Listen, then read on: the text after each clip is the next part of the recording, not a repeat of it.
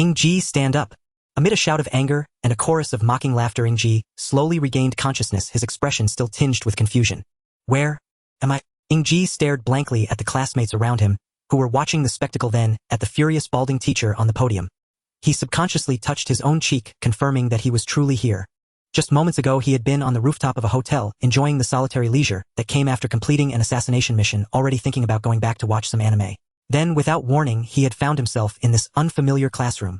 Suddenly a sharp tearing pain drilled into his mind. A torrent of memories surged again and again through his consciousness.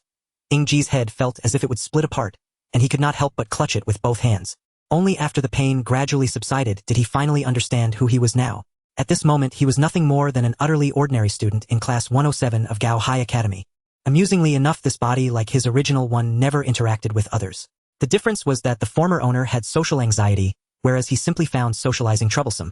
Oh, so it's just a run-off-the-mill transmigration. Then there's nothing to worry about. Having thoroughly studied the so-called isekai scriptures, Ying Ji felt no pressure at all. He had already prepared himself to adapt quickly. After all, ending up in the body of a socially anxious loner was to him the ideal arrangement. However, in the eyes of the balding teacher, the way Ying Ji was clutching his head looked like a sudden medical episode. As a dutiful educator, his tone softened. Ying Ji, are you all right? Ying Ji lifted his eyelids, slightly glanced at the nervous teacher, then stood up and said calmly, I'm fine. Ying Ji, did our class always have someone by that name? He transferred in almost a month ago. I don't think he's ever spoken to anyone. But he's really handsome. How did I never notice before? As Ying Ji stood up straight, the nearby students inevitably began whispering among themselves. If you're not feeling well, go to the infirmary. Don't force yourself. The balding teacher said, still worried. I truly am fine. Ying Ji answered with an even expression.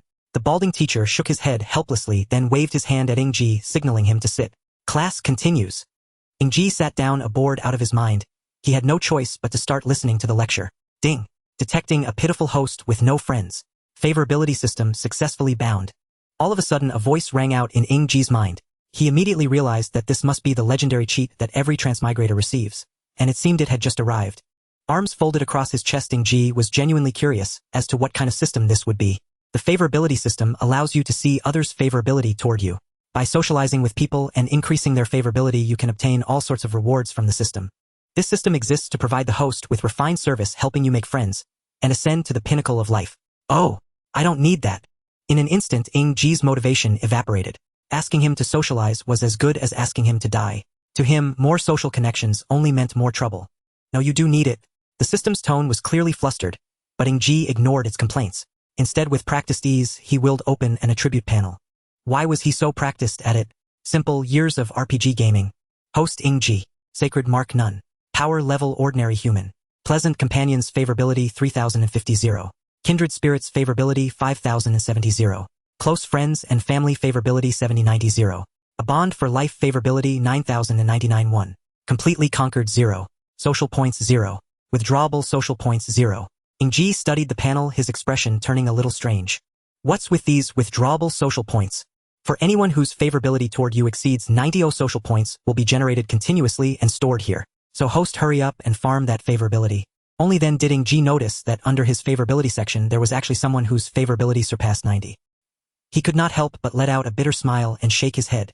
Regarding that, Ying Ji truly felt somewhat overwhelmed by the unexpected favor, yet he had little interest in social interaction. He simply shook his head and began listening to the lecture in earnest. This was after all his very first class in this world, and the knowledge being taught here intrigued him greatly. Seeing that Ying Ji was no longer dozing off, the balding teacher nodded in satisfaction and launched into his lecture with renewed passion. We were just talking about the concept of the sacred mark. I know most of you are already familiar with it, but I still need to go over it again. 100 years ago, a storm swept across the globe. Countless rifts, called abysses, opened worldwide, from which poured hordes of ferocious beasts that threatened humanity's very survival. Humanity rose to resist, yet suffered defeat after defeat. Fortunately, the first human to obtain a sacred mark appeared. Under his leadership, humanity launched a counteroffensive against the beasts of the abysses. Throughout the century-long war that followed, more and more humans awakened sacred marks, and in the end the beasts were driven back into the abysses. Later generations came to call the first human who obtained a sacred mark the sage. So who can tell me what that first sacred mark was? Heavenly flame. A delicate-looking girl raised her hand and gave the answer. The balding teacher nodded approvingly, cleared his throat, and continued. Correct. Sacred marks are the source of humanity's power, our means of resisting the beasts. Sacred marks are categorized by strength into rank and A through D. I believe every one of you hopes to possess a powerful sacred mark. So how does one awaken a sacred mark? Does anyone know? The entire classroom fell silent. The balding teacher looked somewhat helpless. It wasn't that they didn't know the answer. They simply wanted him to explain it once more. Aside from those who awaken their sacred marks innately, there is only one path to awakening: absorbing a secret art crystal and obtaining the sacred mark technique sealed within it. Once you acquire your first sacred mark technique, the mark within your body will awaken. Secret art crystals can only be obtained with a bit of luck, by slaying a particular type of marked beast belonging to a specific race. And now I have some good news. Pausing for effect, the balding teacher smiled mysteriously and announced, "This afternoon we will be going to the smallest abyss entrance nearby to undergo sacred mark awakening. The school will lead you in hunting marked beasts, and I'll give you further instruction about sacred marks on site. As for now, class dismissed." With the crisp ring of the bell, the balding teacher gathered his books and strode out with a flourish. The moment he left the room, the entire class boiled over. Everyone began discussing the afternoon's sacred mark awakening with great enthusiasm, as if they were already the strongest beings in the world. Ying Ji sat quietly at his desk. The bustle around him had nothing to do with him. Human joys and sorrows are not truly shared. Ying Ji merely found them noisy. In silence, Ying Ji rose, pushed in his chair, slung his satchel over his shoulder, and prepared to leave the classroom. Just then the clamor abruptly diminished and all eyes turned toward the front door. Curious, Ying Ji also glanced toward the front. A tall girl with a high ponytail stepped through the doorway. Without a trace of makeup, she seemed almost otherworldly, and her long, slender legs easily surpassed ordinary standards of perfection. The bulky school uniform on her frame did not make her look dowdy. Instead, she wore it with a distinctive youthful allure. Her cold phoenix-shaped eyes swept across the room as her fair swan-like neck lifted high with innate pride. Everyone touched by her gaze instinctively avoided meeting her eyes. Until her gaze found Ying Ji. He saw a flicker in her eyes. An emotion quickly suppressed. "Ying Ji, come with me." Her voice was icy resolute, leaving no room for refusal. Every gaze in the classroom shifted to Ying Ji, filled with different emotions. But all of them shared one thing: utter shock. The unwittingly implicated Ying Ji sighed, set down his bag, and followed her out. Suddenly he remembered that his system could display favorability, and idly curious, he cast an investigative glance at the cold girl. A large number 93 appeared above her head. His first bond for life had revealed itself. Ying Ji walked out of the school gate with the crowd, feeling a faint sense of annoyance at the cacophony of the masses. He despised the noise. After finally exiting the school gate, Ying Ji immediately spotted a lean and capable middle-aged man who was standing in front of an exceptionally luxurious car, dressed in a sharp suit and looking spirited. The car looked particularly striking, its streamlined body shimmering under the sunlight, as if coated with a faint halo emanating an indescribable sense of high class. Although this car did not belong to any brand from his past life, Ying Ji could not recognize it. However, judging by the number of people gathered around it, the price must be an unattainable figure. "Uncle Lee." Ying Ji nodded in greeting to the middle-aged man waiting. "Young master, please." The man referred to as Uncle Lee opened the car door for Ying Ji, kindly shielding him from the door edge. However, sitting in the back seat was a beautiful young girl, who had already partially removed her heavy school uniform, revealing her fair skin and a white lace shirt complementing her flowing long hair. She stared blankly out the window, her dazed apricot eyes harmonizing like a tranquil spring without a breeze. Her two slender and graceful legs were casually crossed, and the slightly short skirt accentuated her beauty, making one marvel at the wonders of creation. Ying Ji noticed Ying Shuang sitting inside and hesitated for a moment before getting in. Uncle Lee closed the door and returned to the driver's seat, departing smoothly at a very steady speed. Feeling the car start, Ying Shuang turned slightly and saw Ying Ji already sitting beside her. "What are you doing here?" "Going home." Ying Ji nodded as a response, and Ying Shuang found no words to say, merely gazing silently at the scenery retreating outside the window. An awkward atmosphere enveloped the two. Ying Ji could hardly endure it any longer and decided to open the system to check his rewards. Open the beginner's gift pack. Gained affection boost card small 10. Gained universal saint engraving, all automatically equipped. Gained weapon absolute dual blades. Ying Ji glanced at the items revealed in the so-called gift pack that could yield legendary items and frowned slightly. Seeing Ying Ji's frowning, Han Shuang felt a tightening in her heart and asked, "What's wrong?" Ying Ji glanced at his sister and suddenly realized that she seemed to be more advanced than him in terms of saint engraving. "Do you know what universal saint engraving is? You can't be suffering from amnesia, right?" Ying Shuang looked at Ying Ji in disbelief. "I just want to confirm again." Ying Shuang sighed softly, helplessly saying, "Most people can only possess one type of saint engraving, and the compatibility for a certain type of saint engraving is referred to as universal compatibility.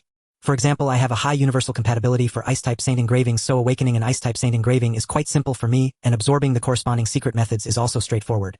However, if I were to try awakening a fire-type, the chances of success would be virtually non-existent. Generally speaking, the higher the universal compatibility for a certain type, the greater the talent. Of course, some geniuses possess high universal compatibility for multiple types. There are also several types of saint engravings that are exceedingly rare in compatibility, known as annihilation saint engravings. However, the reason annihilation saint engravings are termed as such is not only due to their formidable power, but also because the secret methods for these engravings are so rare that even with compatibility one cannot find suitable secret methods. Ying Shuang's throat felt a bit dry as she took a sip from the nearby mineral water, looking at Ying Ji with a hint of expectation in her eyes, revealing a subtle plea for praise. However, Ying Ji merely nodded without further comment, turning his attention back to the system's social value shop. Ying Shuang, slightly irritated, muttered a few words, and then lay back to rest her eyes. The affection boost card. Why does a small one cost 1 social value? The weapon absolute dual blades only costs 20 social values. It seems like what I got isn't that impressive. Ying Ji examined the items in the shop, one by one, realizing that the 10 social values seemed to be quite a significant amount. The only annoying point was that what he had obtained didn't seem very remarkable, until he scrolled to the bottom. Universal Saint Engraving, all 1000000 social values. Alright, I've struck it rich. Ying Ji happily closed the social shop and began to rest his eyes. He had to admit that Uncle Lee's driving skills were quite conducive to sleeping. Upon returning to the villa yard from Ying Ji's memories, he walked straight towards his room, while Ying Shuang hesitated behind him, ultimately unable to express her thoughts. Earlier in the car, Ying Ji couldn't carefully study the system, but now that he was in his room, he finally had a private space free from disturbances. Thus, he began to shop with ease, preparing for his afternoon expedition to the abyss. I don't need to buy a shield for now. I have the protection necklace from my sister. Normally we are supposed to go with our teacher to hunt ferocious beasts and fuse with the saint engravings on site, so I must get something with offensive power. I need bullets with corrosive poison, a handgun, and a few more items. In times of low strength, hot weapons hold absolute dominance. Lastly, let me get some healing bandages for treatment. After rummaging through the shop for a while, Ying Ji spent all but 1 social value. From his perspective as a former assassin, these supplies were sufficient. Looking at the one behind his social value, Ying Ji fell into contemplation. What else can this social value be used for? Host, come draw a card. Draw a card. Tada.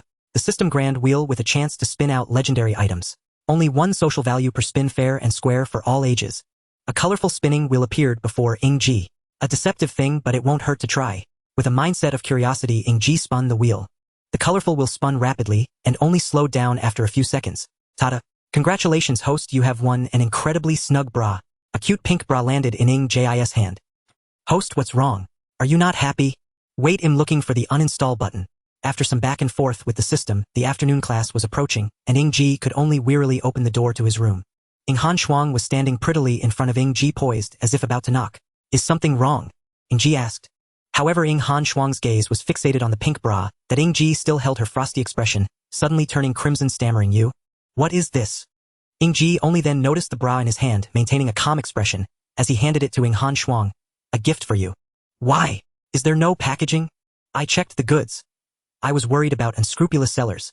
Ying Ji expressionlessly sidestepped Ying Shuang to cover up his internal embarrassment, leaving behind a light remark. Thank you for your necklace, this is my token of appreciation. Ying Shuang stared blankly at Ying Ji's departing back, originally wanting to say good luck. Yet the words could not escape her lips, transforming into a murmured phrase that Ying Ji could no longer hear. Who gives a girl a bra as a gift?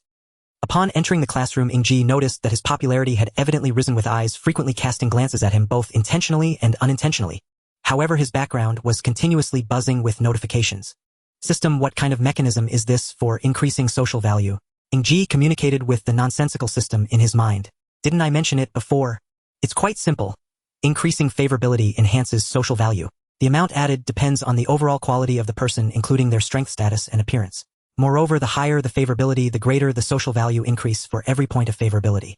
Can I lower their favorability first and then raise it to grind for favorability points? You're quite dark-minded. Thank you for the compliment. Ying Ji replied. That won't work. You can only increase favorability to its historical maximum. What if the target improves their overall quality? Will it increase social value? That indeed will. Got it. Ying Ji nodded and walked towards the delicate girl with Mediterranean features who had answered him. He strode confidently, his steps vigorous. Ying Ji was not socially anxious. He simply found it bothersome. Now, with benefits at stake, such annoyance was still acceptable. Ying Ji confidently approached the delicate girl. If he remembered correctly, her name was Ran Tingting. Hello.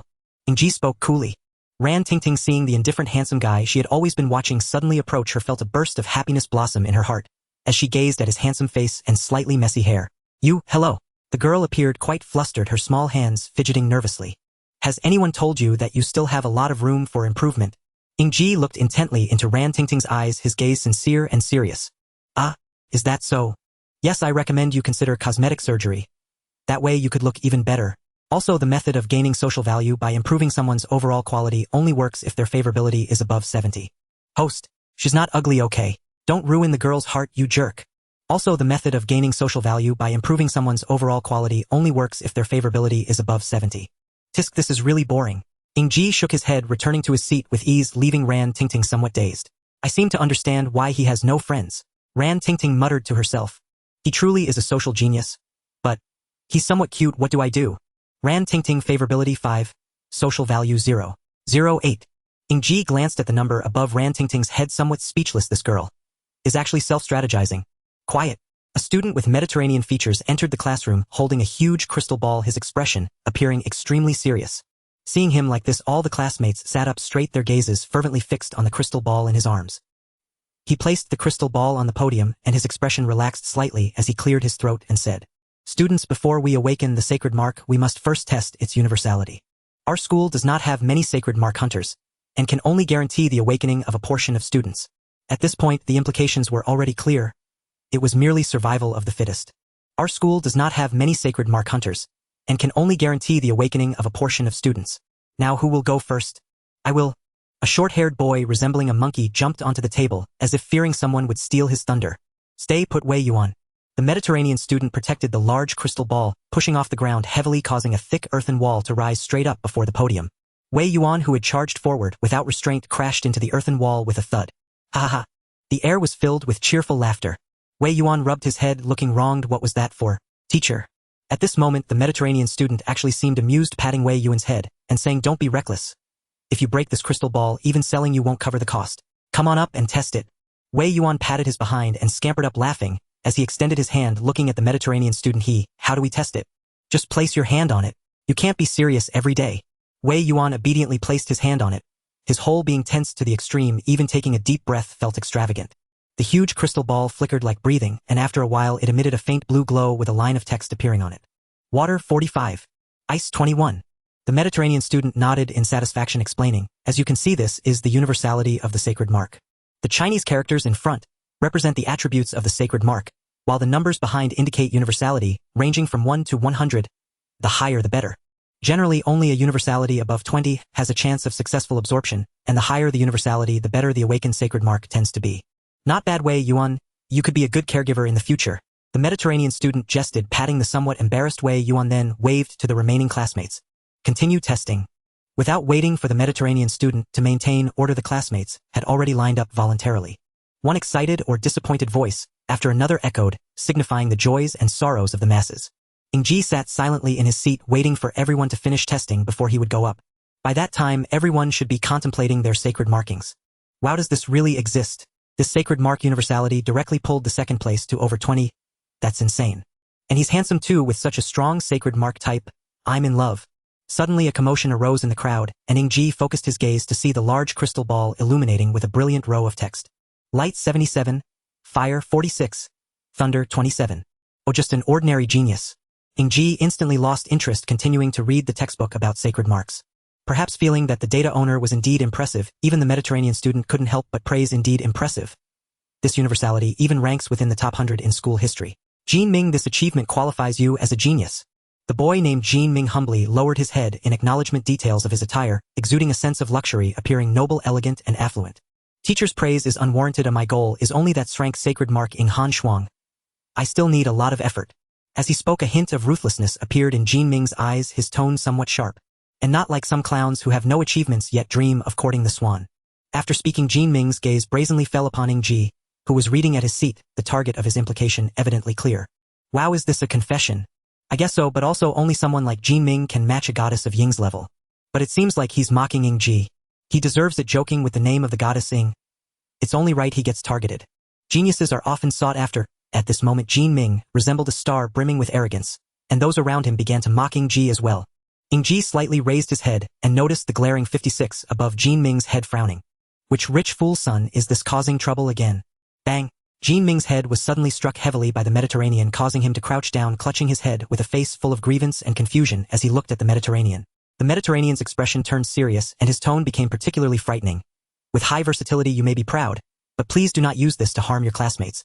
Talent varies among individuals, which is perfectly normal, but that does not give you the right to act recklessly. If one day fierce beasts return, those standing against them will not only be the so-called geniuses, but also countless ordinary people. As he continued, the Mediterranean's tone became noticeably more agitated, and his complexion flushed red. I mentioned in the first class that your classmates may one day become comrades who share life and death with you. Therefore, do not engage in any treasonous actions. Your previous behavior is inciting discrimination among your classmates. Jin Ming looked at the Mediterranean with some fear, knowing that this homeroom teacher had retired from the army, and was not someone he could easily deal with. He could only repeatedly admit his mistake, but the disdain in his eyes still lingered. Ying Ji watched this drama unfold with indifference, having developed a slight admiration for the Mediterranean stance.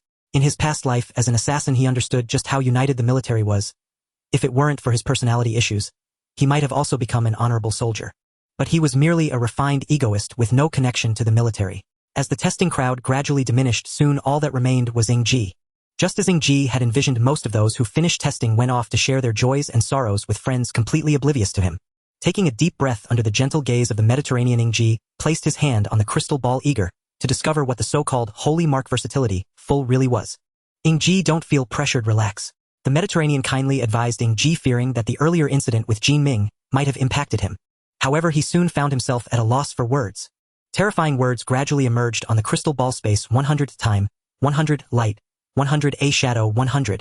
What left everyone dumbfounded was that the subtitles on the crystal ball continued to scroll one after another. Holy mark with a versatility of 100 passed across the surface of the ball, capturing everyone's attention. The entire classroom fell silent. Even the sound of breathing seemed unusually loud, as no one dared to speak loudly, only whispering to one another. This is. No way. I heard that the holy mark versatility of the goddess Ying was only 97. Full 100. Could it be that the crystal ball is broken? Crack. Suddenly the crystal ball finally could not bear the pressure, shattering with a crisp sound. With the shattering of the crystal ball, everyone let out a long sigh of relief. Fortunately, it was the crystal ball that malfunctioned, or otherwise such a talent would be too astonishing. Among the masses, everyone hopes for normalcy. Once a prodigy appears, it throws everything out of balance. What? How do we calculate this? After a long while, the Mediterranean finally regained his composure from the shock, looking at the shards of crystal ball scattered on the ground, feeling utterly helpless. This crystal ball is broken. I can't afford to compensate for it. The foolish son of the landlord seemed to have found his opportunity, unrepentantly continuing to subtly mocking Ji. Letting Ji pay for it, didn't it break right after he touched it? It is only right for him to compensate, just not sure if his family has that much money. The Mediterranean pondered for a moment, glancing at Ying Ji, who showed no reaction, and said, "This matter isn't entirely Ying Ji's fault. I'll think of another solution, but this was the last crystal ball the school had. How about this? You can just observe this time, and when the new crystal ball arrives, I'll accompany you then." "Teacher, you can't afford it either. This crystal ball is worth 50 years of your salary," Jin Ming interjected. The Mediterranean looked at Jin Ming's smug face, suddenly filled with anger, ready to show him the righteous iron fist of a teacher. Crash! The righteous iron fist did not come down. Instead, the classroom door was suddenly kicked open, and the first thing that caught everyone's eye was a pair of long, well-proportioned legs, followed by the stunningly beautiful Ying Hanshuang leisurely stepping and treading on the broken door panel. Her pace was slow, but each step weighed heavily on everyone's hearts. Except for Ying Ji. She coldly scanned everyone with an icy expression and spoke softly. "I detected that the signal from the crystal ball used for the holy mark versatility test has disappeared. I'm here on behalf of the student council to see what happened." That was how it was supposed to be. However, upon hearing someone outside mocking her brother, Ying Hanshuang couldn't help but kick the door panel open. Seeing the charming Ying Hanshuang enter, Jin Ming's adoration seemed to turn tangible as he hurriedly approached her, eager to curry favor. "It's like this. While Ying Ji was testing, he broke the crystal ball, and now we're discussing compensation since Ying Ji probably can't afford this crystal ball. But I can buy a replacement, which would be a relief for you, the student council president. After all, it's not that much money."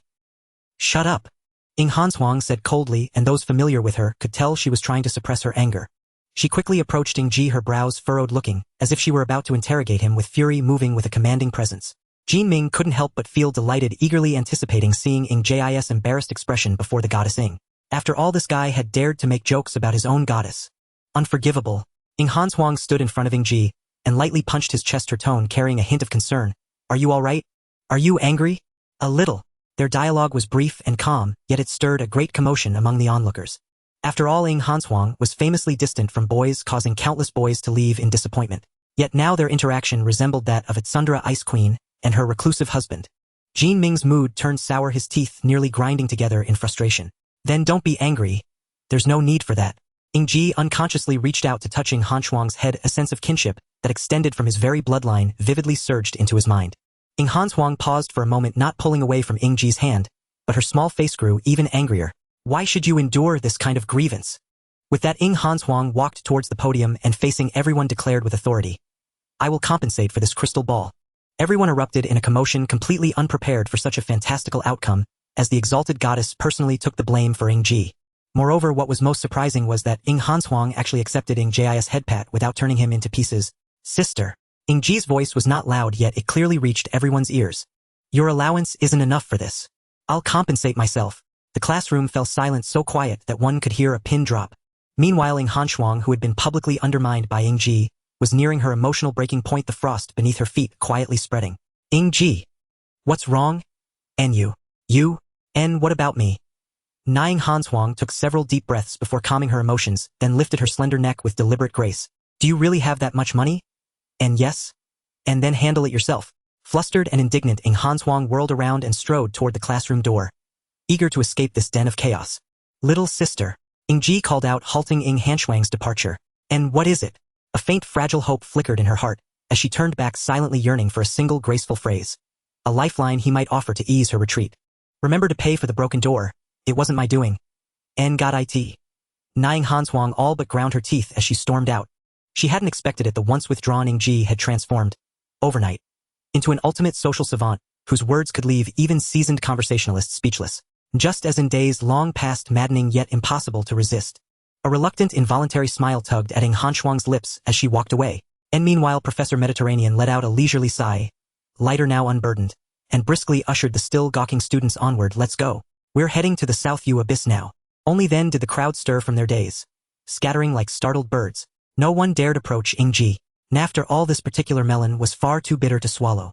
Under Professor Mediterranean's guidance, Class 107 assembled at the school gate where a heavily armored coach awaited, and beside it stood a middle-aged man in a sharp suit smiling warmly at the group. This is Hu Lai, our sacred engraving hunter, for this expedition, Master Hu. A Tirjuanlin expert, he stands an excellent chance of harvesting several mystic crystals to awaken your sacred engravings.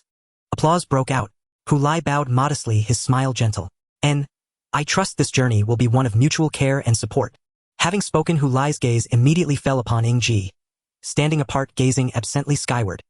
He approached, extended his hand, and smiled warmly. En. You must be the student who shattered the crystal orb. I'm told your sister Ying Hanshuang's elder brother. Pleased to meet you. Your sister has been most generous in her support. Ying Ji glanced down at the glaring 70 hovering above Hu Lai's head, then sighed softly and shook his hand. And an honor. And no way, he's really Sister Ying's brother. No wonder their features bear such striking resemblance. Didn't you say something entirely different when Jean Ming mocked him just now? And if they're siblings, does that mean their elder sister is? And poor Jean Ming, he actually mocked him for being broke. Hu Lai's words, and Ying Ji's quiet acknowledgement, confirmed his identity beyond doubt. Instantly, every gaze in the crowd shifted, not with disdain but with recalibrated curiosity and wary respect. Even if he were a failure, he was a diamond-encrusted one. And all aboard. Nu Lai gestured for Ying Ji to board first. As Ying Ji stepped onto the coach, he subtly checked the items within his system inventory, and felt his confidence settle firm and unshaken. A true assassin never gambles, unless every variable is accounted for. Ying Ji, however, was eager to see precisely what tricks Hu Lai held up his sleeve. Once aboard, Ying Ji closed his eyes to rest. Only when the engine's low thunder began to vibrate through the chassis did he sense another presence seated beside him. He'd assumed no one would dare sit so close, and yet here was a bold, reckless soul. Indeed, Wei Yuan, that monkey-like boy. Spotting Ying Ji's open eyes, Wei Yuan lit up with excitement. He nudged him playfully with his elbow and launched into cheerful banter. And hi there, I'm Wei Yuan. Don't bother me? Ying Ji had zero interest in small talk. His curt dismissal was followed instantly by another slow, deliberate closing of his eyes. And, come on, just make friends. Your sister Ying's elder brother. A total legend. Do you suffer from social brilliance syndrome? And what's that? Tell me. I'm dying to know. Wei Yuan's momentum became unstoppable. Relentless, effervescent, utterly undeterred. And, if you want friends, go find your sister Ying. I already tried, but she wouldn't even glance my way. Honestly, today was the first time I've ever seen her emotions crack like that. She's always been icy and remote. I used to think she was literally expressionless. So that's what flustered Sister Ying looks like. Utterly adorable. Wei Yuan had long since vanished into his own reverie, his voice brimming with starry-eyed admiration for Ying Hanshuang. And silence. Don't disturb my sleep. Ying Ji, utterly unequipped to handle such effortless familiarity, rolled onto his side and tuned him out completely. And fine. And Wei Yuan pouted, crestfallen. Ying Ji exhaled, inwardly relieved, and turned his thoughts toward the path ahead. And, hey Ying Ji, did you know? Our sacred engraving hunter is Tirjuan Lin. How rare. And for the first time Ying Ji felt a cold, quiet urge to kill. And Tirjuan Lin experts could probably run small academies, if not headmasters. Incredible. One day I'll stand where he stands. Ying Ji, let me walk you through the tier system. You're new here. Surely you don't know. And wait. No, you're of the Ying family. You must know. Whatever. I'm telling you anyway. And annoying. And still Ying Ji listened in silence, offering no reply, no reaction, no engagement. Sacred engravings are ranked by strength: dust tier, shatter drop tier, Julin tier, mountain shaking tier, sea tilting tier, sky splitting tier, and in myth alone, star annihilating tier. Each tier further divides into low, mid, and high stages. They say the first awakening brings a quantum leap in power. I hope I surge straight to shatter drop tier. Heh. I'll be unstoppable. As he spoke, Wei Yuan grew increasingly animated, rambling with infectious fervor. I heard sacred engravings also enhance physical prowess. I'll lift 2 massive dumbbells at once. Show off my muscles. Guaranteed to draw crowds of admirers. Then I'll hunt down corrosion beasts, harvest mystic crystals like rain, and unlock dozens of skills, like fireworks exploding across the heavens in a video game. Whoa, I am so cool. And though Wei Yuan's intel intrigued him deeply, Ying Ji found the boy's non-stop chatter profoundly exhausting. Ding! And the system's voice chimed, jarringly, inconveniently. And, if you dare issue any quest related to this chatterbox, I'll erase you. Tap. I'm issuing it now. And this fiery dream-charged youth shares your core aspiration, to grow stronger. Seize this rare kinship. True kindred spirits are rarer than phoenix feathers. Quest objective: forge friendship with Wei Yuan affinity 30, and earn his genuine admiration. Quest reward: a guaranteed success, mystic crystal, spatial severance. End quest failure: Wei Yuan's affinity drops below 30, permanently forfeiting the chance to obtain the spatial engraving. Tap. You cannot refuse. Ying Ji's temples throbbed, the veins pulsed visibly. Against this capricious, unyielding system, he was utterly, irrevocably pinned. He rolled over, eyeing Wei Yuan, still mid-rant, and the glowing 18 hovering above his head. A soft, resigned sigh escaped him. At least, it wasn't an impossible task. Amidst the towering mountains and lush forests, a long road sprawls like a winding giant serpent with soft sunlight pouring over it, as if cloaking it in a layer of sacred golden attire. Within this perilous and intricate jungle, 2 sneaky figures clad in black quietly linger in a concealed thicket. Will they really pass this way? Asked one of the taller black-clad men in a hoarse voice, his tone laced with uncertainty. Of course that esteemed individual is still in the vehicle. It cannot be wrong. A shorter, stout, black-clad man replied, his tone firm, as if he held unwavering confidence in that esteemed individual. Just keep an eye out. After this operation, we might even obtain a fragmentary rock-level secret crystal. It's been so long since we entered the fragmentary rock level, yet we're still using dust-level secrets. It's truly unsatisfactory.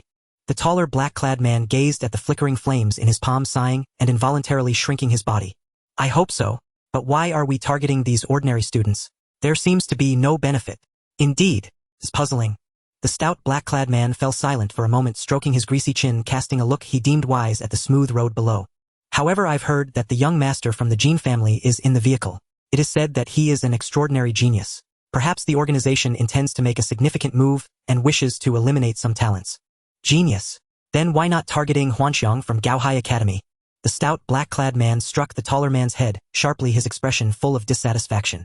Ying Huanxiang, do you have any idea how many people we've lost trying to kill her? Do you really think Ying Feixue's sister is that easy to kill? However, I've heard that Ying Feixue has a younger brother. Don't even think about it. Since he is Ying Feixue's family, he certainly isn't easy to bully. The higher-ups want to control Ying Feixue, so we shouldn't waste our thoughts here. Completing the task is our primary duty. Suddenly the roar of an approaching vehicle echoed, and the stout black-clad man pressed down on the tall man's head, signaling him to be silent.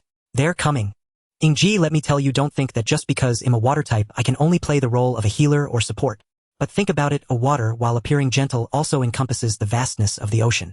In the future, I will definitely be a man as profound and powerful as the sea commanding clouds and rain. After Ying Ji casually agreed with Wei Yuan's ramblings to complete the task, Wei Yuan became exceptionally excited. He began to vividly depict his future self while standing on his seat, speaking with fervor, his saliva flying. Ying Ji covered his face in some distress. So embarrassing. Fortunately, Wei Yuan's favorability has already reached 31. Now the goal is just to have him acknowledge me. I must say the favorability of an enthusiastic socialite is indeed easy to boost. Ying Ji, once I become a man as mighty as the sea, I shall declare myself the Sea King. What title do you want? Just then, before Wei Yuan could finish his sentence, the bus suddenly slammed to a halt, causing him to stumble. Ying Ji quickly grabbed him, preventing what could have been a disastrous fall. Wei Yuan's favorability 3, social value 0. One after regaining his balance, Wei Yuan patted his chest, nervously quickly thanking Ying Ji. Thanks, brother. That sudden stop scared me. After saying that, he obediently sat back down and fastened his seatbelt. Ying Ji glanced ahead to see two black-clad figures standing confidently in front of the bus, one stout and one slim. The driver was pinned in his seat by two sharp blades, having already lost his life. The only thing he managed to do in his final moments was to steady the vehicle. Yuan Hai zipping Ziwu. The voices of the two black-clad figures rang out loudly and coldly, echoing in everyone's ears and striking deep in their hearts. Zhong Hai and Hu Lai stepped off the bus with serious expressions, and Zhong Hai spoke in a harsh tone. How did the lackeys of Diwan come to run rampant in my Gao Hai city? Still just two fragmentary rock levels. I truly don't understand what audacity you have to stop the vehicle of Gao Hu Academy. Saying this, he gathered his energy, and an overwhelming sense of weight akin to a mountain surged forward, causing the surrounding earth to tremble, as if something was churning beneath. I Li Yuanqing want to see what capabilities you possess. The two black-clad figures witnessing such might remained unfazed, with mocking smiles playing at their lips. Suddenly a clean white hand erupted from Zhong Hai's chest, a blend of white and crimson, shocking every onlooker, revealing a cultured face. Hu Lai licked his lips, withdrawing his bloodied hand, turning to regard the bus filled with students, a bloodthirsty gleam igniting in his eyes. My lord. The two black-clad figures bowed respectfully to Hu Lai. Meanwhile, Zhong Hai, or rather Li Yuanqing, slowly knelt down, his head drooping, breath escaping him. Teacher. The students on the bus exclaimed in shock upon witnessing Li Yuanqing's sudden assassination, many unable to restrain their tears, sobbing uncontrollably. The entire bus full of students had become lambs to the slaughter, and Hu Lai was the wolf hidden among the flock. Students, it is unfortunate, but this time's sacred mark awakening event is likely to end like this. Hu Lai stepped closer to the bus, with the two black-clad figures following closely behind. Earth Spike. A series of earth spikes surged forward with formidable speed, from behind the three, carrying a chilling, murderous intent. Just as the earth spikes were about to pierce the three, Hu Lai turned back and waved a hand, causing all the swift earth spikes to halt in midair, subsequently falling powerless. What a strong vitality, Teacher Li. I am not one of those useless fools who die easily. ITMM. Li Yuanqing, drenched in blood, violently swung his fist, layers of solid rock forming around his hand, exuding unmatched might. It was hard to imagine a seriously injured person could unleash such a powerful attack. I am a great people's teacher. Hu Lai had not expected Li Yuanqing's counterattack to be so vigorous. Instinctively, he clasped his hands to employ the sacred mark, while the black-clad figures readied their attacks. However, Li Yuanqing's righteous iron fist did not strike them. Instead, it propelled him to crash against the bus. A subtle arc formed at the corners of his mouth, both carefree and tragic. Earth prison. Layers of thick rocks shot up from the ground, poised to envelop the entire bus. Not good, it's a trap. Hu Lai turned, seeing the bus already mostly covered, a flicker of anger from being toyed with igniting in his gaze. He launched himself toward the rocky layers like a cannonball, intending to strike the bus and halt the encroachment of the earth. Light flash. A blinding white light erupted from the top of the bus, instantly striking Hu Lai in midair, leaving him momentarily blinded and causing him to halt his attack. Simultaneously, two bullets shot through the air, accurately hitting Hu Lai's forehead and heart. The intense pain forced Hu Lai to tumble down, writhing in agony on the ground. It was these precious few seconds that allowed the entire bus to be thoroughly enveloped by the rocky layers, leaving no gap whatsoever. Task completed. Task has been allocated to the system backpack. My lord. The two black-clad figures, just regaining their senses, hurried to Hu Lai's side, their expressions tense. After all, if the task was not completed and something happened to Hu Lai, they would be the ones to suffer. Hu Lai struggled to kneel on the ground, gasping for breath as beads of sweat dripped down. After a while, two bullets fell from Hu Lai's body, and he slowly managed to rise, his complexion pale. Are you all right, my lord? The stout black-clad man hurriedly went to assist Hu Lai, only to be shoved away by him. Currently, Hu Lai appeared extremely unwilling, gazing resentfully at the massive mound, completely covered in rocky layers. Damn it, it turned out to be erosion poison. I now only have the strength of a high-level fragmentary rock. It's fine, my lord, they are just fish in a barrel now. Capturing them is merely a matter of time. They won't have reinforcements. Perhaps recalling the infallibility of the plan lightened Hu Lai's mood slightly. The organization intentionally leaked some news saying they would attack Huanxiang. Thus all the slightly stronger forces in Gao Hai City are on her side. Moreover, our main forces have also gone to contain them. No one will pay attention here. So we are the most critical link. The stout black-clad man asked uncertainly. Yes, at this time it wouldn't hurt to share with you. Hu Lai sat cross-legged on the ground, a relaxed expression on his face. Our target is a boy named Ying Ji. He is the younger brother of Ying Feishue, and because he has always kept a low profile, few know his identity. Additionally, he has never interacted with others and stayed at home all day, only enrolling a month ago, which is why this operation has come to be. So we intend to use him to coerce Ying Feishue. Exactly. Hu Lai stood up, his gaze fixed intensely on the massive earth prison, as if it represented future riches and glory. Capture him and we will achieve our goal. Zipping. Here. The stout, black-clad man responded. Your sacred mark is sharp gold. Your task now is to break open this earth prison quickly. Yes. After saying this, Zipping's hand transformed into a silver glimmering drill, violently striking the earth prison, sending debris flying. Ziwu. Here. Here. The taller, black-clad man, visibly nervous, stammered his response. A newcomer? Yes. Looks like you have connections within the organization. To be assigned such a simple yet significant task is impressive. Hulai rubbed Ziwu's black clothing, saying with a smile. Yes. Yes, my father is the 7th protector of the Gao High Branch. That is indeed commendable. Your sacred mark is flame. Yes, my lord. Since there's nothing else to do, come roast me a skewer. Hulai waved his hand and a rabbit along with several twigs flew out before Ziwu. Ha! Ziwu stood there dumbfounded. But we are still on a mission. Consider it a premature celebration. After all, the people inside want to buy time, so it's perfect. I also want to stall for a while. Hurry and roast it. The entire bus was sealed within an earthen prison, plunging the space into sudden gloom. The only light now a faint flickering glow from the interior lamps. Li Yuanqing clutched his wound and staggered painfully through the bus door. Master! Several students rushed forward to catch the stumbling Li Yuanqing. A girl hastily shed her coat and tears glistening on her cheeks pressed it tightly against the bleeding wound over his chest. Don't worry, I won't die. Li Yuanqing offered a broad, untroubled smile. Yet streaked with blood it appeared hauntingly grim and profoundly tragic. My heart has always grown on the right side. A quirk of fate that saved me more times than I can count. And today. Cough cough. It shielded me once again. Jin Ming strode forward, brow deeply furrowed, and examined Li Yuanqing's injury with grave concern. Luminous mending.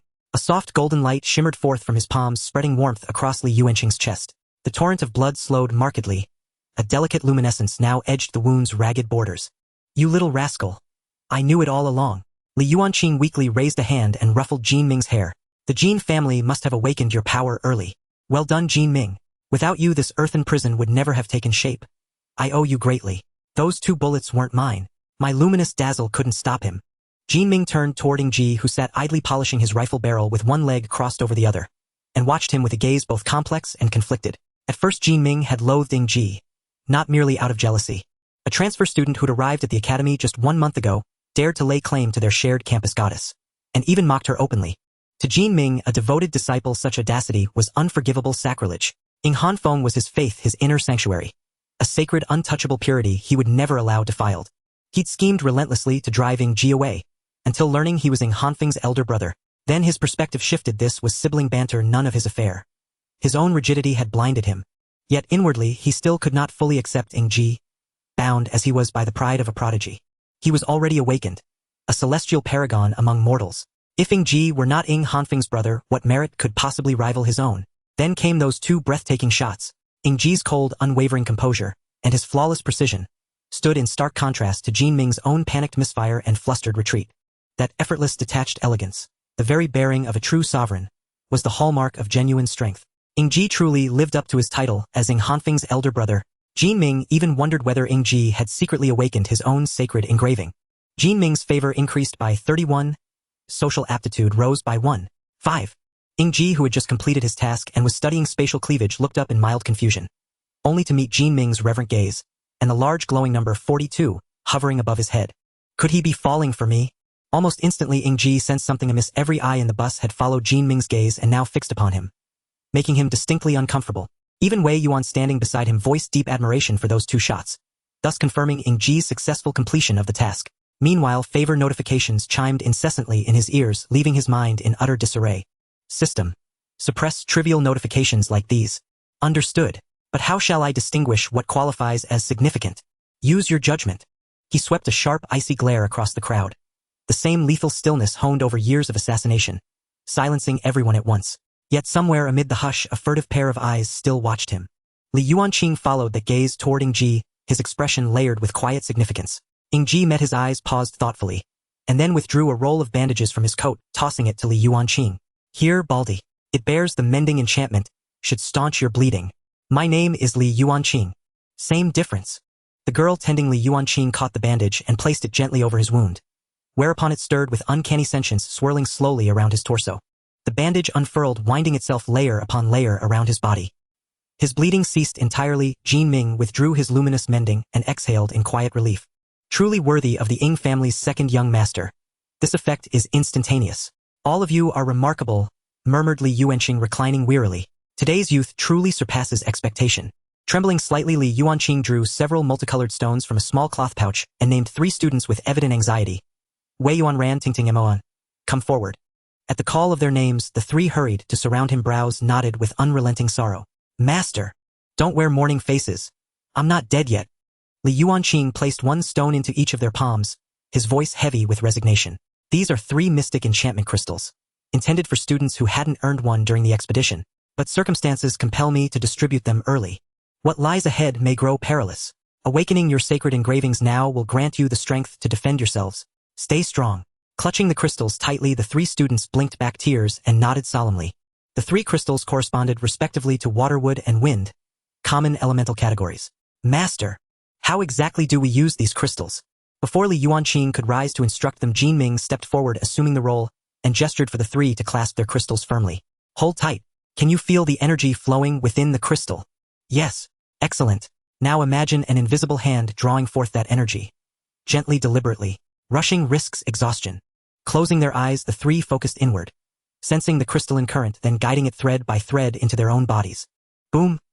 A colossal impact shook the outer rock stratum, jolting the bus violently. Outside, Ziping, furious at being denied skewered meat, hammered the earthen prison with relentless bursts of sharpened metal. Mo Yuan's face paled, a hot crimson gush erupted from his mouth. Simultaneously, the wind element crystal in his palm dimmed rapidly, its radiance fading until it became nothing but dull, lifeless stone. Don't lose focus, Li Yuanqing barked. Beside him, Jin Ming flared with golden light, shielding the remaining 2 from external disruption. The bus continued to shudder violently, but Wei Yuan and Ran Tingting held fast, shutting out the chaos, wholly immersed in the subtle pulse within their palms. Meanwhile, Mo Yuan, already failed, was gently guided aside by classmates. His face burned with shame, others trembling inwardly whispered quiet words of comfort. After a long moment, Jin Ming sensed the crystal's energies nearly exhausted, leaving behind only translucent luminous cores. His heart leapt with elation. Now, project your spirit into the core. Grasp the mystic enchantment, and your sacred engraving shall awaken. Just as the 2 finally endured the trial's most arduous phase, a sliver of light pierced the gloom. The massive earthen prison had been torn open, just a hair's breadth, revealing a bladeless razor-edged weapon thrusting inward, aimed straight at Ran Tingting. In that suspended heartbeat, a piercing gunshot shattered the silence, knocking the blade wildly off course. It sliced past Ran Tingting's temple, severing a few fine strands. Silk-thin hairs drifted softly downward. Ah! Startled beyond measure, Ran Tingting dropped her crystal, the last glimmer fading swiftly into dull obscurity. Damn it! Ignoring his agony, Li Yuanqing forced his power, summoning a thick earthen wall that slammed shut over the fissure. Darkness swallowed the bus once more. Ran Tingting's awakening had irrevocably failed. She sank to her knees, hands covering her face, whispering brokenly, I'm sorry. I'm so sorry. A single tear fell. Plink. A pistol clattered onto the floor before her. She lifted her tear-streaked face and met Ying Ji's impassive gaze. Take it. 6 rounds remain.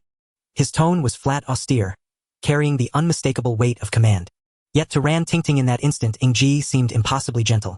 Reverently, she picked up the pistol, her delicate face still damp with tears but her eyes now alight with resolve. She nodded, firm and certain.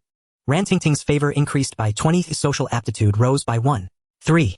Ying Ji glanced at the number 51, hovering above her head, then gave a quiet, satisfied nod. This was his first kindred spirit. Ding da da da. Congratulations, host. You've instinctively unlocked your first kindred spirit, and she's a young woman.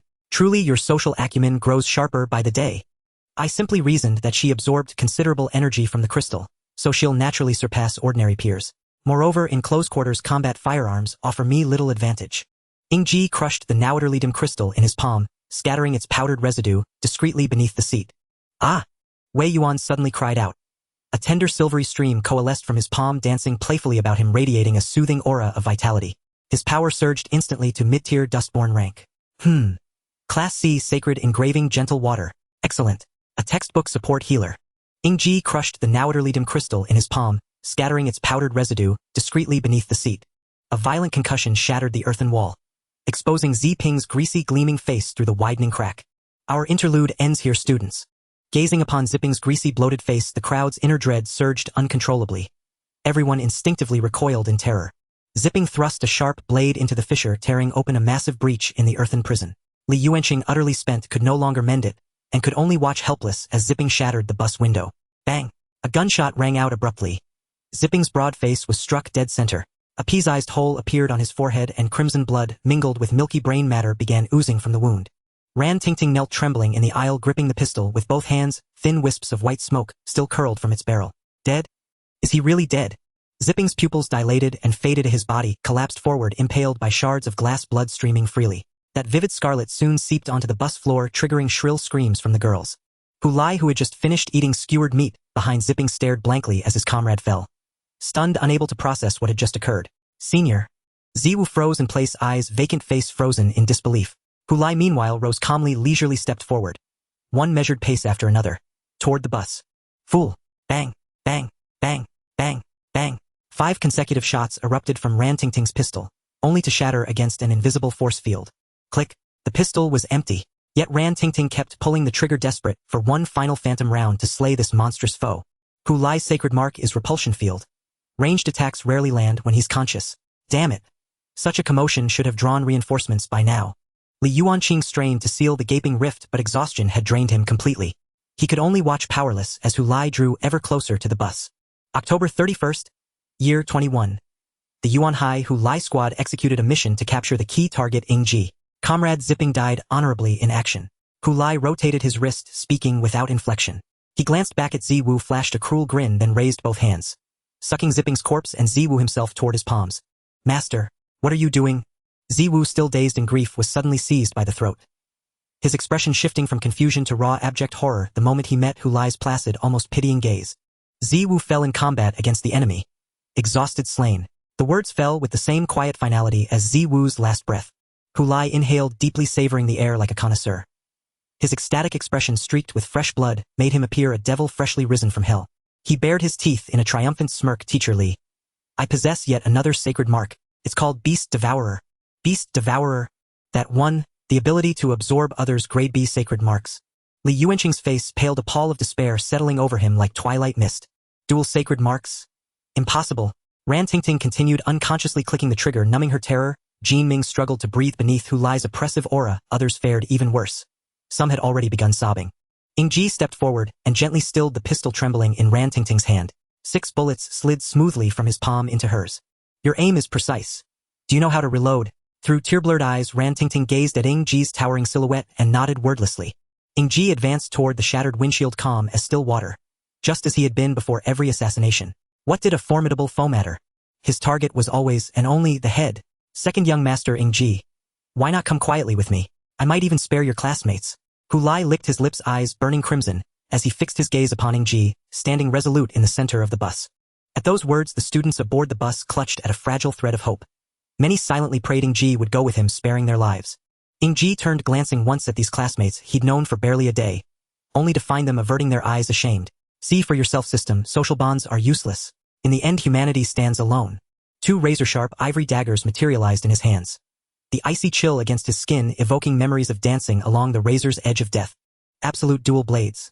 The system even knew the pretentious name he'd once given his twin daggers. You're dreaming. A thunderous voice boomed. Wei Yuan, the mischievous monkey, leapt forward without hesitation, cursing Hulai's sinister presence with unrestrained fury. I'll never hand over my friends like some disposable thing. If it comes to it, we die together. Who the hell do you think you are, playing mind games with us? Yes. Jin Ming moved beside Wei Yuan, light elemental energy shimmering eagerly across his palms. Ran Tingting's silence shifted closer to Ying Ji. A quiet declaration of allegiance. Even those students who'd earlier wished Ying Ji would sacrifice himself now bowed their heads in shame. Host, social bonds are useful, you know. Humph. Mere hindrances. Ying Ji scoffed, unaware that the faintest trace of a smile had already lifted the corner of his lips. Step back. Ying Ji flicked his daggers. Face stern. We'll fight alongside you. Move aside. He growled. Don't interfere with my focus. Wei Yuan and the others exchanged glances and reluctantly retreated. Then, soft ripples of water and a gentle luminescence enveloped Ying Ji. Fine. Ying Ji stood tall, composed and unyielding, as he had been before countless battles. Hulai chuckled, lightly, disdain curling his lips as he dismissed the passengers inside the bus. Surely not. You second young master Ying actually intend to face me unknown? Do you truly believe some sentimental game of friendship can unleash overwhelming power? Now, having absorbed these 2 rare, exquisite essences, I've ascended to the high tier of the Wanlin rank. Only one way to find out. Ying Ji tightened his grip on the daggers and slashed the air. Swift, decisive, absolute. Hulai opened his mouth to mock. Then, without warning, his instincts screamed. He leapt backward instinctively.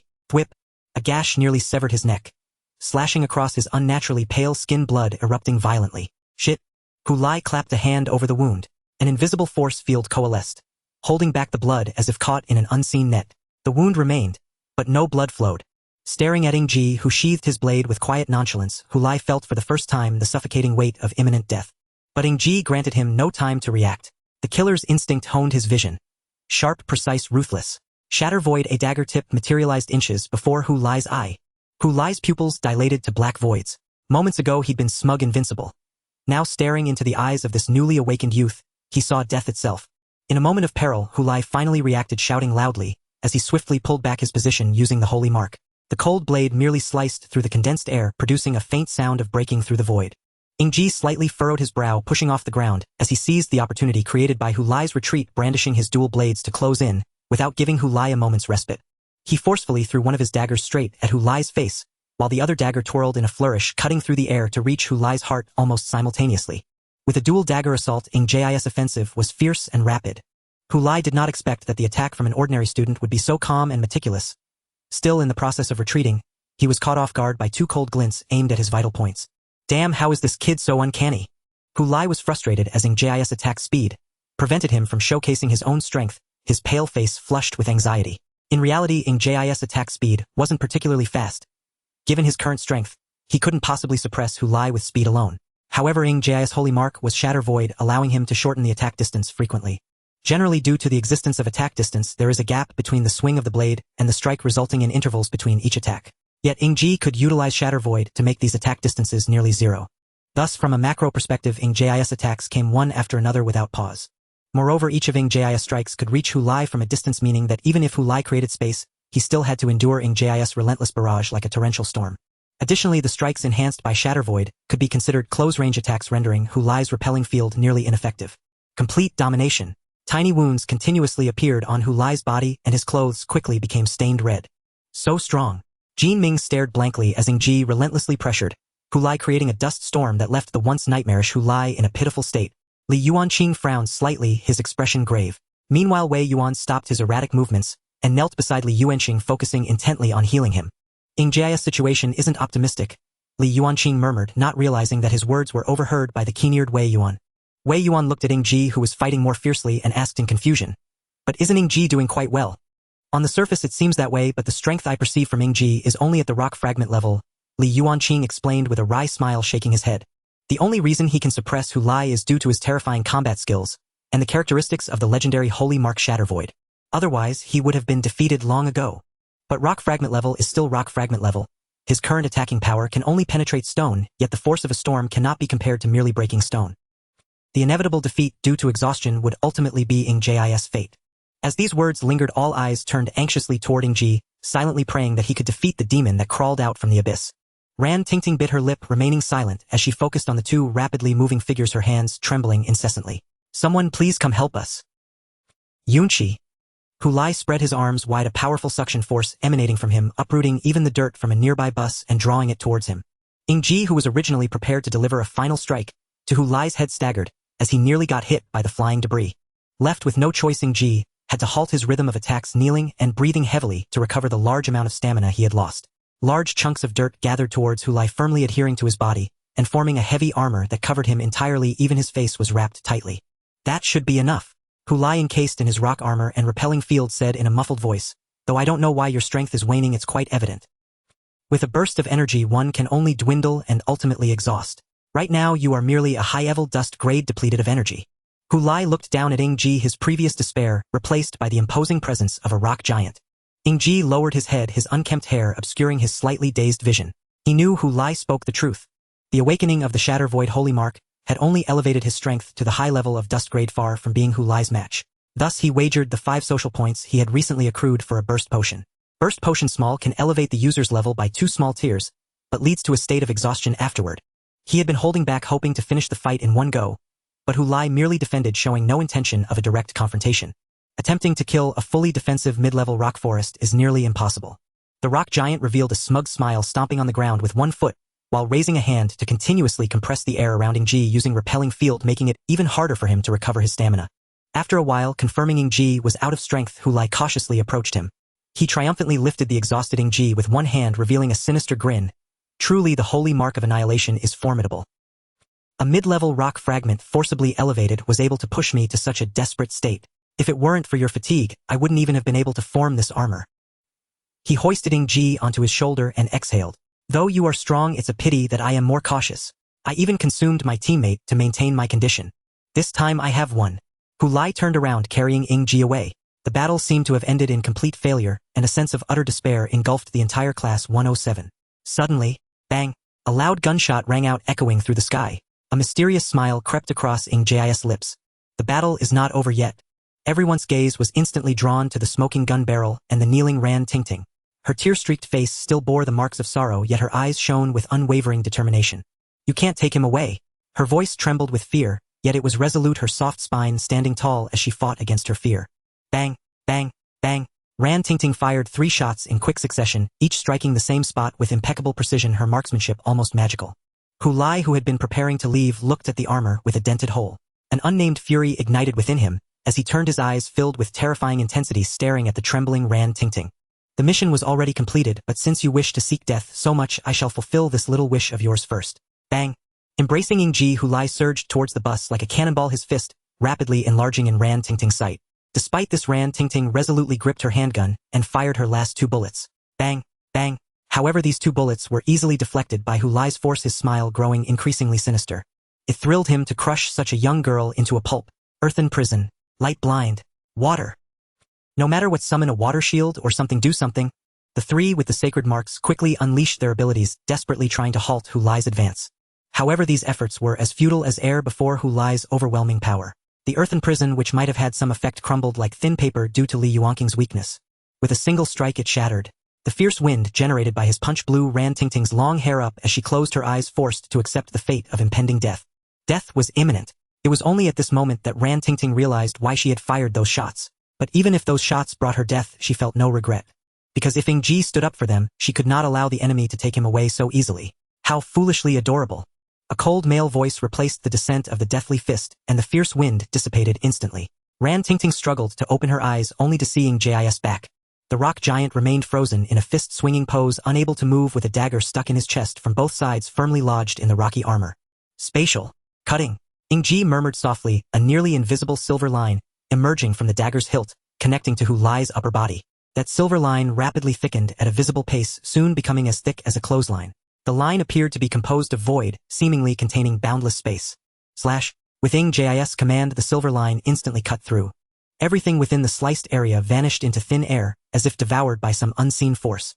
Within the consumed space, Hu Lai's remaining organs could be faintly seen. It seems your caution was still insufficient. Ying Ji gestured, and the 2 daggers flew back into his hands. Hu Lai's bisected body slowly collapsed, the gap sealed by his body was liberated, and a strong light broke through the dim space, illuminating Ying Ji. Like a savior. Did we win? The crowd suddenly leaped from hell to heaven, a sour sensation welling up from their noses.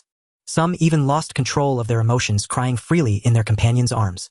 Ran Tingting's affection 17, Jean Ming's affection 10. A series of system notification sounds echoed in Ying Ji's ears.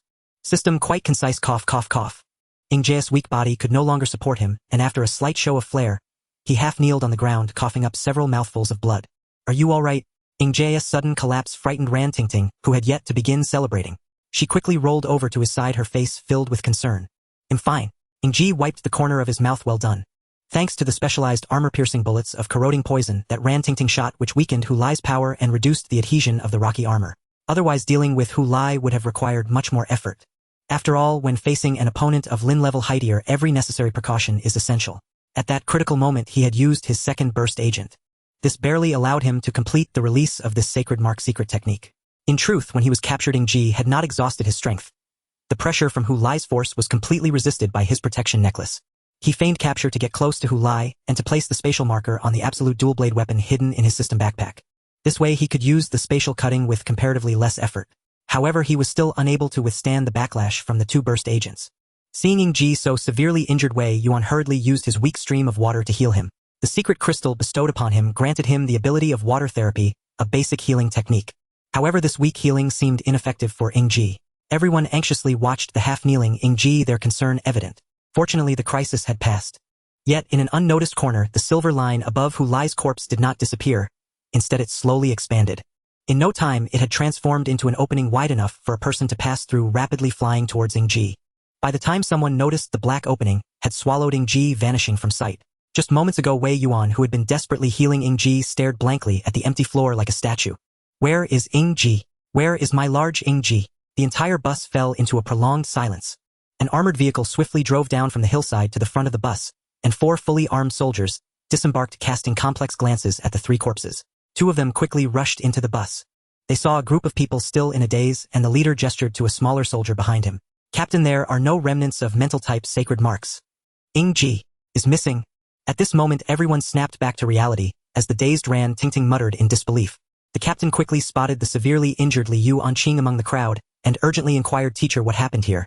Why was there such a commotion?" Li Yuanqing responded with a complicated expression. "Hu Lai, the sacred mark hunter from Gaohai, is a traitor of the Yuanhai organization. They attacked us. It seems they have already been eliminated. Are you all alright?" "We are fine. But one student is missing. What is the name of this student?" The captain pulled out an electronic screen, inquiring. "Ying Ji." Knock knock. In the student council office of Gaohai Academy, Ying Hanshuang tapped the desk with bored impatience, while Li Shu stood with his hands folded behind his back, eyes scanning their surroundings with vigilance. "Li Shu, why does the Yuanhai organization stir trouble, while I have to sit here like a coward?" Ying Hanshuang demanded. "Third miss, it is all for your safety," Li Shu replied. Li Shu bowed slightly as he answered. Ying Hanshuang could only nod. She sighed. "Good thing my elder brother went to Diwan today, otherwise the academy would be in chaos. And my eldest sister refused to provide him escort. God knows what would have happened." She stared at the smoke drifting beyond the window and exhaled. A chime sounded. Ying Hanshuang listlessly checked her ringing phone and sprang to her feet. Yuanhai has withdrawn. She opened the door at once, Li Shu trailing behind her, eager to see the state of the academy. To be guarded yet confined here waiting for news felt to her like an affront, a dismissal of her worth. After all, she bore an Slevel and stood as a Suyan grade high tier, no fragile girl to be trifled with. As she strode into the corridor, a balding middle-aged man came rushing toward her. "Principal, how are the battles going?" Ying Hanshuang paused, inclined her head toward the balding man, and asked. The principal relaxed visibly when he saw Ying Hanshuang unharmed. A clear look of relief smoothed his features. "Hanshuang, I am so glad you are safe. I would not know how to explain this to your sister otherwise." "What is it?" Ying Hanshuang frowned, sensing the matter was not simple. "The Yuanhai organization withdrew too quickly. Though they claimed you were the target, they avoided direct clashes, minimizing casualties. There is a mole within Gaohai Academy. Were not all the staff subjected to rigorous vetting?" Ying Hanshuang asked skeptically. "A mole?" "Yes." The principal's expression turned ashamed. "One mole was exposed today. I learned that even Junlin level could be a mole. There is a mole within Gaohai Academy. Were not all the staff subjected to rigorous vetting?" Ying Hanshuang asked skeptically. After all, Gaohai Academy was chosen personally by her and her elder sister. As a reserve base for the garrison, its security was supposed to be exemplary. A mole in such an institution is a cardinal sin. "This is indeed a failure on our part," the principal admitted hurriedly. He forced a conciliatory smile. Though a man of considerable power before the sister of that fearsome woman, he felt like a mere ant. "How was such a covert mole exposed?" Ying Hanshuang asked. "He inexplicably chose to attack an ordinary class coach bus and was thus revealed." The principal began. Ying Hanshuang's face drained of color. She seized the principal by the collar, her composure dissolving into a fierce, unnerving expression. "Which class's bus?" "Upper first year. Class 107. The principal was plainly shaken. He had dealt with this young lady before, but had never seen her so unhinged. "What is their situation now?" Ying Hanshuang pressed on, heedless of how terrifying she appeared. "One student is missing from that class. The others?" "There is one girl overcome with terror, and a teacher gravely wounded, his chest torn open." "Where are they now?" "They've just returned to the classroom and are undergoing investigation." "Li Shu, let's go." Ying Hanshuang stamped her foot and sprinted toward class 107. Li Shu shook his head, helplessly, brow creased with worry, and hurried after her, leaving behind a bewildered principal with a rumpled collar. Ying Hanshuang's pace quickened and her ire mounted. Only one person was missing. No, it could not be. Surely not my brother. Li Yuanqing had already been carried away for treatment. Class 107 was left with students still trembling and trying to regain their composure after the calamity. "Ah. Finally back. So many disasters." Wei Yuni flopped into a chair and complained bitterly. "Damn it, not only did I fail to awaken a Shunka, this happened. What a mess. Ying Ji is gone." Ran Tingting, undergoing counseling, kept repeating the phrase with vacant eyes. Jin Ming, seeing her state, moved closer to reassure her. "Don't worry. The officers say Ying Ji's Shenka simply malfunctioned and transported him elsewhere. They are searching now. He should be found soon. But his injuries were so severe." Ran Tingting's eyes showed a flicker of light. With a bang, the freshly repaired door of class 107 was kicked open again. The same person had done it, Ying Hanshuang. She swept the room with a stare that seemed to scorch an aggressively predatory gaze that made everyone hold their breath. After several sweeps without finding Ying Ji, frost seemed to gather beneath her feet. "Where is Ying Ji?" she demanded. "Your classes, Ying Ji," Ying Hanshuang asked, urgently, feeling her emotions on the verge of collapse. At the mention of the name, everyone instinctively lowered their eyes to avoid her gaze. A foreboding sense rose in her chest. The missing student is Ying Ji. She still clung to a sliver of hope, but reality offered no room for solace. "Yes." Jin Ming answered weakly, then hurried to explain his shanka went out of control and teleported him away. He should not be far. The garrison stationed at Nanyue Duen is searching for him and should have news soon. "Shanka." Ying Hanshuang's voice rose. "What shanka?" This time Jin Ming looked puzzled. "Is it not the shanka you helped Ying Ji awaken early? Sui Kong, an annihilation shanka that surpasses level." Jin Ming watched her rush out, about to ask more about Ying Ji, when a middle-aged man dressed as a steward entered through the doorway. Jin Ming watched her rush out, about to ask more about Ying Ji, when a middle-aged man dressed as a steward entered through the doorway. He smiled politely at everyone and spoke with proper courtesy. "Thank you for your efforts. The third miss is anxious and ill-tempered. Please forgive her. Also, this matter is complicated. Please keep it confidential. Someone will come shortly to have you sign a non-disclosure agreement." Li Shu suddenly lifted his head, his gaze sharpening until a chill passed down everyone's spines. If the young miss becomes angry, the consequences will be severe. Ying Hanshuang had slipped into an empty corner and placed the call. "Hello, you old woman Ying Feishue," she said brusquely. "My brother has awakened his shanka." "Understood." A frost-cold crystalline female voice emanated from the other end of the phone. So chilling that merely hearing it evoked the sensation of biting gales piercing the bones. "Anything else, little sister?" "I'm busy. If there's nothing further, I'll end this call." The detached icy tone ignited a surge of fury deep within Ying Hanshuang. With the family in such turmoil, that woman still dared think only of her so-called work. "Ying Feishue, elder. Ying Ji has vanished. You didn't know. And he has awakened the Skyshatter sacred mark. A power surpassing even yours. Not the sacred mark inert." You so casually dismissed him as.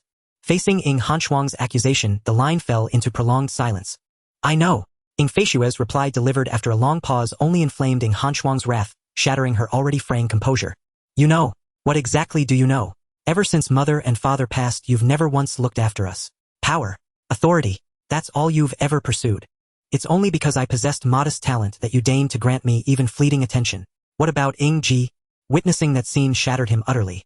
His psyche left scarred beyond measure. Yet you branded him a failure, a caged bird too terrified even to face society. Now your own younger brother has vanished. And you remain at work. Ying Hanshuang's impassioned indictment failed to stir Ying Feishue's calm. Her reply was cool, unshaken. "This world is perilous. Ying Ji should not wander beyond the confines of safety." "Then what about now? Hai City is secure. Secure enough for him to be ambushed and vanish alone." Silence. At last Ying Hanshuang exhausted every shred of patience and issued her final ultimatum. "Just say it. Will you search for Ying Ji? If not, I will go myself. Stay out of this. I have my own measures." "Measures? Old woman. I don't care what you think. I'm going regardless. Rely on you. Utterly unreliable." With that, Ying Hanshuang slammed the phone down in fury, muttering curses under her breath. Unwanted old woman. Obsessed only with cultivation and duty. If brother meets harm, I'll fight you to the death. A woman who won't even assign a single guard to protect him. As she strode toward the academy gate, frost coalesced upon her palms, swirling with palpable oppressive force. Suddenly Uncle Li materialized before her like a wraith. Arms spread wide, expression grave. "Third young mistress, you must not go. The Abyssal Sea organization has marked you. It's too dangerous." "I must." Cerebral control. Uncle Li's eyes turned translucent. Deep, serene, and infinitely tranquil, as if holding a private cosmos of stillness that calmed the soul. Lullaby. Ying Hanshuang's mind plunged into chaotic fog, her eyelids fluttered shut, and her body went slack. Boneless, weightless. Uncle Li caught her gently, sighing softly. "For this family, I truly spare no effort." The first spire of Hai City, the Minghai Tower. Within an antique chamber at its apex, a statuesque woman sat upon a plush divan draped in an exquisitely tailored cheongsam.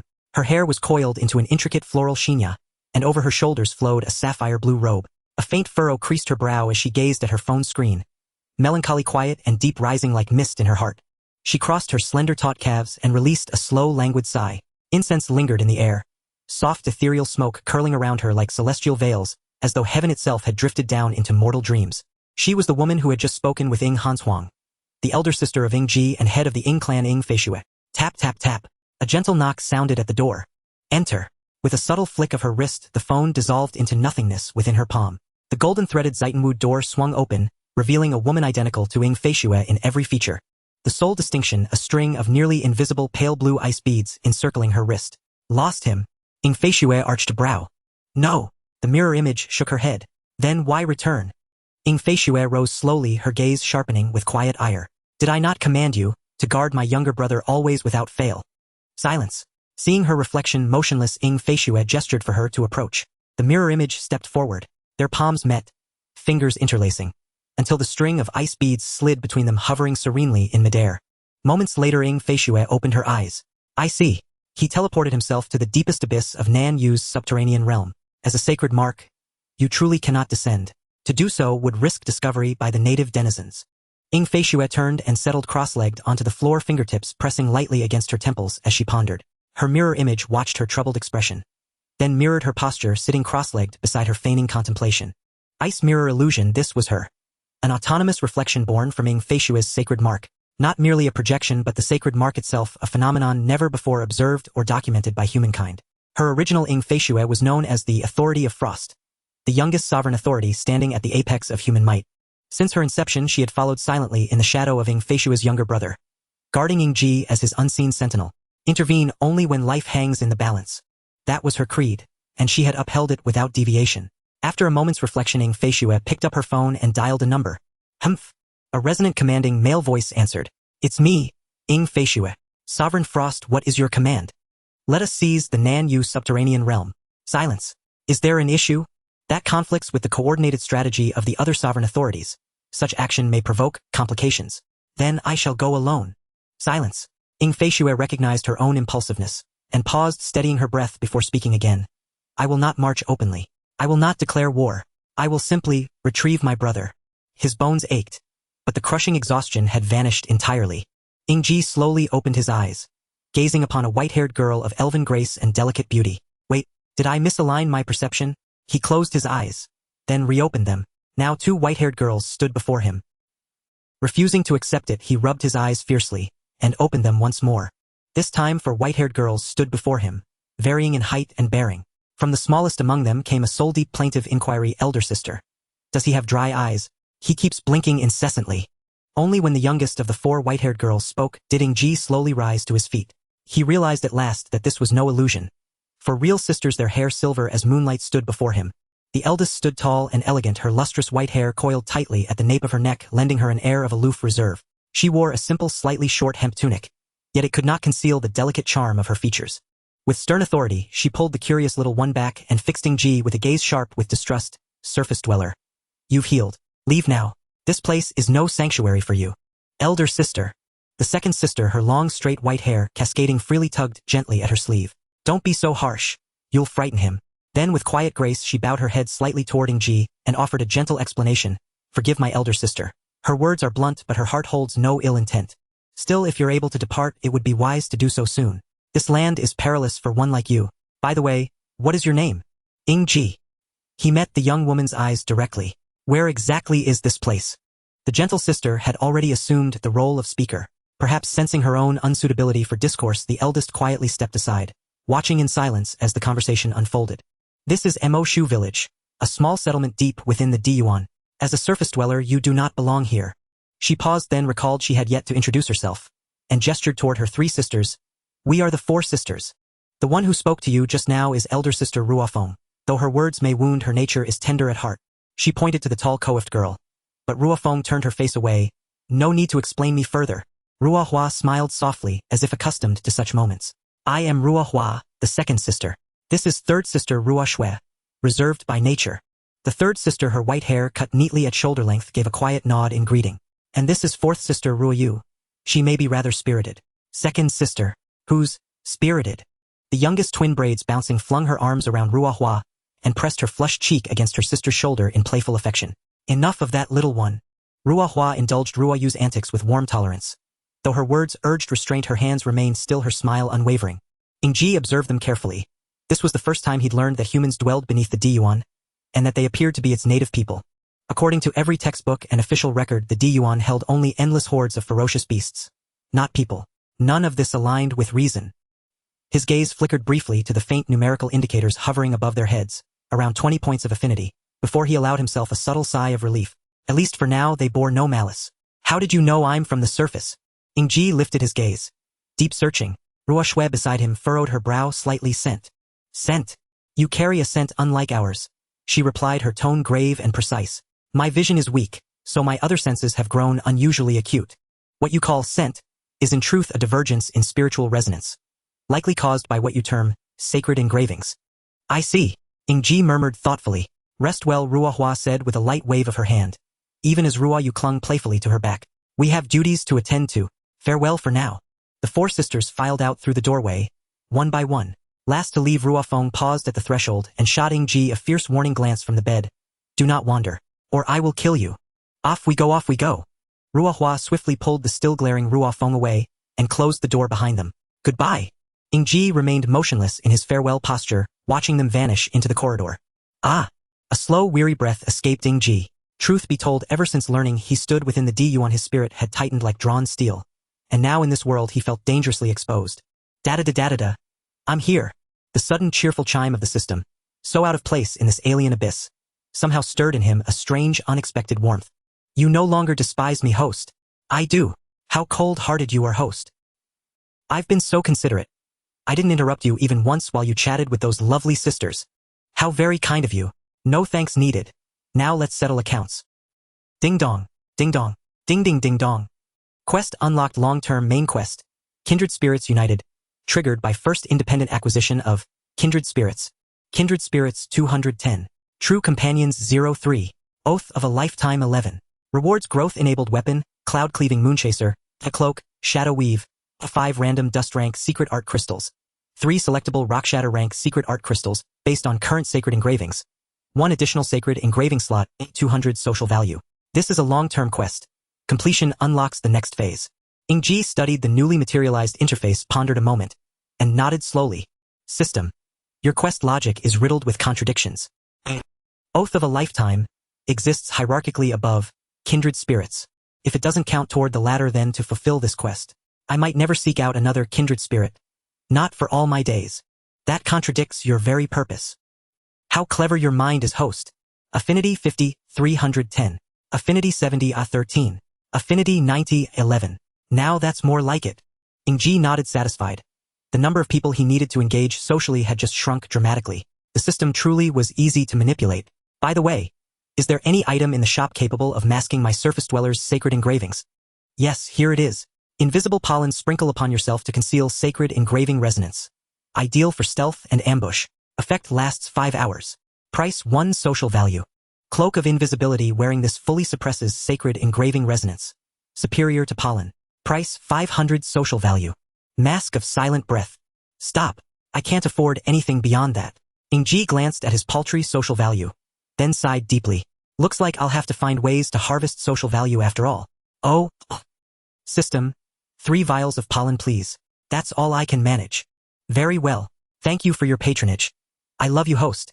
Ying Ji gazed at the faintly luminescent vials resting in his palm, and at the number 079 shimmering on his interface. How destitute I am. Don't fret, host. I bring you a new quest. Da-da-da-da-da-da. Task. Please speak.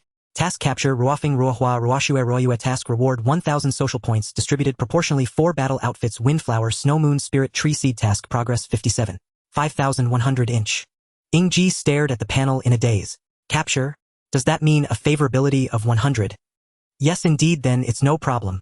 Ying Ji tidied up the 3 bottles of pollen in his hands, sighing. You actually think I can capture 4 girls? You're really confident in me. But the capture degree is still negative. After all, for capturing a favorability of 50 points counts as 0 capture degree, and each increase in favorability raises the capture degree by 2 points. Only when it reaches a positive value can you obtain social points. Forget it, let's take it one step at a time. You can leave now. Bye-bye. Ying Ji stood up somewhat troubled, stretching his sore body, as he began to contemplate the future.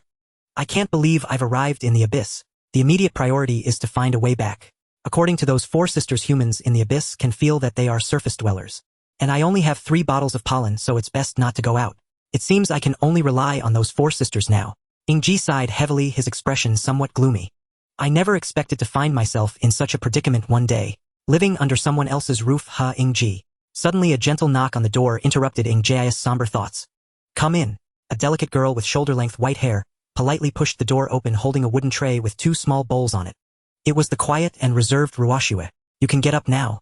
Ruoxue placed the tray down looking at Ying Ji with a puzzled expression. Yes, I'm fine. It wasn't a serious injury, I should be able to leave in a while. That's good.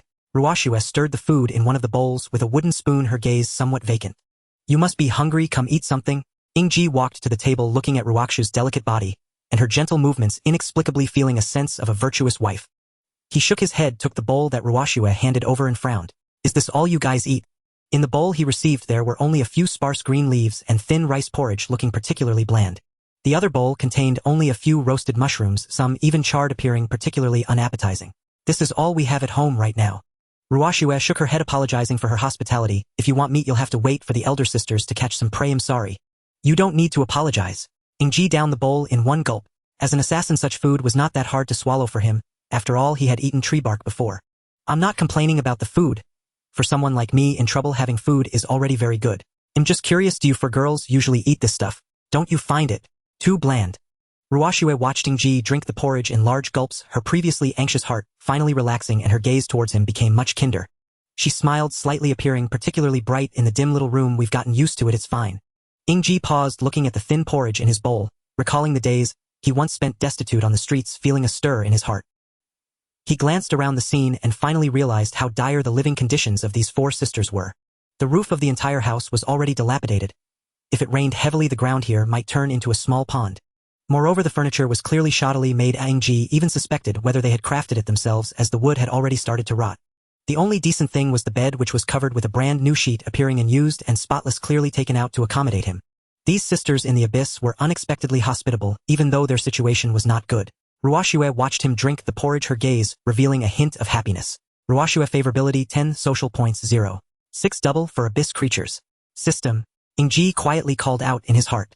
What's up? Double for abyss creatures. Yeah. Why didn't you mention it before? I forgot, hehe. Forget it, I'm used to it. By the way, can I exchange for some daily necessities in the shop?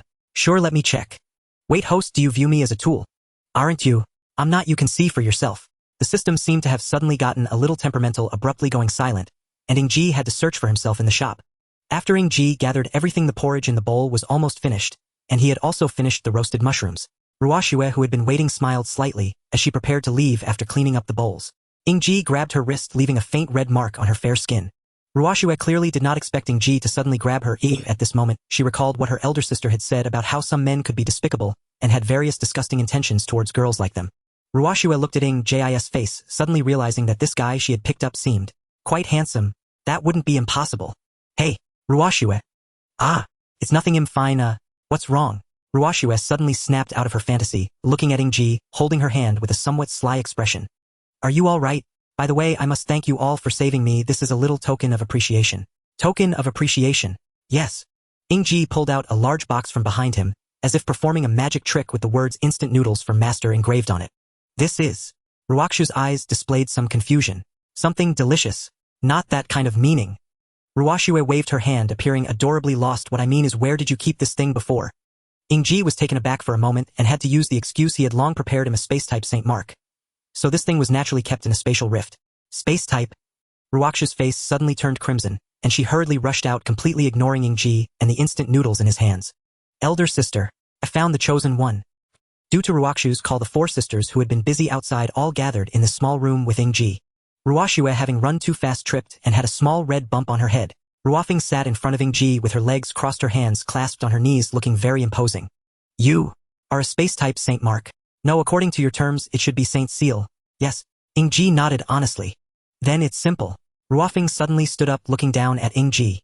Ruofing favorability, 30, 57 social points, 3, Ruohua favorability, 27, 49 social points, 2, 8 Ruoxue favorability, 40, 74 social points, 6 Ruoyue favorability, 39, 61 social points, 4, 2 task completion progress, 20, 5,100 social points earned, 205 inch. Ying Ji's head suddenly felt bombarded. The huge amount of social points left him dizzy. Before he could digest this enormous amount of social points, Rufeng's voice reached his ears. We four are what you would call witches. Are you scared? Ah, so what? Ying Ji regarded Ruofeng, who was attempting to overwhelm him with sheer presence, arms crossed calmly across his chest. He was deeply curious why had their affinity toward him surged so dramatically the moment his spatial affinity Saint Mark was confirmed. If they truly revered spatial affinity Saint Marks alone, even a fool would dismiss that claim. And what precisely was this chosen one? Though Ruofing now projected an imposing aura, fierce and commanding, her visible affinity gauge betrayed her true feelings. Oh right. You're a surface dweller. No wonder you don't know what a demon maiden signifies. Rufeng's expression hardened, eerily reminiscent of a mischievous adult terrifying children with false wolf cries. Demon maidens bring misfortune to anyone who draws near. You're standing far too close to us now. Don't blame us if you're suddenly struck dead by a falling stone. Faced with Rufeng's veiled threat, Ying Ji showed no trace of fear, only keen, thoughtful observation. He sensed unmistakable probing and deep-seated anxiety beneath her words. They'd withheld such truths earlier, because it hadn't mattered. Once his recovery was complete, he'd simply depart. Now, however, they'd abruptly laid bare their secrets. Clearly because they needed him and feared he might recoil from closeness with them. Ah, the fickle heart of youth. All bark, no bite. How transparent. When Ying Ji fell silent, the four sisters exchanged flustered glances. Ruoshua in particular clenched the hem of her coarse homespun tunic until her knuckles whitened, her cheeks flushing crimson. Ha ha ha. Just kidding. Demon maidens aren't that. I know. Ying Ji interjected, cutting through Rufeng's awkward attempt to soften the tension. His tone was grave, unwavering. I bear no prejudice toward demon maidens. Such titles are merely labels imposed by others for their own ends. Meaningless to me. I'm only curious. What precisely makes me uniquely significant to you? His words stunned all four into stillness, and none had anticipated such a response. I. Ruofing, the self-appointed villain, faltered mid-sentence, voice catching. Ruohua stepped forward instinctively, replacing her sister with practiced grace, and offered Ying Ji a slight, elegant bow. Allow me to explain. Every gesture Ruohua made exuded refined composure, the very essence of a noble lady, jarringly at odds with her threadbare hemp robes. She paused briefly, gathering her thoughts before continuing. This place is now called Demon Tree Village, but its original name was Spirit Tree Village. At its center stood a colossal spirit tree, teeming with vitality and spiritual energy, bestowing blessings, faith, and sacred marks upon its people. It was a unique divine artifact granting each villager a personal saint mark. Wait. I don't understand any of this. Ying Ji raised a hand, halting her explanation. Don't forget, I'm merely a surface dweller. Terms like saint mark hold no meaning for me. Ruohua blinked, then realized her oversight, and began rephrasing her explanation for his understanding. A saint mark is akin to a surface dweller's saint carving. Yet the methods differ. Surface dwellers must forcibly extract crystalline essences from other beings to trigger saint carvings, whereas we awaken our saint marks through divine artifacts. Moreover, our saint marks impose no innate talent restrictions.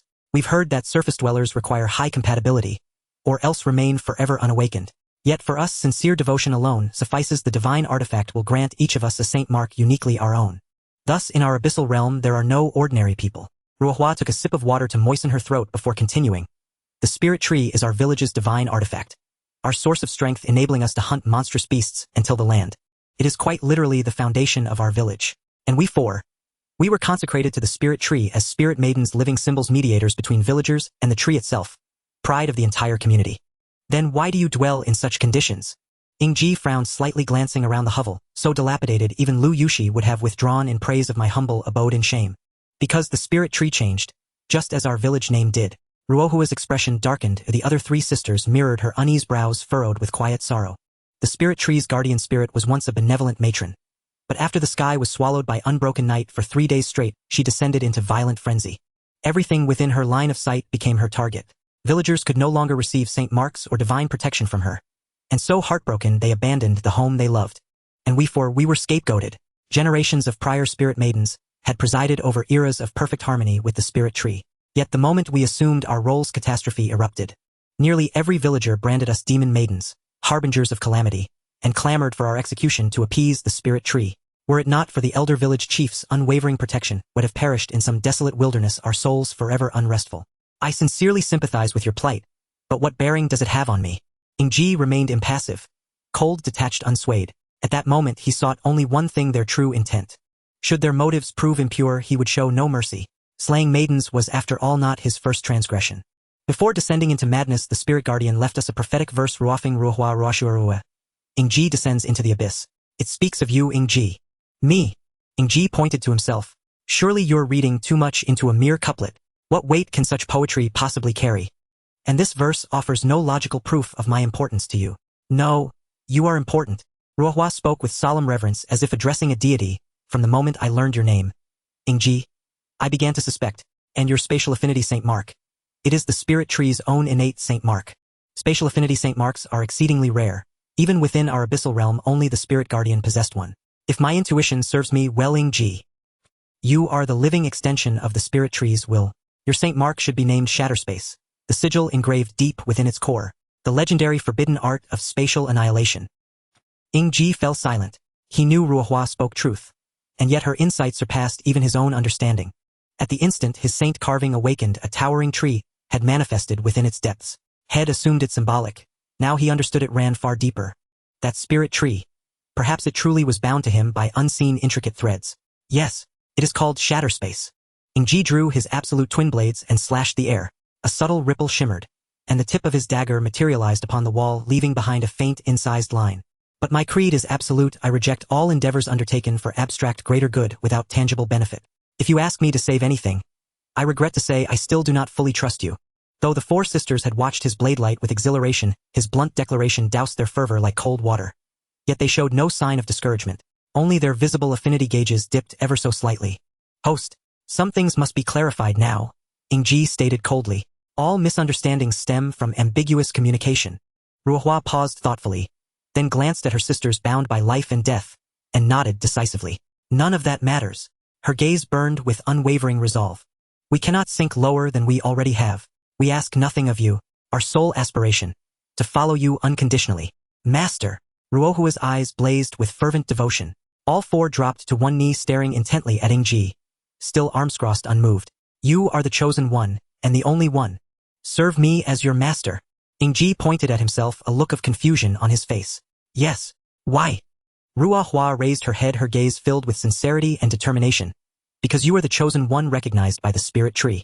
We Ling girls are born to serve the spirit tree. Now that the spirit tree is destroyed, there is only you for us to follow. This is the belief we live by. Ying Ji looked at Ruohua, whose expression was serious, and the three sisters behind her, who looked devout yet anxious and sighed helplessly. Have you ever thought about escaping this bondage? Escape? The expressions of the Ruo family members became blank, unable to comprehend the deeper meaning of Ying Ji's words for a moment. Ying Ji got up and slowly walked to the decayed and broken window, gazing at the lush greenery in the distance where he could vaguely see treetops as red as blood clouds. He turned to face the four members of the Ruo family and opened his arms. You have been sacrificed to become the so-called Ling girls. Your lives are bound to the spirit tree from now on. Have you considered that if you were not Ling girls, perhaps you could have carefree childhood somewhere enjoying sunshine and rain, mountains and rivers, and maybe even have a sweet love with someone worthy of a lifetime companion? Instead of struggling in this place, clinging to an elusive belief, Ying Ji's tone grew heavier. I couldn't escape the bondage, and I don't want anyone to end up like me. It is precisely because I have been through the rain that I understand the value of an umbrella during a torrential downpour. Take back your words. I do not wish to be anyone's master, nor do you need to be anyone's servant. People should be their own masters. Ying Ji rummaged through his pockets, but couldn't find the pack of cheap cigarettes he loved, and he smiled self-deprecatingly. The four sisters of the Ruo family looked at Ying Ji, and at that moment he seemed nothing like a youth but rather exuded an indescribable sense of weariness. His words lingered in their ears like a thunderclap. What? Did you not understand? Ying Ji raised an eyebrow, pulling out a pack of fries from his system backpack, and holding it in his mouth, trying to regain that feeling. No, it's not that. Ruohua hurriedly waved her hands, snatching the speaking rights from Ruohua, her expression somewhat mischievous. I was just thinking, why can't that lifelong companion be you? When Ruohua said this, her expression was very serious, causing Ying Ji to be momentarily stunned. Crack! Even the fries at his mouth were unconsciously bitten off and fell to the ground. Ying Ji had considered many possibilities. Perhaps their unwavering faith in the spirit tree would lead them to see his words as blasphemous, and they would angrily leave, unable to acknowledge him. Perhaps they would be swayed, no longer obsessed with being the so-called successors of the spirit tree, but would choose to leave this village in search of their own lives. Or maybe they would be adamant, unwilling to back down, and force him to inherit the will of the spirit tree, becoming their master. Regardless of which possibility it was, Ying Ji could understand. He was no longer prepared to complete the system's tasks. Although the rewards were tempting, the evident troubles had already exceeded his current capacity. For him, the only thing he cared about was himself. A killer is always a lone wolf. Emotions and socializing are strictly taboo. However, he did not expect that he would be countered by his own words. Ruohua's counterquestion and plea left him, who was not good at socializing, at a loss. In his past life, born in darkness and dying in darkness, he had never encountered such a scene. For a moment, the air was extremely quiet. Ahem. Let's discuss this matter later. Ying Ji coughed a couple of times, breaking the silence, and took out all the supplies he had exchanged from the system space. Here are some things I have stored in the space: food and drink, as well as some clothes, bedding, and building materials. Take them and use them. After all, I am Ying Ji, grateful and generous. So, master this. I am not your master. But, Let's talk about it later. It's impossible, I'll leave as soon as I'm healed. Do you dislike us? Ruoxue grabbed Ying Ji's sleeve and asked the question that concerned all four of them. Ying Ji turned around looking at their tearful expressions, gritted his teeth, stopped the action of moving supplies, and turned to look at them seriously. In his past life as a killer, Ying Ji had a principle: never kill the elderly, women or children, only the wicked. If it weren't for his exceptional skills, he would have likely starved to death on the streets by now. Thus he was also known as the top assassin who looks nothing like an assassin. What he disliked the most was seeing women in a weak posture before him. This behavior could also be described as a LSP mentality. Sigh. Ying Ji did not break free from Ruoxue's grip, but carefully supported her as she wobbled slightly. I do not. You are beautiful and kind, even frighteningly pure. It's endearing how you would be willing to trust someone based on a vague prophecy. No one could dislike such lovely girls. But we are witches. That is only in the eyes of the villagers. To me you carry no labels. Then would you be willing to be our master? I would not. Ying Ji's answer was straightforward, completely shattering the warm atmosphere he had built. Why? Ruoxue looked up at Ying Ji, her eyes brimming with tears. I have said that your will should belong to you and not be a servant to someone or something. Ying Ji spoke earnestly. If you continue to think this way, you will never become truly human. To say something unpleasant, I do not need servants like machines. Ruoxue wanted to say something more, but Ying Ji covered her mouth, leaving her to make only meaningless muffled sounds. Don't rush to refute me. Think carefully before responding. Ruoxue nodded, struggling to agree. Very good. Ying Ji released his hand and began to call the four sisters over. Don't just stand around to move these things. You poor girls, let me teach you how to improve your lives. Under Ying Ji's guidance, the four sisters carried the items outside one by one, starting to pick up building materials to repair the house, as per Ying Ji's instructions. After Ying Ji demonstrated, the sisters quickly learned how to use the building materials and began energetically renovating the house. In the past, if they wanted to repair the house, they would have to chop down trees and process them into planks, a highly complicated process. Now that they had such convenient building materials, everyone couldn't help but feel excited and worked diligently. Ying Ji returned to the house, took out a pot and a gas canister, and used the clean water inside along with the supplies he brought to start cooking hot pot, seeking a taste of what he desired in this unfamiliar place. Watching the bright red bubbles rising to the surface, a subtle sense of happiness appeared on Ying Ji's face. He pulled out instant noodles and tossed in several pieces. For him, this was the essence of hot pot. The aroma had long spread to every corner of the forest, and the four working sisters felt a stirring in their hearts, but their enthusiasm for construction kept that impulse in check. Until a call from heaven rang out. Ladies, it's time to eat. Within the simple little hut, a faint white mist wafted from the bottom of a crimson pot, filling the small room with a gentle warmth amidst the darkness of night. For young girls with delicate skin dressed in coarse linen garments crowded around the only table in the room, along with a boy in a school uniform staring at the bubbling red liquid in the pot, accompanied by a slightly spicy aroma that made the girls swallow hard. However, Ying Ji did not immediately allow them to indulge in the hot pot. Instead, he first served each of them a bowl of thin meat porridge, casually saying, "Drink slowly." Once the four finished their porridge, even licking their bowls clean, Ying Ji, seeing no signs of discomfort, finally permitted them to start picking food from the pot. This thing is called hot pot. It's a way of eating where you cook ingredients in the pot and eat them directly. I've already prepared the condiments in your bowls. Dig in. Ying Ji picked up a piece of fatty meat roll and stirred it in the bowl, then swallowed it down, accompanied by the fragrant juices and cilantro. The visible deliciousness made the throats of the four girls involuntarily move. Got it? If you understand, then start eating. How do you use these two sticks? Ying Shui asked the question that was on everyone's mind while clutching a pair of chopsticks. What do you usually use to eat? We just grab it with our hands. It doesn't get sticky when roasting mushrooms anyway. Sigh. Ying Ji let out a sigh and demonstrated how to use chopsticks. Fortunately, the four girls learned remarkably quickly, soon marveling at the convenience of this utensil. Ying Ji smiled, saying, "This is a tool created from the wisdom of our ancestors. Of course, it's convenient." After mastering the use of chopsticks, the atmosphere around the hot pot became lively. The four girls, having tasted the deliciousness of the hot pot, couldn't stop using their chopsticks, and what began as a meal turned into a smoke-free war over food. Ying Ji ate leisurely, and the four girls were very considerate, not trying to snatch any food from him, though their internal competition was intensifying. I cooked that piece of meat. So what? You didn't pick it up and I found it, so it's mine. You're being unreasonable. Third sister managed the eldest. Slurp slurp, what are you doing? Second sister. Don't interrupt me while eating meat. Ying Ji watched the four sisters squabble, finishing his instant noodles as he left the room. These sisters had likely not eaten something so good in a long time. The main reason was that Ying Ji didn't want to wash the dishes. The playful battle in the room continued while he comfortably lay on a patch of soft flat grass by the door, enjoying the warm evening breeze. Ying Ji's mind was blank. He had no idea how long it had been since he enjoyed such a pleasant time.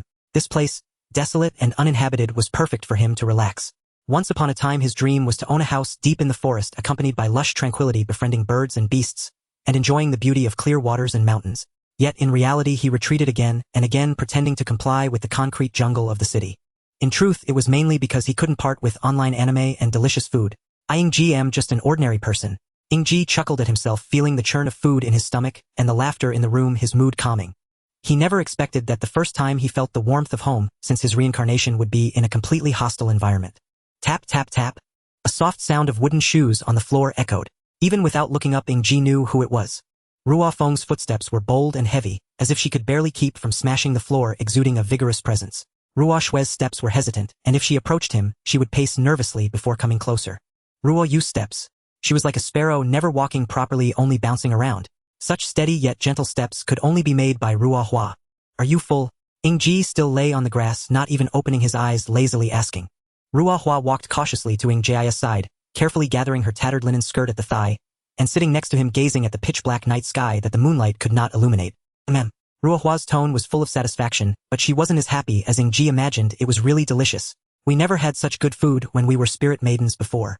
Ying Ji grinned lazily, looking at Ruo Hua, as she tilted her pure white chin to gaze at the night sky. Her long white hair flowed with the night breeze, some strands playfully brushing against Ying Ji's face, mingling with the scent of grass and earth, greeting him with the essence of nature. There are no stars tonight, only a full moon. What's so interesting about it? Ying Ji stretched out his hand, fingers grasping at the air, but unable to catch anything. I didn't expect there to be a moon and sky in the abyss. I thought it was buried underground with only a rocky ceiling above. This isn't the moon. It's a reflection that exists in every abyss, said to have been moved here by ancient kings. That's why the abyss has a sun and moon like the surface. Ruo Hua's gaze returned from the ink-black night sky to Ying Ji's relaxed, handsome profile, and her heart suddenly skipped a beat, a faint sense of tightness arising. When will you leave? You don't really intend to be our master, do you? The so-called letting us think for ourselves is just a stalling tactic, right? You still don't trust us? Ying Ji sat up, gazing at the dark night sky and Ruo Hua's eyes that sparkled like the starry river. In the end, he nodded. Sorry, this isn't your problem. I am used to being free alone, not wanting to be bound by anything. To become your master would certainly mean a heavy responsibility. I am grateful to you for taking me in and saving my life. However, I cannot become your master, deceiving you and betraying my true self. Ying Ji's words were heavy and sincere. With Ruo Hua, he could speak frankly without worrying that she would be as sentimental as Ruo Shui, stubbornly clinging to one thought. In essence, Ruo Hua's wise and calm character was somewhat similar to his. Thus, Ying Ji's words came across as somewhat direct and cold. Ruo Hua nodded stiffly, her gaze somewhat dazed. Sorry, we wanted to impose the responsibility on you, causing you trouble. Ying Ji turned to look at Ruo Hua, clearly sensing the fluctuations in her emotions, a palpable sense of frustration radiating from her. I am grateful to you for taking me in and saving my life. However, I cannot become your master, deceiving you and betraying my true self. It was all his fault for being a killer who should be cold-hearted, yet getting lost in various anime, thoroughly learning the traits of the male protagonist from school comics. He even took notes. Now he found it impossible to be a heartless killer who rejects social contact. He ruffled Ruo Hua's hair, looking at her delicate face. Even in harsh conditions, his tone filled with helplessness. I don't want to be your master, standing above you while shouldering the gaze and expectations of responsibility. But you are my only friends in the abyss, right? Don't always think of following someone as your faith and walking a dead end. Look up at the night sky, my friends. It is precisely because of the overly obvious and nearby moon that you cannot see the starry river shining far beyond light years away. Ying Ji paused, his expression becoming somewhat strange. I forgot this is the abyss. Perhaps you can't see the starry sky far away in light years. But don't let the moon obscure your vision. This sky still has stars. I don't understand, Ruo Hua said, shaking her head in bewilderment. Born and raised in the abyssal depths, she had no notion of such things as stars. Ying Ji scratched his head in mild embarrassment. Ruo Hua's look and posture always left him feeling like a cad. In truth, he had managed to be a cad to 4 of them in one go. You make this difficult for me.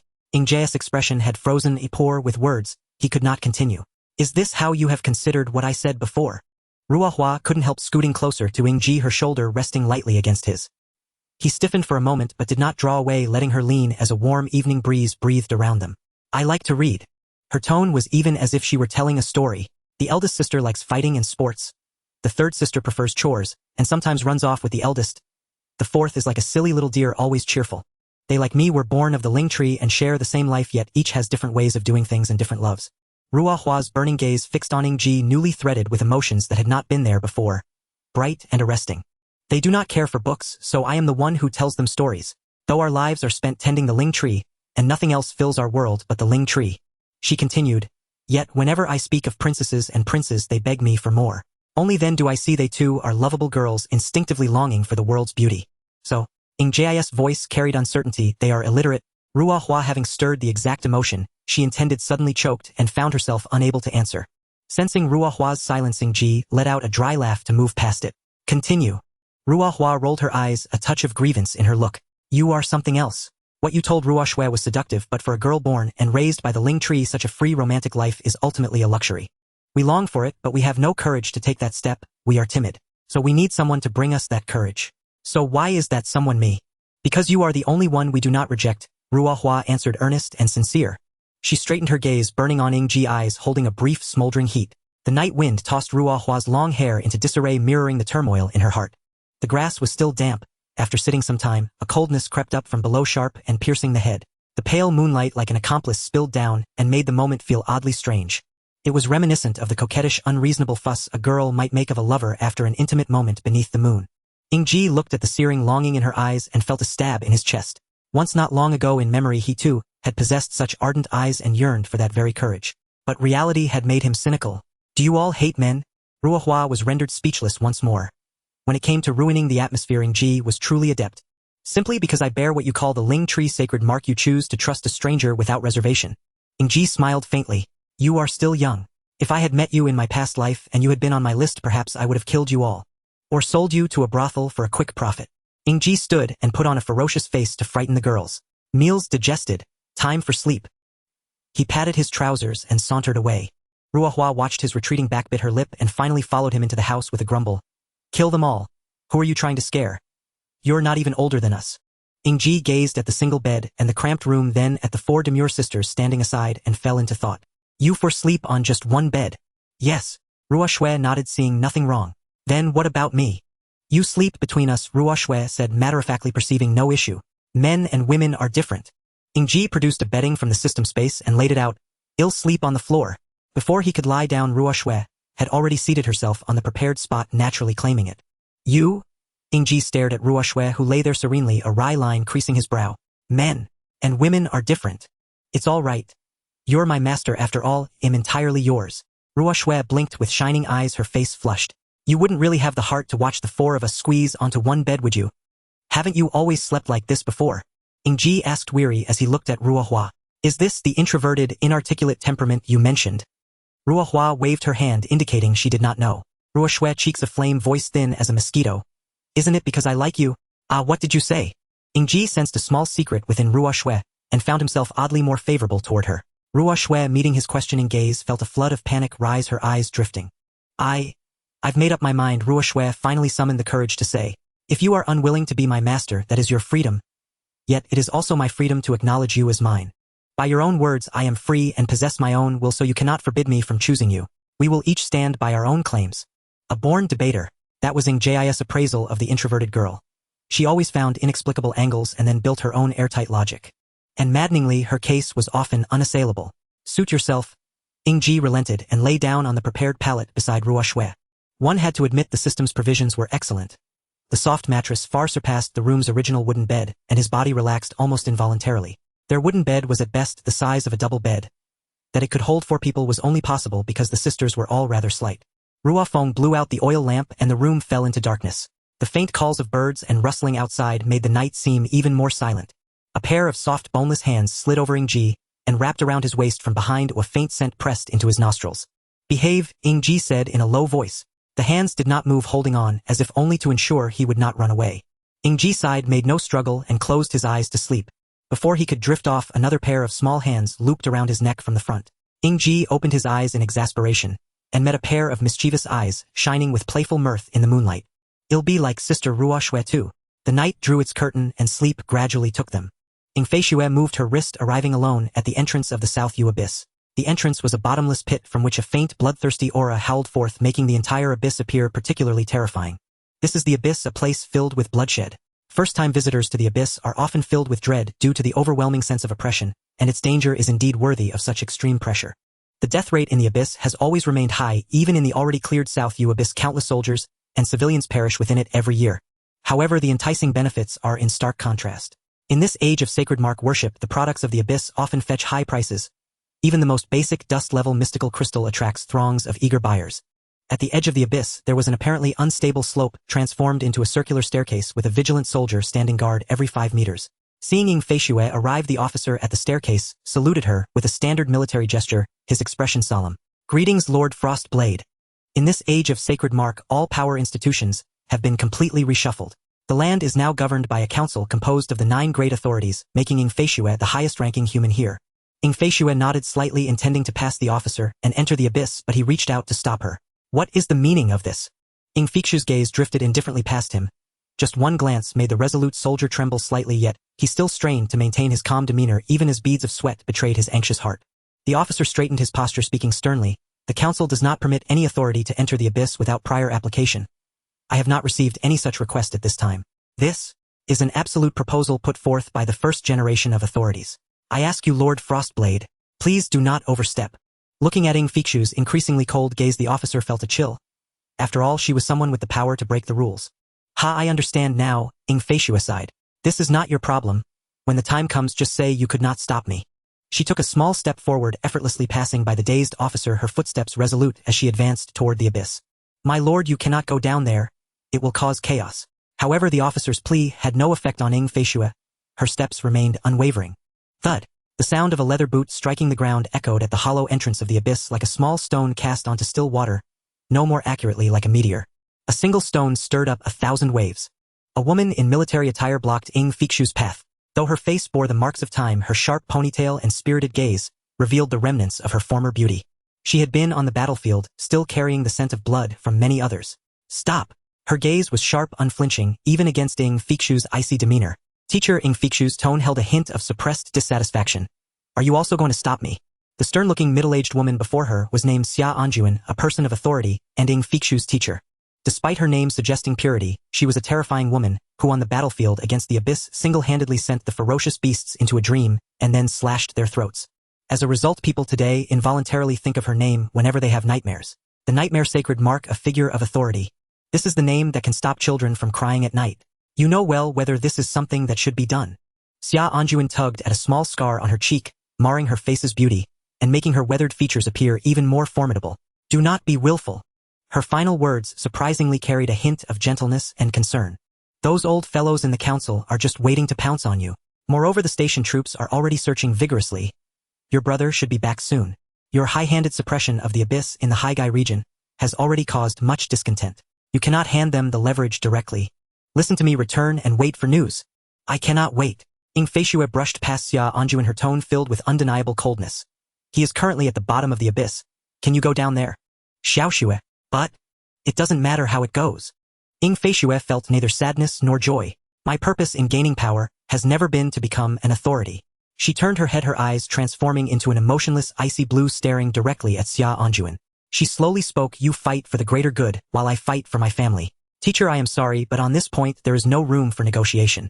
The temperature around them suddenly dropped, making the air feel extremely frigid, as if it would freeze one's blood. If even you are going to stop me, then I do not mind having a warm-up exercise with you, teacher. Xia Anjuan stared at Ying Feishue, who emanated a cold aura, her brows furrowing tightly. After a long moment she sighed helplessly, and extended her hands, adding a faint layer of light film around Ying Feishue. Xia Anjuan's gaze was filled with affection. I knew I couldn't stop you just as I couldn't 3 years ago, and it is the same now. This layer of consciousness film can distort others' perception of you. You have used it before, or just be careful not to be discovered. Ying Feishue nodded, her expression still devoid of joy or sadness. Thank you, teacher. By the way, there is something I would like to trouble you with. Speak. What do you want me to distort this time? Just so you know, I want to take on large-scale distortion of common sense. Please erase the fact that Ying Ji is my brother from the records. He cannot appear in the public eye yet. It is too dangerous. Don't worry. Only a few people know about this matter. The difficulty of distortion is not great. Xia Anjuan smiled playfully. Should I help cover up your sister's identity again? No need, she is too high profile. You cannot distort her. Different treatment. You really are protective of your brother. You look like you want to imprison him at home. Teacher, did I say something wrong? The latter part was wrong. Xia Anjuan was taken aback for a moment before breaking into a chuckle. The iron-willed woman appeared quite open in front of her disciple, revealing a rare feminine side. If only you could be so candid in front of your brother. I am leaving. Ying Feishue's back showed no trace of lingering attachment, disappearing in an instant at the entrance of the abyss, looking as if she were fleeing. The officer beside them was already dumbfounded, swallowing hard. Lord Authority. Forget it. With a wave of Xia Anjin's hand, the officer's eyes instantly became dazed. I am truly curious who exactly is Xiox's brother to be spoiled to such an extent. Even I as his teacher have yet to meet him. But it doesn't matter, this commission will finally allow me to see Ying Ji, whom Xiaoxue has been thinking about so much. Sunlight streamed through the cracks in the tattered glass window, falling precisely upon the uneven pockmarked floor and the soft quilt. A gentle tranquil warmth blooming quietly within the room. The wooden bed nestled deep in shadow stood utterly empty. Beside it rested a neatly folded cotton quilt, worn yet immaculately ordered.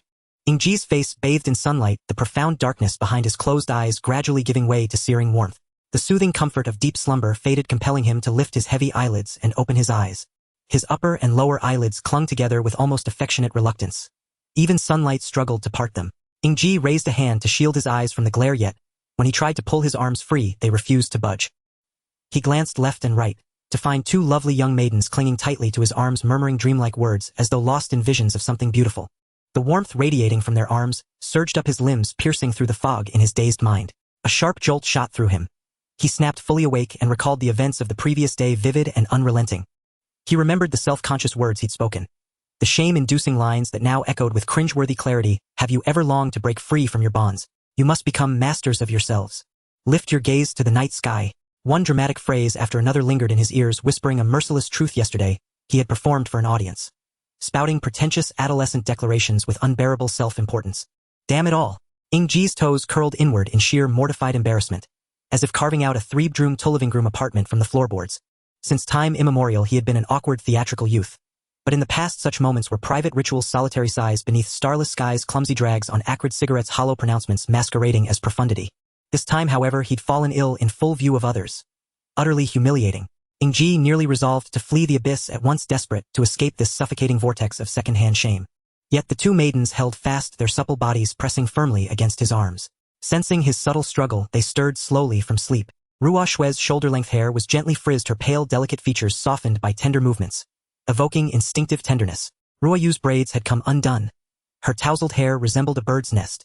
Though fully awake, she continued nuzzling Ying Ji's arm, her eyes squinted into crescent slits, exuding an intoxicating aura of innocent charm. Though Ruo Xue harbored the deepest affection for him, Ruo Yu appeared in this moment even more enamored. Ruo Yu stretched her arms wide and locked them around Ying Ji's neck, her slender, graceful legs coiling tightly around his waist, as if embracing a beloved plush toy she could never let go. Her warmth seeped through the thin fabric of his clothes, flushing Ying Ji's cheeks faintly pink. In his past life he had remained perpetually untouched by romance. Not even a single handshake with a girl. For him this intimacy was overwhelming. Last night he had grossly overestimated his composure, and fatally underestimated the gravity of the situation. Little sister 4 adores you deeply.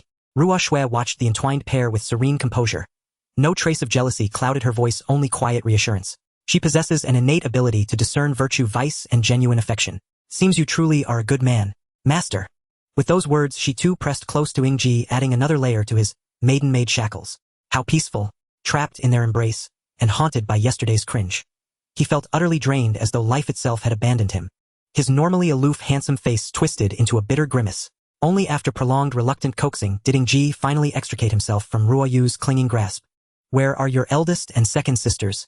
Ying Ji rotated his stiff, aching shoulders and rose, only to catch sight of Ruo Yu's slipping garment. He swiftly averted his gaze and sat upright, spine rigid. There away, Ruo Xue replied, gently folding the quilt with practiced grace while brushing Ruo Yu's hair. Each morning they make offerings at the village shrine. Offerings? Yes. Each dawn my sisters journey there to atone for their transgressions. Ying Ji scanned the dilapidated room, nearly barren except for his own belongings, and frowned. Given your circumstances, what exactly do you offer? Ourselves. The maiden spoke without flinching, a piece of bread, handed to her by Ying Ji, still between her lips. What is this? So delicious. You offer yourselves. Ying Ji's expression darkened with complex unease. Words fit for wolves and tigers. He stifled his curiosity, repeating inwardly, I'm leaving soon. A mantra urging restraint, silence, forbearance. For further inquiry would only invite more complications. A soft footfall echoed as Ying Ji stepped onto the path toward the shrine. He now wore a cloak of deepest black and had dusted his body with a vial of invisible pollen, moving like a phantom assassin along the mist-shrouded eerie trail. After discreetly inquiring about Ruo Feng and Ruo Hua, he declined the other maidens' offers to accompany him, and slipped away alone. And yet, how strangely alluring it felt. His wounds had nearly healed, departure was long overdue. Yet he wished first to witness, firsthand, what this offering truly entailed. The two maidens still believed innocently that he genuinely cared for their elder sister's well-being. when in truth he intended only to vanish without farewell.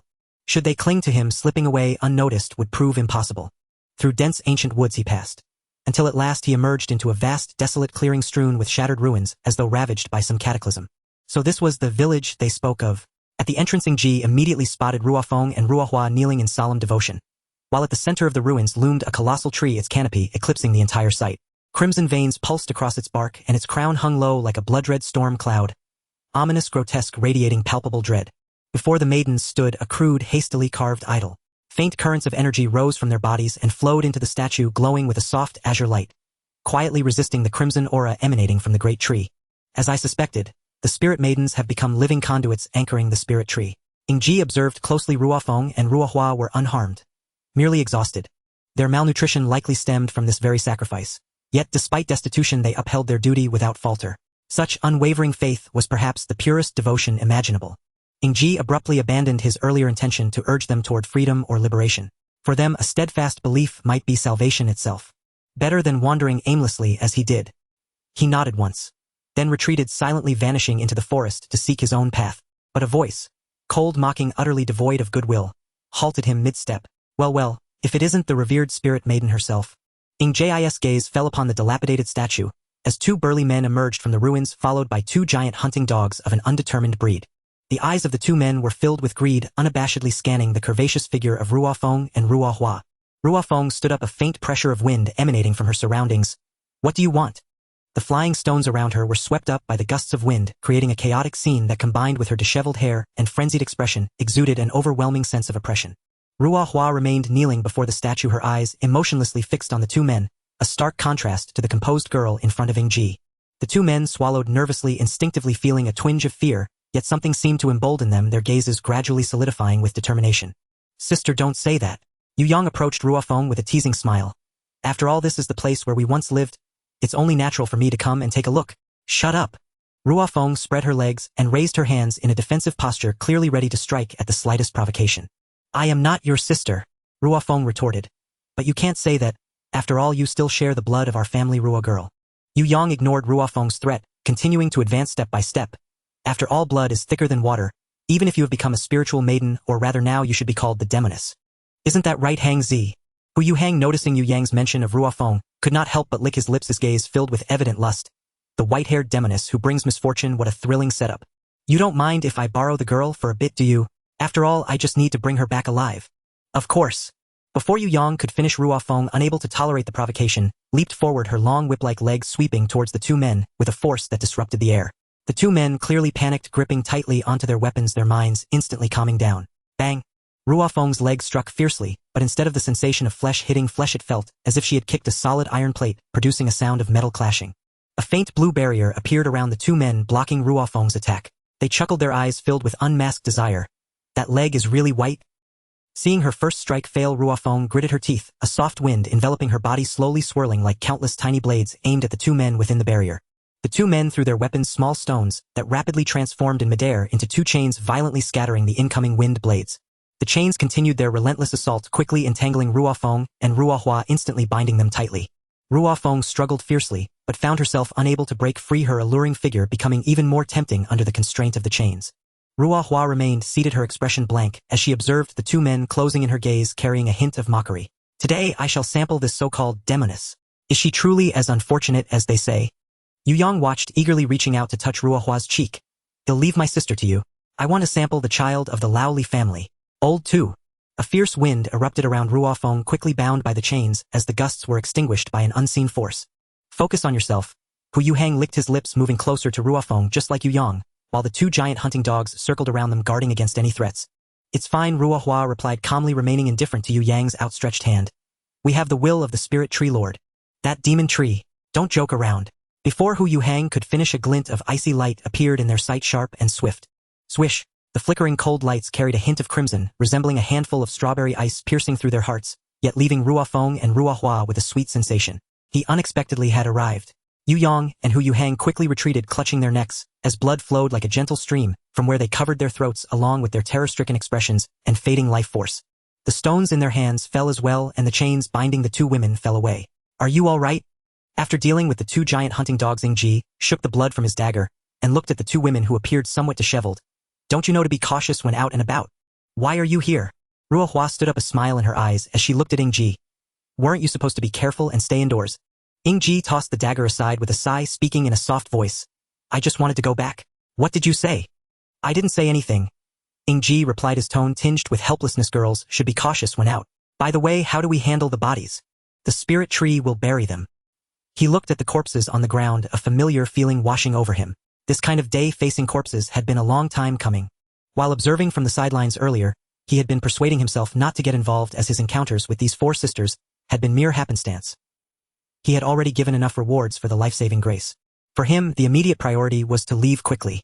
Underneath the abyss, dangers lurked everywhere. For him, self-preservation was the best choice. However, if he backed down this time, he would lose the last line he had upheld in the assassin world for so many years. Not killing anyone outside of the target, not doing anything beyond the mission. This rule, personally taught by his master, he could only adhere to the first half. Better to be a fish in the pond with a clear conscience. This was Ying Ji's code of conduct. Yet because of this, he had been scolded by his master countless times. His first mission almost failed due to his attempt to save a cat, which drew the target's attention. The past was hard to look back on. Ying Ji now felt as frustrated as after many near-failed missions. His body seemed completely out of his control, having barely learned to suppress his instincts. Alas, what a sin! Ying Ji's face twisted slightly, running his fingers through his messy hair. It has become a mess. Ruohua, observing Ying Ji's expression, found it somewhat amusing, unable to hold back her laughter. What are you laughing at? Ying Ji turned to look at the giggling Ruohua, confusion crossing his cold face. It's nothing. Ruohua wiped away the tears of laughter. Looking at you like this, it seems you really care about us. I don't. No, you do. Ruohua's face broke into a relieved smile, while her affection for him shot up dramatically. The spirit tree has a passive skill called questioning the heart. Even after becoming a demon tree, it remains the same. Your instinctive responses from the heart are truly quite adorable. Questioning the heart? And, as the name suggests, under the influence of the spirit tree, everyone in this region instinctively acts according to their true hearts. Self-restraint is severely weakened. Ying Ji rubbed his chin and murmured, no wonder I felt so strangely off. And so none of them can conceal their desires. Ying Ji pointed at the 2 freshly slain corpses, blood still wet upon them. Then why were you so careless? Nand, will killing these 2 cause trouble? While still channeling gust force, Ruofeng instinctively retorted, are you concerned for us? And silence? And our master truly lacks candor. Ruohua laughed softly as she patted Ying Ji's shoulder. Rest easy. We ventured out alone only because we possess reliable safeguards. As you see, though the spirit tree has twisted into a demon tree, we remain under her protection. Precisely why we are called demon maidens. So long as no extraordinary force appears, we face no peril. And as for the deaths of these 2, of no consequence. Let us return. Ying Ji nodded, having grasped the situation.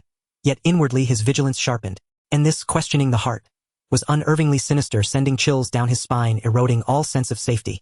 Seeing Ying Ji prepare to leave, Ruohua hurried forward, slipped her arm through his, and pressed her youthful slender frame tightly against him, making him profoundly ill at ease. What are you still doing, elder sister? Ruohua waved playfully toward Ruofeng, winking slyly. Don't be aloof. Come here too. Truth be told, you're the one who acknowledges him most deeply. Ying Ji glanced back at the 88 hovering above Ruofeng's head, and nodded emphatically in agreement. Exposed, Ruofeng, flushed with indignation, kicked a massive boulder skyward, then strode heavily toward them and seized Ying Ji's other arm. Wait, hold on. Ying Ji hastily withdrew both arms from the 2 girls' grasp, flustered. I'm grateful for your trust. But why are you clinging to me like this? Because you are our master. Our bodies and souls belong to you. And enough of that. Ying Ji's expression shifted vividly, blushing unmistakably. Even anime wouldn't dare stage such a scene, a white-haired elven maiden signing away her life in servitude. What kind of doujinshi plot is this? You're so adorable, master. Ruohua's eyes shimmered with sparkling light, her gaze upon Ying Ji tinged with something tender, almost maternal. I most certainly do not. Ying Ji waved, dismissively batting away Ruohua's hand as it reached for his head, then turned without looking back and strode briskly along the path they'd come. And this questioning the heart was utterly absurd. Why had even his sarcastic mutterings manifested so literally? Flee far away. Ruohua winked mysteriously at Ruofeng and followed closely behind Ying Ji. Do not tease the master with the questioning the heart. Ruofeng sighed, then instantly realized what she'd just said, clapping a hand over her mouth. I refuse to acknowledge that title, master. Have you Yang and the others returned? No, they are dead. In a village compound, a group sat solemnly around a table, faces grave. On the hall's wall hung a mirror-like mural, its surface rippling like water, rapidly replaying scenes of Ying Ji slaying Yu Yang and Hu Yuhang. We have run out of time. The sacrificial rite must be completed today. Just now through the age stone we saw they were rescued by an unknown youth. likely no more than peak first-rank cultivation. Confirmed aside from the divine effigy, they bear no further blessings or protections. Capture is feasible. And then there is no issue. The Li family's youths have already set out. The assembly rose to depart, and boom, a jagged shard of ice plummeted from the heavens, shattering the table into splinters. Panic erupted across the village, as if calamity itself had descended. The elder leading the group gazed upward at the floating figure. His eyes deep, his voice calm yet laced unmistakably with seething resentment. We were unaware of Lord Shuangbing's August arrival. What brings you here? And the figure cast a faint, indifferent glance over the ravaged compound, then fixed his unblinking gaze upon the wall's reflected images. His tone serene, detached. I seek someone. In that small yet warmly lit cottage, Ruoyu and Ruoshue stirred a pot of century again pork kanji, their expressions serene and content. Ever since Ying Ji had brought them abundant ingredients and culinary scrolls, the two had discovered a world of astonishing flavors and cooking techniques so ingenious they inspired genuine delight. Yet what pleased them most was Ying Ji's quiet acceptance. Confirmed by the spirit tree's gift, his heart had already welcomed them. And now he worriedly went to visit elder and second sisters. And knock, knock, knock, knock. Na crisp rapping echoed at the door. Ruoyu leapt joyfully to answer, and opened it with a bright smile. Welcome home, Mas. Master. A square-jawed man stood at the threshold, flanked by others clearly ill-intentioned. He blinked, startled. Me? And Ruoyu's delicate face paled instantly. She bolted into Ruoshue's arms, burying her face deep, curling up like a frightened ostrich. Ruoshue gently soothed Ruoyu's back, straightened her slender frame, and met the man's gaze with quiet resolve. Who are you? No need to fear. The man raised his hands placatingly. The village elder sent me to invite you home, and also to see my younger sister. There is no younger sister here, Ruoshue replied, glancing down at the trembling girl in her arms. Her voice cool, deliberate. Only demon maidens. Please leave. Please don't be hasty. The elder has purified the demon tree's roots. He can prove you are not demon maidens, and will bring no misfortune. Come home, little sister. Live happily with us once more. And though we know not this master you speak of returning to your former life, living alongside us, is surely the most beautiful path, is it not? His tone was earnest, sincere. Not feigned, his voice even caught slightly, lending weight to his apparent sincerity. But Ruoshue's attention remained wholly upon Ruoyue, trembling violently in her arms, shaking uncontrollably the moment his words fell upon her ears. Her gaze grew colder still. She looked upon the man who by blood was her brother, cold energy gathering silently in her palms. Your concern is unnecessary. We live well, and have no wish to return. The man surveyed their surroundings, slowly noting the savory aroma rising from the pot and how the cottage itself had grown sturdier, more refined. He sighed softly, then signaled his companions behind him. It seems your lives have indeed improved. Proceed, and bind them, and bring them back alive. In the witch's hut, Ruoshue and Ruoyu were tightly bound and thrown into a corner with several visible wounds on their fair skin from struggling. At this moment they trembled as they huddled together, eyes closed in constant prayer. Li, go look at this little girl. Why don't we? Shut up. The leading man interrupted his subordinate's fantasies, saying, suppress your beastly desires, and do not let the witch's charm control you. The village chief and the others will arrive soon. Don't you feel embarrassed being seen like this? Is this where they are? With that, the footsteps outside became uneven and chaotic. Lord Shuangbing, please come in. As an elderly voice echoed, the door to the hut opened, and the sparse sunlight filtered through the leaves, bringing a hint of warmth to the oppressive little hut. Everyone instinctively looked towards the bright entrance. The first figure they saw was not their kind village chief, but a domineering and stunning woman whose palpable coldness seemed to freeze the very air around her. The woman wore a fitted blue qipao adorned with simple white edges, exuding an indescribable aura of nobility. Beneath her skirt, a small jade pendant was tied, producing a crisp sound with each step she took. As the perspective gradually rose, it revealed her exquisitely shaped figure, perfectly proportioned to an unrivaled degree. Her voluptuous bosom and firm hips complemented the antique elegance of the qipao, making her appear dignified yet aloof, like a celestial being descended from the heavens. Is this where they are? The woman spoke calmly, her cool voice echoing like a haunting sound in the empty valley, drawing people in. At that moment, Ruoshue dared to lift her head and face the woman's full appearance. That glance left an indelible impression in her mind. The woman wore her hair in a cloud-like bun, with just a crude wooden hairpin inserted, yet this did not detract from her charm. Instead, it made her seem even more ethereal and dreamlike, impossible to touch. Her eyes were as cold as the icy depths of a mountain, her skin smooth and tight like white jade, appearing as though it were made of ice, the only warm feature being her cherry blossom-like lips, evoking an irresistible desire to kiss. She seemed less like a human and more like a queen born from glaciers, embodying a chilling beauty that instilled fear and longing. A seductive temptation intertwined with a chilling aloofness enveloped her, and together with the antique qipao, she became a transcendent being of the world. The surrounding men involuntarily bowed down. The woman frowned slightly, and with a cold snort the groins of those bowing men turned to blocks of ice exuding cold air. Lord Shuangbing, the village chief exclaimed anxiously. Spare them. The woman glanced at the eager village chief, her voice devoid of emotion. is already an act of mercy. The village chief swallowed hard, his gaze revealing obvious fear, his already frail body trembling like sifted flour. Third sister, don't you think this big sister looks a bit familiar? Ruo Yu looked at the newly arrived Lord Shuangbing with curiosity, asking Ruo Shui without a hint of fear. Seeing her carefree sister, Ruo Shui felt her own anxious heart settle down a bit, and the burning pain on her body eased somewhat with the arrival of Lord Shuangbing. She examined carefully and hesitantly nodded. She does seem somewhat familiar. As Ruo Shui scrutinized the woman's emotionless gaze also turned to them, piercing their souls. Ruo Shui and Ruo Yu shrank back like frightened rabbits, instinctively curling up in the corner, trying to evade the icy gaze that felt as if it could freeze their bodies. Have you seen this person? The woman waved her jade hand and a large ice mirror appeared before everyone.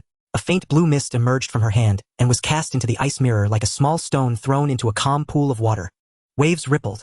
The ice mirror gradually revealed the visage of a young boy. Though his hair was messy, and he looked somewhat gloomy, beneath it all was his unmistakable handsome face and skin as white as snow. It was Ying Ji, and the woman was none other than Ying family's head, Ying Feishui. Upon seeing the person in the ice mirror, Ruo Shui and Ruo Yu's pupils involuntarily contracted, and they shook their heads in unison like a rattle. Never seen him, never seen him. You are lying. Ying Feishui naturally noticed their poor acting, her gaze sharpening. I really haven't seen him. Ruo Shui tried to make her tone firm, but her somewhat trembling voice betrayed her. The two girls stared at Ying Feishui's face and finally understood why she looked so familiar. The Lord Shuangbing, who instilled fear in the entire village, bore an uncanny resemblance to their master Ying Ji. However, in the minds of the two little ones, blood ties were the least reliable. Every wound on their bodies was inflicted by their blood relatives. Instinctively, they felt that the imposing Ying Feishui was there to bully Ying Ji, especially since she had arrived with the villagers who had tormented them. Their primal instinct to protect caused them to remain silent about Ying Ji. Really haven't seen him. Ying Feishui's gaze became as sharp as a knife, and the coldness radiating from her enveloped the surroundings, making those nearby nearly unable to stand. Especially the already weak Ruo Shui and Ruo Yu. The two girls' originally pale faces turned even whiter, yet their faith kept them holding on. No! The two short words seemed to drain all their strength, and the two girls sank down together. Don't come back, don't come back. There are bad people at home. The two girls silently prayed in their hearts, hoping that Ying Ji could escape this calamity. Ying Feishui observed the two girls huddled together, her beautiful brows furrowing in contemplation. Suddenly a commotion erupted outside. A villager rushed in, clutching a wound on his arm, breathing heavily, his words coming out in a disjointed manner. Those two witches brought a boy. They barged in. Before he could finish speaking, a cold light struck the back of his head, knocking him out cold. The glimmer of cold light landed on a blood-stained palm. At the entrance, a somewhat hunched figure of a boy appeared, propping himself against the wooden door. His body was covered in various wounds, his clothes torn into strips. His eyes were slightly red, yet held an unusual chill, with drops of blood falling to the ground, leaving a faint trail. This explosive growth potion modified is really expensive. Did the effect time really end so quickly? So impulsive, this weighing of conscience has truly caused me great harm this time. The boy pressed a dagger into the wall, supporting himself as he slowly raised his head. Let them go. Yet, when he finally lifted his head, what he faced was not the vicious villagers or the torrential attacks, but a pair of equally cold eyes. At that moment, the ice in those eyes seemed to melt into spring water, causing his throat to involuntarily swallow, his voice slightly hoarse. Sister. The memories of Ying Ji came in a very strange manner. Like an old photo album that has turned yellow with age, its cover dust-laden, one corner curled up, stained with a red blotch that is hard to distinguish as either noodle soup or blood. It felt both strange and familiar. Among the inherited memories, his sister was cold and strict, exuding the authoritative aura of a typical elder, her words carrying an undeniable absolute. She was the person whom the original owner had always feared and even rejected. For someone with social anxiety like the original owner, having a person more severe than their parents provided a complete reason to lock themselves in their room. And then, there was no longer any impression of the sister, as if the photos in the album had yellowed with time, becoming indistinct, until this woman appeared right in front of him. The blurred figure suddenly became exceptionally clear. Ying Ji could not care less about the wounds on his body as he looked at this woman, who made the entire room tremble, and her fleeting gentleness in her eyes, his mind muddled from blood loss, suddenly cleared. Sister. At the sound of this word, Ying Feishui's pupils slightly contracted. A feeling of happiness akin to seeing a glimmer of firelight on a frigid ice field instantly filled her heart. It had been so long since she had heard such a simple address. However, the deep visible wounds on Ying Ji's body instantly cooled her warm heart. The wind outside, carrying a bloody scent, lifted the hem of Ying Feishui's qipao slightly, yet it could not smooth the brows that were furrowed at some unknown time. Younger brother. The reply was flat, yet it made everyone in the room feel as though they were facing a great enemy. Especially the village chief, who was still leaning on his cane, beads of cold sweat dripping down like pearls. This boy who had obstructed their actions was actually the brother of this ruthless and merciless person causing trouble. Ying Feishui had no interest in the thoughts of the others, her eyes were solely on her own disheveled brother, whose wounds were almost congealed into scabs, making her cold heart unconsciously contract fiercely. She slowly stepped towards Ying Ji, her gaze still indifferent, but her tone carried a hint of concern as she questioned, "How did you get yourself into this state?" "It's none of your business." A surge of irritation suddenly welled up in Ying Ji's heart, akin to a teenager being questioned by parents for poor exam results. Impatience, a feeling that arose very naturally, and yet was youthful, a sentiment that Ying Ji had never experienced in his past life. After all, in his previous life he had no parents. Ying Ji supported his bleeding arm and casually tossed out a half-hearted remark before turning to walk behind Ying Feishue, helping Ruo Shui and Ruo Yu cut the ropes, liberating the two little ones' ability to move. "Wah! Master, they bullied us." Ruo Yu hugged Ying Ji tightly, the scars on her body intertwining with his blood, looking particularly tragic. "Let go." "Huh. It hurts." Ying Ji gritted his teeth, his tone calm as a deep well. "I'm sorry." Ruo Yu let go of Ying Ji, as if she had been electrocuted, at which point this poor little girl finally saw the horrific wounds on Ying Ji's body. She saw the flesh that was almost turned inside out. The red was blood, the white was flesh, and a faint scent of blood wafted in the air. "Master, you are bleeding." Ruo Yu panicked, forgetting her own wounds, clumsily trying to cover the cuts on Ying Ji's body, with her hands hoping to stop the blood loss. However, the sensible Ruo Shui had already started tearing off strips of cloth to bandage Ying Ji. Ying Feishue looked at the bloody footprints on the ground, and the three young boys and girls who had begun to lick each other's wounds. Her heart paused for a moment, as if something had firmly gripped it. "It's none of your business." These four short words, along with the irritation of keeping people at a distance, and the sight of her brother's bloodied state, surrounded Ying Feishue with pain and sadness, to the point that the joy brought by that word "sister" had all but vanished. Her fingers gently rested on the jade pendant at her waist, the icy blue pendant, still adorned with unknown soft patterns, shimmering with a faint blue light, causing the surrounding air to slightly distort. From within the twisted space, three thin pieces of paper were taken out by Ying Feishue, as delicate as white jade, flying towards the three young boys and girls, expanding in the wind, turning into a thin membrane of light that covered them. A gentle radiance unfurled from within, casting onto the three, miraculously beginning to heal their wounds, especially the terrifying wounds on Ying Ji, which surprisingly began to sprout delicate pink granulations. Seeing the three's injuries improving, Feishue nodded, her tone unconsciously softening. "Your friends. They saved me." Ying Ji did not turn back, tying a knot with the cloth he had used to bandage. "I cannot allow them to be bullied by others." Ying Feishue pondered for a moment, seemingly contemplating the relationship between Ying Ji and these two girls. However, the village chief became anxious, disregarding Ying Feishue's imposing presence, hastily wanting to dispel some of her thoughts. "Lord Shuang Bing, these two girls are our spirit maidens. They bear their own missions. If you take them away, the king will surely be furious, and you people on the surface wouldn't want things to escalate to such a level, right? Why not? You take your brother, and I will take the spirit maidens. After all, the spirit maidens are also our children. Taking them back is just to continue serving the spiritual tree. It would be a win-win, wouldn't it?" "Are you threatening me?" Ying Feishue raised her sword-like brows, slightly, her tone filled with malice. No, I'm just offering a small suggestion for the Lord." The village chief repeatedly waved his hands, regretting his rashness. After all, this was Shuang Bing, the woman who almost destroyed the entire Nanuer abyss. Ying Feishue cast a faint glance at him, and ignored him, walking to Ying Jia's side, gently lifting him into her arms, cradling his somewhat slender body, her cool brows and eyes gazing tenderly at him. "Let's go home." Her tone remained cold, but Ying Ji felt a unique tenderness belonging to Ying Feishue, akin to shaved ice with a hint of sweetness. He looked at the top of Ying Feishue's head, but saw no affection points, only a short line of garbled text. "Dada, your sister's level is too high. The system's functions are restricted. Not only can you not see her affection points, but you also can't produce any social value." As if she had read Ying Jia's doubts, the system promptly jumped out to clarify. "I see." A crisp voice rang out, and the wooden door shattered into pieces, revealing a girl with heroic features, Ruo Feng. Ruo Feng looked at Ying Ji, who was being princess carried by Ying Feishue, and the motionless crowd momentarily stunned. "Master! Ying Ji, have you been taken hostage?" Ruo Feng's sudden intrusion cast an uncanny stillness over the room. Villagers and the Ying siblings alike froze, as if time itself had halted, their eyes locked tightly upon her. That is to say." Ruo Feng pointed gingerly toward Ying Feishue. Her princess cradle hold made it utterly inconceivable that she bore any ill intent toward Ying Ji. "Is this your lover? Traversing 1,000 li to find your husband?" Her entire face flushed with mortification. Just as Ying Ji prepared to reply, another young woman, her long hair cascading past her waist, burst through the doorway, trailing a torrent of chatter. "Master, why did you dash off so quickly?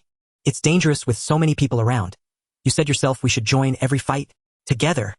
Upon spotting Ying Feishue, her speech slowed abruptly, then ceased entirely. Her gaze fixed on the Ying siblings widened in stunned disbelief. Her pupils contracted into tiny taut points. She rushed forward, snatched Ying Ji, whose injuries had only just begun to mend, from Ying Feishue's arms, and clutched him fiercely to her own chest, eyes sharp with vigilance.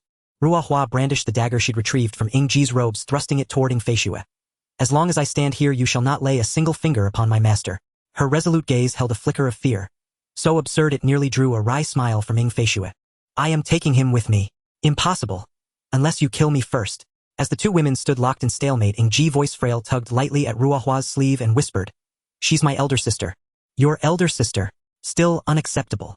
Ruohua glanced at the village chief who cowered before Ying Feishue yet refused to yield. "Bloodkin alone does not guarantee trustworthiness. I will never allow her to harm you." Her expression mirrored that of a fiercely protective hamster, though for her the master cradled in her arms mattered infinitely more than any morsel of food.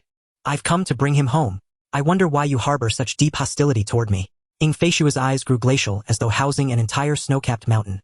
Piercing, bone-chilling. An invisible pressure descended upon Ruohua like a crushing weight, forcing her slight frame to sink ever so slightly. Yet one could hardly blame Ruohua.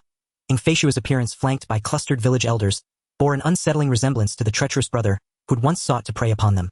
Since Ying Ji had already reduced that murderous brother to a lifeless corpse, Ruohua saw no reason to shrink from this suffocating pressure. Not when protecting her master. Moreover, that exquisitely beautiful face, once glimpsed beneath the blood-red clouds, was a memory seared indelibly into her soul. "No matter what, I will never let you harm my master. This isn't about enmity. It's about distrust. Demons like you who casually shatter others' lives cannot possibly treat my master with gentleness. Though we've known each other but a day, he is family to me. Like a younger brother, tender, kind, and utterly endearing. I won't let you take him from me." Yet Ying Feishue's attention fixated solely on the words, "like a younger brother." A faint involuntary twitch rippled along her temple. "Your younger brother. Ying Ji, how remarkably resourceful you are, to have claimed an elder sister within a single day. So it seems I, the head of our household, was merely indulging in misplaced sentimentality." Though her tone remained frigid, Ying Ji still detected the faintest trace of sour jealousy beneath it. She effortlessly reclaimed dominion over Ying Ji, gripping his hand firmly and speaking with quiet, simmering ire. "Clearly my instruction has been insufficient. I'll address this further once we return home." Ruohua lunged forward, but found herself rooted to the spot. Glancing down, she saw her legs encased in shimmering ice, immobile. Not only she. Everyone present save the Ying siblings stood frozen in place, their feet locked beneath sheets of frost. "Master!" She screamed hysterically as though Ying Feishue were some monstrous dragon poised to abduct her princess. Yet Ying Feishue didn't spare her a glance. Merely tugged Ying Ji toward the exit. A firm, unyielding resistance met her grasp. Knowing him to be her younger brother, Ying Feishue applied only gentle guiding force, but his unshaking stance spoke volumes in silence. He refused. "Ying Ji, you're defying me now." Her voice feigned cold authority, yet beneath it lingered a subtle bitterness. Unacknowledged even by herself. "Elder sister, I've given it thought. Speak. I still need 4 maidservants." Ying Ji lifted his gaze, meeting her eyes with calm, unwavering resolve. His quiet declaration hung in the air, and instantly every soul in the room stirred with divergent thoughts. The villagers, having just heard the Ruo sisters address Ying Ji as master, braced themselves instinctively. Their expressions hardened, ready to defy Ying Feishue's might at a moment's notice. The village chief's face darkened, his gaze darted evasively. The Ruo sisters' faces lit up with radiant delight, their gazes drifting into soft, dreamy reverence. Even Ruo Feng, the most reluctant to acknowledge Ying Ji, now blinked back a glistening mist. Only Ying Feishue's expression turned glacial, her sculpted porcelain-like visage seeming to radiate actual frost. She swept her gaze across the 4 sisters, voice crystalline with icy finality. "I'll arrange for you when we return. You know precisely what I mean." Ying Ji met her evasive dismissal with unflinching conviction. Yet in Ying Feishue's eyes he resembled nothing more than a petulant child. Ying Ji himself wondered why he suddenly felt so unlike himself. Once he'd never voiced demands to anyone, all things he'd seized through his own strength alone. Perhaps the lingering effect of the heart-questioning technique, or perhaps simply because this formidable aloof woman was his elder sister, had awakened in him a rare, uncharacteristic capriciousness. When Ying Feishue stood before him, his first instinct was profound leaning upon her. Even just a little was permissible, and she too yearned to be leaned upon. A strange, intuitive certainty, like grace descending unbidden. After his words settled, the air crackled with tension. The slightest misstep from Ying Feishue would ignite a storm of defiance. Perhaps the heart-questioning technique, subtly eroding their fear, had emboldened them to challenge such overwhelming power. Ying Feishue sensed the shift unmistakably. Her expression tightened, her tone sharpened. "Ying Ji, don't be unreasonable. I descended into the abyss solely to bring you home. This is the absolute limit of what I can do. To extract others from the abyss would inevitably disrupt delicate cosmic balances. Moreover, these 4 are entangled in deeper matters. Removing them recklessly would invite far greater complications. You wouldn't wish to see the abyss's sovereign emerge demanding explanations, would you?" Her tone softened gradually, from stern refusal to something almost tender, almost persuasive. The villagers exhaled in quiet relief. The Ruo sisters' faces fell, their spirits dimming visibly, a palpable aura of desolation settling over them. Ying Ji watched them, his expression pained. Yet he knew deep down that his sister spoke truth. To persist would indeed cross a line. Still, resentment simmered within him. These villagers would never welcome the sisters home as honored guests. Far darker intentions surely lurked beneath their pleasantry. He could not bear the thought of those who'd shared his days being handed over helpless to fate's cruel whims. Yet his sister's words echoed relentlessly in his mind. For a moment he wavered, torn between duty and devotion. Tears win sweets for children. Ah, foolish Xiao Ying Ji, your icy solemn pleading will move your elder sister not at all. Deploy the ultimate sibling-specific artifact, the art of coaxing. Let her heart soften and grant your wish. If she refuses, weep until she yields. An objective secure Ing Facius consent to bring the 4 spirit maidens home. Using the art of coaxing.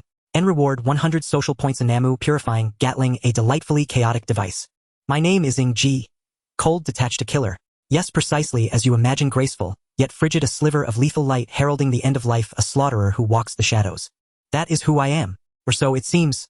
Ever since I stepped from one wretched orphanage into another far more corrupt domain, that label has never changed. I am but an executioner. Merely cloaking brutality in the guise of art, sculpting death itself into a crimson poppy. As a killer I ought to be devoid of feeling, to wield all things without distinction, indifferent to morality, untouched by virtue or vice. So long as the objective is fulfilled, method is irrelevant, emotion superfluous. This is how a killer should be, yet I am not. Blame it on that front desk elder sister who endlessly rambled about anime. Oddly cheerful in this gloomy, suffocating place, humming light-hearted tunes while gazing at her tablet. How strange. You're so young to be a killer. Doesn't that count as child labor? It does not. Let me take you out to play. Honestly, no one here is interesting. I'll bring you to a comic convention. It's delightful. Don't stay silent. Humans, after all, are social creatures. Come hold my hand and let's go play. I'll introduce you to adorable little girls. By the way, little boy, what's your name? Ying Ji. What a striking name. Brimming with that deliciously dramatic aura. My name is Gu Mengmeng. I'll be your dedicated liaison from now on. Yes. As a child I would watch her curiously each time, wondering why she was unlike everyone else, neither icy nor ferocious. She was warm, like a sunbeam slipping through a shuttered room, only to be ruthlessly snuffed out. She never belonged here. When they took her away, all she left behind was that same incongruously radiant smile, and a tablet brimming with anime. Sister's off to become someone important.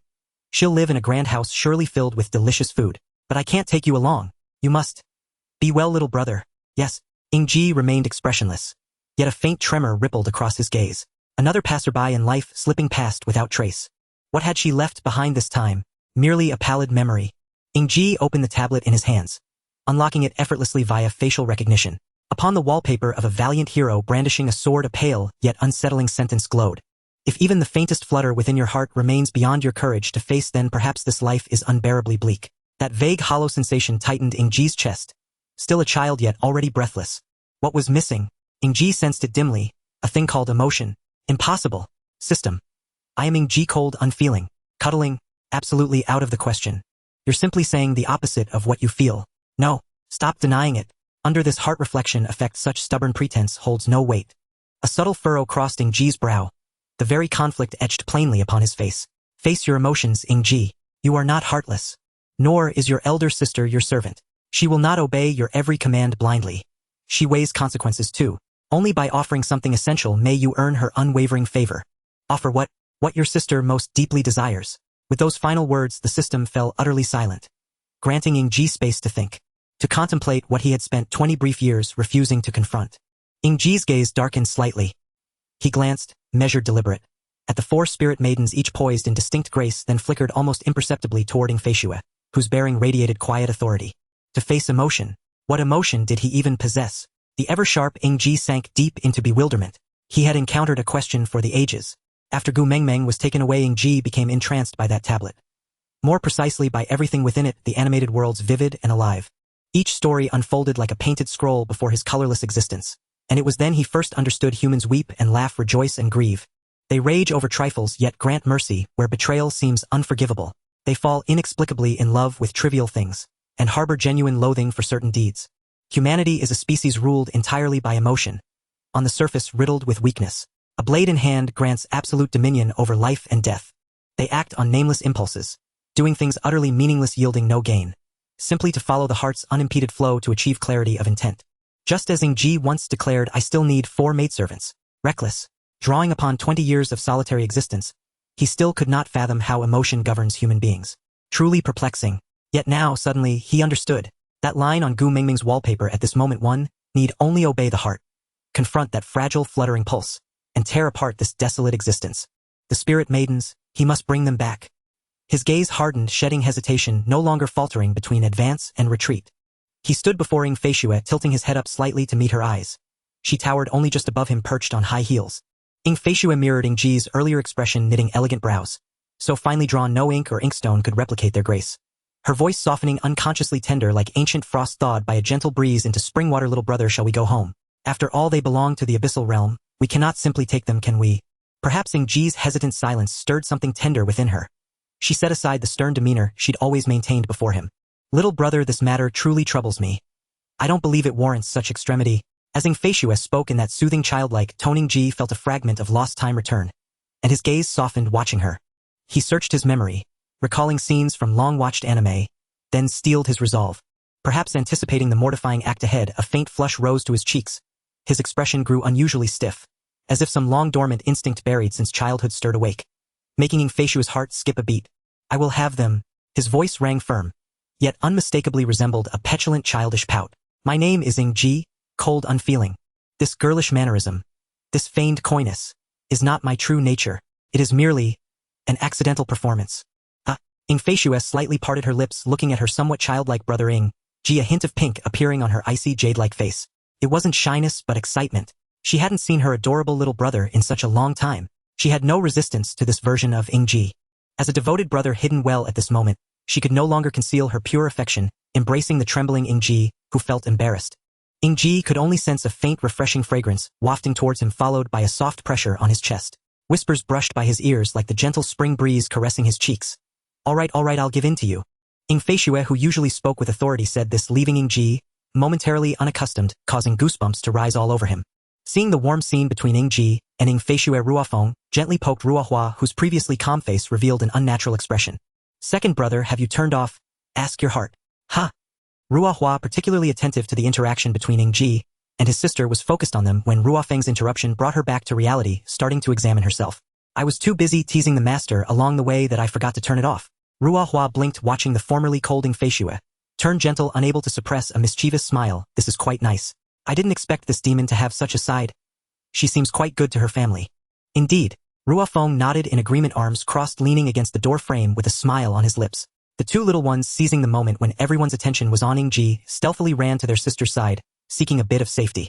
Ruiyue, sensing Ing Feishue's suddenly overwhelming kindness, curiously asked Ruohua's second sister, I feel like the master's sister is quite nice. She even came to the abyss for the master. Why do you keep rejecting her and even call her a demon?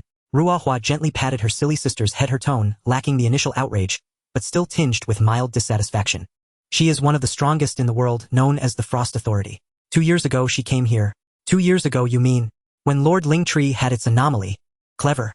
Ruohua chuckled softly, her tone carrying a hint of sorrow. She was the reason for the anomaly of the Lingtree. That day, while the three of you went to the village for the ritual, I was guarding the Lingtree alone. When I returned from foraging for herbs, I only saw the Lingtree Lord struggling in the red mist. And this cold as ice Frost Authority. That is why the villagers blame us for the anomaly of the Lingtree.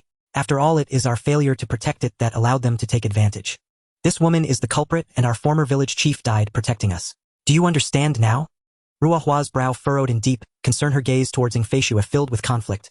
I am starting to hesitate about whether I should follow the master. What's there to hesitate about? The master is the master. Oh, his sister has nothing to do with us. We only need to fulfill our duties as spiritual maidens and follow. Sui Kong. Ruofeng declared firmly. Even if she is unwilling to take us with her, we will strive to be by his side. Right? Ruohua paused for a moment, looking at the flower petals floating in her hand, a slight smile blooming like the first flower of spring on a withered tree.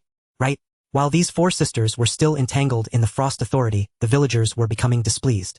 Originally, the conflict between Ing Feishue and them was merely about the affiliation of the spiritual maidens. If Ing Feishue only wanted to take Ying Ji away, they would have no objections, even if they were turned upside down by Ying Ji. After all, it wasn't them who got beaten up, and moreover, even the village chief was wary of Ing Feishue. She should not be a character to provoke. Just a boy. If he takes them away, so be it. It's no big deal. However, if that boy wants to take the spiritual maidens, they cannot agree. They knew that those 4 spiritual maidens were indispensable sacrifices for their ritual needed by the king and the Ling tree. This time would be critical for their hopes of returning to their former good life. Everything was for the Ling tree. One person stepped forward. Soon after, one by one, villagers holding various weapons stood up. Before long, except for the village chief, who leaned on a cane with a deep gaze, everyone else stood up. Their eyes were resolute, self-proclaimed just. Everything was for everyone for this village. You cannot just take them away like this. The man known as Li Gu stepped forward to represent the village chief, his rugged face, weathered by time, filled with a sense of mission. At this moment, he represented all the villagers of Ling Tree Village. In his eyes, Ying Feishue was the reckless one attempting to plunder the hopes of the entire village for her selfish desires. Despicable. Ying Feishue, abruptly interrupted by Li Gu, frowned slightly, her gaze coldly fixated on him, filled with impatience. She was about to smash this noisy ant with a slap, but suddenly wanted to maintain a gentle demeanor in front of Ying Ji. Then tell me, what should I do? Under Ying Feishue's icy gaze, Li Gu felt a chill run down from the crown of his head, involuntarily shivering. But the hopeful eyes behind him did not allow him to retreat alone. These four are our village's spiritual maidens. You cannot just take them away. They represent the soul of our village. This? My lady, please do not put everyone in a difficult position. If you do this, the king will be displeased. Difficult position? Do you even have the right to say that? Ying Feishue's gaze grew increasingly dangerous. How dare this ant defy her, so freely, causing her to feel somewhat flustered. However, she had to set an example as an elder sister. After all, her younger brother had been forced to kill several people today. She couldn't leave him with more shadows. Unbeknownst to her, the one pretending to be a useless younger brother behind her was the real killer.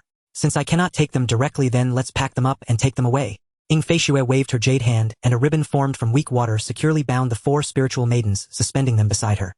The four struggled slightly but could not break free. Looking at Ying Ji's calm face, they resigned themselves. After all, being beside the master wouldn't be bad, right? The hot pot from last night was still fresh in their memories. You. Li Gu's eyes widened suddenly. He never expected this woman to be so reckless. Even if she was a big shot, she should still be wary of the king of the entire abyss world. Aren't you afraid the king will hold you accountable? Afraid? Ying Feishue finally lost all patience and no longer wished to pay attention to this ridiculous ant. I just want to act low-key. She princess carried Ying Ji, her exquisitely beautiful face, taking on a captivatingly sinister angle, accentuating her dress alluringly. Your king is merely a rat who fled with his tail between his legs 2 years ago. At that time, when he came in his true form, he had no power to fight me. Now he is just a small avatar guarding this place. You don't actually think I am truly afraid, do you? You dare. Perhaps it was the provocative and arrogant expression of Ying Feishue that stimulated him. He pointed at her, unable to speak, and could only cast a questioning glance at the village chief.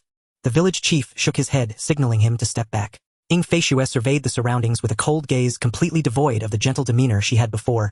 Can I leave now? Although it was a question, everyone sensed a chilling, murderous intent from it. If anyone dared to stop her, they would likely become a corpse in the next moment. Frostblade, why didn't you come to find your old friend after arriving in this abyss? Just as the air became completely solidified in silence, a faint chuckle echoed from a distance. The deep and magnetic voice evoked a sense of familiarity. A faint ethereal figure gradually appeared in the room, becoming solid and taking the form of a white-robed swordsman with a long sword. He had starry eyes and a gentle smile, looking exceptionally extraordinary. A sharp sword, intent nearly blinding, emanated from his seemingly elegant and amiable presence. Wang! The moment this white-clad man appeared, all the villagers present instantly knelt, as if they had seen a deity, lacking even the courage to raise their heads to look at him. Only the village chief slightly bowed in greeting, qualifying to stand. This is the king of the abyss, more precisely the king of the southern abyss, the white-robed sword king Bai Shan. He looked at Ying Feishue with a soft expression, as if regarding an old friend. Reunion? With you, the king of pyramid schemes. Ying Feishue mocked, tightening her grip around Ying Ji unconsciously. 2 years ago, everyone here was a follower of the spirit tree, and now they have all become your lackeys. Such methods could rival a scheme, right? You're too kind. Bai Shan's expression was particularly humble. One might think he was a refined scholar exuding a scholarly aura. I merely guide them to a better path. After all, the spirit tree has already been corrupted, and without our support, they would soon become dust in this predatory environment. Sophistry, Ying Feishue scoffed at Bai Shan. Your heart is truly filthy. Hee. Bai Shan raised his hand gently, and the villagers disappeared from the room. I will send them away first so that you don't develop murderous intentions and start a massacre. Just now I thought that when I arrived, I would only see a scene of bloody hell. Originally the room felt crowded with too many people, but suddenly it became empty. The pot on the table was still steaming, and a light mist lingered between the two, creating a dreamy atmosphere. Bai Shan chuckled as he looked at Ying Feishue, and Ying Ji nodding slightly at Ying Ji. Your brother. My husband. Bai Shan's face froze for a moment, and after a while he managed to regain his composure. Don't joke like that. I can't believe you would fancy someone like this weakling. You must know that the you I know is the Frost Authority who believes in the supremacy of the strong. If I wouldn't lower myself to your level, how could you? You dare to insult my brother, you're finished. Bai Shan's face froze again. Cough cough, let's not discuss this anymore. He lightly coughed to cover his embarrassment. Frost Blade, you've overstepped again. Bai Shan still smiled, but his tone was not as friendly as before. Ying set Ying Ji down, no longer holding him like a princess, but embraced him, her expression cautious and cold. What do you intend to do? Don't be so aggressive, you know that my main body is still recovering from your earlier attack. This clone poses no threat to you. Speak, what do I need to sacrifice this time? Don't start with talks of transactions. Baishan rubbed his hands, revealing a hint of greed in his eyes. His once scholarly white robe suddenly appeared crass. Authority does not descend into the abyss and emperors do not seek the surface. This is a consensus frost blade. Do you know the consequences of your actions this time? Haven't you suffered enough from 2 years ago? No need for you to worry. Ying remained unchanged in expression. You only need to state the price. Don't push your luck or otherwise you will gain nothing. Hee hee. A strange laugh made Baishan's image appear even more lecherous. This time you just need to come down and take someone away. The ritual of the spirit maiden is merely my arrangement. It doesn't amount to much. How do we settle this privately? He looked over Ying who was wearing a form-fitting qipao, feeling parched. Everything about Frostblade was stunningly beautiful, making him obsessively captivated. Even when healing, he couldn't help but think of her unparalleled elegance day and night. A piece of your original flavored underwear. Are you insulting me? Ying brow twitched slightly, her hands secretly gathering strength, ready to strike Baishan down at the slightest disagreement. That's not happening. However, Ying would not give him any chance to defend himself. Her patience had reached its limit. Indeed, the conscience hasn't shut down. Such power tied to the laws cannot even be resisted by those at the peak. Indeed, I was truly foolish. Ying cold lips curled into a cruel arc, appearing as if she would devour someone. This southern abyss is your private domain, and the anomaly of the spirit tree is one of your unmentionable secrets. Threatening me with a consensus, are you expecting to catch a wolf barehanded? If I were to destroy it, what could you do? That's one way to put it. Baishan was exposed and his expression became awkward. However, Ying would not give him any chance to defend himself. Her patience had reached its limit. A small snowflake unknowingly landed on Baishan's shoulder, and its icy aura instantly destroyed all bodily functions of Baishan. Before he could utter a single harsh word, he had already turned into an ice sculpture devoid of warmth. Noisy! Ying finally displayed the authority and coldness of the frost blade in front of her brother, reminiscent of her former self, as an assassin striking to kill without giving any chances. However, when she turned around, that lofty, queenly demeanor instantly shifted, and Ying Ji seemed to hear the sound of her character crashing down. She offered Ying Ji a faint smile, melting the ice like an angel. Even Ying Ji could not help but stare in a daze. Ying extended her jade-like delicate hand, taking hold of Ying Ji's hand, while her other hand gently stroked his face. Brother, let's go home. That tenderness seemed capable of dripping water paired with a face that could turn the world upside down. Ying Ji could not withstand it. He truly couldn't bear it any longer. It was only now that Ying Ji realized. Women were born with an innate ability to make one's cheeks flush crimson. Ying had shifted in an instant from radiating lethal intent one moment to gazing at him with an utterly forbidden tenderness the next.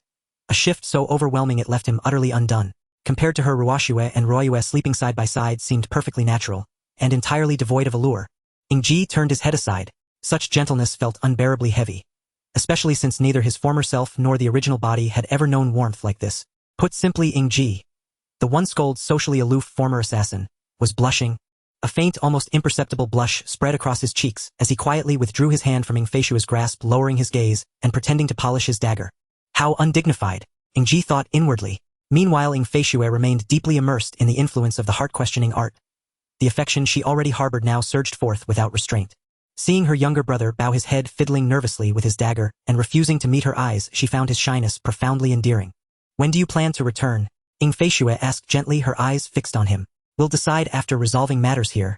Ying Ji slid the dagger into his belt and spoke slowly, his gaze drifting through the window toward distant crimson canopy treetops. His brow furrowed with quiet, unspoken anxiety. Ying nodded, her gaze brimming with indulgent affection. As you wish. Agreed. Ying Ji inclined his head. These matters are complicated. Truly troublesome. No matter.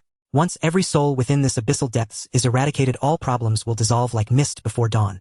Ying spoke coldly, frost already coalescing in her palm, as a terrifying aura filled the chamber. Eradicated? Ying Ji raised an eyebrow. Under the heart-questioning art's influence, he did not flinch. He accepted his sister's conviction. Why? Because Baishan incited the spirit tree's rampage solely to subjugate its people. His tribe urgently requires more hands, and thus seeks to control the locals through the spirit tree. Destroy this place and the crisis vanishes. Brother. Whatever your heart desires, I shall fulfill it.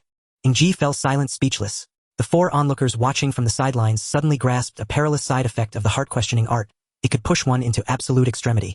In this case, extremity manifested as the belief that her power alone could resolve everything. Second sister, have you shut it off yet? Ruofeng frantically shook Ruohua. If you don't act now, our family is doomed. Ruohua swatted his hand away flustered as she strained to interface with the spirit tree's ward. Stop shaking me. I'm trying, sister. Ruohua timidly raised her hand beside them looking like a child caught in wrongdoing. What is it? I may have accidentally cranked the heart-questioning art to its maximum setting. Ruohua froze then exasperatedly tapped Ruohua's forehead. No wonder I couldn't shut it down. Hurry up and turn it off.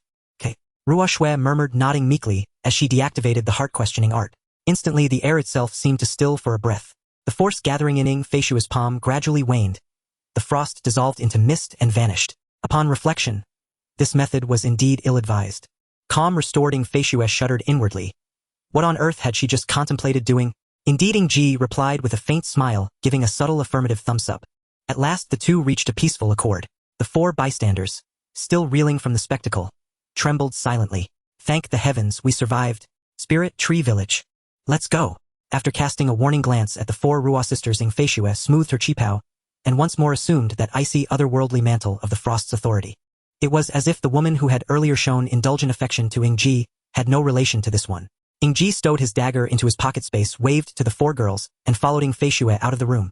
The four Ruo sisters looked back with reluctant glances at the ramshackle room they had stayed in for 2 years, their hearts heavy with attachment.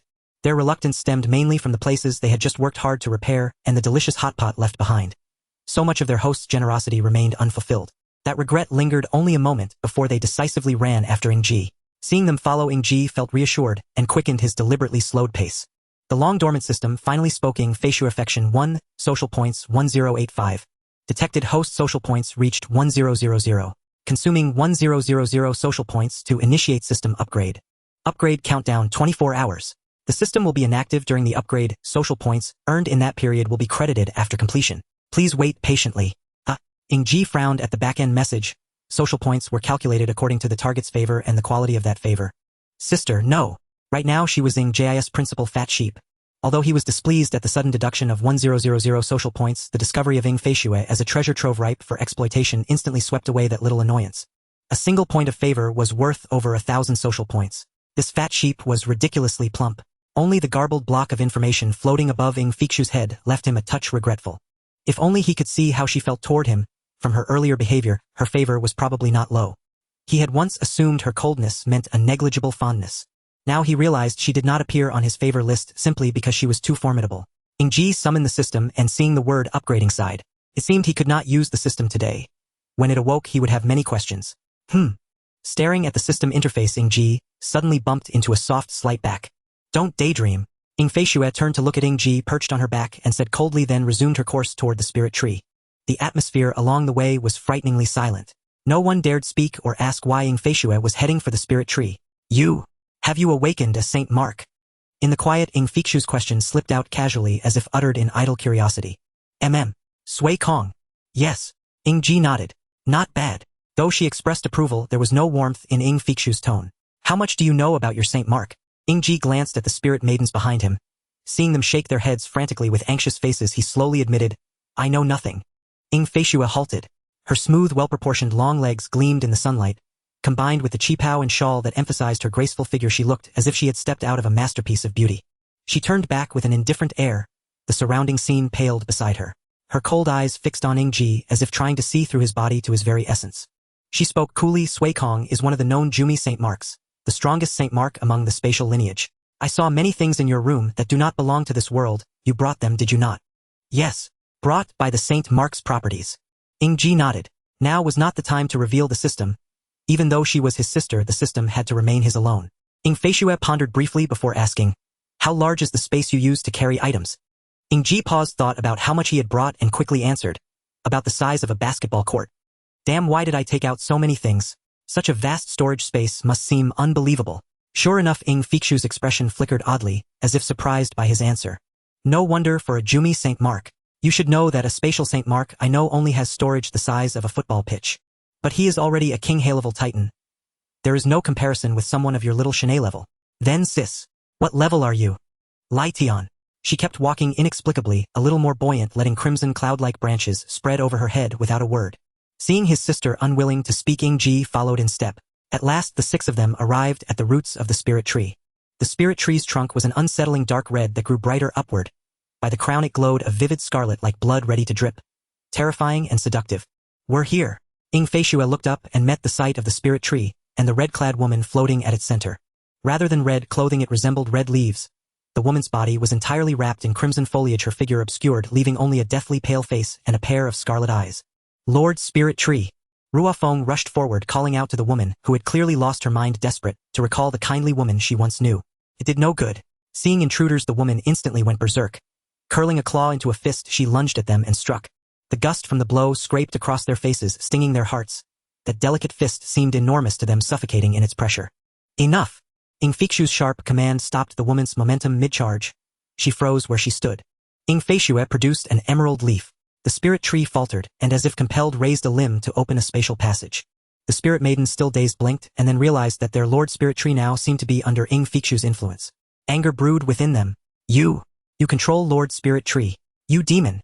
Ruofeng, losing reason, bared her claws and tried to attack Ying Feishue. But her feet were frozen, unmoving. I did not control her, Ying Feishue said, as she pulled Ying Ji up, her voice even. This is the power of a contract. Even in madness, certain lawful forces must be obeyed.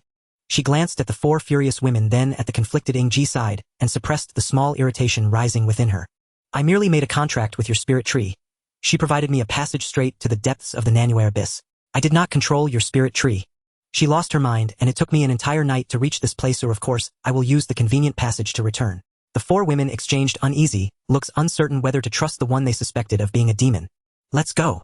Ying Ji reached out to them with a comforting smile. We leave now so that we may return stronger. At present our strength is meager. There is nothing we can do for your spirit tree aside from suffer. Once we have power, we will come back and set everything right. After speaking, he glanced at Ying Feishue with her arms folded. After all, this is our matter, and it is my duty as the master.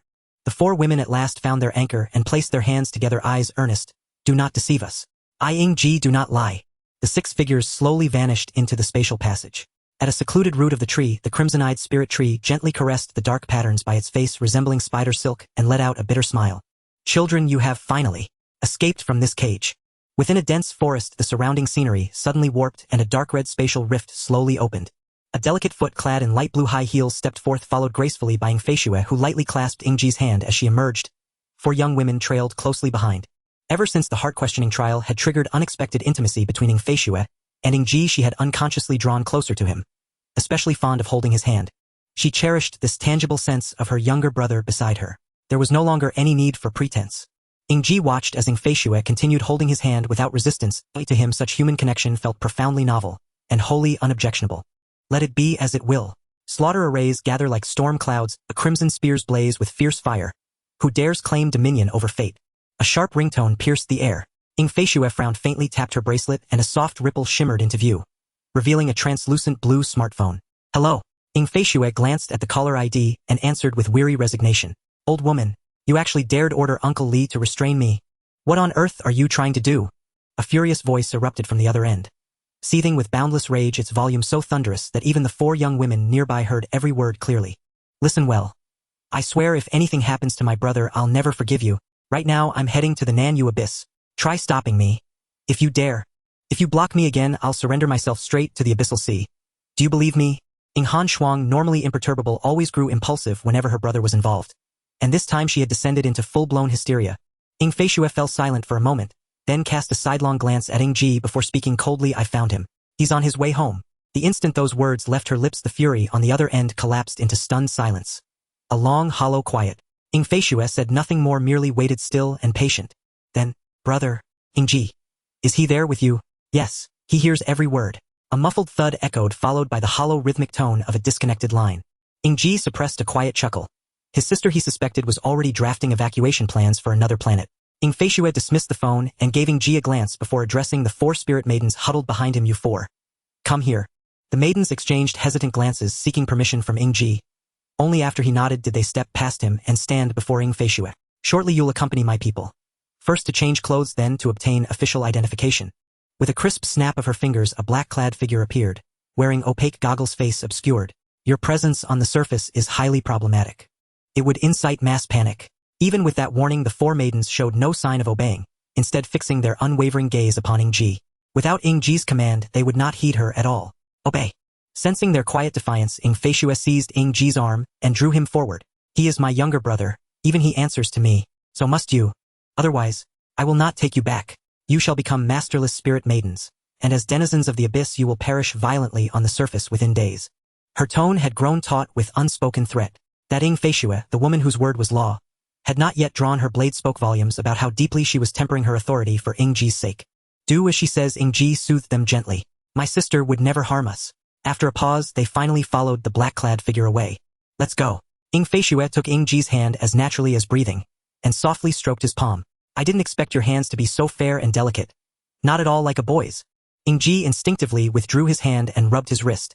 Sister, may I ask you something? Ask. I'm in a good mood. Then, was it truly you who altered the spirit tree?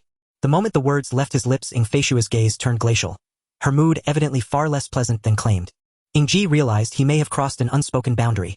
After all, had an explanation been necessary, she'd already offered one to the four maidens moments earlier. Yet now he bore the weight of responsibility as their master, and this matter demanded clarity. That was why he avoided entanglements with others' inexplicable duties settled upon you the moment you drew near another soul. Such bonds were chains, yet also the very source of warmth and belonging. At last Ying Ji understood what had been missing throughout his 20-odd years. He'd seen countless such lonely protagonists in anime, yet never recognized himself among them, never grasped the tragic solitude reflected in their eyes. Not until today, when the heart-questioning trial shattered that window, did he realize what he lacked: ties that bind, the vital connections that anchor one to the world. This matters deeply to me, sister. His gaze hardened with resolve, unflinching even beneath the icy warning in her eyes. They held each other's stare for several long seconds, until Ying Ji yielded, pressing slender fingers to her temples. Do you trust me? I will treat your words as irrevocable truth. Good. She took his hand once more and began walking slowly along the mountain path. Then I'll tell you. Mountain streams chimed softly, birdsong and cicada cries wove a tranquil tapestry. In that serene ethereal stillness, a brother and sister walked side by side, each lost in thoughts worlds apart. 2 years ago I descended into the abyss. My purpose simple: to eliminate its threat. Mortals know only of the abyss's rampaging beasts and lethal perils, but they overlook the true danger its people. Nearly every abyss dweller bears a sacred mark, bestowed by the so-called creator. Should even one abyssborn rise in rebellion, the devastation would dwarf that of any beast. Thus my mission was to destroy the creator. Ying Ji blinked, then comprehension dawned. But the creator is the spirit tree, so don't rush. Let me finish. Ying Ji pressed a finger to his lips, muffling his protest into a muffled whimper until he stilled, then released him. That was indeed the plan. Yet when I infiltrated the abyss, located the spirit tree, and spoke with her, I discovered she was no malevolent creator. Malevolent creator? Ying Ji asked. You need not understand what that means. Only that the creator's consciousness gradually assimilates those who receive her grace. Thus the villagers of Spirit Tree Village harbor no desire whatsoever to ascend to the surface. So I struck a 3-article pact with the spirit tree: she would bind her people, and I would withdraw my interference. Ying Ji paused, thoughtfully sensing a thread of truth slipping into place. So, the spirit tree was corrupted by something else? Yes, Ying Ji nodded. Corrupted by another force. All I could do was eliminate the source and depart. Should the spirit tree succumb to corruption and ascend uncontrollably, I would have no choice but to destroy her. The source. The lecherous white-robed swordsman. Yes, Wang, enough. That is all you need to know for now. Ying Ji cut off his questions, shifting tone abruptly. Now, tell me what happened to your body. What about it? Though your external wounds have healed, your internal state is chaos, symptomatic of catastrophic systemic overload. Ying Ji scrutinized him from head to toe, reckless beyond measure. A dust-level cultivator shouldn't attempt feats reserved for the forest rolling tier. Come, let me introduce you to someone. After enduring a rather jarring ride courtesy of a seasoned mountain road driver, the two arrived at a military base. More precisely, a surveillance and defense facility dedicated to monitoring and containing the abyssal depths. The sentry at the gate merely glanced at Ying Ji before snapping rigidly to attention and delivering a crisp formal salute. His weathered dark face bore an expression of solemn reverence. Honorable Lady Shuangbing, greetings. Thank you for your service, Ying Ji murmured with a slight bow of acknowledgement, then gently took Ying Ji's hand and strode forward without pause. It is no burden at all. The soldier held his salute until her alluring silhouette vanished through the gate, his expression growing ever more reverent, devoid of even a trace of impropriety. Ying Ji glanced back at the soldier, whose countenance now radiated near-sacred devotion. Something stirred faintly within him. As they reached the imposing steel gates of a fortified bastion, Ying Ji suddenly halted and turned to face him. Ying Ji tilted his head, puzzled by her abrupt stop. Brother, she said softly, then firmly guided his chin upward, gazing down at him with quiet intensity. I am sorry. What do you mean? Caught entirely off guard by the unexpected apology, Ying Ji stared blankly at his sister. Ying Ji gently cupped his face in her palms, her eyes shimmering with uncharacteristic vulnerability, and beneath them a tremor of anxiety. How do you feel about me now? Cuddle time. Ying Ji replied, uncharacteristically playful. A soft chuckle escaped Ying Feishue. Her composure briefly unraveled. Before he could respond, she continued, voice hushed yet resolute. Brother, I have always been afraid. Afraid that you might despise me, or worse, harbor hatred toward me. In the past, I could still wear the mask of an aloof patriarch, confining you within our home, numbing myself with denial, trusting time alone would vindicate me. But after what transpired in the abyssal depths, surely you must feel that image of me, the one you once held, has crumbled entirely. Ying Ji remained silent, though his silence spoke volumes. Though it pains me deeply, I must say this. Ying Feishue lifted her gaze steady and unwavering. You will remain within our home. The world beyond is far too perilous for you. What do you mean? Ying Ji frowned. Though solitude held no aversion for him, the sensation of being confined, like a prisoner, gnawed at his pride. Precisely as stated, you must no longer appear before others. Your very identity poses grave danger. Why me? My younger sister faces no such threat. She is different from you. How so? Ying Ji's gaze sharpened, edged with raw suspicion. Your sister endures malice only from the surface world, but your suffering will come from all quarters. Ying Feishue added quietly, the full reason cannot yet be revealed. But after your journey into the abyss, you've surely begun to suspect the truth. In short, you must erase yourself entirely, sever every thread of social existence. The person we are about to meet serves not only to heal your latent injuries but also to reshape public perception, to dissolve the very notion of Ying Ji, brother of Ying Feishue, until it vanishes from collective memory. Ying Ji paused in thought, his brows low, his eyes downcast. So, I possess no right to walk freely among the living. Not until now. Not until now. Rest assured, sister will never treat you so harshly again. Her touch upon his hands grew tender, warm, and soothing, utterly devoid of malice. Trust me. What difference does trust make, or lack thereof? He countered. If you trust me, I shall escort you inside with joy. And if I don't, then I shall escort you inside without joy. Ying Ji blinked, stunned. So I have no choice at all. That is not what I meant. Ying Feishue smiled faintly. What I mean is, you may always trust your sister. In the end, Ying Ji was led inside. Yet her rare candor had indeed eased his apprehension about what lay ahead. Moreover, this unguarded intimacy, occurring outside any truth-compelling ritual, further dismantled Ying Feishue's icy, untouchable aura. A fleeting, disconcerting thought flickered. She resembles a devoted sibling obsessive. Ying Ji shook his head, banishing the notion. What nonsense. Though she cherishes family deeply, she could never descend into such fixation. After all, she is a woman singularly devoted to power. Curiously, both sisters uphold a distant, frostbitten demeanor toward all outsiders, yet reveal startling tenderness within the sanctuary of home. How comforting. Carrying this quiet warmth, Ying Ji stepped into a chamber resembling a high-tech laboratory. Teacher, Ying Feishue announced, bowing slightly at the threshold. Ying Ji slipped past her and surveyed the room. A woman in crisp military uniform sat lazily in a swivel chair, her single braid falling over one shoulder. Her hawk-like gaze locked onto him with unnerving precision. A veteran forged in countless battles. That was Ying Ji's immediate instinctive judgment. Her gaze mirrored his own in intensity, yet lacked the chilling indifference he carried toward life itself. Instead, hers held reverence for life and a stirring, fervent passion. The unmistakable fire of a true warrior. Brother, this is my mentor Xia Anchuan, also one of the 10 sovereign authorities, bearer of the sacred sigil of Eclipse Nightmare, the authority of will. Ying Feishue stepped aside to introduce her. Honorable Teacher Xia. Ying Ji echoed, offering a respectful, modest bow, mirroring his sister's gesture. At their entrance, Xia Anchuan sprang from her chair, swiftly pulled Ying Feishue aside, then circled Ying Ji like a curious naturalist examining a rare specimen. Tisk tisk tsk. So this is your younger brother? Delicate skin, refined features. Truly a striking visage. She mused aloud, impressed. Your family's genetic legacy is exceptional. No wonder you're so. Teacher. Ying Feishue interjected sharply, sensing her mentor was about to peel away yet another layer of dignity she'd already shed. I brought him here for your assistance.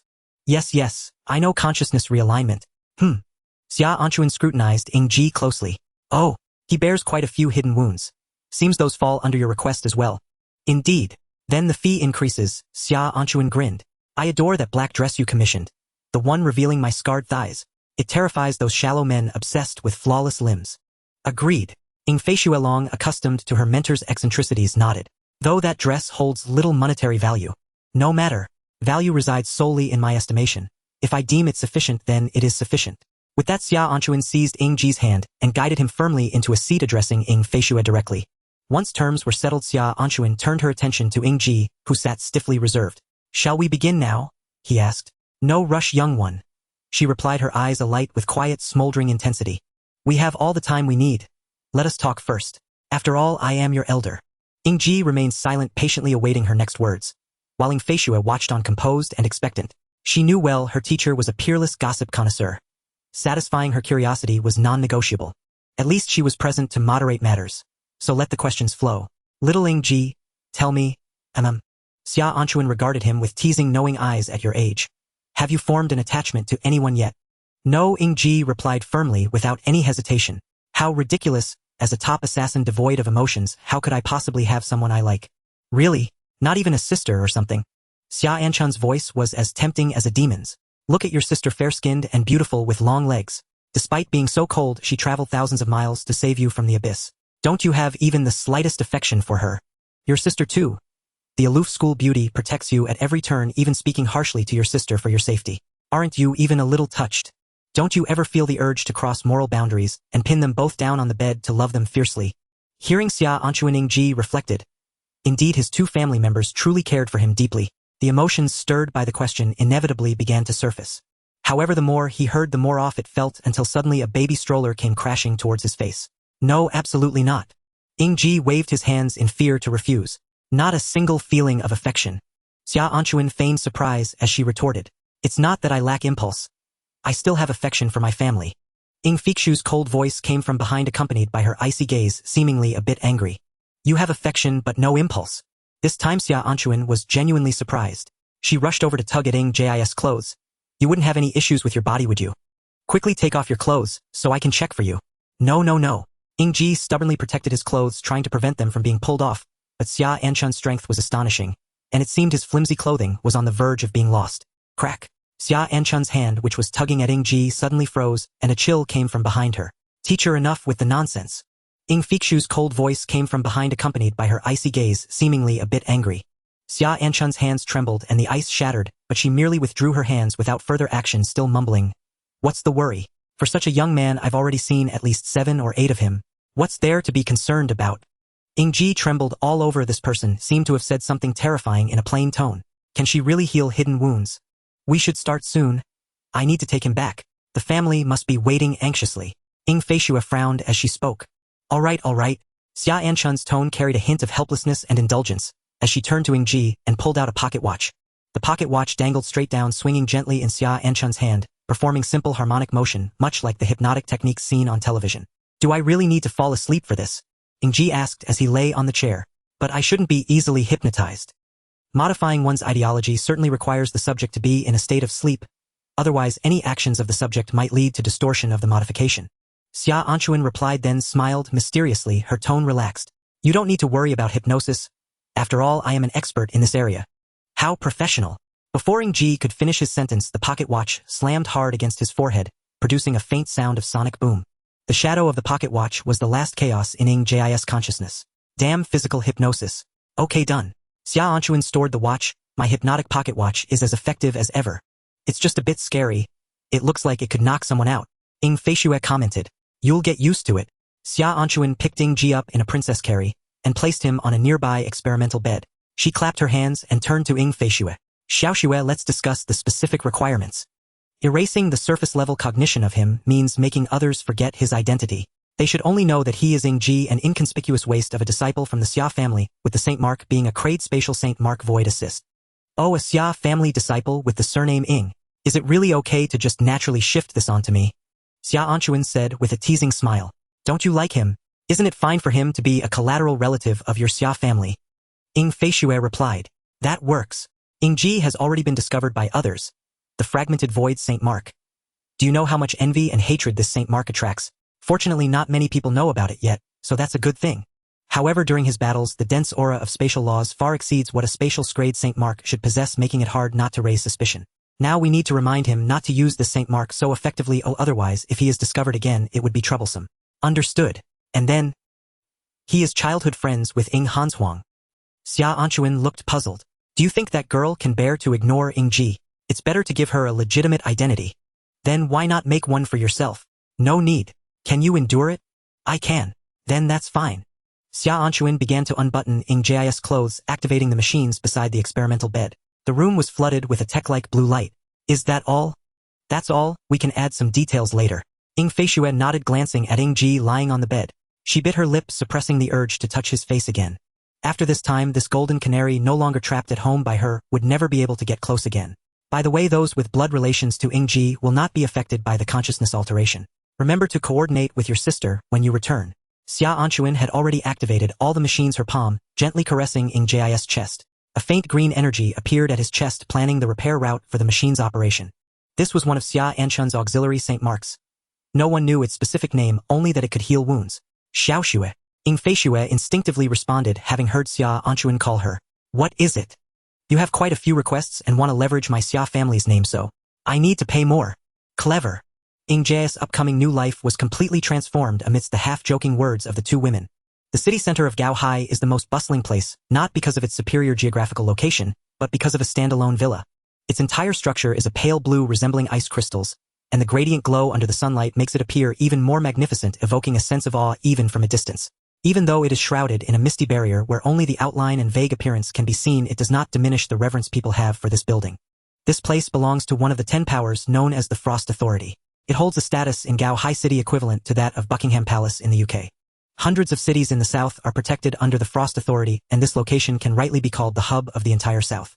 Inside this building, which can be referred to as the southern hub, Ying Hangshuang is resting her chin on her palm, staring blankly at the people outside who are either admiring or taking photos. Feeling utterly bored. I'm doomed. My brother saw me like that. The thought of her earlier outburst at Ying Feixue made Ying Hangshuang feel utterly embarrassed. What should I do when he returns? Ying Hangshuang wanted to cry. The aloof and caring image she maintained in front of her brother had completely shattered. As for her plan of being cold at first, and then caring to win her brother over it, had ended before it even began, leaving Ying Hangshuang feeling particularly dejected. What kind of sister does my brother like? He doesn't think I'm a terrible sister, does he? Ying Hangshuang collapsed onto the table, her eyes vacant. Knock, knock, knock. A soft knocking sound echoed. Third miss. Uncle Li's voice came from outside, tinged with caution. Go away. Ying Hangshuang's voice came from inside, filled with suppressed resentment. Uncle Li, how could you betray me? It's because of you that I can't face my brother anymore. Uncle Li wiped the cold sweat off his face and said, For new servants have arrived at home, so I came to inform you. So what? Ying Hangshuang casually wrapped her hair around her finger and replied, Let them come, what does it have to do with me? The eldest lady said, They will be the young master's personal servants. What? The bedroom door swung open and Ying Hangshuang's exquisite face suddenly appeared before Uncle Li, her expression one of shock. That vile woman actually dares to assign my brother attendants. How many boys and girls? For sisters, Uncle Li observed Ying Hangshuang's expression closely, noting how it shifted from joy to shock, and then to anger, finding it quite amusing. Are they pretty? Uncle Li thought for a moment before responding. White hair and white eyes, each unique in their own way. They are stunning in both appearance and figure, capable of fulfilling any man's fantasy of women, regardless of preference. Ah? Ying Hangshuang hurriedly rushed downstairs after hearing this. As she walked, the more she thought about it, the more it felt wrong. How could her brother, an impulsive youth, be assigned 4 girls as personal servants? This? Isn't it encouraging him to be lecherous? Ying Feixue, you vile woman, do you not know how lacking in self-control boys can be? As Ying Hangshuang reached the bottom of the stairs, she saw the 4 new servants. Their eager footsteps abruptly halted, and her expression became complex. Initially, she was angry that Uncle Li had assigned beautiful female servants to Ying Ji, believing it would lead men astray, but she hadn't anticipated that these 4 servants would be this stunning. All 4 servants had white hair and white eyes, their eyebrows as translucent as snow and their skin as smooth and white as snowy jade. Though they were all perfect in various aspects, each possessed a unique charm. The one leading them exuded a heroic aura. Her gaze towards Ying Hangshuang was somewhat cold and full of vigilance. Her slender figure and long legs, accentuated by black stockings, made her even more enticing, causing Ying Hangshuang, who often prided herself on her beauty, to feel somewhat overshadowed. The second one wore a gentle smile, her eyes sparkling like clear autumn water, enchanting and captivating. The soft pink of her lips evoked an irresistible urge to taste, and dressed in a long skirt with her hands resting on her waist, she projected a sense of reliability that made one want to lean on her. The third one radiated youthful innocence, donning the simplest of half-length puffy skirts. When she made eye contact with Ying Hangshuang, her flawless swan neck flushes a delicate pink, adorable to the point that one couldn't help but want to place a strawberry mark upon it. The last was quite restless, her maid outfit resembling a cute, playful princess dress. Her well-proportioned calves had a slight softness, and her twinkling little eyes kept darting around, observing Ying Hangshuang's appraisal of her, and revealing a smile so sweet it could melt hearts. Together these 4, with their dreamlike white hair and white eyes, appeared ethereal like spirits dwelling deep within an ancient forest. Indeed, as Uncle Li said, the 4 maids could satisfy every fantasy a man could have. Ying Hangshuang realized he had not spoken wrongly. Her emotions, which were about to explode, suddenly deflated like a punctured balloon, leaving her unable to express herself to this group of beautiful girls. If compared to each of them individually, Ying Hangshuang would undoubtedly prevail, but when placed beside these 4 ethereal women, even she would choose these 4 enchanting girls. She had completely lost, utterly defeated. However, as the mistress of this place, Ying Hangshuang felt she should present herself with the dignity she ought to possess. She pondered the attitudes of elegant ladies towards their servants that she had seen in dramas and gracefully approached them. You are the new servants. Ying Hangshuang's tone was indifferent as she adopted a posture of authority to maintain her somewhat shaky confidence. Yes, the gentlewoman stepped forward to reply. My name is Ruo Hua, I am ranked 2nd. These 3 are my sisters Ruo Feng, Ruo Shui, and Ruo Yu. All right, Ying Hangshuang nodded, acknowledging their names. You all are quite good, henceforth you will be my personal servants. Yes, so clever, Ying Hangshuang. As long as I make them my personal servants, my brother will not be tempted by this group of charming girls. That vile woman can't interfere with this too, right? If necessary, I can just give Uncle Li to him. Ying Hangshuang thought happily, still reveling in her own cleverness. Yet she did not expect the 4 sisters' gazes to suddenly turn hostile. This is fine, we are all girls, and have many common topics to discuss. Ying Hangshuang waved her hand dismissively and instinctively said, what good comes from following a male master? Not only are they clueless about romance, but they can also be rough and might even lay hands on you, right? Suddenly a glint of cold light appeared before Ying Hangshuang. She dodged back and caught a glimpse of her assailant. It was Ruo Feng, her gaze as icy as frozen water. You! The atmosphere grew tense with clear anger evident in Ying Hangshuang's brows. Ruo Hua pulled Ruo Feng behind her, lifting her gaze, while still smiling at the lofty woman, though this smile now carried a hint of murderous intent. Apologies, we only follow our master. May I ask, who are you in relation to the master? I'm his younger sister. Ying Hanshuang bristled at Ruo Hua's slightly hostile tone and hastily asserted her claim. Ruo Hua made no retort. She simply let her signature smile fade, crossed her arms, and stood before the 4 sisters, her expression solemn and unyielding. This, unnamed young lady, though you are indeed the master's sister, we belong solely to him, not to anyone else. Her voice was neither deferential nor arrogant, only resolute, chillingly so. My name is Ying Hanshuang. And very well, Miss Hanshuang. Ruo Hua met Ying Hanshuang's gaze without flinching. An undaunted Ying Hanshuang fixed her eyes on this smiling serpent and gently bit her lower lip. Is Ying Ji your master? Yes? Ying Hanshuang plopped down onto the sofa, surveying the 4 women whose styles were strikingly distinct, then sighed and urged. What exactly is so admirable about him? He's aloof, sharp-tongued, and perpetually indifferent. Like some reclusive shootin' who couldn't care less about others. What on earth do you see in him? And let him remain alone. That's where he belongs. Only then will my presence beside him truly stand out. Ying Hanshuang still schemed inwardly. She refused to let her brother succumb to the siren allure of feminine tenderness. Women are floods and wild beasts, yet she vastly underestimated the 4 sisters' devotion to Ying Ji. Their affection, hovering near 90, was far more than a mere numeral. It seems your perception of your own brother is somewhat askew, Ruo Hua remarked. He cherishes solitude, but is never cold. His words may sting, but each carries irrefutable logic. He appears detached, but possesses a heart profoundly sincere. I believe my sisters, and I share this conviction. And indeed, Ruo Feng replied coolly, her tone as frigid as her demeanor. Beyond dispute. I adore the master, Ruo Shui murmured, hiding her face behind Rufeng's back, her voice trembling with timidity. And the master is truly kind-hearted. You! Ruo Yue threw her arms around Ruo Hua's neck and thrust a fist skyward as if declaring her truth to the heavens. And Ying Hanshuang covered her face with one hand. To her, these peculiar maids resembled nothing so much as brainwashed devotees. What on earth has my brother done? Has he taken up mind control? In just one day, he's brought home these 4 stunning sisters. What did he accomplish down in the abyss? Ying Hanshuang grew increasingly curious about what had transpired between her brother and the abyss. Watching Ying Hanshuang sit deep in thought on the sofa head, cradled in her hands, Ruo Hua mistook her silence for disbelief, and stepped forward to console her. Missing, might there be some misunderstanding between you and your brother? He is truly not as unworthy as you've described. I know. And missing? And of course I know what kind of man my brother is. Ying Hanshuang pushed herself up from the sofa, her frame trembling faintly. We grew up together. I know him better than anyone could. She planted one foot squarely atop the coffee table at the center of the living room, cracks spiderwebbing across its crystal surface. A small rabbit-shaped purse appeared in her hand. With all her strength, she hurled it to the floor, spilling out wads of cash. And her voice cracked into near-hysteria. Why must you all compete for him? Speak. How much will it take for you to leave him? At the mere mention of her brother, her emotions surged beyond control. She hadn't been close to him in ages. Yet lately his mental state had improved and had even begun reaching out to her with warmth. She had endured so long, caring for the withdrawn Ying Ji whose heart had sealed itself after their parents' passing. All for the sake of welcoming back the brother who once smiled.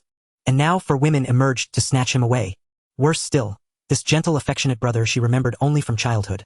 Why should he now belong entirely to these strangers appearing from nowhere? How dare they flaunt it before her?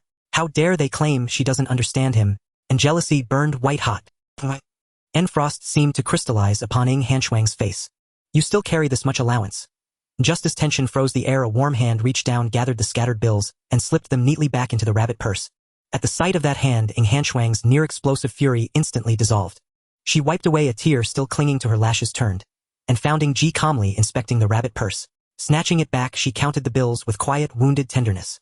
By the look of it, you can afford to pay. And of course. Ing Hanshuang gazed at Ying Ji, and inexplicably her heart swelled with delight. I meant the table. The crystal sphere. I'll have to replace myself. And well, delight vanished. And holding the purse tightly, Ing Hanshuang forced her features into impassivity and asked, when did you arrive? Let me think. Ying Ji paused, then replied with deliberate slowness, from the place you just described. Aloof, sharp-tongued, perpetually indifferent. A reclusive shootin' who couldn't care less about others. I didn't mean it like that. Hearing that her barbed words, meant only to intimidate the four sisters, had been overheard by Ying Ji, Ing Hanshuang flailed her hands in frantic correction.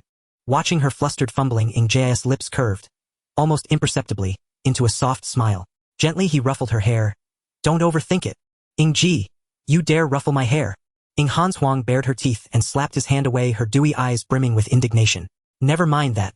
First explain, who are these four women? The scene bore an uncanny resemblance to a wife confronting her husband about infidelity. And little sister, you're quite mistaken. I'd just forgiven you for speaking ill of me. Yet now you turn the tables. They are my newly sworn retainers. Ying Ji drew Ruofeng forward. This is my bodyguard. And then Ruohua, my strategist. Ruoshua, my quartermaster. And he gestured to Ruoyue, studied her a moment, then declared, my mascot. And that is all. Ying Ji stated it plainly. Then took Ing Hanshuang's hand and introduced her with quiet candor. And this, my foolish beloved little sister. Hearing that phrase, my foolish Amudo, Ing Hanfeng's mood instantly brightened. She had learned the term Amudo from her elder brother when she was still a child. He told her it meant little sister in Nihanese, a place whose whereabouts she'd never cared to know, for what truly mattered was that this tender appellation belonged uniquely to her. The Neon Kingdom, it seemed, had perished long ago during the Great Calamity, yet she had no idea where her brother had first encountered this phrase. Yet each time he called her Amudo, a quiet shared joy, like the thrill of guarding a private secret, took root deep within her heart. So these girls will henceforth serve as your personal maidservants. Ing Feishue, having been gently drawn closer by Ying Ji, settled beside him with deliberate ease. A delicate fragrance of milk-scented body wash drifted straight into Ying Ji's senses. Yes, Ying Ji nodded. If you brought them here yourself, I won't subject them to formal review, Ing Feishue remarked, her tone calm and knowing. Then added with quiet gravity, but you must swear to me never let beauty cloud your judgment. Ying Ji offered no reply, only gazed at her steadily, his eyes crinkling faintly with amusement. Ing Hanfeng shifted uneasily under that unwavering gaze, crossing her arms, and blinking rapidly. Why are you staring at me? No, Ying Ji replied, a soft chuckle escaping him. Do I look like that kind of person? Yes, Ing Hanfeng blurted instinctively. What?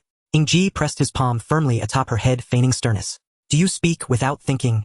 Where exactly do I resemble such a man? If I were truly like that, a sister as stunning as you would have long turned me into an unrepentant Amudo obsessive. Having spoken, Ying Ji reached for the glass of water Ruoshua handed him and drank deeply, utterly unaware that his younger sister beside him stood momentarily stunned by his words. A faint blush rose to Ing Hanfeng's cheeks. Even her slender porcelain neck flushed a delicate pink. Lovely, almost irresistible. Alas, Ying Ji did not notice. He simply accepted a small cake from Ruoyue and began savoring it. He hadn't eaten in far too long, and hunger gnawed fiercely at him. Watching Ying Ji accept the maidservant's devoted care with such serene entitlement, Ing Hanfeng's earlier shyness dissolved, entirely replaced by simmering, tooth-grinding vexation. Her reason shattered in an instant. She puffed out her cheeks and declared, aren't you an Amudo obsessive? No, Ying Ji retorted, his own cheeks slightly full from the cake. Yes, no. If I say it is, then it is. At last, swallowing the last bite, Ying Ji fixed her with a knowing, teasing glance, and mimicked her indignant tone with perfect precision. Why must you all fight over him? Ing Hanfeng gasped sharply, her lips parting in shock, as a rosy flush flooded her face and a wisp of faint ethereal steam seemed to rise almost visibly from the crown of her head. Ying Ji watched her, a gentle smile blooming across his face. He extended a glass of water here. Drink this and calm down. Mechanically, Ing Hanfeng took the glass and drank. Only then did the scorching heat surging through her skull begin to ebb. She curled herself onto the sofa, knees drawn tight, face buried deep in the crook of her legs, refusing to meet his gaze. Ying Ji sensed he'd teased her enough. Push further, and her very circuitry might overheat. So he lightly tapped the tender arch of her foot. A gesture that, no matter how aloof a girl might seem, never failed to stir a blush. The ticklish sensation made her snap her head up, eyes wide with confusion. Ying Ji offered her a cupcake, lifting one brow, hungry. Want some? Humph. She emitted a dainty, petulant snort, snatched the cake, and nibbled it in tiny, defiant bites. refusing to so much as glance at him. Clearly she was sulking. Thus the two siblings sat in companionable silence on the sofa, quietly devouring their cupcakes, while the four maidservants stood wordlessly behind them watching. Strangely harmonious. Ing Hanfeng stole a glance at Ying Ji, so absorbed in his own cake, and suddenly the sweetness in her own hands tasted richer, deeper, more profound. That was all she needed. Are you both starving? A cool, crystalline voice pierced through their quiet indulgence, jolting them back to reality. They turned. There stood Ing Feishue, just returned home in an elegant cheongsam, her signature expression of serene detachment settling over her features as she observed the peaceful pair. Robbed of this rare, precious tranquility, Ing Hanfeng bristled with resentment toward her elder sister, and sprang to her feet, turning to facing Feishue squarely. You wretched woman. Why did you return only now? Weren't you supposed to escort Ying Ji home? I attended to certain matters, Ing Feishue replied, casting her a single dismissive glance. A glance heavy with unassailable authority that left Ing Hanfeng momentarily speechless. Though Ing Hanfeng habitually railed against her, the matriarch's presence remained an immutable force. Inescapable, unquestionable. Yet Ing Hanfeng would not yield so easily. Though mute, she glared with fierce, unbroken defiance. Sit down. Ing Hanfeng wrinkled her nose, but reluctantly sank back onto the sofa. For all her bravado, when Ing Feishue stood before her, she could not help but falter. She edged closer to her brother. Only then did she feel steadier, safer. Ing Feishue seated herself gracefully on the sofa opposite them, composed and poised, and cleared her throat. Now, we shall hold a family meeting. It is of great importance. Ing Hanfeng nodded, glancing meaningfully toward the four maidservants behind her. There's no need for them to leave. They are parties to this matter as well. Ing Feishue then proceeded to outline the arrangements for Ying Ji's new identity. Ying Ji himself felt indifferent. This low-profile persona suited him perfectly. Still, elder sister, why assign me as a member of the Xia clan? If discretion is the goal, wouldn't an ordinary civilian be more fitting? Ing Feishue shot him a withering look. An ordinary civilian? How then might I plausibly grant you privileges? Would you truly attempt to cultivate your bottomless Saint Mark using only common earthier resources? Fair point, Ying Ji murmured, thoughtfully nodding. Ing Feishue, just as consensus seemed reached, Ing Hanfeng erupted. If you wish to provide Ying Ji with a favorable environment, why not make him an official Ying? Must you cast him out of our home? He may be anyone, but never an Ying. The Ying household belongs solely to us two sisters. Ing Feishue sat upright, her voice firm as tempered steel. You must trust me. Trust you. Ever since that day you've treated Ying Ji with nothing but icy disdain. Surely you still blame him for mother and father's deaths. Ing Hanfeng, watch your tongue. Ing Feishue's composure cracked. Her voice dropped low, sharp with genuine anger. I'll say it anyway. Look at how you've treated Ying Ji all these years. Before she could fully unleash her fury, Ying Ji's hand gently covered her mouth, silencing her mid-sentence. His voice remained calm, yet carried an uncanny weight of conviction. No quarreling. He knew, deep in his bones, that Ing Feishue was not the vengeful figure Ing Hanfeng imagined. Indeed, from casual conversations between Ing Feishue and Xia Anchuan, he'd learned she had descended into the abyssal depths at grave risk, defying imperial edicts outright. And her decision to render Ing Hanfeng unconscious had been born solely of concern for her safety. Ing Hanfeng in truth held no interest in power or status. Her sole devotion was to this family. Though he did not yet understand the precise purpose driving her relentless cultivation and tireless work, he believed, without doubt, that every effort she made was for the sake of this family alone. She was quite simply a woman whose frosty exterior concealed a heart fiercely warm. Enough shouting. I've already arranged your identity, Ing Feishue said, lifting her gaze from its downward contemplation. Her voice now restrained, measured. You are now Ying Ji's childhood friend. And Ying Ji, you are the illegitimate son of Xia Jiwu. After your mother Ying you have passed away, you were discovered by Xia Anchuan and taken in as her nephew. Rest assured, Xia Jiwu is dead. No witnesses remain. You grew up alongside Ing Hanfeng, two innocents bound by shared memories inseparable since youth. Hearing this, Ing Hanfeng calmed considerably. At least now she possessed legitimate grounds to remain close to her brother. Not such a bad outcome after all. Yet she clung stubbornly to one final protest. Why can't Ying Ji be an Ying? You needn't concern yourself. The reasons will be revealed once I've resolved everything. Ing Feishue gave her a cool sidelong glance. And when that time comes, I will bring him home without delay. I hope you keep your word. Ing Hanzhuang nodded reluctantly, though lingering doubt clouded her expression. Ying Ji watched the two sisters converse and felt utterly drained. Every exchange threatened to erupt into quarrel. And what about those four? Ing Hanzhuang gestured toward the four maids standing silently in the rear. Are they now servants of the Xia family's young master? Yes. What? Ing Hanzhuang shot upright. You trust them so completely. They hail from the abyss. Before Ing Hanzhuang could respond, Ing Feishue continued. Distorting the consciousness of surface dwellers is already arduous enough. To attempt it upon abyss-born minds would likely make our master vomit several liters of blood. So you still haven't answered my question. You truly trust them? No, I do not. Ing Feishue's gaze snapped sharply toward Ying Ji. Ying Ji does. Him. Following Ying Feishua's line of sight, Ying Hanshuang turned her gaze upon Ying Ji, her eyes sharp with scrutiny. As the conflict inexplicably shifted onto him, Ying Ji waved his hand dismissively and explained, "There's little to say. They've entrusted me with their very lives. If I refuse to trust them in return, that would be profoundly heartless." Ying Hanshuang reluctantly set aside her doubts, yet her wariness of the four maids deepened considerably. She was quite simply a walking vat of vinegar. "Very well. Let it be thus." Ying Feishu arose. "I must return to work. Ying Ji, remain at home this week until your consciousness distortion stabilizes fully before stepping outside again." "Understood." Ying Ji gave an easy okay gesture. "And as for you?" Ying Feishue turned to Ying Hanshuang, her eyes gleaming with quiet, vengeful satisfaction. "Off to class." Under Ying Hanshuang's murderous glare, the family meeting concluded. Flawlessly. Night fell. The moon hung high and luminous. In a bustling bar in Nanhai City, men and women reveled in the enchantment of the night. The golden luster of beer, and the rhythmic pulse of lights, weaving an elegant, intoxicating symphony, the perfect sedative for weary souls. Here alone could one trade coin for respite, however fleeting. A handsome man in a sleek suit strode confidently into the bar. Patrons greeted him warmly as he passed. More than a few bold women pressed themselves against his chest without hesitation. He smiled graciously at all, politely deflecting those who drew too near. Courteous, poised, the very embodiment of a refined nobleman adrift in a turbid world. Zhang Yi, owner of this establishment, moved through life like a master conductor, universally admired, undisputed prince of the nocturnal realm. Surrounded by admirers, he entered his private office. With a subtle twist of a small protrusion concealed beneath his desk, the bookshelf slid aside, revealing a narrow, hidden entrance. Zhang Yi sighed, heavily, shoulders weighted with invisible burdens as he stepped inside. "Senior Commander Gao Hai, you're late." A voice, ageless, genderless, ancient, resounded the moment he crossed the threshold, tinged with reproach. Zhang Yi ran a hand through his impeccably glossy hair and gazed helplessly at the figure cloaked entirely in black jade. "I must come secretly after all. I'm sure you know how many enforcement bureau officers patrol the streets these days. Are you making excuses?" "Not at all, not at all." Zhang Yi offered a conciliatory smile. "It's just that I face certain constraints. Unlike His Holiness the High Priest, whose powers are truly boundless." "Enough flattery. Where is your monthly summary? Shall I deliver it orally?" "Naturally." Behind the robed figure, Zhang Yi flashed a knowing wry grin. "Do you know why the city streets are under such tight surveillance now? What mischief have you stirred up this time?" The high priest's tone held a flicker of genuine curiosity. "Indeed." Zhang Yi clapped his hands, pride swelling across his features. "We've turned Gao Hai upside down. Utterly, completely." "And what did you gain?" Zhang Ye's expression lit up. "We launched an assault on Shuang Bing's younger sister. Did you capture her?" At this, Zhang Yi faltered, awkwardness creeping into his voice.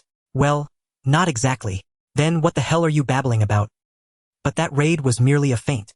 Our true target is a boy named Ying Ji. Seize him, and we hold Shuang Bing's lifeline in our grasp." Zhang Yi grinned, his handsome face twisting comically in self-congratulation. "Ying Ji, who is he?" "He is vital. Profoundly so. He is, wait. Who is he again?" Mid-sentence, Zhang Ye's mind blanked. His most critical memory vanished, irretrievable. He scrambled, offering only, "He bears the surname Ying." "So, you captured him?" "No, not yet." The high priest did not rage, but laughed, turning slowly toward Zhang Yi, his deep, fathomless eyes brimming with mockery. "So let me summarize. Over the past year, your entire operation has amounted to one failed attack on Ying Hanshuang. And now you intend to abduct a boy named Ying Ji solely because he shares a surname with your enemy. Shall I then arrest every citizen in the city surnamed Ying? Perhaps one of them is Shuang Bing's weakness."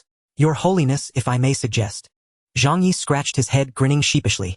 "That isn't entirely impossible, though our Gao Hai branch is rather short-handed." "Short-handed? More like decimated by Shuang Bing." "Precisely. You know how that madwoman tolerates no speck of dust in her eye. We're barely clinging to survival." The high priest paused, then exhaled deeply, a sigh heavy with resignation. "Withdraw from Gao Hai for now." "Why?" "The Abyss Sea's influence cannot reach there anymore. Shuang Bing has forged the city into an impregnable fortress. You stand no chance within its walls." "Indeed, Your Holiness. This month's performance review?" Zhang Yi rubbed his palms together, eyes alight with hopeful anticipation. "Acceptable." The high priest spoke calmly. "With such meager resources, you've forced Shuang Bing to impose citywide martial law, even driven her to descend into the abyss against parliamentary decree. That is no small feat." "Shuang Bing descended into the abyss. That is none of your concern." With those words, the high priest dissolved into silence and vanished from the chamber. Only after confirming the high priest's complete departure did Zhang Yi emerge from the basement, back aching, exhaustion etched deep across his face. The moment he surfaced, a sharp-faced man hurried forward with a cigarette, bowing deferentially. "Boss, how did it go?" "Acceptable." Zhang Yi slumped into his chair, exhaling slow, perfect smoke rings. "These days, hitting targets grows harder by the month." Back then ancient abyss dwellers were easy to manipulate. Stir up minor chaos and an excellent rating was assured. Now, with cutthroat competition erupting across every sector, year-end quotas feel impossible to meet. Tell me about it. The sharp-faced man poured a glass of wine and handed it to Zhang Yi, who'd chase monthly metrics if not for the resources. This isn't work, it's a death sentence. Exactly. Zhang Yi drank it down in one long draft, releasing a slow, weary breath. Tasks once accomplished with disposable pawns now defy even careful planning. That Ziwu zipping reeks of bureaucratic arrogance. He's despised us for ages. And who lie, daring to covet my seat just because he bears the dual saint mark. He signed his own death warrant. I assigned them a mission. Fools thought it a plum post. As if Ying Ji were easily taken. Given his stature, elite guardians surely surround him day and night. By the way, who's Z? What is Ying Ji's status? I racked my brain during the report but drew a blank. That's strange. I recall he's critically important. Boss, you've truly forgotten. Ying Ji is crucial. He's... Zi's voice choked mid-sentence, his throat seizing as if words had turned to stone. No explanation came forth. You don't remember either. How odd. No, I truly don't. No matter. Once this storm passes, gather the brothers and leave Gao Hai. This place is no fit dwelling for mortals. Zhang Yi rose from his office chair. Did you negotiate terms with the high priest? Negotiate? Hardly. I simply feigned ignorance. And it stuck. At this definitive news, Zi beamed with elation and bowed, deeply laughing.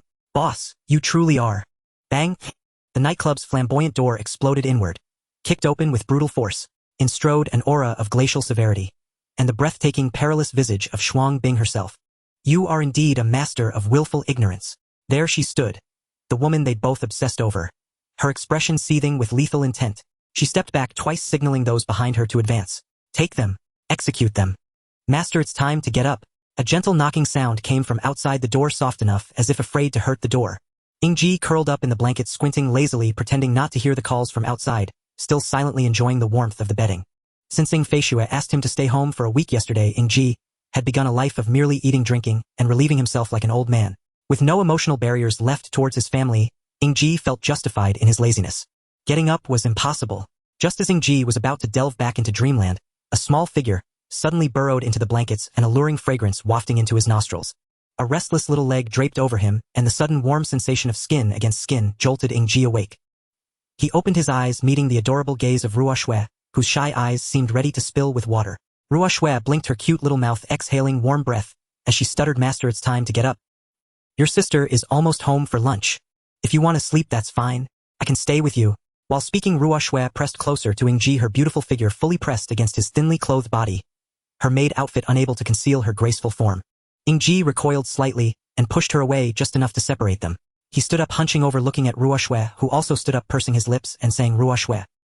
Just call me Xiao Shui. Xiao Shui. Here. Ruo Shui lowered her head, her face blushing like the evening glow, looking quite alluring.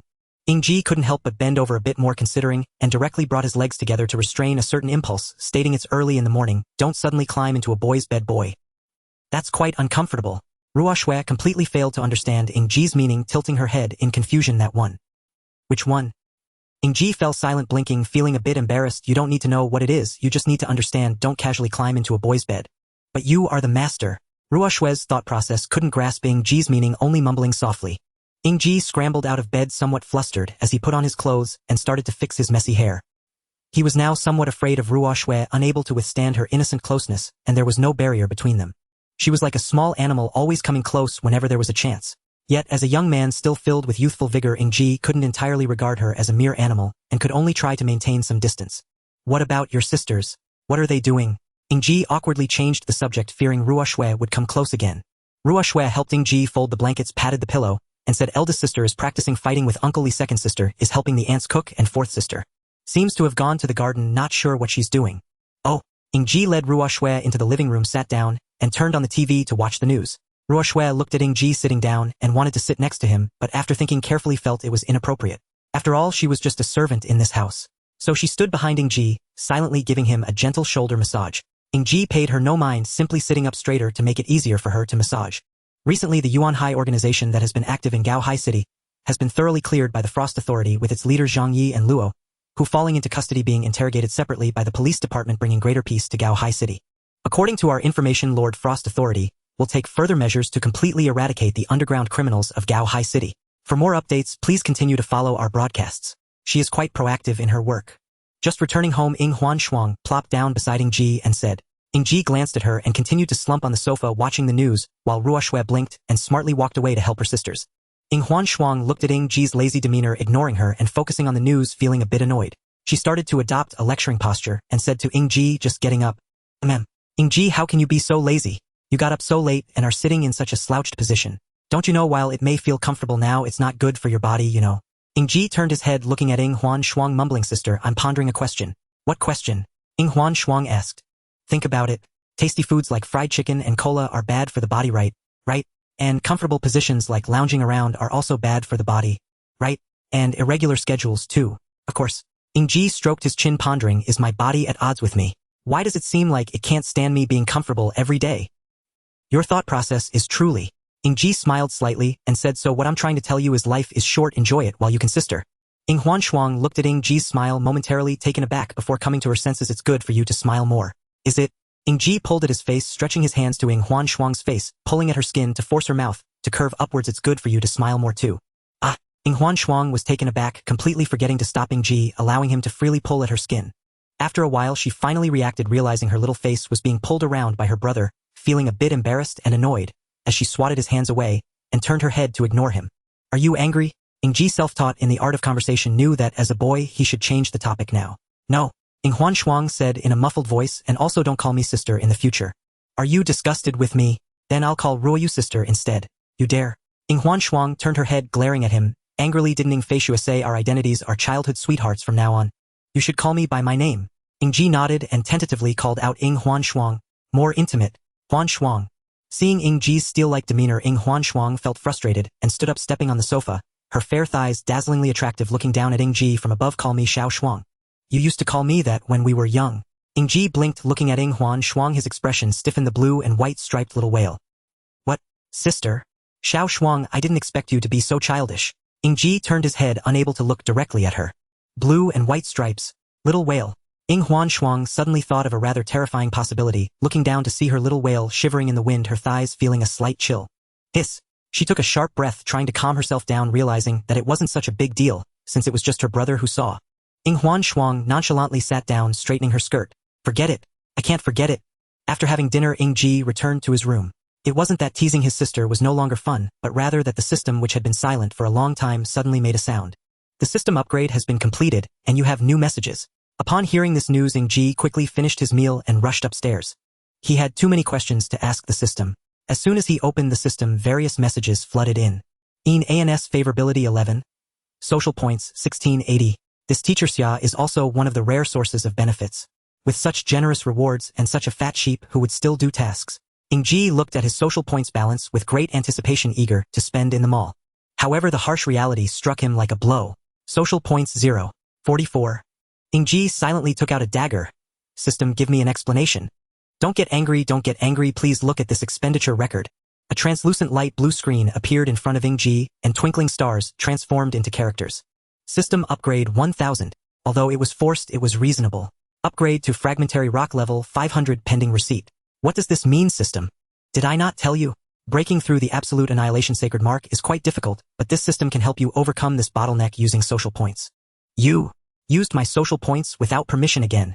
What do you mean without permission? If I hadn't helped you break through this bottleneck, all the energy you gained would have completely dissipated. Now that energy is still stored within me. Ying Ji was puzzled. Energy? What energy? I didn't cultivate at the abyss. Where did it come from? Not telling you. Then let's calculate this account. It was given to you by the spirit tree. Ying Ji suddenly looked up at the blue screen. Did she not lose her sanity? I don't know. Forget it, I'll find her later. Ying Ji sighed, feeling the fragmentary space within his body, and couldn't help but feel a bit melancholic. So should I receive it?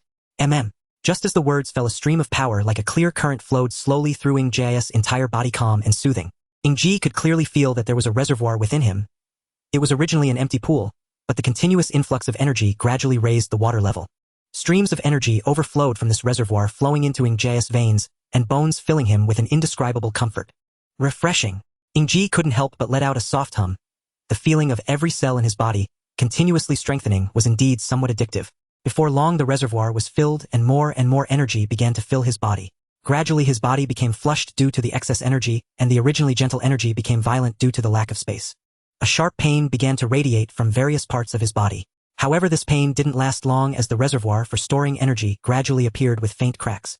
Crack. A faint sound of fracturing echoed, as if an eggshell had cracked so slight it seemed almost non-existent. Yet such a faint sound brought about extreme pain. In that moment of agony, Ying Ji's pupils widened instantly. Even someone with a high tolerance for pain like him from his past life felt excruciating pain. He gritted his teeth, fighting to keep himself from crying out his throat, letting out a weak growl to resist the intense suffering. After about 5 minutes, that inhuman pain gradually eased until it disappeared. Hoo-hoo! Ying Ji greedily breathed in beads of sweat. The size of beans fell soaking the floor. His clothes were already soaked, and he felt utterly exhausted lying on the floor gasping for breath like a salted fish washed ashore. He could hardly turn over. Once he regained his composure, Ying Ji began to inspect himself. The reservoir that had been washed through was gone, replaced by a strange gelatinous mass. The energy continued to flow in, and soon this refreshing yet painful process came to an end. You are now at the mid-level of fragmentary rock. How was it, host? Was this 500 social points worth it? Ying Ji took off his soaked clothes, moved his wrist, and felt the newly acquired power feeling rejuvenated. He glanced at the blue panel and said with irritation, "Does the value of it have anything to do with whether or not you used my social points without permission? But no blame on you, you did well this time. Of course, I'm the best system in the universe."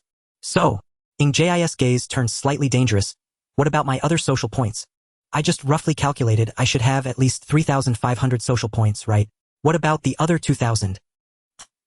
Seeing the system silent, Ying Ji couldn't help but scroll down the expenditure record, where a conspicuous line of text appeared above. Blocking high-level beings, spying 2,000. Spying by high-level beings. When did that happen? When you just entered the abyss, that unique spatial aura attracted the attention of a certain high-level existence, so I helped you block it. Thanks. No need to thank me. So it turns out, I can run a tab. Ying Ji said tentatively. I remember I had no social points when I just entered the abyss. Of course it's because I favor you. Look how good I am to you. Ying Ji waved his hand and walked into the bathroom, saying irritably, yes. You treat me the best, so at least let me know when you use social points in the future. Also, that thank you is genuine. However, the system's thought process was particularly peculiar, focusing solely on the words, thank you. So hurry up and do tasks to earn more social points. As long as you follow the system's arrangement step by step, you will be the most dazzling one in the future. Ying Ji leaned against the bathroom door, pausing in his steps, looking thoughtfully at the several tasks. Allow me to refuse. Of course, I can guarantee your dominance. Wait, what did you say? Refusal. A gentle patter of water filled the bathroom as Ying Ji closed his eyes, savoring the soothing touch of droplets against his skin. Each one seeming to wash away dust and weariness alike. Why refuse? Speak up, Ying Ji. The system grew agitated. It had never encountered anyone so defiant of its guidance. From the very moment it appeared, it had been brusquely rebuffed. Had it not offered rewards so lavish they defied reason, this man would likely have ignored its tasks entirely. It truly meant him no harm. Yet he showed not the slightest gratitude. Ying Ji remained silent, switching off the showerhead. The previously bustling bathroom fell into sudden stillness. He tested the water temperature, then settled comfortably into the tub. Mist curled softly through the air, veiling the room in a hazy, dreamlike quiet. No particular reason. Ying Ji's tone was calm, devoid of defiance or tension, as if conversing with an old friend. To be honest, if your intervention brought me into this world, I am genuinely grateful. After all, you've granted me a second life. Then why treat me so harshly? Ying Ji exhaled slowly, addressing the unseen presence in the air. Do you know what impression you give me? What is it? A well-meaning yet overbearing parent. Bestowing new life upon me, yet demanding total control, steering my path, choosing my companions, dictating my deeds, shaping me into the person you envision. Ying Ji gently wiped his body. Only sweat needed washing away, while the system fell silent. This life may be your gift, but it remains mine alone. I am Ying Ji, autonomous, self-determined. The system is part of my existence, but not its entirety. I will not bind my second life to your tasks by force. Yet should you ever need aid, I shall offer my utmost. Even my life should you require it. I don't want your life. I know, Ying Ji replied, stepping out of the bathroom in freshly donned clothes, towel in hand, drying his damp shoulder-length hair. Its length now narrowing his field of vision. I know you mean well. You make a fair point. I was indeed too hasty. Ying Ji smiled faintly and picked up the hairdryer. Though I remain uncertain of your true purpose, we are friends now. So let us speak plainly. Ding ding ding ding. Host, please confirm receipt of the system's upgraded features. Ying Ji paused, then shook his head. Such an abrupt pivot was painfully awkward. He sighed inwardly and acquiesced. Fine. System upgraded to version 2.0. Activating mountain shaking tier affinity detection. So previously I could only perceive vine forest tier affinities. When might I view my sister's affinity level? Bug fix implemented to prevent reckless disregard for self-preservation. The Burst Seed Elixir series has been permanently discontinued. Due to high-tier surveillance detected within the abyssal depths, the Inbai series has likewise been withdrawn. Host is advised to avoid descending into the abyssal depths for the time being. New feature unlocked affinity amplification cards may now be redeemed to enhance affinity. Gain affinity, acquired via this method yields no social value. Social value exchange for cultivation advancement enabled. Bottleneck breakthrough function activated. Abyssal depths artifact locking function enabled. Premium lottery system unlocked. Next upgrade condition: host reaches Vine Forest tier. Accumulates 10000 social value. Ying Ji scanned line after line of notifications and felt his temples begin to throb. You even patch bugs. Naturally, the burst seed elixirs were designed solely for survival, meant for those whose strength was negligible. Who knew you'd turn them into routine tools? Let's set that aside for now, Ying Ji admitted, somewhat embarrassed. By his prior standards, any substance capable of rapidly boosting power, even at physical cost, was nothing short of divine. After all, assassins live only for the present. The future, that belongs to those who survive. What about the 2 remaining vials of pollen? Shall I return them? No need to return them. Keep them for yourself. Besides, the fragrance is quite pleasant, ideal for charming someone later. And my affinity amplification cards. Also non-refundable. You simply refuse to use them. Saving them for New Year perhaps. The system's unmistakable petulance betrayed its lingering irritation, once soft-spoken and endearing. It now crackled with barely contained fury, ready to blast Ying Ji apart with sheer verbal force. Apparently all interpretive authority rested solely with the system. Ying Ji knew he was in the wrong, having mistaken sincere concern for hostility, and bore the scolding in quiet resignation, turning instead to examine the new features. Current strength, boulder shattering, tier mid-stage. Social value required to advance to high stage 2000. Social value required to break through to Vine Forest tier 5000. Goodbye. Ying Ji dismissed that section without hesitation, and likewise bypassed the abyssal depths artifact locking function entirely. He was still on the surface. Artifacts from the abyss were irrelevant. His gaze settled instead on the newly introduced premium lottery. A basic lottery had existed before, but costing merely 1 social value. Its prizes ranged from questionable to absurd. Even braziers ranked among the better outcomes.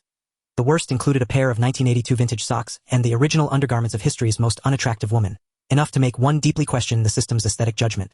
The new lottery offered 2 tiers: 10 social value per draw and 100 social value per draw.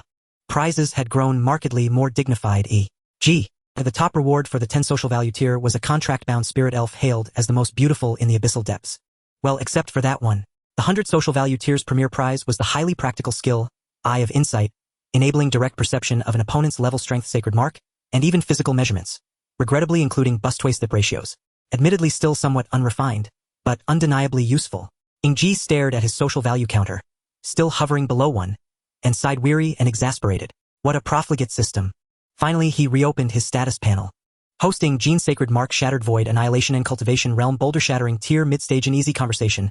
1 in Kindred Spirit, 2 N Close Companions, 0 N Lifelong Covenant, 5 N Task List, N Long Term. Main Quest, Expand Your Social Network, Expand N Side Quest, Windflowers, Snow Moon, Expand N Social Value 0. 44 N Extractable Social Value 4. 55. Ying Ji, glancing idly at the panel, suddenly froze upon seeing the figure 4. 55 foot. A long-forgotten function, buried beneath layers of time, flashed back into memory. His lifelong covenant affinity generated social value, continuously ensuring he would never lack emergency reserves, even amid social drought.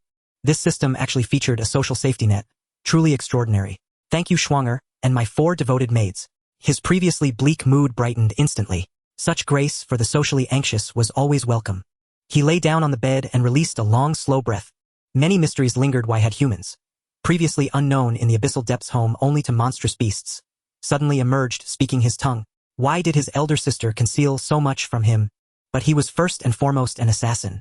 What then did an assassin need to ponder, merely to move forward, unwavering, toward his objective? The future, that was heaven's concern. For 7 days Ying Ji locked himself in his room, as he was required to stay at home. Even when Ruoxue came daily to deliver meals, she could only observe her reclusive master under the guise of tidying up. Each time she saw Ying Ji sweating profusely as he practiced something in the attached gym of his room. The way his clothes clung to his body and the graceful curves of his muscles inexplicably made her cheeks flush every time. She felt, her master looked so handsome like this. Even washing clothes became more vigorous. The scent of sweat on his clothes was intoxicating. Ruoxue had already become completely infatuated with Ying Ji. However, Ying Ji was unaware of this. He was merely familiarizing himself with the power of his body. Since that day when he was forcibly elevated to the mid-level of the fragmented rock stage, due to the gift of the spirit tree, his physical qualities had been significantly enhanced. When he was at the high level of the dust stage before, he hadn't felt much, as his physical condition was similar to that of his past life. For him, rather than being an enhancement, it was more like finally shedding the frail body he had. The sensation of possessing strength was utterly intoxicating. Now his strength had increased to an overwhelming degree. He had never experienced such immense power in his past life. Even in the most dangerous and desperate times, he had never exhibited this level of physical prowess. Thus he had to train to become familiar with this body. Otherwise it would be easy to lose coordination, like someone who had taken a surge potion, leading to mistakes. If it hadn't been for his inability to adapt, he wouldn't have pushed himself to such extremes in the previous battles. Only by training to become accustomed to the strength of the fragmented rock stage could he imagine how terrifying the body at the sky-splitting stage would be. Ying Ji began to recall his sister. Her physical capabilities could easily obliterate the Tokyo Tower with a single punch. Such unimaginable destructive power was terrifying. He gradually reduced the output of his strength, striving to reach a point where power flowed effortlessly, controlled and free. Fortunately, this body had trained alongside Uncle Lee and his sister when he was younger, so he retained a good physical memory of various techniques and fighting skills. This made training significantly easier for Ying Ji, allowing memories of his past life's abilities to surface in his mind. This included adjustments in breathing, landing steps, and responses to various situations. All of this was part of his training regimen. He needed to mold the body's instincts into his own form to maneuver like an extension of himself in battle. Although Ying Ji was quite lazy, he was not incompetent. With strength on his side, he was willing to lounge at home every day. However, the martial system in this world was already different from that of his past life. He was no longer the pinnacle of individual strength. He was merely a small fragmented rock stage that could be easily manipulated. It felt like he had returned to the time when he first became an assassin, in an era filled with a sense of crisis. After these 7 days, he would face the unknown dangers of this world. 7 days passed quickly, and Ying Ji's body had barely adapted. He even went to train with Uncle Lee, and in Rufeng's astonished gaze, he and Uncle Lee were evenly matched in hand-to-hand combat. The tension in Ying Ji's heart had eased slightly. In terms of technique, he had regained the muscle memory from his past life. Click! Just as Ying Ji was pondering how to face everyone in Class 107, upon his return, his door was opened. Ying Ji did not turn to look, but casually said, "The clothes are in the bathroom. Thank you for your hard work." However, the visitor did not respond, but silently approached Ying Ji from behind, and a faint yet refreshing fragrance wafted into his nostrils. It wasn't Ruoxue. Ruoxue's fragrance was like petals falling into spring water, subtly warm and comforting, soothing to the heart. "Who are you working hard for?" A cold voice came from behind Ying Ji, carrying a hint of authority mixed with concern. He hurriedly turned around to find it was his sister Ying Feishue, with her eternally expressionless, icy visage. "I thought it was Xiaoxue. I didn't expect it to be you, sister," Ying Ji said, somewhat awkwardly shifting aside to make room for her to sit. Ying Feishue looked slightly surprised, her mouth slightly agape, and her icy expression cracked instantly, a faint blush appearing on her cheeks. Since their journey to the abyss, Ying Feishue had become less adept at hiding her emotions when alone with Ying Ji. "You're being too familiar." Ying Feishue sat beside Ying Ji, her hands resting on her lap, looking particularly poised and dignified. Today she was not wearing that extremely fitted and alluring qipao, but a very ordinary plain white dress, yet she appeared even more charming. The subtle innocence she revealed was far more enticing than before. However, the bond of blood made Ying Ji's heart remain unaffected. In fact, he even wished for her to extend the hem of her dress. This was the nature of blood ties. Even if she were to strip dance now, Ying Ji would applaud and then correct her dance moves. After all, he wasn't inexperienced in such matters in his past life. Seeing that Ying Ji was lost in thought, Ying Feishue couldn't help but pinch his cheek, her tone carrying a hint of indulgence. "I'm your sister, you can't call me Xiaoxue, understand?" Only then did Ying Ji realize what she meant by being too familiar, and awkwardly laughed, saying, "I was calling Ruoxue. She told me to call her that." As soon as he finished speaking, Ying Feishue's expression turned slightly gloomy, and her hand pinching his cheek instinctively tightened. "Ouch, ouch, ouch. Don't ever call her that in front of me, do you hear?" Ying Feishue released her grip, her gaze dangerous. "You also heard it, the teacher called me Xiaoxue too. If you call her that, it would cause a huge misunderstanding." "Understood, understood." Ying Ji rubbed his cheek, which was feeling a bit sore, and said, "By the way, sister, what brings you here today?" Ying Feishue looked at Ying Ji, her previous dangerous gaze still lingering. "Move out." "Huh?" Ying Ji, afraid he had misheard, voiced his disbelief. "I said move out and live with your little maids."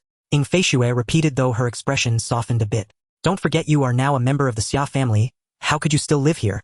Ying Ji couldn't help but breathe a sigh of relief. He thought Ying Feishue was angry and was going to kick him out. Seeing his relieved expression, Ying Feishue found it a bit amusing and said gently, "If you miss home, you can come back any time. After all, you and Xiaoshuang are childhood friends. Staying here for a while won't be a problem. Pack up your things." Ying Feishue took out her phone and glanced at it. "Just bring some essentials. If you're missing anything, just buy it again. You have an hour. By the way, do you need some pocket money?" As she was about to leave, Ying Feishue suddenly remembered something and turned back to ask, "How about I send you a few million to spend?" Our family isn't lacking money, don't deprive yourself. Ying Ji paused, unable to suppress a chuckle. You should ask Xiaoshuang about that. Her, a spendthrift. Ying Feishue waved her hand and departed. As soon as she left, 4 maids rushed in, rolling up their sleeves. Master, do you need help? Did your sister just say you're moving? You might as well pack your own things. We're all leaving together later. Ying Ji replied. Hearing his words, the 4 girls evidently became a bit excited.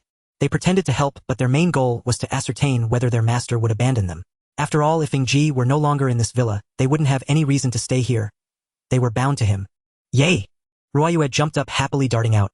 Sister, I'll help you pack, you all help the master. The other 3 girls exchanged smiles and also began to busy themselves. 4 girls, each carrying a suitcase, descended the stairs alongside Ying Ji. It wasn't that Ying Ji didn't understand cherishing beauty. It was simply that there was too little luggage, and the 4 girls adamantly refused to let him carry anything. As a man, Ying Ji naturally had little to carry. The 4 girls had only been there for 3 days, so they didn't have many belongings. Are you here? Ying Feishue stood in front of a large truck, wearing oversized sunglasses, glancing at Ying Ji with a sidelong eye. So little luggage. All right, let's go. After helping Ying Ji load his luggage, she expertly took the driver's seat, coolly nodding towards Ying Ji. Get in and hold on tight. Since the Ying family residence stood at the heart of the city's most bustling district, countless visitors paused daily before its gates to admire and sightsee. Exiting through the main gate would draw far too much attention. Only Ying Feishue and Ying Hanfrost used this conspicuously grand entrance when appearing publicly. For everyday travel, they always took an alternative route. Who, in their right mind, would walk out such a spotlighted entrance? To stage a sleepwear runway show, or parade my freshly ordered barbecue takeout.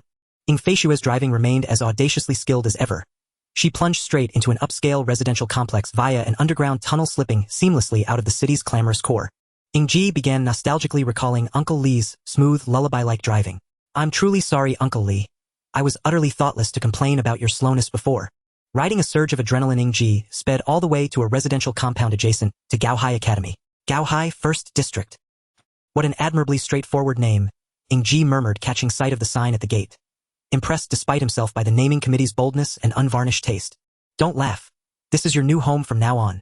With a sharp press of the accelerator, Ying Feishue shot straight to the compound's innermost corner. The outer ring of the compound consisted of ordinary apartment buildings, indistinguishable from any typical residential estate.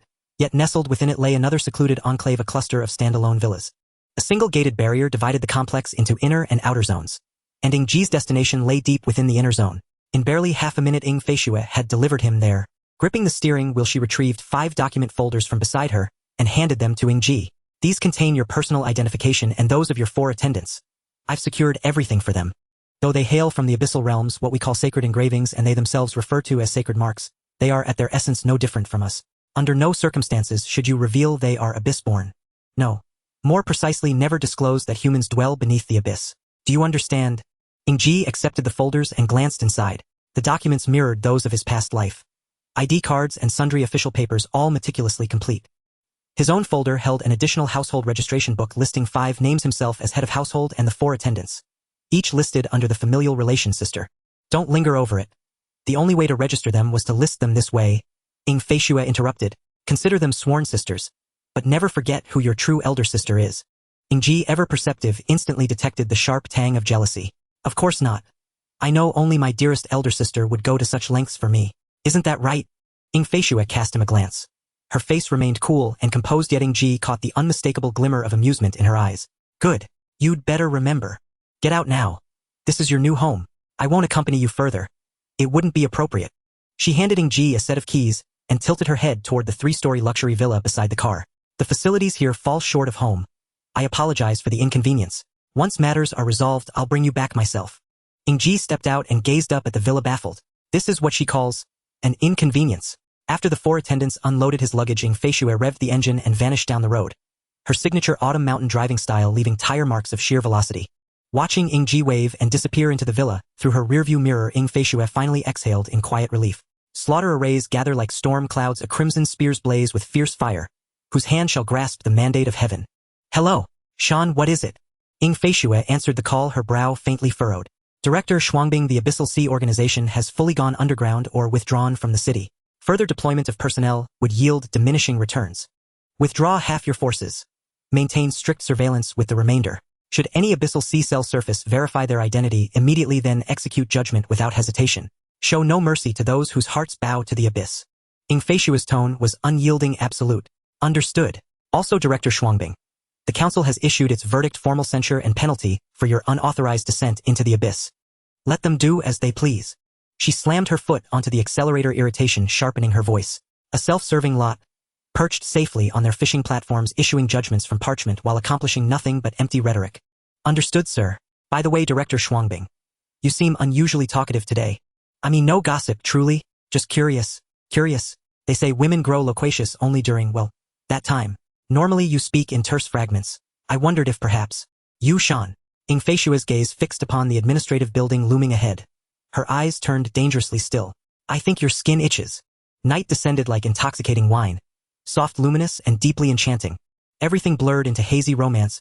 Youthful hormones surged as if flushed by a laxative, spilling forth unchecked. Yet none of it touched Ying Ji. The noise and love belonged to them. I have neither. Exhausted from moving in, Ying Ji collapsed onto the sofa. His 4 attendants had already scattered. Cooking, cleaning, settling in. Remarkably, they adapted swiftly to surface life. Having lived just days ago in near-archaic simplicity, they now navigated smartphones and online shopping with ease. A towering stack of delivery boxes bore testament to their industriousness. Spring breezes sweep across Kuaiji. Everywhere humanity thrives. Too spent to moving, Ji dragged himself to the far end of the sofa and lifted the ringing phone. Ying Ji. The moment he tapped answer for Ying Hanfrost's call, a muffled roar erupted. Raw fury crackling even through the screen. What's wrong? Ying Ji frowned, returning the question. Lately Ying Hanfrost had shed her aloof ice princess facade before him. Her emotions bloomed freely, her expressions turning delightfully, disarmingly tender. He found himself questioning whether the haughty, untouchable school idol he'd glimpsed on campus was even the same person. You moved without telling me. Do you even consider me your childhood friend? Didn't elder sister tell you? Besides, you're my younger sister. Ying Ji slumped deeper into the sofa, voice drained. Is it the same? You didn't even call me before leaving. I only found out when I returned home. So, you don't care about me. A tiny fragile sob trembled through the line. Though faint, Ying Ji heard it crystal clear, and admitted inwardly a flicker of tension. Little sister, no schwanger. Please don't cry. I'm not crying, came the stubborn retort. It's just, I'll miss seeing you often, and that awful woman forbids me from moving in here. But aren't I your childhood friend? You're always welcome to visit. I'll send you the address right away. Really? The tremulous sob vanished. Of course. Don't lie to me. With that she ended the call. Ying Ji stared at his phone's blank silent screen, shook his head, and sent her the address. So she's this clingy. He walked to the window, gazing into the mist-laced moonlight, quietly wistful. Tomorrow's school life. I hope it passes in calm serenity. At last opening day arrived. The 4 attendants had been taken away early by Ying Feishua. Something about official procedures. Ying Ji paid it little mind. He grabbed a slice of bread they'd prepared, stepped out the door, and braced himself for a day as his new self. Ying Ji. A hesitant voice called out. Ying Ji looked up, only to find a large glowing 52 hovering above his head. It was Jin Ming, his classmate from class 107. After studying Ying Ji's face for a moment, he confirmed his identity, and strode over, throwing an arm around his shoulders with genuine delight. You're healed. Everyone in class missed you terribly. Jin Ming sounded genuinely surprised. Never imagined you'd live here. Even if you could afford that crystal orb villa, no. One in this compound isn't accessible to just anyone. A true tycoon. Not at all, Ying Ji replied flatly, utterly inept at small talk. Jin Ming showed no sign of parting ways, falling into step beside him. Heading to class. Yes. Let's go together. It's on my way. Ying Ji fell silent. Though he longed for solitude, the system's prompt proved irresistibly alluring. Jin Ming's favor 3, they walked side by side. Ying Ji wordless, Jin Ming effusively extolling his admiration. His favor score climbed steadily, as though pent-up emotion had finally burst its dam. After that battle, Jin Ming had surrendered utterly to Ying Ji's authority, talking incessantly as if possessed by the legendary Wei Yuan himself, while Ying Ji merely endured, weary and detached. Suddenly Jin Ming froze mid-sentence, grabbing Ying Ji's sleeve. Look! Ying Ji lifted his gaze, and met the poised, serene figure of Ying Hanfrost standing gracefully at the gate. A soft, knowing smile played across her features. Ying Ji had long grown immune, but beside him Jin Ming stood utterly entranced, spellbound. Unaware she awaited Ying Ji, Jin Ming smoothed his clothes and approached with practiced elegance. Ying Ji watched the poor soul, overwhelmed by hormonal delirium, and sighed. It seemed comrade Jin Ming, who had lost his memory, was about to suffer Ying Ji's same method of heartbreak. Once again, today's return to school promised anything but peace. President Ying, what a coincidence. Jin Ming spotted Ying Hanshuang approaching her like a bee to a flower, a broad smile on his face, as he asked, do you remember me? Jin Ming, head of the publicity department. Ying Hanshuang showed no interest in him, her gaze drifting away after just half a second. Today Ing Hanshuang was still wearing that outdated school uniform not altered by the fashion-conscious girls, simply wearing it as is with a simple ponytail. The hem of her skirt was long but the perfect curve of her calves clad in black stockings, and revealing a hint of flesh color appeared like an untouchable painting under the sunlight. Her expression was icy, her skin as smooth as jade. Even without any expression, her striking beauty could mesmerize anyone. Yet every time one saw her, it was impossible not to imagine how enchanting her smile would be, a smile never before witnessed, likely as dreamlike as it sounded. Even with her cold demeanor and no makeup, she stood there representing the youth of countless individuals. President Ing, why are you here? Aren't you supposed to be at school? Jin Ming swayed in front of Ing Hanshuang, blocking her view of Ying Ji. Or do you have some tasks to assign? Ing Hanshuang, annoyed by his antics, found herself feeling irritable, especially since Ying Ji stood just inside the community gate, refusing to step out.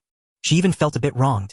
After all, it was Ying Ji who gave her the address, suggesting she could visit him whenever she wanted, yet here she was unable to enter because of him. Unconsciously, her resentment towards Jin Ming grew stronger. If it weren't for this self-important guy, Ying Ji wouldn't be hiding away like this. She understood him. He didn't want to be the center of attention. But now Ing Hanshuang wanted everyone to know how close she was to Ying Ji. What ill intentions could the school beauty possess? She simply didn't want to sneak around. I know you. Ing Hanshuang coldly regarded Jin Ming, a subtle smirk playing at the corners of her lips. You are Ing Ji's classmate, right? I believe we've met before. Ing Ji's classmate. Jin Ming's smile suddenly froze, caught between laughter and tears. He was pleased that Ing Hanshuang remembered him, but it was disheartening that it wasn't because he was the head of the publicity department, distinguished and charismatic. It was merely because he was Ing Ji's classmate. It felt as if he were merely Ing Ji's accessory. Jin Ming's expression turned pale. At this moment, Ing Hanshuang pretended to just notice Ying Ji greeting him with an impassive face. Come here. Ying Ji sighed. He had anticipated this scene, given that they were in the same school. Such situations were not rare. What he didn't expect was for it to happen so abruptly and unexpectedly.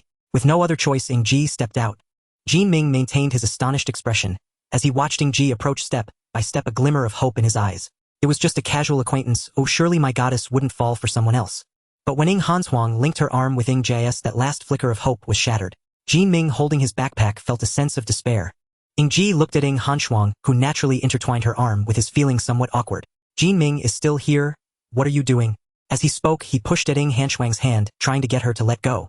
However, Ing Hanshuang's expression turned unfriendly as she raised her eyes to say, didn't we agree last night? I can come to find you anytime.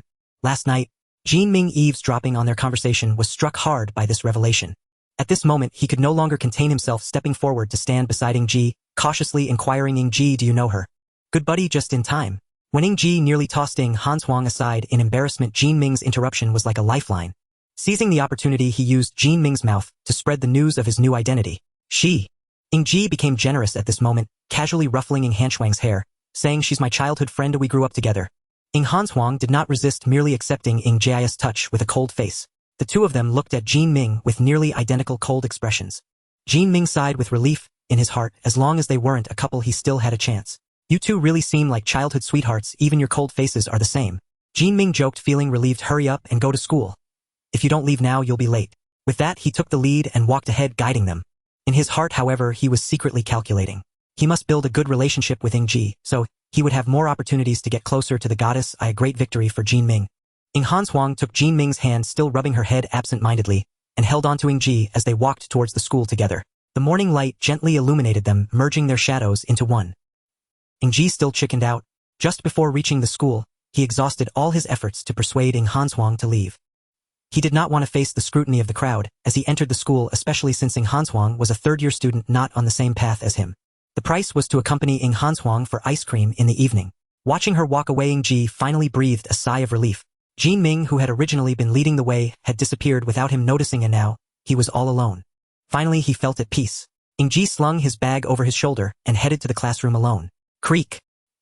He pushed open the recently repaired door, entering the familiar yet strange classroom with a weary expression. Please don't let anything bizarre happen. Clap, clap, clap. However, contrary to his wishes, as soon as Ying Ji stepped into the classroom, a wave of applause erupted, startling him.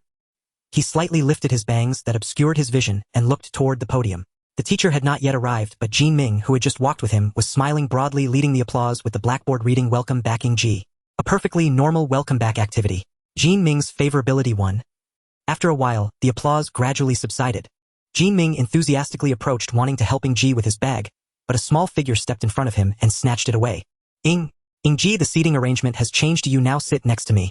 Ran Tingting blushing furiously tugged on Ying Ji's sleeve, replacing Jin Ming and leading him to his new seat. Ying Ji was somewhat dazed but followed her to his seat. Clap, clap, clap. The applause erupted once more. A perfectly normal welcome back activity. Jin Ming's favorability won. After a while, the applause gradually subsided. What's all this ruckus? You all are the loudest in the first-year class. Sure enough, the teacher arrived. Mediterranean No, it was Li Yuanqing who slammed a book against the wall and roared, filled with disappointment. However, when he saw Ying Ji, his expression changed. Admiration and delight were evident on his face. Oh, so it's Ying Ji who's back, what a double joy. Then teacher, what's the other joy? A bold student raised his hand to ask. Seeing this, Li Yuanqing recognized it was Wei Yuan. That is. Our class has a new student today. Li Yuanqing pretended to cough to cover what he was about to say. Ahem. She's a stunning beauty. Oh. As soon as he finished speaking, all the boys in the class became excited. Li Yuanqing also smiled, clapping his hands. Come in, Ruoxue. Ruoxue. They wouldn't have gone to handle the enrollment procedures after being called out by her sister this morning, would they? Ying Ji was feeling a bit anxious. If it were Ruofeng or Ruohua, it would be fine, but if it's Ruoxue or Ruoe, it would be a real headache. Especially Ruoxue, although she is very considerate, she is too clingy. In this youthful class filled with vitality, enjoying the attention of a beautiful girl is the most hated behavior. This is not good news for Ying Ji's plan to secretly boost his favorability. However, reality would not pause its steps because of Ying Ji's plans. As soon as Li Yuanqing finished speaking, the half-open door was pushed open by a hand as white as sheep fat, and a somewhat shy girl stepped out. It was indeed Ruoxue. She was still wearing the maid outfit she had at home, accompanied by a pair of white glasses. Her white hair flowed like satin, resting perfectly on her shoulders, paired with her gentle white eyes and skin, as white as congealed fat, delivering a significant aesthetic shock to the classmates of Class 107. Come on, Ruoxue, please come up and introduce yourself. Li Yuanqing stepped aside with a kind smile, inviting the somewhat timid Ruoxue onto the stage. Ruoxue glanced down, making eye contact with her classmates, then lowered her head again, hesitantly walking to the podium. She grasped the chalk nervously and wrote down the two characters Ruoxue. After a moment, she slowly turned around, her half-length skirt billowing slightly, her black silk legs trembling slightly, the hint of flesh color and graceful curves attracting everyone's attention, including the girls. My name is Ruoxue. Her voice was melodious, even somewhat ethereal, effortlessly transporting people into a forest filled with singing birds and dancing flowers. I'm 17 this year. Ruoxue's voice caught her expression contorting slightly, a cute blush visibly spreading from her snowy white swan neck to her cheeks, causing everyone's hearts to skip a beat. She bit her tongue. Yes, she definitely bit her tongue. But she is just so adorable. The classmates, who were already conquered by Ruoxue's beauty, were struck once more, completely transforming into her loyal followers. If Ruoxue had Ying Ji's system, the notification of skyrocketing favorability could have knocked her poor head unconscious. Ruoxue was still covering her mouth, her face flushed with tears welling up in her eyes. Seeing Ruoxue on the verge of tears from shyness, Li Yuanqing kindly stepped forward and said, Ruoxue comes from another continent across the sea, so her appearance differs from ours. She is a bit introverted, so please take good care of her. Okay. The classmates responded enthusiastically, which nearly scared Ruoxue into biting her tongue again. Wei Yuan, am in love. Jin Ming adjusted his golden glasses, patting his deskmate Wei Yuan with a look of infatuation. I realized that pursuing Ying Hanshuang is too ethereal. We have to seize the moment instead. Wei Yuan disdainfully swatted his hand away, his face filled with contempt. You said the same thing the first time you saw Ying Hanshuang, you scumbag. After saying that, Wei Yuan glanced at Ruoxue, who was nervously clutching her clothes with a pensive expression. You don't also have feelings for her, do you? Jin Ming noticed Wei Yuan's gaze and nudged him with his elbow. Let's compete fairly. I do feel a spark, but there's something I care about. Wei Yuan was always the proactive type, or in his mind, there was no option to postpone. He stood up and asked Ruoxue, why are you wearing a maid outfit? Are you cosplaying? Ruoxue looked up a bit timidly at the suddenly standing weirdo, lifting her skirt slightly. It's just that. What? Ruoxue hasn't received her school uniform yet, so she is wearing her own clothes to school, for now, Li Yuanqing added. Wei Yuan nodded, still somewhat confused. I'm still curious, why is Ruoxue's casual outfit a maid outfit? It looks really cute. Ruoxue, do you like cosplaying? The super straightforward Wei Yuan said, his first direct compliment. Is this Ruoxue's charm? Ruoxue couldn't understand what cosplay meant at all, weakly saying, I'm a maid, so I wear a maid outfit. As for that, I don't know. A maid? The whole class was astonished. Jin Ming was practically unable to contain his excitement. Such a cute girl combined with the maid attribute, is this really a girl that can exist in this world? I need to think of a way to hire her, then develop feelings over time and walk into the halls of marriage. Because of Ruoxue's words, Jin Ming had already begun to fantasize about a beautiful future. Maid, is that Ruoxue's job? Seeing the atmosphere heating up, Li Yuanqing's authority had lost its effect, and a girl in the front row tentatively asked, which agency do you work for? Can I hire you? Work? Ruoxue blinked innocently. I don't work anywhere. I am just the master's maid. A personal maid. Oh no, the little angel I just saw has been privatized. The girl looked somewhat disappointed, slumping in her chair. Hearing the conversation, Jin Ming also turned pale. His romantic plan with Ruoxue had tragically died at the first step. It ended before it even began. Alright, enough questions. Ruoxue, there's an empty seat next to Ying Ji, you can sit there. Li Yuanqing clapped a few times at the podium, calming the restless classmates. Class is about to start. As soon as the name Ying Ji was mentioned, it seemed to have flipped a switch in Ruoxue. Upon hearing those two words, Ruoxue's gaze instantly shot toward Ying Ji, her somewhat evasive eyes suddenly brightened, as if she had found her most beloved toy. Watching her approach faster and faster, Ying Ji's heart alarm bells rang. The once shy Ruoxue took larger and larger steps, stirring up a gentle fragrance.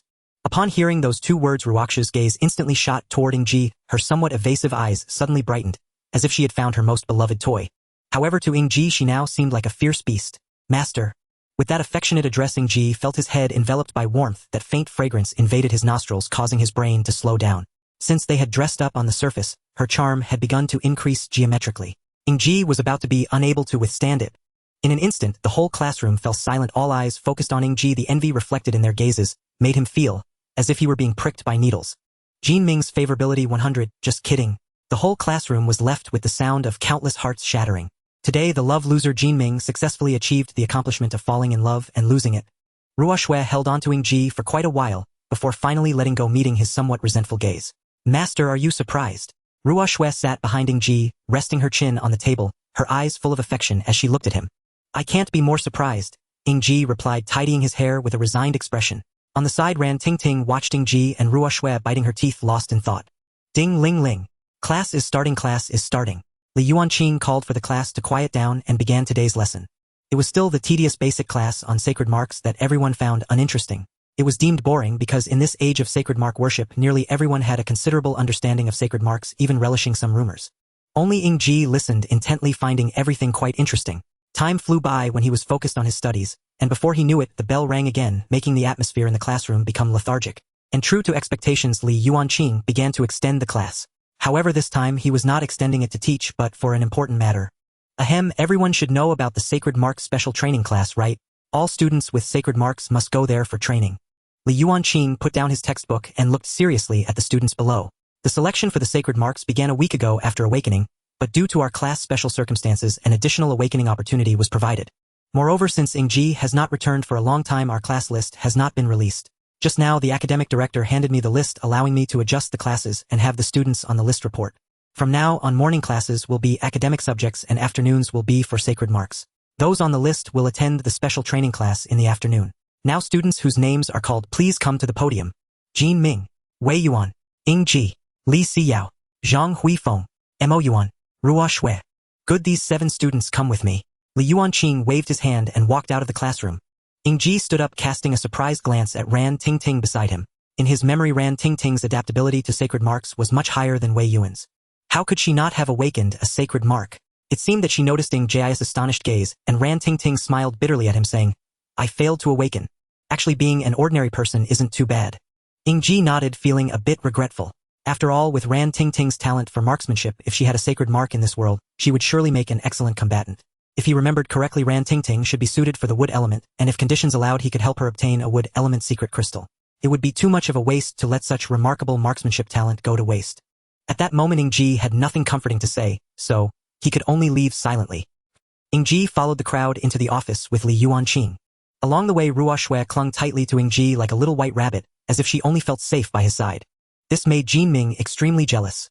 As soon as they entered the office, Ying Ji immediately spotted the 3 white figures nearby. Seeing Li Yuanqing enter, another balding man, sitting in front of the 3 figures, immediately broke into a standard polite smile. Old Li, you're right on time. The balding man greeted Li Yuanqing, appearing very familiar. We just transferred 3 new students with sacred marks. You can take them to report later. At that moment, the 3 figures turned around, white-haired and white-eyed, each stunning in their own way, just like Ruoxue, exceptional beauties. Wei Yuan, I again. Young master, shut up. Wei Yuan, who was usually rather carefree, seemed to be quite disdainful of Jin Ming, shoving aside his infatuated face. Did you see the maid outfits they are wearing? Jin Ming snapped back to reality, but had yet to react when one of the gentle-looking long-haired girls waved at them, her charming manner causing Jin Ming's heart to flutter. However, she was clearly not waving at Jin Ming but at the 2 behind him. Third sister master. She slightly bowed, her demeanor dignified, resembling a proper maid more than Ruoxue's somewhat shy appearance, with not a single flaw to be found. The girl with her hair tied up in a bun merely looked at Ying Ji, coldly nodding in acknowledgement. The youngest and most vivacious one upon seeing Ying Ji suddenly seemed to brighten, quickly running to his side, wrapping her arms around his neck, her fluffy hair brushing against his face. Master Xiao Yu is here too, are you surprised? Ruo Yu looked up, her bright eyes shining as she gazed at Ying Ji full of excitement. Ying Ji freed himself from her embrace, feeling a bit uncomfortable under the jealous gazes of those around him, awkwardly saying, "Surprised, very surprised indeed. You know each other then, that makes things easier." Li Yuanqing nodded, then turned to ask, "Director, what's the specific situation with these three?" "These three, ah." The director stroked the few remaining hairs on his bald head and said softly, "They all suddenly transferred today. Ruofeng and Ruohua have transferred to the upper 2nd grade, while Ruoyu has transferred to the lower 3rd grade. Just found out they all have sacred marks, and it coincidentally fits with your upper 1st grade entering this batch of sacred mark special training. All right, I'll handle their paperwork shortly, it won't be a hassle." Li Yuanqing nodded. This morning's journey was quite thrilling. During the paperwork process, the 4 girls continuously surrounded Ying Ji, asking him about his well-being with great care. Even Ruoyu took out various snacks from the small bag, sewn onto her princess dress, constantly stuffing them into Ying Ji's mouth. This made Jinming extremely envious. "I should also go find a maid when I return." Just like that, the morning passed by in an unsettling manner. In just one morning, the fame of the 4 maids, known as Wind, Flower, Snow, and Moon, was already known by everyone. After all, that white hair and their beauty were too eye-catching. And after the news that Ying Ji was the childhood friend of Ying Han Shuang and the master of Wind, Flower, Snow, and Moon spread, Ying Ji successfully topped the list of most envied boys. This previously unremarkable youth instantly became the enemy of all boys. Time swiftly arrived at the afternoon, which was also the time for Ying Ji and the others to first attend the so-called Sacred Mark Special Training Class. The teaching location for the Sacred Mark Special Training Class was not an ordinary classroom but a vast private area behind Gao High Academy. On ordinary days, this area was not open to anyone. Even though it occupied half the area of Gao High Academy, it forever served as a secret base. Any unauthorized entry would be treated as trespassing a military base, indicating its significant importance. Ying Ji and the others had already signed a confidentiality agreement in the morning. After going through strict security checks, Ying Ji finally entered this mysterious place. Only Ruoyu looked longingly at her piles of snacks, her eyes full of reluctance, because they couldn't be brought in. "Let's go." Ying Ji pulled the still reluctant Ruoyu with a smile and walked inside. "You can eat when we come out. We've arrived." Ying Ji and the others finally entered this special zone.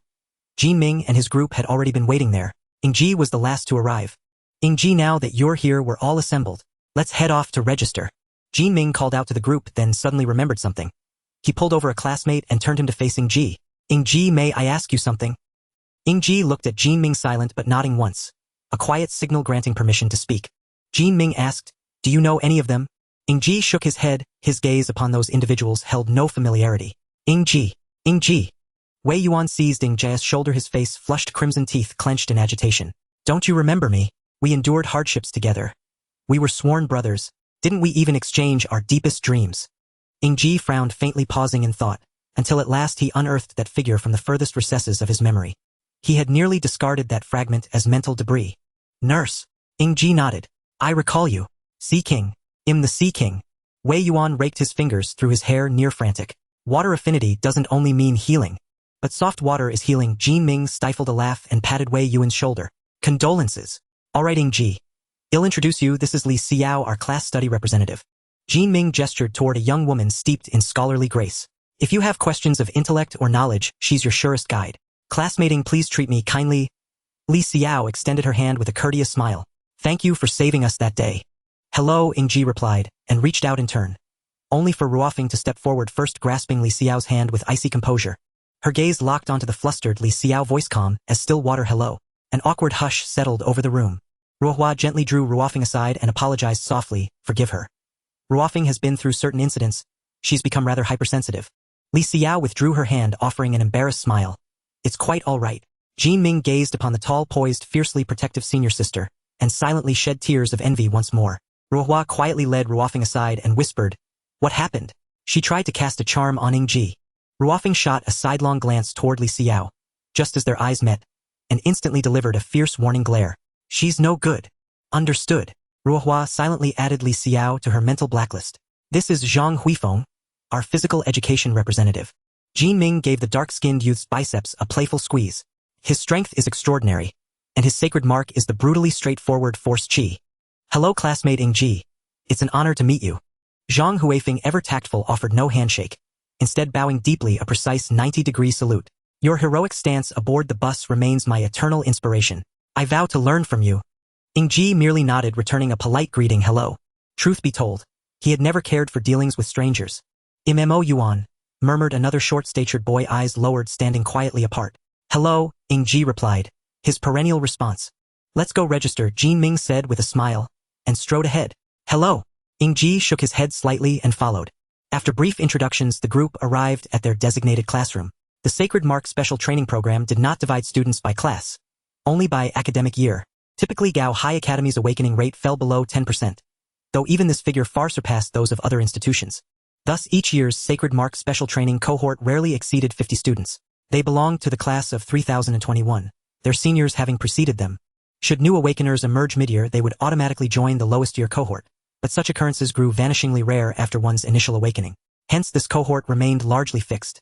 Including themselves, the class of 3021 numbered just 37. This year's upper-level freshmen comprised 8 classes, meaning excluding class 107 and 3 students from other years, the remaining 7 classes collectively housed only 27 awakeners, roughly 4 per class.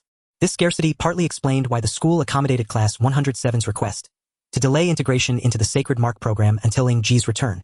Upon entering the training hall indicated for registration, they faced a tall, slender man, impeccably formal, and a perfectly aligned square formation. The man's eyes drooped like a lifeless fish's. His pallid complexion suggested profound exhaustion, even depletion. He lifted his gaze only briefly, then uttered, voice light and detached, "Fall in." The group exchanged glances and hurried to take their places at the formation's rear. Ugh, what a nuisance. Now I'll have to repeat everything. He rubbed his temples, exuding palpable impatience. "My name is Yu Beima, Bay as in North, Mo as in desert. You may call me Mo Dad." A snort escaped someone below, sharply conspicuous in the hushed silence. Hiss! A silken thread shot down from the ceiling, snaring Wei Yuan's ankle and hoisting him upside down into the air. "Monkey boy!" Laughter is forbidden. Yu Beima's deadfish eyes remained half-lidded, with a subtle flick of his finger Wei Yuan swung pendulously from the thread. Absurd, almost comical. "Mo Dad, mercy!" Dizzy and nauseous, Wei Yuan clung desperately to his plea. Yu Beima offered a faint, unsettling smile, his ashen face chilling to behold. "You've learned quickly, so let this be the sole exception." With that, he released Wei Yuan, who tumbled down, stomach churning. Wei Yuan staggered, leaning heavily against Jin Ming, face drained of color, his usual bravado replaced by raw, trembling relief. "I survived. Monkey boy, no talking." Yu Beima's cold stare silenced him instantly. This man was truly ruthless. "Where was I?" Yu Beima withdrew his gaze, stroking his chin. "Ah, rules. Never mind. I've lost interest. Let's begin the project we've delayed for a week." He waved dismissively, pointing to a young man in the front row, that acting class leader. "What was it again, dog-egg? Step forward." "Teacher, my name is Goidan." "Same difference, come up."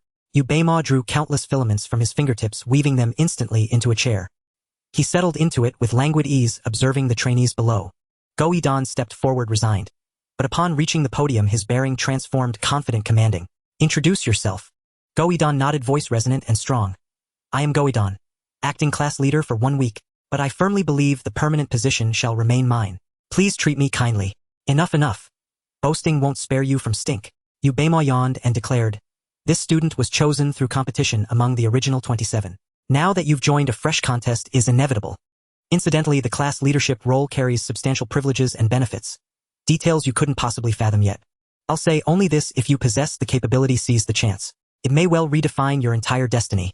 "Mo Dad, how does the election work?"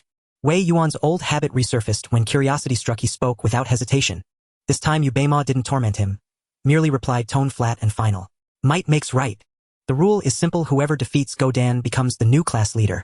The class leader must be the strongest in the entire class. That is my philosophy." Yu Beima snapped his fingers. From the empty expanse of the arena, a gleaming metallic platform slowly rose. "This is the arena. Rest assured, at your dust tier cultivation level, you couldn't possibly damage it. Godan, up you go." The moment Yu Beima finished speaking, Goidan leapt onto the platform, radiating unwavering confidence, as he swept his gaze across the newly arrived class 107. "I am Goidan at the peak of Midstage Dust Realm." "No need for all that chatter," Yu Beima said, idly digging absent-mindedly at his ear. "Anyone who wishes to become class leader, step forward. Defeat him and you become the new class leader." For a rare moment, class 107 fell into silence. No one dared to step forward first. Jin Ming fixed his sharp gaze upon Ying Ji, eyes flickering with calculation. "No volunteers. How utterly feeble." Yu Beima narrowed his eyes, scanning the crowd, then paused on Ying Ji's 4 maids. "Ladies, would you care to try? This young man likely couldn't withstand even a single punch from any of you." Upon hearing Yu Beima's words, Go Idan's expression visibly tightened. The four maids remained silent, but in unison their eyes turned toward Ying Ji, their meaning unmistakable. All pressure now settled squarely upon Ying Ji. And ding ding ding ding, a new quest has arrived. Enquest become class leader. Reward 1 precious tenfold draw tier 10 social value. Don't stir up trouble system, Hold on.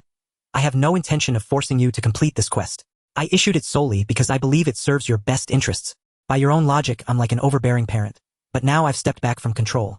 Still, I hold expectations for you. When you meet those expectations, I reward you, just as a parent gives candy to a child. Isn't that perfectly reasonable? So, please don't scold me. Sniff sniff. At this point, Ying Ji had no further words to offer. Rationally speaking, every quest issued by this system truly did align with his long-term benefit, though occasionally it clashed with his personal inclinations. Yet Ying Ji knew full well this world would not bend to his will. Sometimes sacrifice was inevitable, such as now. He had already pondered, just moments earlier, whether to accept the position. Benefits aside, the role itself offered unparalleled opportunities to cultivate goodwill, a clear advantage. Without realizing it, he had begun leveraging the system as an ally, not resisting it as he once did. Perhaps the system's innate empathy played a part in that shift. Young man, why not give it a try? Yubema sensed a faint razor-edged aura emanating from Ying Ji. His keen intuition whispered that this youth was far from ordinary. Though usually indifferent to mentoring mere novices, he found himself instinctively intrigued. Jin Ming scoffed softly and shook his head. Ying Ji. He'd never seek such attention. Ever since Jin Ming had known him, Ying Ji had made it his quiet mission to vanish into the background. If not for his 4 conspicuously formidable maids, he might still remain utterly unknown. Very well. Ying Ji stepped calmly from the formation and ascended the arena at a measured pace. Let us see what happens. The instant Ying Ji set foot upon the arena, several members of Class 107 flinched, especially Jin Ming. None had expected him to accept such a conspicuous challenge. Meanwhile, the 4 maids watched his figure intently, their eyes shimmering with quiet adoration. With Ying Ji on the stage, the outcome was already certain. After all, this was the same youth who could duel a scroll-grade combatant while under medicinal enhancement. Go Idan, observing Ying Ji's icy composure, as he approached, wore an expression of profound gravity. Even without overt aggression, Ying Ji exuded a suffocating pressure, one that nearly stole Go Idan's breath. Go Idan, please grant me the honor of your instruction. Greetings. No sooner had Ying Ji spoken than Go Idan tensed instantly, his gaze locking onto him with fierce intensity. His palms flushed crimson, and the air around them warped, shimmering with unbearable heat. Ying Ji remained motionless, hands idle at his sides. They stood frozen in place, yet one thing was unmistakable: Go Idan's aura surged ever higher, while Ying Ji remained utterly still. Yet Go Idan, now at the apex of his power, could no longer contain it. The searing temperature of his fist verged on burning his own flesh. Ha! With a thunderous cry, Go Idan unleashed his peak force punch, air igniting in its wake as it blazed toward Ying Ji's face, its oppressive force rippling even across the Tier 3021 students. Class 107A, however, remained unruffled. They still vividly recalled Hu Lai's colossal stone giant, an entity of terrifying scale, and yet even that had failed to fell Ying Ji. Such power posed no threat whatsoever. Ying Ji watched the crimson fist swell before him, wreathed in flickering orange flames, so close that playful tongues of fire nearly licked at his tousled hair. His gaze sharpened. With a subtle tilt of his head, he let the scorching wave graze his cheek, while the devastating blow struck only empty air. Then, in one fluid motion, Ying Ji pressed a hand onto Go Idan's shoulder and locked his other arm around the young man's throat. Twisting his body aside, he evaded those blistering hands and advanced calm and unflinching into the furnace-like heat. Your hips are too high. Ying Ji spoke coolly, driving his pelvis forward to disrupt Go Idan's balance, then delivered a lightning-fast rear kick, striking the back of his knee with brutal precision. Trapped, neck locked, shoulders pinned, Go Idan had no room to react. Still reeling from his own punch, he buckled, instantly dropping to one knee in sharp agony. Your waist is weak too. Ying Ji observed Go Idan's gaping vulnerabilities, murmured inwardly, and then sprang upward. Wrapping his legs tightly around the young man's neck, he executed a mid-air somersault, using sheer physical mastery to hurl Go Idan crashing down onto the arena floor.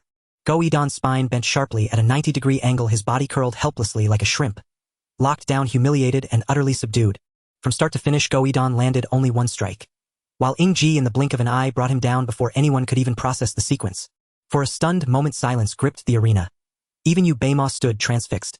In past battles, even life-or-death duels, victories rarely came so swiftly. Most contests demanded multiple rounds of sacred engraving combat before an outcome emerged. Victory achieved purely through martial prowess, like Ying Ji's, was virtually unheard of. Moreover, Yubema could discern neither Ying Ji's cultivation level nor his sacred engraving. The technique itself, so refined, so efficient, could enable even a low-tier dust realm cultivator to overwhelm Go Idan. It wasn't raw strength that won the day. It was absolute tactical precision, exploiting every flaw in Go Idon's form, concentrating force into a single point, avoiding direct confrontation, then shattering balance with a leg break and spinal twist. This was domination pure and clinical. Does this count as my victory? Ying Ji asked quietly, gazing down at the youth beneath him. Go Idon thrashed wildly, but every fulcrum of resistance was sealed. Defeated, he grunted hoarsely, "You win." Ying Ji rose, casting a glance toward the arena's edge, where his four maids watched him with luminous starlit eyes. Especially Ruo Feng, her gaze burned with fervent, almost devouring devotion. Any others? Leaving Go Idon behind, Ying Ji asked, his voice a glacial wind sweeping across the hushed arena. Go Idon favor 12 Li Hao favor. Moments passed. No voice dared break the silence. All had been captivated, spellbound by Ying Ji's artful, flawless combat. Ying Ji, class leader. Ying Ji, class leader. Someone shouted, and the entire arena erupted in roaring acclamation. Even Go Idon joined in, bellowing with reluctant admiration. Seems no one else dares step forward. As the protagonist, Ying Ji remained the calmest of all, serenely returning to his place in formation. Truly, he lived up to his name, Ying Ji. Resonant silence. Watching Ying Ji's clean and agile movements, along with the heartfelt cheers of the students, a glimmer of light finally appeared in Yu Beimo's eyes. This batch of students is quite interesting. Class monitor, can you teach me combat? It's so cool. Former class monitor Go Idon directly approached Ying Ji, his face filled with admiration, showing no sign of anger from his defeat. He looked like a complete martial arts enthusiast. The teacher will teach you, Ying Ji said indifferently, his tone devoid of emotion. I want extra lessons. I can pay the tuition. Go Idon leaned closer to Ying Ji, unceremoniously grabbing his hand and pleading. At that moment, Ruofeng beside Ying Ji clenched his fist tightly before slowly relaxing.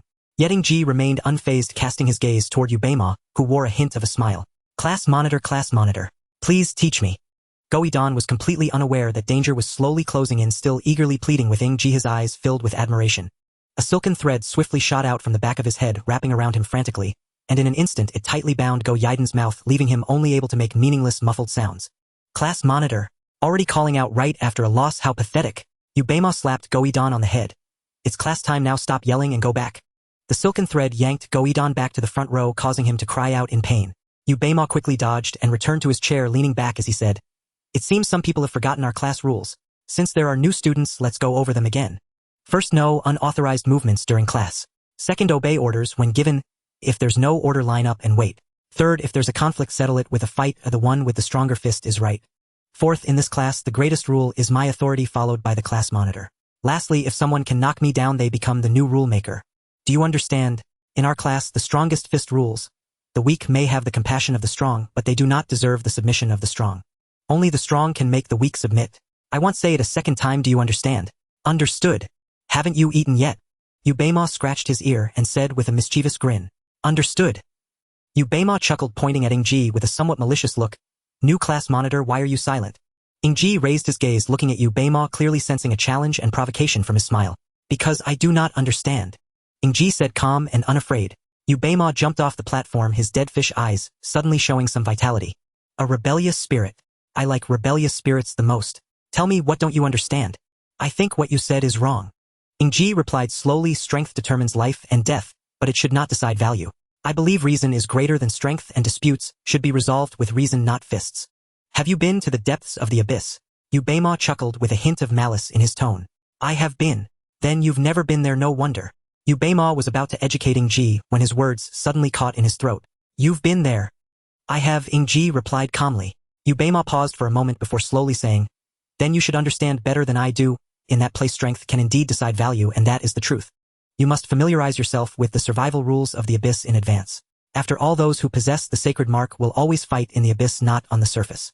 I know that, Ying Ji nodded, but I do not agree. You are truly stubborn. Yu Beimo scratched his head, looking conflicted. Forget it, I'm only responsible for teaching you how to fight using the sacred mark and survive in the abyss. As for your own thoughts, I don't care. However, in my class, strength is paramount. If you want to change the rules, you can only defeat me. Ying Ji looked at Yu Beimo, who had always been calm, now showing signs of anger. He didn't know why, but in his past life, he was also a staunch advocate of the principle of strength, just like Yu Beimo. Yet since arriving in this world, he gradually discovered that while strength can be convenient at times, many things cannot be obtained through strength alone, and a person's will cannot be proven solely by strength. He vividly remembered the Mediterranean man who bore everything for his students. Thus there was only one way forward. I will do it, Ying Ji declared, meeting Yu Beimo's gaze, a hint of fighting spirit appearing in his usually calm eyes. For those who prioritize strength, one can only break them with power. Interesting, Yu Beima grinned, returning to the front. Come up, class monitor. Ying Ji stepped forward. In an instant, countless silken threads extended from Yu Beima, pressing towards Ying Ji. In the blink of an eye, the threads enveloped Ying Ji from all sides, sealing off all his escape routes. Let the teacher show you what strength truly means. Amidst the astonished gasps of the crowd, the silken threads wrapped around Ying Ji like a cocoon, pressing inward with great force. The frequency of the constriction caused the onlookers to involuntarily close their eyes, unable to bear to watch. Master! Seeing Yu Beima's ruthless actions, the 4 female servants went berserk simultaneously. Wind, blade, flower, sword, snow, knife, and moon will all rush towards Yu Beima's face. The inhabitants of the abyss knew nothing of respect for their teacher. Their eyes were only on Ying Ji. For rock breakers, this batch of students is quite good. Yu Beima merely smiled lightly, and a few silken threads detached from the white cocoon to block the 4 female servants' attacks, firmly suppressing them. The 4 female servants fixed their gaze anxiously on the white cocoon. In truth, they were also quite flustered. Yu Beima was a teacher after all, and at most, he would only teach Ying Ji, this rebellious spirit, a lesson without harming him. Rip! A light sound was heard as a cold, gleaming dagger pierced through the interior of the white cocoon, forcefully creating an opening. Ying Ji tore open the opening and calmly stepped out. At this moment, the 4 female servants finally relaxed and ceased their attacks. What does this mean? Ying Ji held the absolute dual blades, coldly gazing at Yu Beima. Had he not sensed malice while inside the cocoon just now, he would have charged at him with 2 blades. Little did he know Yu Beima merely nodded in approval, and said to himself, Ying Ji, mid-level rock breaker, sacred mark. Should be Kongju with exceptional reflexes and combat skills. What are you talking about? Ying Ji asked in confusion. I mean it. Yu Beima straightened up, looking into Ying Ji's eyes, which now held more than just a hint of interest. They were filled with recognition. I recognize you as the second-in-command of this class. I had no interest whatsoever in this teaching assignment. In my view, Yu Beima said, this so-called sacred inscription training class is nothing more than child's play. Merely babysitting a group of youngsters. If one truly seeks cultivation, surviving several months in the abyssal depths would teach far more than any classroom ever could. In short, he added bluntly, I consider you all utterly worthless. His unflinching words struck each student like a weight lodged deep in the chest. Uncomfortable, suffocating. A few clenched their jaws so tightly that veins pulsed visibly at their temples, barely containing their rising fury. A cohort freshly awakened to the sacred inscriptions. First tasting supernatural power, their minds inevitably unbalanced. It is common for them to imagine themselves invincible, lording over ordinary mortals with arrogance. I have encountered many such wretches before. Clearly you all possess the latent potential to become precisely that kind of wretch, weak in strength yet brimming with petty grievances. Yu Beima paced slowly across the dais, his gaze sweeping over the young initiates, who had just stepped into the world of sacred inscriptions. Since I am here to indulge the charade, I will not allow you to devolve into such contemptible beings. Might makes right, fists speak loudest. These are the immutable laws governing all sacred inscription awakeners, and hence the sole rules of this class. Should anyone defy them, they must demonstrate strength compelling enough to earn my genuine respect. Your class leader has done exactly that. In all my years of teaching, only 2 students have ever achieved it. Your cohort indeed shows exceptional promise. As Yu Beima spoke, his eyes flickered subtly toward the 4 maidens, his meaning unmistakable. He then turned to Ying Ji and said, I never intended for you to become class leader. Though I uphold strength as the supreme virtue, I refuse to let a coward occupy that position. You strike me at first glance as the sort who shirks trouble and avoids confrontation. Ying Ji shrugged indifferently. Yet now, there is a spark of defiance in your eyes that pleases me deeply. You too shall shoulder the responsibility of class leader. Class leader, step forward and teach. With that final command, Yu Beima slumped lazily back into his chair. This lesson is on martial combat. You are more than qualified to instruct them. I've spoken enough to exhaust myself. Besides, they know absolutely nothing. So teach them whatever you please. I shall rest. A hush fell over the room. Ying Ji stood frozen, unprepared for the sudden shift. Is our homeroom teacher always this lethargic? Wei Yuan whispered cautiously to the student ahead. That student remained rigid and silent, as if deaf to the question. Precisely on cue, a silken thread coiled around Wei Yuan's ankle, and yanked him skyward, suspending him upside down once more. This time, no amount of pleading could sway the thread's unrelenting grip. Ying Ji cast a faintly sympathetic glance at Wei Yuan before stepping onto the dais, and extending his hand toward Yu Beima. What? Yu Beima murmured, eyelids drooping, gazing blankly at Ying Ji's impassive face. Compensation and privileges, Ying Ji replied. Payment for teaching this class, and benefits due to my position as class leader. What? Seeing Yu Beima's obstinate indifference, Ying Ji abandoned further negotiation and pivoted sharply toward the class, per the instructor's own decree. Strength commands authority. I am now in charge. Dismissed. Go home. Without hesitation, he leapt down, gathered his belongings, and strode toward the door. Swift, decisive, leaving Yu Beima utterly stunned mid-yawn. Wait. Everyone return at once. Yu Beima snapped, exasperated, halting the jubilant exodus. When Go assumed leadership, he was obedient and dutiful. Why is Ying Ji so unervingly unconventional? One spirit shard. Acceptable. Yu Beima gritted his teeth in reluctant concession. As for class leader privileges, they shall be determined only after final rankings are announced at semester's end. A spirit shard functioned much like a battery for awakeners, typically harvested from the bodies of ordinary ferocious beasts. The more formidable the beast, the greater the yield of shards. A single spirit shard matched the energy output of a mid-tier dust-level ferocious beast. I require a dust-level wood element mystic art crystal, Ying Ji stated flatly, slinging his satchel over one shoulder. Do you truly believe that reasonable? 1 month of combat instruction. Agreed. With a sharp snap of his fingers, Yu Beima conjured a radiant green crystal, bound by a silken thread, and extended it toward Ying Ji. A wood element mystic art crystal, entanglement. Ying Ji nodded once, set down his satchel, and returned to the dais. Below, classmates watched envious as he tucked the crystalline artifact into his bag. Yet under Yu Beima's doctrine, where strength alone conferred legitimacy, their envy gave way to aspiration, dreams of their own future power and the opportunities it might bring. For youths newly awakened to power, Yu Beima's philosophy proved remarkably effective pedagogy. Consequently, Ying Ji's instruction proceeded effortlessly, and behind the scenes his favorability rating rose steadily. Not without cause, he taught exceptionally well. After all, many elite assassins had once been his pupils. Time passed swiftly, and Yu Beima, having indulged in an afternoon's nap, stirred awake. His eyes barely opened before he beheld the entire class standing firm in horse stance, though a few wavered, precariously nearing collapse. Noticing Yu Beima's awakening, Ying Ji cleared his throat softly. Rise. From now on, begin each day with this stance. Your lower stances are unstable. Training in close-quarters combat will only expose fatal openings. He then stepped before Yu Beima again and held out his hand. Yu Beima blinked, still foggy-headed from sleep, utterly bewildered. What? 2 spirit shards. Thank you for your patronage. What? 1 combat lesson per day. You slept through 3. Then why didn't you wake me? Because waking you would cost me 2 spirit shards. Yu Beima stared, jaw tightening, then reluctantly produced 2 shimmering shards. Clever little fox. You win. Ying Ji secured the shards and announced crisply, class dismissed. Yu Beima scratched his head, perplexed. How in just 1 day had this young man nearly usurped his authority? Father Yu, can you please let me down now?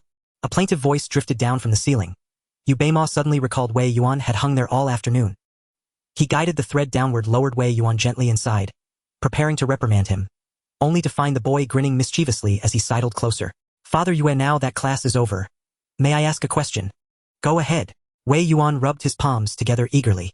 You said only 2 people in all these years have ever displayed strength that earned your sincere admiration. So who is the other one? Yu Beima hadn't expected gossip at such a moment. Just as he contemplated answering quickly to soothe his frayed nerves, a graceful figure appeared silently in the classroom doorway. Recognizing her instantly, Yu Beima tilted his chin toward her and murmured to Wei Yuan, there she is. Wei Yuan followed Yu Beima's gaze and saw a young woman standing at the doorway carrying a shoulder bag strikingly similar to Ying Jis. She appeared to have just finished exercising, her hair tied in a single high ponytail, her outdated bulky school uniform draped around her waist revealing flawless collarbones and a pristine white lace-trimmed blouse. A glistening bead of sweat clung to her chin, catching the light and enhancing her magnetic allure. Yet no one dared approach her. Even the sight of her icy gaze and frost-covered countenance stirred instinctive trepidation. She was Ying Han Shuang, the untouchable snow lotus of the Alpine Peak. Senior Ying, the campus beauty. Even Wei Yuan lowered his voice beneath her overwhelming aura. So she's truly formidable. ID always assumed she was merely gifted and exceptionally beautiful. Yu Beima snorted lightly, tapping Wei Yuan's head with his finger and sighing wryly. If she weren't formidable, High Sea Academy would have few worth mentioning at all. He paused, then asked, do you know what a natural sacred mark signifies? What does it signify? It signifies divine favor, the chosen child of heaven itself. Yu Beima pulled a lollipop from nowhere, popped it into his mouth, and adopted a world-weary sage-like expression. As he continued, let me enlighten you now, though it sounds as if it merely grants a 2-year head start on sacred mark awakening, its implications run far deeper. After all, it's just 2 extra years of cultivation. Is that really all it is? Wei Yuan tilted his head curiously. Absolutely not. Yu Beima spoke with quiet intensity. It's akin to ancient martial artists cultivating to unblock their meridians. Our sacred marks are awakened only through the catalytic power of secret formulas and crystalline essences. Essentially external force shattering internal barriers. The higher one's innate talent, the more easily those barriers yield, even collapsing multiple layers to manifest several distinct sacred marks. But what does a natural sacred mark mean? It means your talent is so prodigious that your body refuses to wait for the prescribed age. It demands immediate manifestation, as if the sacred mark itself strains to burst forth. Consider that. How terrifying such a person must be. Now that you've explained it. Yes, truly extraordinary. Naturally, even the weakest natural sacred mark ranks at Tier A. Ying Han Shuang's elite tier S marks her as genius among geniuses, and with an authority-ranked elder sister ensuring limitless resources, her ascent is inevitable. Such a person will inevitably rise to become a sovereign power in her domain. Uncle Mo, but there's also the Annihilation Sacred Mark. Surely that surpasses tier S. Nonsense. The Annihilation Sacred Mark is singular, bestowed upon only one individual in existence. Yet do not dream of attaining it. It cannot be earned by talent alone. Yu Beima added, as if still unsatisfied, nor can it be achieved through sheer diligence. Then what does it require? Before Wei Yuan could press further, Ying Han Shuang arrived beside them, silently extinguishing his curiosity. She drew near Yu Beima, and Wei Yuan caught her distinctive fragrance. A delicate, ineffable aroma that even perspiration could not obscure. At this proximity, the legendary senior Ying truly seemed a masterpiece of nature, skin like flawless lamb's fat, not a blemish in sight, lustrous silken tresses cascading like liquid obsidian. Even the fine down along her nape radiated innocent charm. Just as Wei Yuan's gaze began to drift downward, a bone-deep chill jolted him awake. He swiftly averted his eyes. Uncle Mo. Ying Han Shuang offered a slight respectful bow toward Yu Beima. How is your health today? Yu Beima crunched the lollipop between his teeth and sighed, much the same. Just perpetually lethargic. Otherwise perfectly well. And you, my dear? You train day and night. Are you aiming to surpass your elder sister? Indeed I am. Her voice held unwavering resolve and quiet confidence. Yu Beima chuckled weakly. Well now, lovely maiden. What brings you to visit this still charming uncle? Could it be affection? As ever, shamelessly unembarrassed. Thank you for the compliment. As if recalling something, Yu Beima snapped his fingers. I've appointed a new class representative. He's exceptional, reminds me of you in your early days. Oh, Ying Han Shuang glanced subtly toward Ying Ji, feigning casual curiosity. Who might that be? Same surname as yours. Ying. Quite the coincidence, wouldn't you say? Yu Beima grinned. Ying Ji. He blinked in surprise. You know him? Distant relative. No blood relation. She emphasized the phrase blood relation with deliberate precision. Uncle Mo, you were mistaken earlier. Not that he resembles me, but rather I modeled myself after him. He is my childhood betrothed. At these words, both Yu Beima and Wei Yuan froze in stunned silence. Wei Yuan recovered quickly. He'd already heard whispers. But Yu Beima was genuinely taken aback. Indeed, they bore a striking resemblance. Not just in appearance, but in that same cool, detached cadence. What a delightful coincidence. You're class rep of year 2, he's class rep of year 1. Would you consider co-hosting a cross-year sacred mark exchange with us? Certainly. Will Ying Ji attend? That is impossible. My dear. You are refreshingly direct. From the moment Ying Han Shuang appeared, Yu Beima's smile had never faltered. His gaze upon her shimmered with the warmth of a doting elder. Noticing Ying Ji's uneasy stance, a mischievous notion flickered in Yu Beima's mind. So you prefer shrinking into shadows, refusing to act unless paid.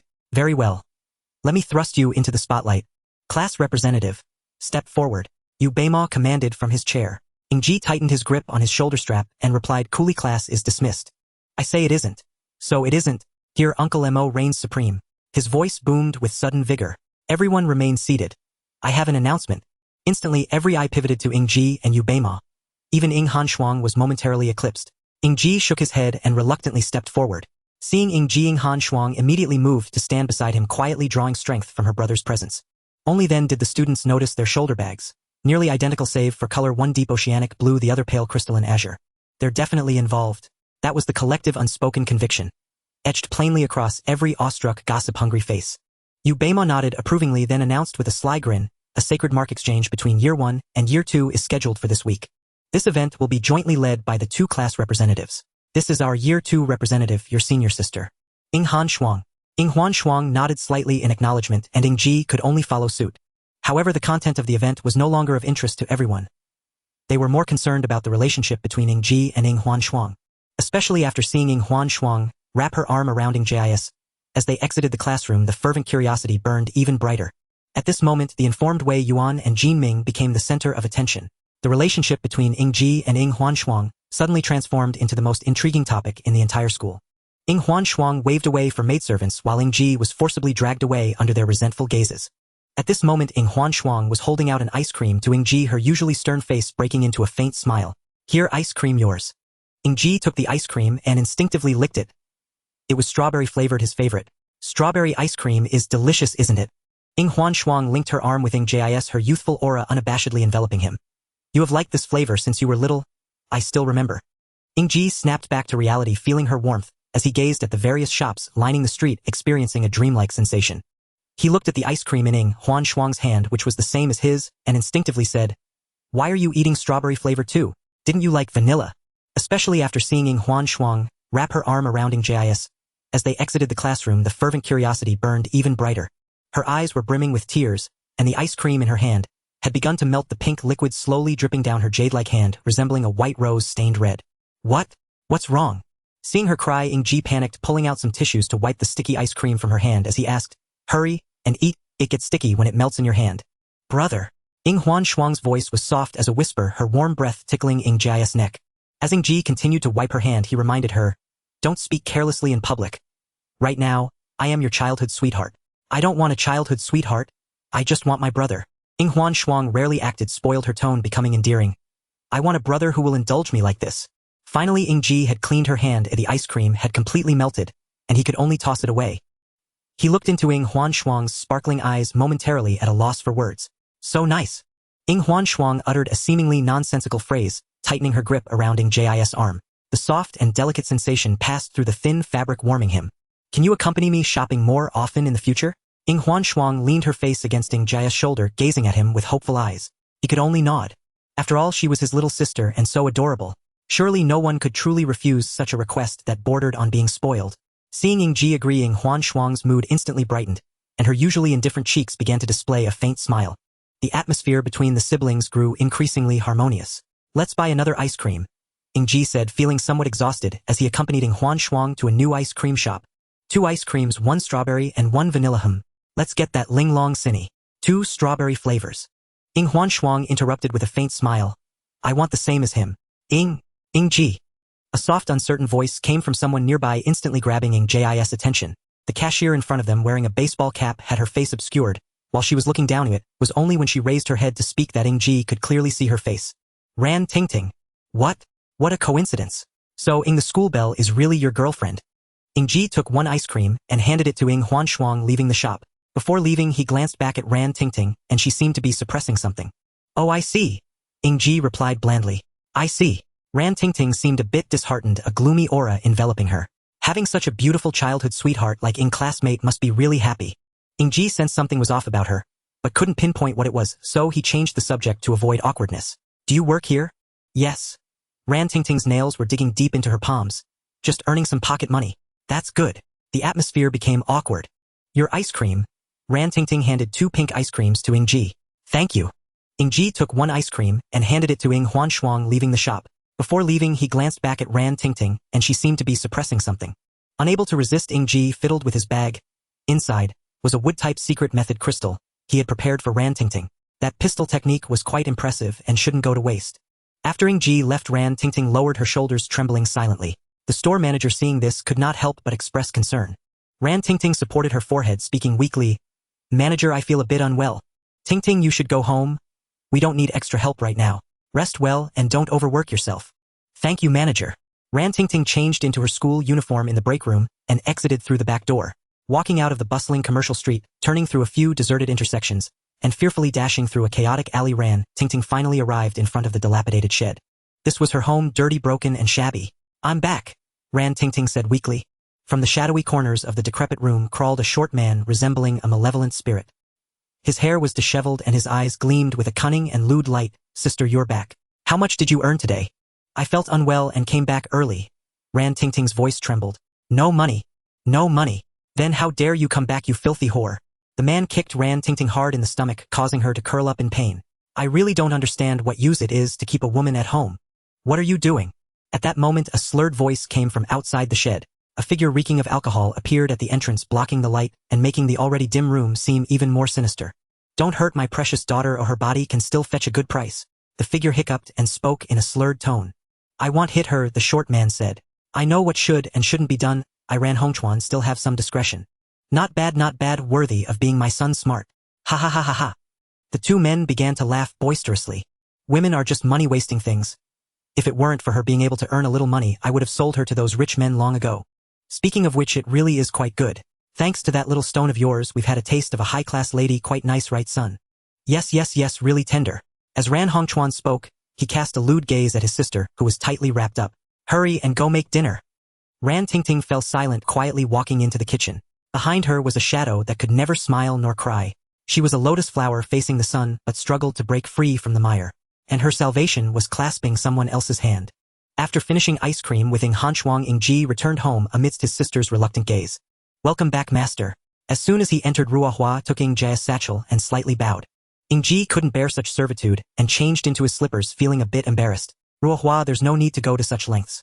Ying Ji picked up his satchel and put a few crystals into his spatial bag, saying, even though I am your master, you are not my slaves. Ruohua stood up somewhat disappointed and said indignantly, but if we do nothing for you and just enjoy your blessings, we would feel uneasy. Aren't you taking care of my daily needs? Not enough. It's enough. Far from enough. Ruohua looked at Ying Ji, her eyes wavering. We should give everything for you, master. However, all we can offer is our cheap labor. So, let me offer you this body. Ruohua said this as she leaned closer. Stop.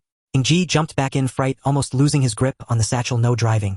Ying Ji's startled reaction made Ruohua laugh, covering her mouth as her charming smile seemed to outshine the spring sunlight. Just teasing you, master. Wash your hands, it's time to eat. Ruohua firmly took Ying Ji's satchel and hung it on the rack, then guided him to the dining table.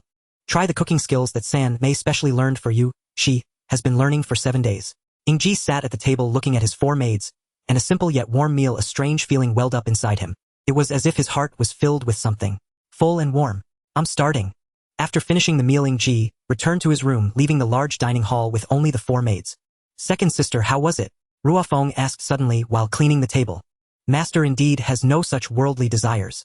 Ruohua's words made Ruoshui a bit unhappy, puffing her cheeks in indignation. Second sister, what are you probing for? Even if the master wanted us to warm his bed, wouldn't you be willing? I certainly would. If he wants me, I would give myself to him. Ruoshui said dreamily, her watery eyes shimmering with spring-like waves. Ruohua pointed at Ruoshui's head, exasperated, who was panicking and thinking they would be defiled the moment the master touched their hand. Mind your own business. Ruoshui's face turned crimson, but she couldn't say anything further. Oh dear, our introverted third sister, who usually wouldn't dare say a word, now acts like a lovesick girl all day long. Tisk, you've grown up. If the master truly desires it, I would certainly be willing. After all, aren't servants completely owned by their master in the abyss? He is still too kind. Yes. Our master is such a good person. Ruoyu exclaimed, waving her hands and jumping up. I also absolutely love sleeping with the master. It feels so safe. Stop messing around. Ruofeng had finished cleaning the table and looked at her gossiping sisters with some helplessness. As servants, we should give our best to Ying Ji. Excluding the successor of the Spirit Tree Lord, he truly is a good master worth following for a lifetime. Finish cleaning and go cultivate. Although there is almost no holy power on this surface. Saying this, Ruofeng took out a package from the cabinet, but Ying Ji's sister gave me some spirit fragments and secret technique crystals before she left. It should be enough for us to use for a while. Only by becoming stronger can we do more for Ying Ji. System, let me study the lottery interface again. Ying Ji lay on the bed lazily and said okay. He once again brought up the lottery interface for 10 social points, which was an unremarkable big wheel with various reward levels carefully written beside it. Ying Ji was somewhat puzzled. System, why was there only the wheel last time and nothing else? That was just a preview effect. I didn't know if you would spend, so how could I show you so clearly? Ying Ji shook his head and looked at the probabilities of various rewards. They were roughly divided into several levels: N, R, SR, and SSR, as well as the final grand prize. What about the probabilities? Confidential. Not disclosing the drop rate in a card game will get you criticized to insanity. Do you believe that? I'm not afraid of just you, but I don't think the lovely host would criticize me, right? The system began to act cute, appearing a bit silly. But for the lovely host, I'll reveal a little. The SSR drop rate is 0, 1, and the final grand prize probability is 0, 0, 0, 1. Wait, why did you start spinning? Ying Ji spun the wheel wildly, ignoring the system's explanation with a cold smile. Anyway, the final interpretation right belongs to the system, so the probability is no longer important. Heartless. Do you want me to rig the results for a grand prize? No, there are already enough women at home. I can't take any more. Ying Ji's hands did not stop. Please do not challenge the self-control of an old virgin. I am already struggling. What are you thinking? When did I ever say the most beautiful contract spirit is a girl? A boy. Even less so. Not a human, but a very cute and beautiful kind of creature. Let's talk about it later. Ying Ji released his hand and the speed of the big wheel gradually slowed down. Ying Ji smiled, slightly filled with inexplicable confidence. Do you know what it means to be a luck emperor? The wheel slowly came to a stop and a somewhat exaggerated voice appeared as the pointer fixed itself. Wow, golden. Trash. 1 level moldy cupcake. Luck emperor. The system couldn't help but laugh. Ying Ji's expression remained calm as he coldly smiled at the somewhat reckless system. Let luck fly for a while. 10 draws continue. Overview of obtained items. 1 level worm-eaten apple, 1 level indestructible gloves, 1 level small bag of spirit fragments, 1 level small bag of spirit fragments, 1 level small bag of spirit fragments, 1 SR level small fire type secret technique crystal, 1 SR level large bag of spirit fragments. The wheel suddenly became dazzling with purple light, and suddenly the purple light turned into blinding golden light, illuminating the entire room as if it were daytime. Cesar. Acquired the permanent enhancement halo, accessible. Cesar. Acquired the equipment, faceless. As the brilliant golden light slowly faded, Ying Ji looked vindicatively at the system interface that was still questioning him. 0, 1, is this all? Just this? I didn't rig the system. Of course I know that. Ying Ji sighed, slumping back onto the bed with quiet pride. In gacha games, probability theory is nothing but a joke before me. So luck is real after all. Ying Ji had no patience for banter with the system. He eagerly opened his inventory to verify what rewards awaited him. Free gains always delighted him immensely. First he retrieved the legendary oddly named rank reward. Surely such an absurd-sounding item couldn't exist solely to provoke disgust. But when he pulled out a mold-covered tiramisu, its surface veined with sickly green fuzz, and an apple crawling with pale worms, he grimaced. Next time just print, "Thank you for playing. No need to traumatize me with this." His eye twitched as he disdainfully tossed both items into the trash. But this is your reward. Are you really discarding it? Yes. He wiped his hands with a tissue before retrieving the rest. The spirit shards and arcane crystals were unremarkable. Ordinary, predictable, utterly mundane. A small pouch of spirit shards contained 3, a large pouch held 15. The arcane crystal revealed no hidden properties, just another standard issue artifact. Finally came the item that truly piqued his interest, the gloves of eternal durability. He ignited his lighter and held the sleek black fingerless gloves over the flame. Don't treat your gear so recklessly, host. Ying Ji inspected the gloves, and scathed flawless, and whistled in genuine astonishment. These gloves are extraordinary, yet rated merely rank. This is the sole rank instance. Such an item will never appear again at this tier. So my luck is exceptional. Absolutely. Phew. The system, flustered and feigning nonchalance, offered perfunctory praise. Last remained the long-awaited SS retire item. Ying Ji withdrew 2 items simultaneously, but only the faceless one manifested. He examined the other first, approachable aura. Approachable aura minimum affinity with all individuals is set to 20, and cannot fall below it. Automatically equipped. After a moment's contemplation, Ying Ji asked, System. This world has 3 billion people, correct? Yes. What of it? If baseline affinity starts at 0, how exactly do you compensate me for elevating 30 billion people to 20? You're gaining advantage and still complaining. I refuse to engage. What a loss. Ying Ji exhaled deeply, as if watching vast sums of social currency flutter away on invisible wings. Still, it's a net gain. At least now forging connections will be effortless. He lifted the faceless one. A lustrous black mask, its forehead adorned with a crescent moon-shaped insignia. A slender blue staff cradled within, glowing with a soft ethereal light. Faceless one equipment fully alters facial appearance and vocal timbre. At once Ying Ji's eyes gleamed. A veteran of life and death peril, he understood instantly what such a relic meant to him. Its value eclipsed any mere aura, by orders of magnitude. Without hesitation he donned it and stepped before the mirror. His frame remained unchanged, but his face transformed into that of a charismatic mature man radiating quiet confidence. I am Ying. His voice, once that of a cool, detached youth, now resonated with the rich, smoky timbre of seasoned authority. A faint smile curled his lips. At last he could move freely. He pricked his fingertip and traced a strange sigil onto the nightstand with his own blood. What on earth are you doing? A method I devised those days, using my blood as a conduit to anchor a spatial coordinate. Should danger arise, I'll return instantly via shatterspace. Then why go through all this trouble? Ying Ji smiled faintly, adjusting the mask securely over his features. He changed clothes and leapt from the windowsill into the night. To wander freely, of course. Night fell upon the steel-and-glass metropolis. Yet its vitality surged more fiercely than by day. Weary souls released from labor's grip gathered in clusters, celebrating resilience, savoring existence. Wearing the faceless one, Ying Ji strolled city streets, Bluetooth earbuds playing nameless melodies. In that moment he mirrored countless nights from his past. Strange, silent, symbiotic coexistence with the urban sprawl. No one knew him. He reveled in solitude. Yet when approached he smiled warmly, embodying the carefree charm of a nocturnal wanderer. Utterly unrecognizable as the former Ying Ji. Host, you've broken character. There's no such thing as character. He hadn't savored such ease in years. His very stride lightened. If human interaction brings no future complications, I see no harm in casual conversation. After all, gathering intelligence over idle chat, hardly a loss, is it? Clutching a card slipped into his hand by a passing woman, he entered a riotously loud bar. The instant he crossed the threshold, his weathered visage drew glances from several young women. He offered a subtle, confident smile as he approached the counter, where a young woman behind the bar stared momentarily stunned, and placed a bill down. A strawberry juice, extra sugar. Thank you. With a wink and a knowing glance, he sealed the gesture. Lu Rue's affinity 9.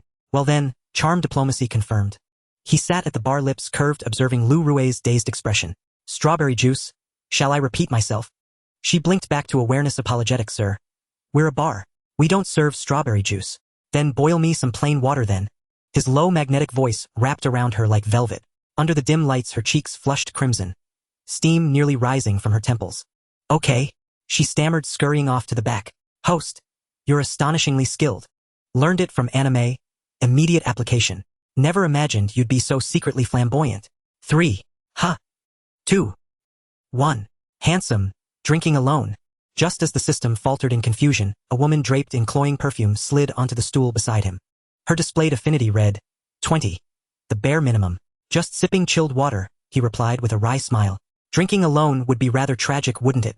Pity there's no strawberry juice here. She pressed herself against him, her overpowering fragrance flooding his senses. Shall I join you for a drink? He turned slowly, offering her a smile devoid of warmth, and handed her a slip of paper. Frowning slightly, she glanced at it, then asked, puzzled, Ing.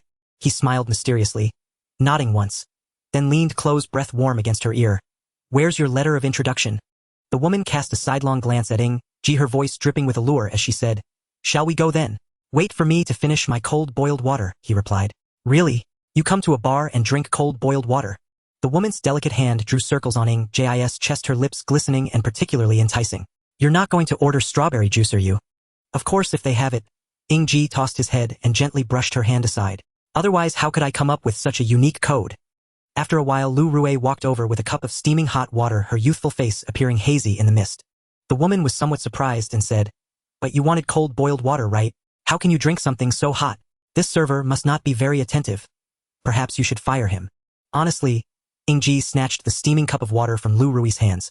I really don't understand how your 37-degree mouth can utter such cold words. Does it really matter if water is hot or cold? With that, he drank it all in one go, a hint of pride evident as he raised his glass. Ying Ji looked at the woman with a somewhat suggestive gaze, taking her hand in his and feigned deep sentiment. Now let my burning heart feel just how cold your lips are. Shall we? Let's go.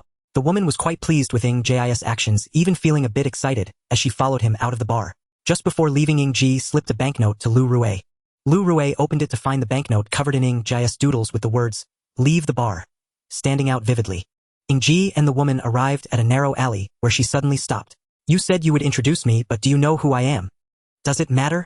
The woman laughed at Ying Ji's jest, her body shaking with amusement. She was about to lean on Ying Ji's shoulder when he sidestepped, causing her to nearly stumble. The smell of drugs is too strong. Next time you try to kill someone with such lowly poison, at least mask the scent. Ying Ji said with a smile, pinching his nose. Ah, yes, you're right. The woman replied somewhat perfunctorily, the alluring demeanor she had before now completely gone. Consider you passed this time. She pulled out an envelope directly from her chest and tossed it to Ying Ji, saying irritably, I'm called 042. Don't mix up my introducer's name. The address is Yi Bar, just go there, and tell the bartender you're here for a Bloody Mary and he'll understand. Thanks, Ying Ji said as he weighed the envelope, smiling. What's the thanks for? I haven't finished my task yet and you've messed up the original plan. 042 glared at Ying Ji in annoyance before shouldering her bag and walking away. Ying Ji simply smiled and shook his head. Host, what are you doing? Curious. Ying Ji casually stuffed the envelope into his pocket, revealing a wicked smile that suited his face. Not telling you, guess for yourself. Ying Ji patted his chest where 042 had leaned against before and walked further away with a hint of disdain.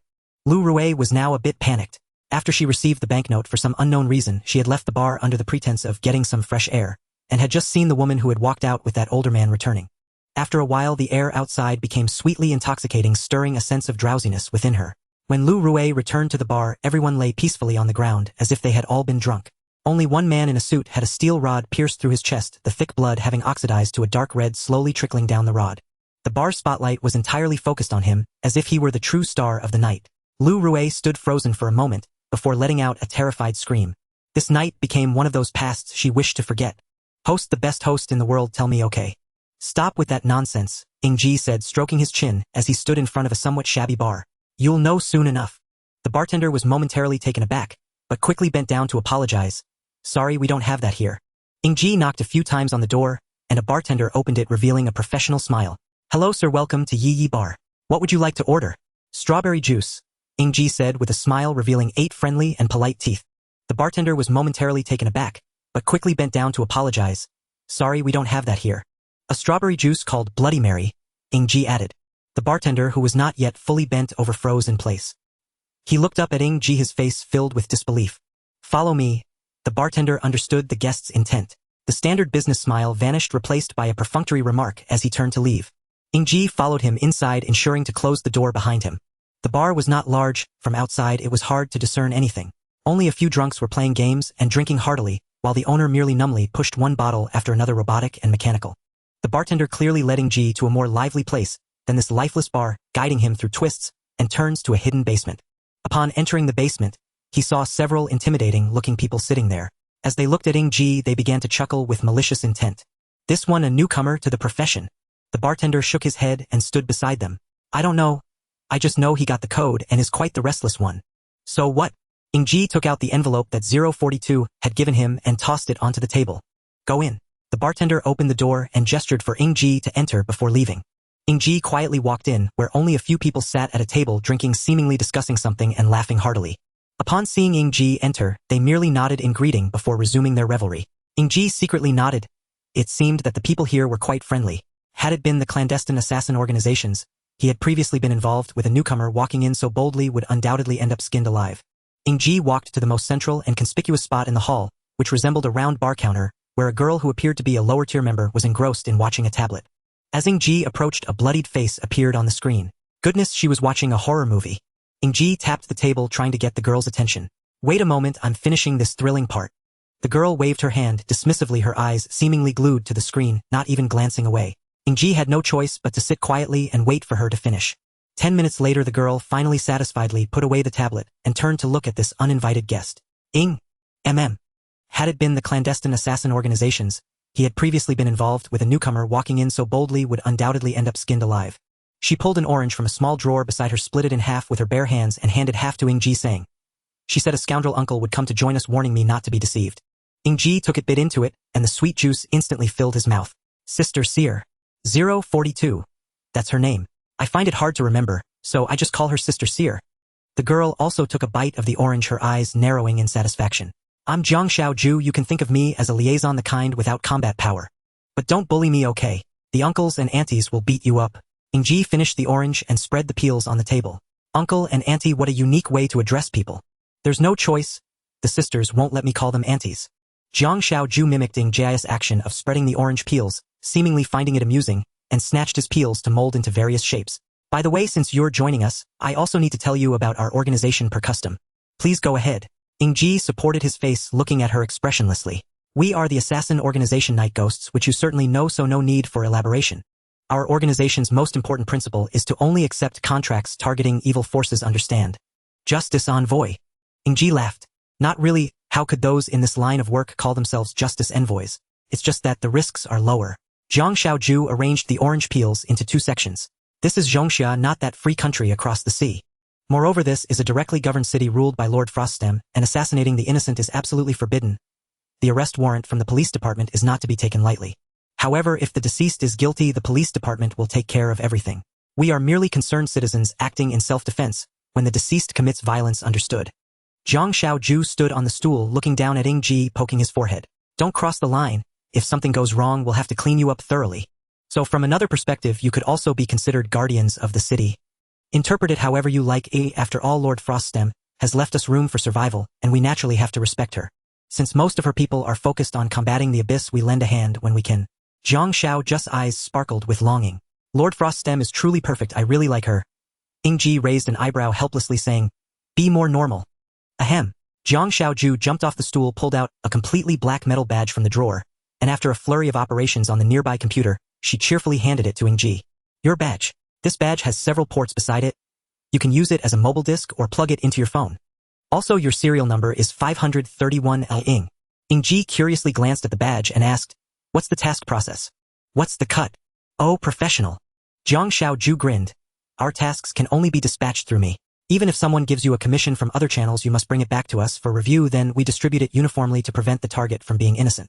As for the cut, we Night Ghosts are not short on money. The cut goes towards maintenance, so it's 10%. Ying Ji was taken aback and couldn't believe his ears. How much? Repeat that. 10%. Are you a charity organization? Of course not, but it's pretty close in the assassin world. Jiang Xiaoju crossed her arms proudly. But there's another rule: you need to handle the handover with the client yourself and discuss the payment. Our organization is quite laid back. Except for some special tasks, we mainly provide channels. After all, sometimes we also take on tasks from the poor when we have nothing to do and their payment is often not money. For instance, the orange I just gave you is one form of payment. Understood. Ying Ji stored the badge and inquired, are there any tasks that have already been vetted? Just so happens there's one. Jiang Xiaoju climbed to the other side of the table, to the computer, her fingers flying across the keyboard. Originally this was received by Sister Seer, but she went to do another task tonight, so it's been left idle. This task is not difficult, just right for a newcomer to practice. After quite a while, Jiang Xiaoju finally stopped her rapid typing and said, I've sent it to your badge. You don't have a phone, do you? Ying Ji shot her a glance, took out his phone, and plugged the small badge into it, causing an app to begin installing automatically. Upon opening the installed app, a cute cartoon avatar popped up. Welcome to use Xiao Just app, make sure to come back alive. The interface was very simple, but it was filled with a strong sense of girlishness, and the background image was prominently an official picture of Ying Feishue looking ethereal. In his personal center, a small red dot had appeared indicating the task Jiang Xiaoju had just sent him. He glanced at it and nodded, okay. He pulled out the badge and the app simultaneously disappeared. Then I'll leave it to you. Jiang Xiaoju smiled sweetly, make sure to come back alive. Ying Ji nodded, packed his things, and prepared to leave. Ying, is there anything else? Jiang Xiaoju just smiled meaningfully. You don't seem like the frivolous scoundrel Sister Seer described. It's just basic skills. Even assassins must play their part right. Ying Ji turned back, curling his lips and raising an eyebrow. You can't just barge into a heavily guarded venue and take out the target directly, can you? True, then I wish you. Blood souls entwined, impervious to all evils. Ying Ji nodded and left without looking back. After Ying Ji left, a person who had been drinking and relaxing in the corner smiled at Jiang Xiaoju and said, Xiaoju, why are you so talkative today? Normally, when I come to do business, you hardly say a word. I'm also an uncle perfect for a lowly. Jiang Xiaoju looked at him with disdain and said, if you were as handsome as her, I'd be willing to chat with you. Look at your face full of flab. Why don't you let Dr. Mo treat you to a cosmetic surgery?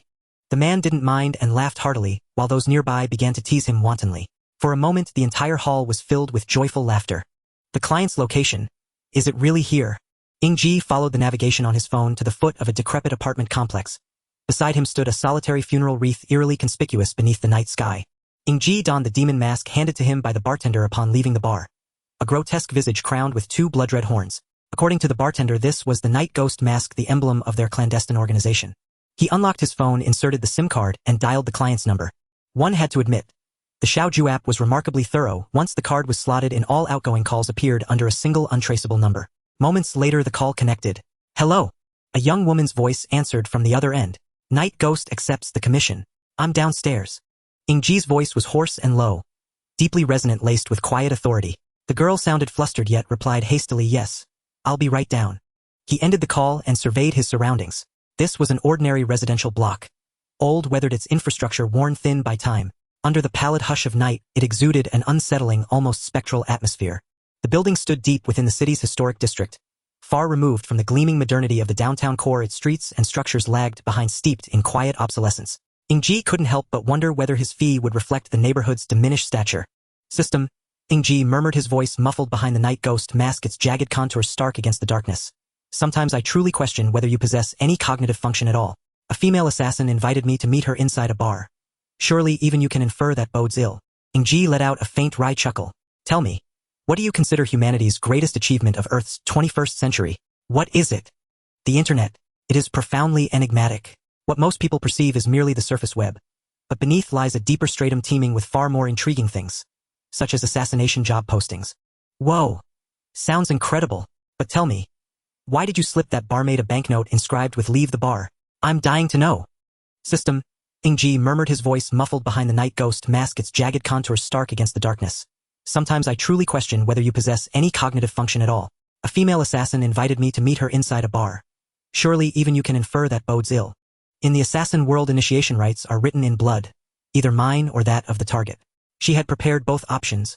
Only then would she dare summon me. The moment I stepped across that threshold, the bar became a kill zone. Then why did you save the barmaid? Because this is my affair alone. Others are merely collateral. That woman likely intended to use the barmaid as her instrument of murder. So I intervened, nothing more than rescuing an innocent bystander. It's the assassin's singular brand of tenderness. How did you deduce she meant to manipulate the barmaid? Are you truly an endless cascade of questions? I uncovered her dossier. She specializes in poisons. In a crowded bar, poisoning is the cleanest method, and the easiest way to shift blame onto the bar staff. When I entered, every pair of eyes fixed upon me. But hers alone held razor-sharp focus, dissecting me from head to toe. The others lingered only on my face, chest, and waist. From that instant, she became my sole point of attention. Sure enough, her gaze kept returning to the bar. Both our designated rendezvous point and her chosen stage for dual assassination, me and the target, one strike, two deaths. And when the barmaid briefly stepped away, that woman's calf visibly tensed, as if preparing to rise. That sealed my suspicion. So I approached, directly asked the barmaid to boil water, diverting her from her plan. With that, my risk vanished. As for saving her, merely incidental. If she heeded my warning, she'd survive. If not, well, collateral damage is never personal. Though Night Ghost may sound like a guild of saints, an assassin's morality is the most fragile thing imaginable. You assassins. Your hearts are terribly dark. Thank you for the compliment. Ying Ji was about to reply, when suddenly the motion sensor light in the building's entryway flickered on, casting a long gaunt shadow across the pavement. No more talk. Work has arrived. From the stairwell emerged a young woman clad in white. Unremarkable in beauty, yet possessing a quiet, delicate charm. Something had clearly broken her. She looked frail, hollow-eyed, as though a single gust might topple her. She lifted her gaze and recoiled, startled. In that gloom-draped setting, Ying Ji, masked and looming, resembled nothing so much as a vengeful specter. Her body trembled, yet steeling herself, she stepped forward. Are you the assassin, sir? Her voice quavered. I am not an assassin, Ying Ji replied coolly. I am staff from Night Bar. The girl blinked. Then comprehension dawned. Oh, my name is Bai Luyue. Shall we continue upstairs? Ying Ji nearly declined, until he noticed how thinly clad she was. He nodded instead. After all, the nights in Gaohai were bitterly cold. Bai Luyue's apartment was austere, stripped bare of ornamentation, nearly devoid of personal effects. Ying Ji sat on the sofa, cradling the steaming cup of hot water she had brought him.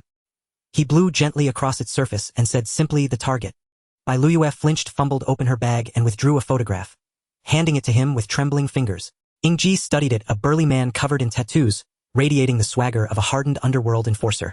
All I know is his name, Ahu. He's a local thug, a neighborhood tyrant. Is this acceptable? Ying Ji observed the image a moment longer, then nodded, trusting Xiao Ju's judgment. If this was an assignment for novices, it would not be beyond his reach. Accepted. At his words, Bai Luyue surged with sudden, desperate hope, her voice shuddering with unrestrained emotion. But his next sentence froze her blood. The fee. Silence descended, thick, glacial, absolute. Ying Ji instantly read the truth before him. This girl was penniless. Exactly as he had anticipated. He drank the now lukewarm water, rose, and said evenly, I understand you paid a Tuthusandiu in deposit. Should your final compensation fail to satisfy me, I regret I cannot assist further. I am no philanthropist. As Ying Ji turned to leave, Bai Luyue panicked, desperately clutching the hem of his coat, tears welling in her eyes. Please. Please. At that moment, raw need eclipsed fear. She gripped his sleeve with trembling, tear-streaked ferocity, even knowing he might be a killer without conscience. Ying Ji stared at the weeping girl, suddenly flustered. His past assignments demanded only execution, never negotiation with clients. This was unprecedented. Help me. Everything I have is yours. Just kill him for me. Her composure shattered completely. The trembling hands that had strained to hold herself together now slackened. Her shoulders bowed, her head dipped low. Her arms slid away. She knew empathy could not bind an assassin. Ying Ji gently disengaged himself, sighed, and sank back onto the sofa. Bring me a glass of cool boiled water, not scalding as before. That was the assassin's singular brand of tenderness. Bai Luyue saw Ying Ji sit back down, momentarily taken aback. When she finally came to her senses, disbelief and joy mixed with tears adorned her face, and she hurriedly grabbed a cup from the table, stumbling towards the kitchen, causing Ying Ji to worry she might fall. Then a gentle sound of water splashing came from the kitchen, and after a while Bai Luyue emerged holding a cup of boiled water. Ying Ji noticed her originally fair hands had turned red from the cold, while only a faint steam wafted from the cup of water. Please use it, Bai Luyue said shakily as she placed the cup on the table. Ying Ji took a sip. It was just right. Perfectly warm. Bai Luyue watched Ying Ji drink, her gaze tinged with fear. Now somewhat calmed, she was unsure of what to expect. After all, a killer walks in the shadows. It couldn't be that he would stay simply because she begged. It must be for something else. With this thought, Bai Luyue tightened her collar. What do you have now? Bai Luyue asked, her voice trembling, resembling a startled rabbit. I only have this house. And the little savings I had are all used for the deposit. But I can give you all of this, including myself. Please, as long as you help me kill him. Ying Ji set the cup down and said calmly, then you must give up everything you have. Bai Luyue's heart sank, but she merely nodded in resignation, having prepared herself mentally. Speaking of which, after this task I will have to pay out of my own pocket for these things. Ying Ji stood up, looking at her while holding up a photo. So I am curious, why are you so determined to kill this person? Do killers also care about such reasons? Bai Luyue fell silent, her complexion turning pale. Don't misunderstand. If it were just a job, I wouldn't have the slightest interest in it. Ying Ji leaned closer to Bai Luyue, the face behind the mask appearing half smiling, half serious. But now you are mine, and I must know everything about you, understand? Ying Ji's night demon mask looked particularly terrifying in the slightly cramped room, his hoarse voice sounding like a devil's whisper in by Liu's ears. But she knew she was making a deal with the devil, using herself as the bargaining chip. I come from a single-parent family living with my mother. Though not wealthy, we had a peaceful and healthy life. But everything changed at the end of summer vacation. Bai Liu's tone turned sorrowful, her whole demeanor subconsciously lowering. He burst in with a group of people, and my mom stuffed me into the wardrobe to protect me. I witnessed everything in that suffocating environment. They insulted my mother and then left. She felt weak all over, kneeling on the ground as tears that had previously stopped flowed down, once more her voice trembling as she recounted the tragedy. My mother told me not to worry, and to live well, then she left me behind. When I saw her again, she was hanging before me, dead and humiliated. I didn't know what to do. I wanted revenge, I wanted to kill him. I investigated, but I couldn't do anything. I'm just an ordinary person, yet he is a local tyrant. He gets drunk and we suffer the consequences. I refuse to accept it. I don't understand. Why does someone like him still get to live? Even if I report it, the police cannot act without evidence. I must have him dead, even if it means losing everything. I want him to be buried with my mother, forever kneeling before my mother. Die. As she spoke, Bai Liu's emotions became unstable. Her body trembled as she furiously pounded the ground. Smack! Ying Ji stomped on the table, looking down at her. Bai Liu was startled and looked up at Ying Ji, confused about what had just happened. I don't want to bear anything, so I no longer need you. Ying Ji's indifferent tone plunged Bai Liu into despair, her gaze vacant as she looked at him. To kill a person of this level, the market price typically starts at 1 million and goes up depending on the number of thugs around him. In a place as dilapidated and nearly abandoned as yours, the market price would top out at only 800,000. You don't think someone who practically wants to give up your life is worth much, do you? Looking at the increasingly desperate look on Bai Liu's face, Ying Ji smiled, faintly changing the subject. But there is a way for you to pay this amount. You want my body? Bai Liu responded hesitantly. No, I want all of you, not the you that exists in the past, but your future. Ying Ji held her face, resting his forehead against hers, and said, if you have no future, then you have no value. This transaction would be completely unequal.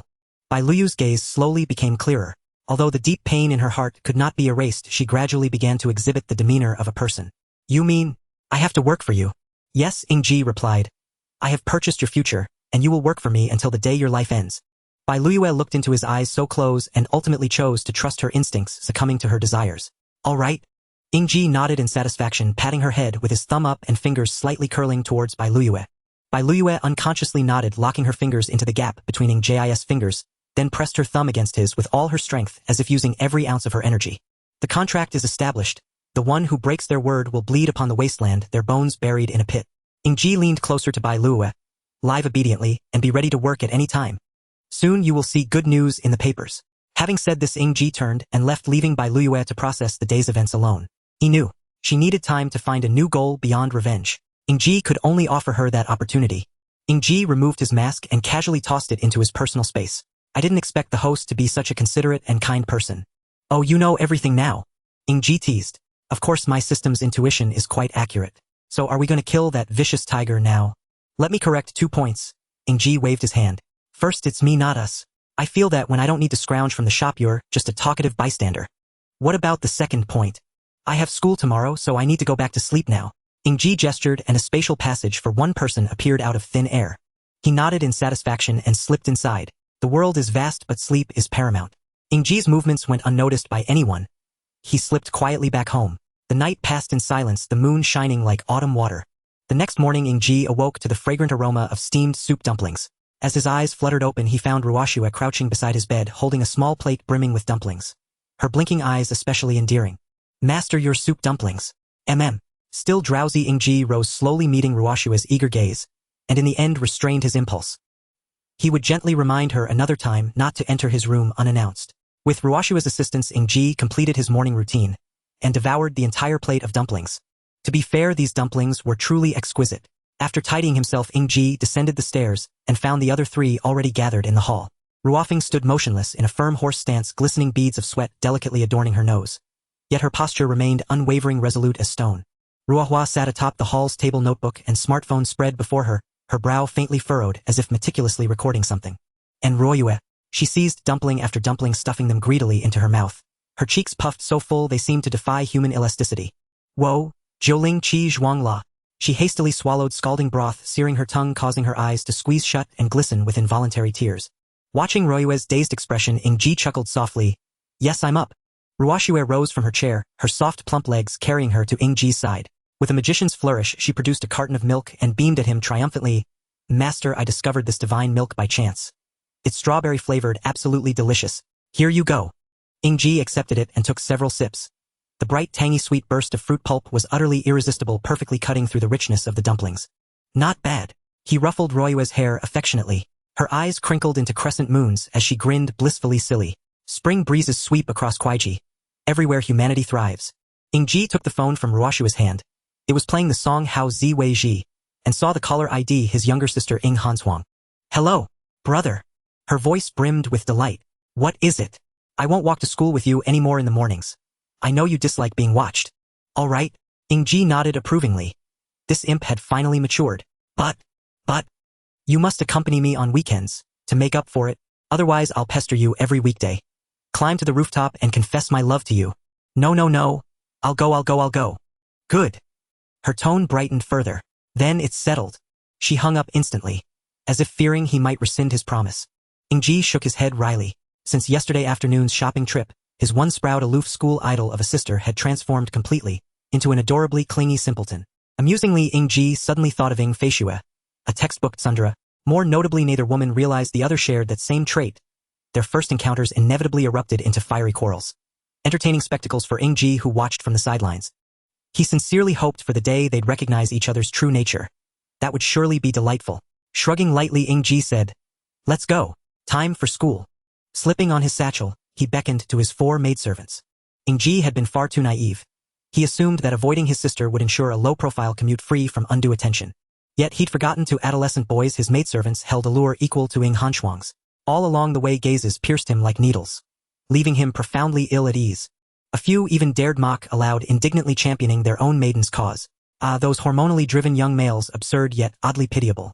Under the collective gaze of onlookers, Ying Ji and Ruoshue finally reached their classroom. Their Jin Ming and others formed a circle, boasting freely. Per confidentiality protocol, as long as they kept silent about the special training class, such bragging was permitted. The moment Ying Ji entered, every eye snapped toward him, and his popularity meter surged steadily behind the scenes. Puzzled, he simply returned to his seat. Ying Ji, Ran Tingting asked curiously.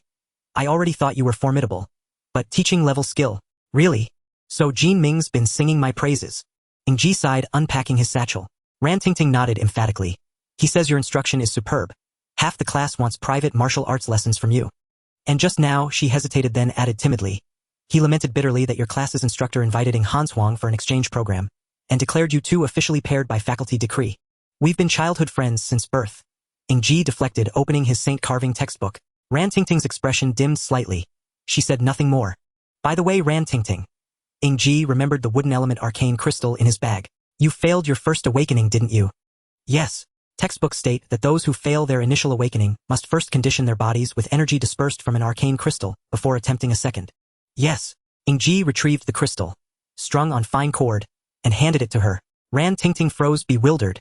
For me? Yes. He nodded. Consider it thanks for those well-aimed shots you fired that day. But, your marksmanship is exceptional. Don't let it go to waste. He gently closed her fingers around the crystal, insisting she accept it. She offered no further protest, only clasped the arcane crystal tightly in her palm. Thank you. Ran Tingting's favor 12. This time it was Ying Ji who stood stunned.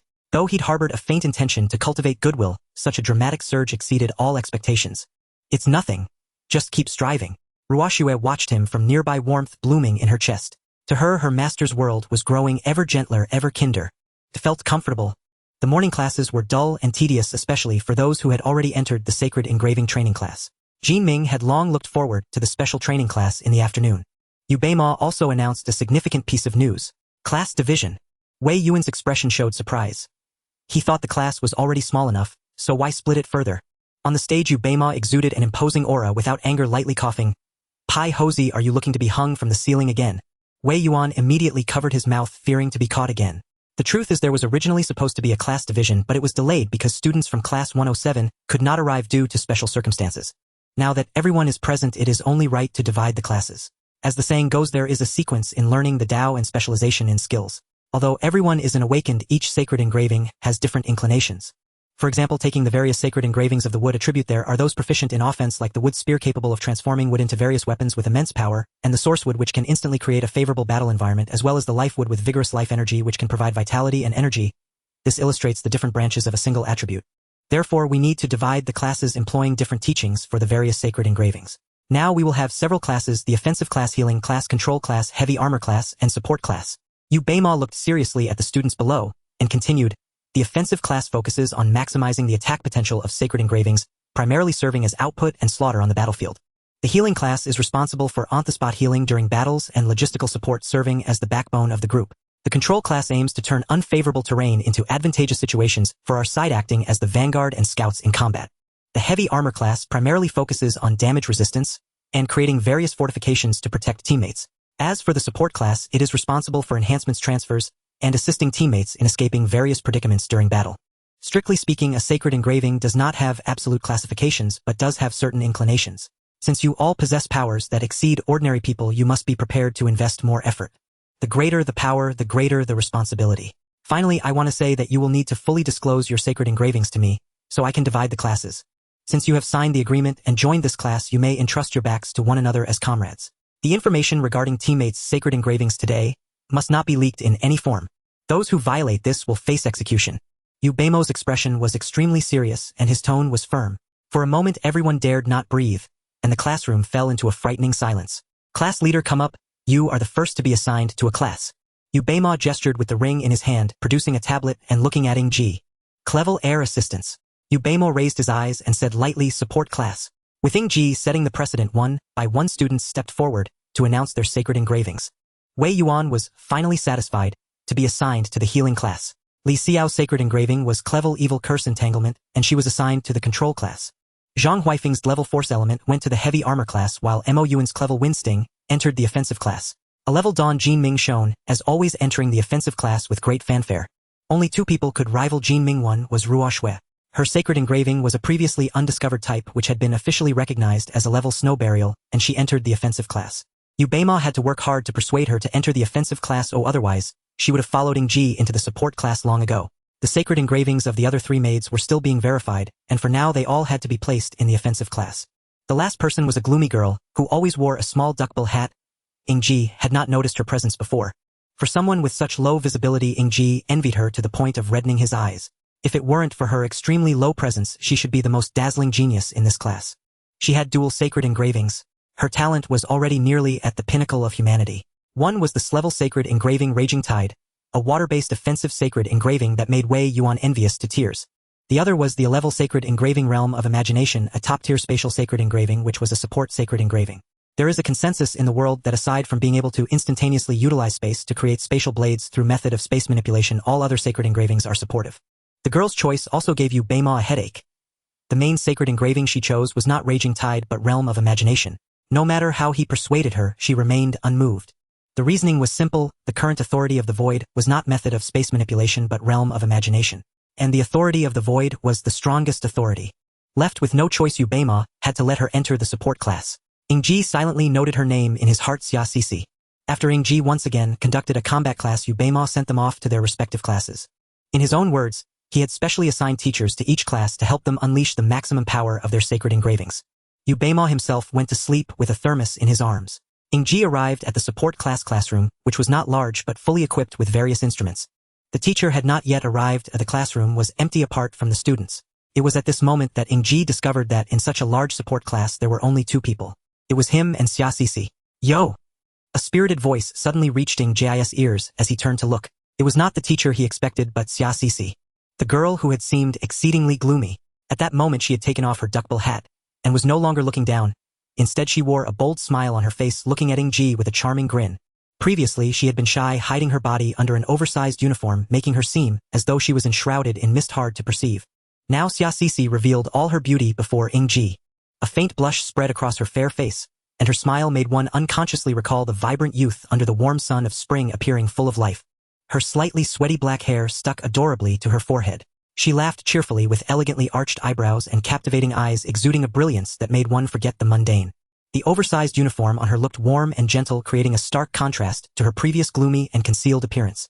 And a large pink number 91 was displayed above her head. System, why didn't you show this high favorability before? Because you hadn't encountered her before, so I couldn't detect it. Ji, long time no see. She suddenly hugged a somewhat dazed Ying Ji, grinning, as a wave of warm fragrant aura filled Ying Ji's nostrils. Ying Ji raised his hand to clear his name. In the next moment, his words nearly made Xia Sisi burst into tears. Do I know you? How can lips at 37 degrees utter such icy words? Xia Sisi stared at Ying Ji with wide, unblinking eyes, her smooth hands gripping and tugging playfully at his cheeks. Have you truly been brainwashed?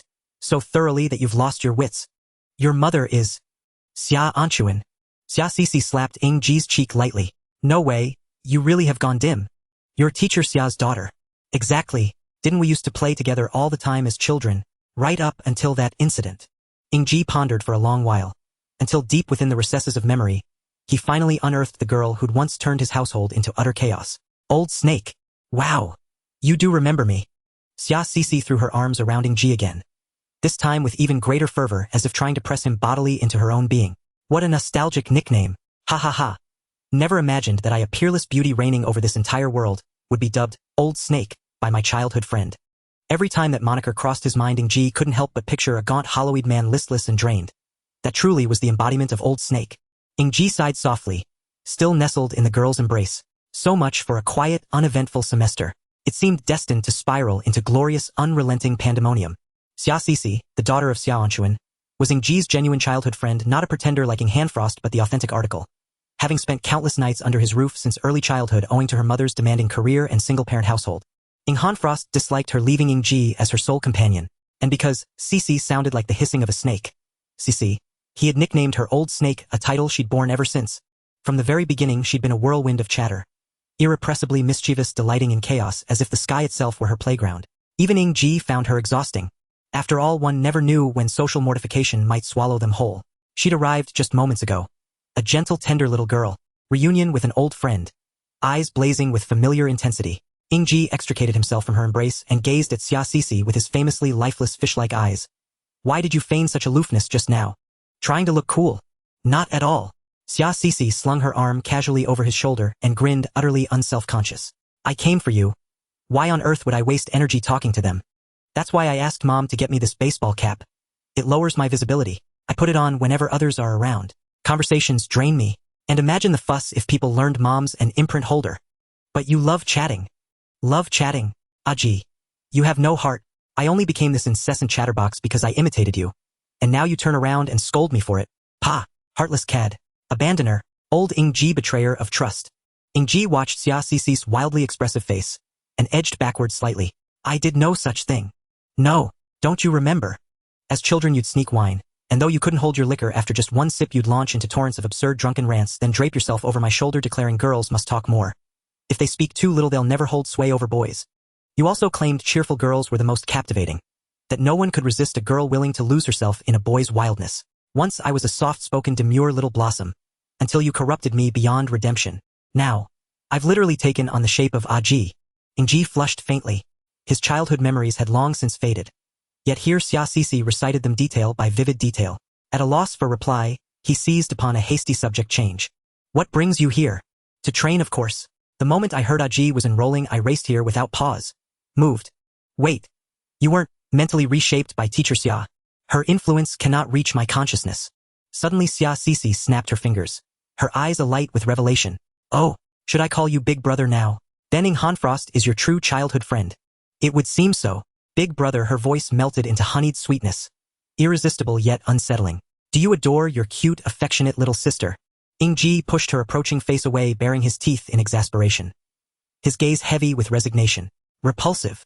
Ji, you have no heart. I do not. Then take my heart, Sisi. No.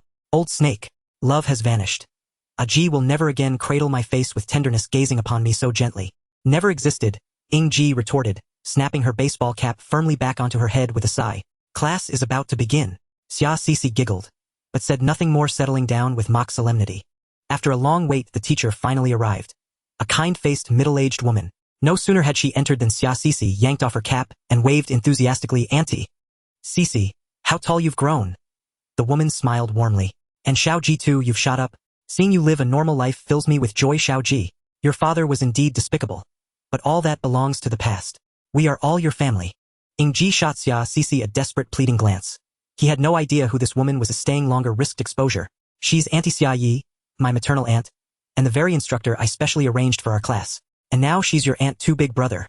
Ying Ji nodded reluctantly and settled in preparing for class. Seeing only her two young relatives in the classroom, Xia Yi relaxed visibly. Pulling up a chair to sit directly before them, her expression warm and affectionate. I'm quite familiar with Cici's sacred imprint. I've guided her training since her birth as she's a born imprint bearer. Xiao Ji, what is your sacred imprint? Void Aid. A Class C imprint. Xia Yi frowned. Her expression tinged with mild disappointment. For a support-type imprint, it's respectable enough. Spatial imprints are inherently superior, ranking a tier above most others. Cici's born imprint is Raging Torrent, and just recently she awakened Realm of Illusory Thought. So she must cultivate both. The gap between your imprints is simply too vast for joint instruction. Though Xia Yi spoke with unfailing gentleness, Ying Ji still detected a subtle undercurrent of disdain and unmistakable pride in Xia Cici. Ying Ji remained unmoved, utterly indifferent. Xia Cici, however, bristled instantly. Auntie, I came here to be with Ji. If you won't let us attend class together, I'll quit. Yeah, just for fun. I won't study at all. Mom can support me forever. I've got endless backup plans. What bliss truly to dwell forever in comfort. Cici, enough. Xia Ye's voice sharpened with quiet irritation. Yet she softened her tone. Forgive my bluntness, but your potential vastly eclipses Xiao Ji's. The chasm between you will only widen. Eventually you'll inhabit entirely separate worlds. You've reminded me, Auntie. Xia Cici dropped all pretense of levity, her expression darkening chilling. Then I'll cease cultivation altogether. I'll wait for Ji, walk beside him step by step, so we'll never drift apart. But let me see. Can the Xia clan afford to wait? Xia Ye's complexion flushed red then paled, her expression shifting repeatedly before she finally sighed helplessly. Auntie is doing this for your own good. I'm also acting in the best interest of the Xia clan. Besides, I've decided not to cultivate anymore. Aren't there plenty of outstanding young talents? They'd be perfectly suited to step up. I suppose I have no choice. Faced with Xia Cici's unwavering resolve, Xia Yi reluctantly relented. Very well, trained together. But you must accept that innate aptitudes vary significantly. Moreover, you must continue cultivating at home. The latent potential of your raging tide is clearly far greater. And alright then, as long as I can cultivate the spatial Saint glyphs alongside Ji, I'm perfectly happy. Xia Cici nestled her arm affectionately around Ying Ji's, smiling sweetly. Xia Yi ceased persuasion and began instructing with solemn focus. Spatial Saint glyphs are among the rarest of all Saint glyphs. Even the lowest tier crank spatial glyph Void Aid rivals most rank glyphs in potency. Their sole drawback lies in battlefield efficacy. Aside from Void Transportation Art, which harnesses spatial forces to forge lethal spatial blades, other spatial glyphs are widely regarded merely as auxiliary tools, capable only of teleportation or item storage. Yet reality belies such perception. She glanced towards Xia Cici and continued, take Cici's glyph Realm of Illusory Void for instance. It shares its origin with the sovereign glyph of Void Dominion.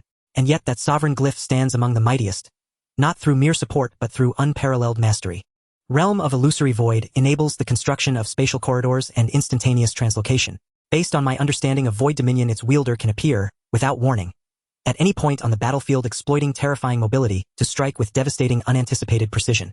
This translocation extends beyond the self. One moment a blade pierces straight toward you, yet in the next it materializes atop your crown. Unpredictable, unavoidable. Rumors claim his command over space has reached the microscopic scale. He can expel toxins from his body using spatial force or excise diseased organs outright. That is the terrifying future of Realm of Illusory Void, near omnipotent, save for healing. By contrast, Void Aid falls markedly short. Xia Yi glanced at Ying Ji.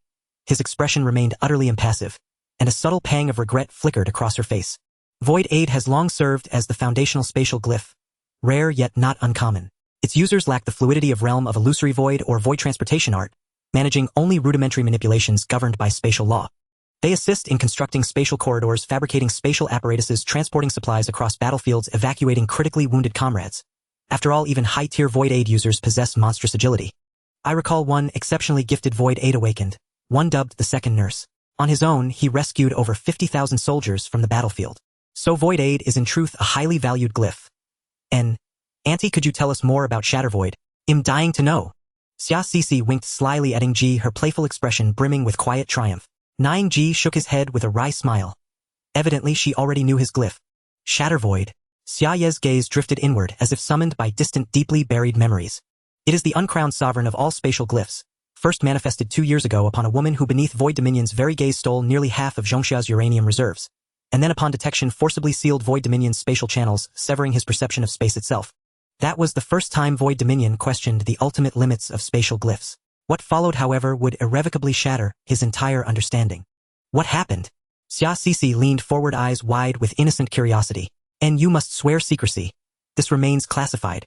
When found, the woman stood atop the Shanji abyss, her stolen uranium stockpile laid out beside her. Then she leapt, uranium and all, into the abyss. In an instant, the entire Shanji abyss collapsed, obliterated by a deafening detonation. Yet every surrounding region remained utterly untouched. And how does that relate to a spatial glyph? Xia Sisi tilted her head, genuinely puzzled. Before Xia Yi could answer, Ying Ji interjected. It proves Shattervoid command space at the atomic level. Her manipulation transcends classical mechanics. She decomposed and refined the uranium directly, extracting U-235, triggering a fission chain reaction, and confined the blast precisely within her chosen parameters. This implies absolute control over neutrons within atoms, and likely far beyond. Human cognition remains anchored in classical physics. Yet Shattervoid operates within quantum realms. Against such mastery, every technique and theory you possess becomes obsolete, utterly futile, utterly unpredictable. Put simply, if she can remotely manipulate matter, purify, collide, and orchestrate complex reactions in an instant, she could reverse your blood flow upon meeting you or paralyze hemoglobin function, suffocating you instantly. More devastating still, she could warp space at the atomic level to halt cellular function throughout your entire body, rendering every organ, every system simultaneously inert. Death would be inevitable. Xia Sisi blinked slowly, then smiled faintly, uttering an enigmatic remark. Good thing Shattervoid is a vanishing glyph, bestowed upon only one soul. Ying Ji speaks truly. Even Void Dominion's internal disruption carries strict constraints, whereas Shattervoid appears to be space's chosen favorite, bound by no limitation whatsoever. Thus, it is ranked the most perilous glyph of all. But none of this concerns us, Xia Yi replied. And you'll protect me, won't you, AG? Xia Sisi's attention had long since drifted from the lesson, her dewy wide eyes fixed adoringly upon Ying Ji, radiating irresistible charm. And I'm so frail, so helpless. You do better protecting me, Ying Ji retorted dryly. And Xia Yi watched Xia Sisi's shameless infatuation, with an exasperated sigh, pressing a hand to her forehead. First, let's assess your cultivation tiers. Sisi, raging tide at Lin level midstage thanks to 2 extra years of practice. Realm of illusory void at dust level high stage. And you Xiao Ji, Shatterrock level midstage? And Xia Yi subtly underscored the gap between Ying Ji and Xia Sisi, prompting a slight frown from her niece. Dust level. Wait. Shatterrock level. How can you possibly be Shatterrock level right after awakening? Ying Ji tilted his head, utterly unconcerned. Well, that's just where it landed. Is that difficult? It's unscientific. Your clever holy mark should only possess the strength of a low-tier dust level at the beginning of awakening. Even with exceptional talent, you could at most reach mid-tier strength. Xia Yi frowned and said uncertainly, only Ins level would have the possibility of possessing high-tier strength right after awakening. But in the mid-tier shattered rock level, this is unheard of. I once went to the abyss. That makes some sense. After all, anything can happen beneath the abyss. Xia Yi nodded, showing understanding of this explanation. Then she clapped her hands and a small crystal ball jumped out from her wrist. It looked somewhat similar to the crystal ball used earlier to test the holy mark's compatibility, but it seemed to contain different images that were flickering. Xia Yi waved her hand lightly, and the remaining chairs in the room instantly disappeared. The entire classroom became spacious, and she sat in front of Ying Ji, and Xia Sisi kindly asking, "Do you know what is most important for a spatial holy mark awakener?" Ying Ji decisively replied, "Controlling timing and assessing situations." Xia Yi was taken aback, seemingly not expecting Ying Ji's response to be anything other than the typical, "I don't know," a student should give, but instead he provided such a specific answer. Although it differed from the answer she intended to give, it was not far from the conclusion. "You are not wrong, but at this stage the most important thing is still reaction speed." Xia Yi said, "Teacher, you told me that your combat skills are excellent, and you have impressive reaction speed for both offensive and defensive maneuvers. However, as a support-type holy mark, what matters most is not reacting to combat but understanding your teammates' conditions." With that, the crystal ball in Xia Yi's hand emitted a faint glow under her guidance, gradually enveloping the entire classroom. The originally whitewashed walls transformed into metallic steel barriers, turning the classroom into a space resembling a laboratory. Faint blue and red phantoms crawled out from the ground, adopting a confrontational stance. "You are still in the initial stage. The holy mark cannot yet transport people at will, only using these illusory energy bodies as substitutes. Given your current levels, you should be able to achieve the simplest item transportation." The two exchanged glances, seeing the affirmation in each other's eyes before nodding. "All right, your training task is very simple. Since you can transport items and these energy bodies simulate humans almost indistinguishably from real ones, your current task is straightforward. Utilize the mobility of the spatial holy mark to navigate your teammates through space, creating favorable combat conditions for them or providing support in critical situations. The red ones are enemies and the blue ones are teammates, with each side consisting of 5 individuals. The red side will generally be stronger than the blue side. Your victory depends entirely on you." Cici, you are not allowed to use raging waves or any enhancements derived from this holy mark. Cici nodded, then stood up alongside Ying Ji, putting on a cap, her demeanor gradually becoming calm and steady like a fierce tiger poised to strike. It seems she is not just a little princess who trains in a greenhouse. Yi removed the last remaining desks and chairs standing in a corner, while smiling. Fighting is the best way to improve. Good luck, children. As soon as she finished speaking, the originally illusory shadows suddenly became three-dimensional with flesh and blood, even the serious expressions on their faces lifelike and almost identical to real people. It seemed someone emitted an unknown signal, and both sides immediately clashed, various holy marks intertwining, bursting forth with dazzling colors. Cici, you handle numbers 4 and 5. And I will take care of 1, 2, and 3. Ying Ji decisively stated, rushing towards the blue teammate who had fallen into a disadvantage. Cici also nodded and shot off towards the other side. Seeing a large fireball about to strike number 1, Ying Ji immediately rolled and slid beneath the fireball, using his foot to hook his teammate and teleport him to his rear. Then, leveraging his teammate's momentum, he kicked the unsuspecting red enemy in the chest. However, he was astonished to find that his attack dealt no damage to the enemy, even passing right through his chest. It looked as if he had attacked a ghost. Attacks are ineffective. What you need to cultivate now is your support ability, Yi remarked casually while watching the scene. Ying Ji gritted his teeth and had to teleport teammate number 1 in front of him, turning his attack into number 1's attack. Number 1 happened to kick the enemy number 1. But the enemy appeared not to suffer significant damage. Before number 1 could deliver a second attack, the flames in his hand erupted again, aiming directly for number 1's face. In a rush, Ying Ji wrapped his arm around his teammate's neck and swiftly teleported him to the right side of enemy number 1, successfully dodging the next deadly attack. Ying Ji gritted his teeth. He actually did not need to be so flustered. If he had fully utilized the ability of Shattered Space, he could have directly teleported teammate number 1 behind enemy number 1 just now and launched a fatal attack when the enemy was exhausted. But now he is air support. He can only conceal his strength. Otherwise, this test would be far too simple for him. He also wanted to see how to complete this test using minimal power. Just as teammate number 1 was preparing to strike him from the right, a sharp wind blade shot out from a blind spot, piercing directly through teammate number 1's chest. Teammate number 1's attack was abruptly halted like that, and before Ying Ji, who had just used teleportation, could react, enemy number 1's hand had already pierced through his heart, killing teammate number 1. Looking back, Ying Ji realized that teammate number 2 had been killed at an unknown time, and the freed enemy number 2 successfully supported enemy number 1. Meanwhile, Cici's side was even more disastrous, with numbers 4 and 5 already killed. Now only teammate number 3 remained, desperately holding a gigantic earth shield. However, all of this was in vain. Against 5 powerful enemies, his earth shield could only be shattered. As teammate number 3 fell, the pale blue light faded, and Ying Ji's test ended in failure. Ying Ji only felt a chill throughout his body. This failure came so swiftly and unexpectedly. His support efforts directed at number 1 had resulted in the other 2 teammates dying so quickly. Ying Ji began to reflect on himself. He had never supported others before. Fighting solo allowed him to observe the entire battlefield thoroughly and respond to all enemy attacks. But when it came to supporting others, he could only see the figure of the one being supported. This led to the entire battle collapsing so swiftly. Meanwhile, Cici stood in place, pondering something. Yi looked at the two and knew they didn't need her unnecessary advice at this moment, so she could only smile gently and say, "Shall we have another round?" "Come." Ying Ji nodded while Cici silently echoed beside him. Yi smiled in satisfaction, snapping her fingers, and the blue phantom that had fallen slowly stood up again. "Ah?" Ying Ji slumped on the sofa, assuming his signature lazy posture. "Did you all train today? You look so tired." Ruoxue, who returned home early, handed Ying Ji a glass of plain water. "Master. Nothing much, just running around in a classroom." Ying Ji took the water and gulped it down, finally feeling a bit relaxed. The special training this afternoon finally allowed him to somewhat embrace the role of support, yet their best achievement was merely eliminating one enemy, while the rest of the teammates were defeated. He felt that his perception of the environment was stronger than before. It wasn't that his original perception was weak. It was just that this inhuman strength was being utilized, and he discovered that his original level of perception had stepped up another level. Could be considered a breakthrough of human limits. Now, if he wanted to grow stronger, the key was to develop his own holy mark. "What about you all?" Ying Ji asked back. "What did your teacher teach?" "Combat and the basic use of weapons," Ruoxue replied. "Isn't that pretty much the same as the combat class everyone takes?" "Well, you could say that, but mainly we're experimenting with combat styles suited for ourselves." "Wait a minute."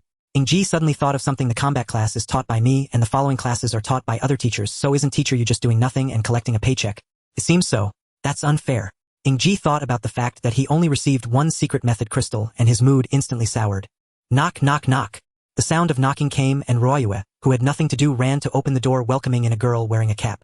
"Master," she says, "she's your sister." Ruoxue looked at Ying Ji with a somewhat innocent expression, unsure if bringing this person in was right or wrong.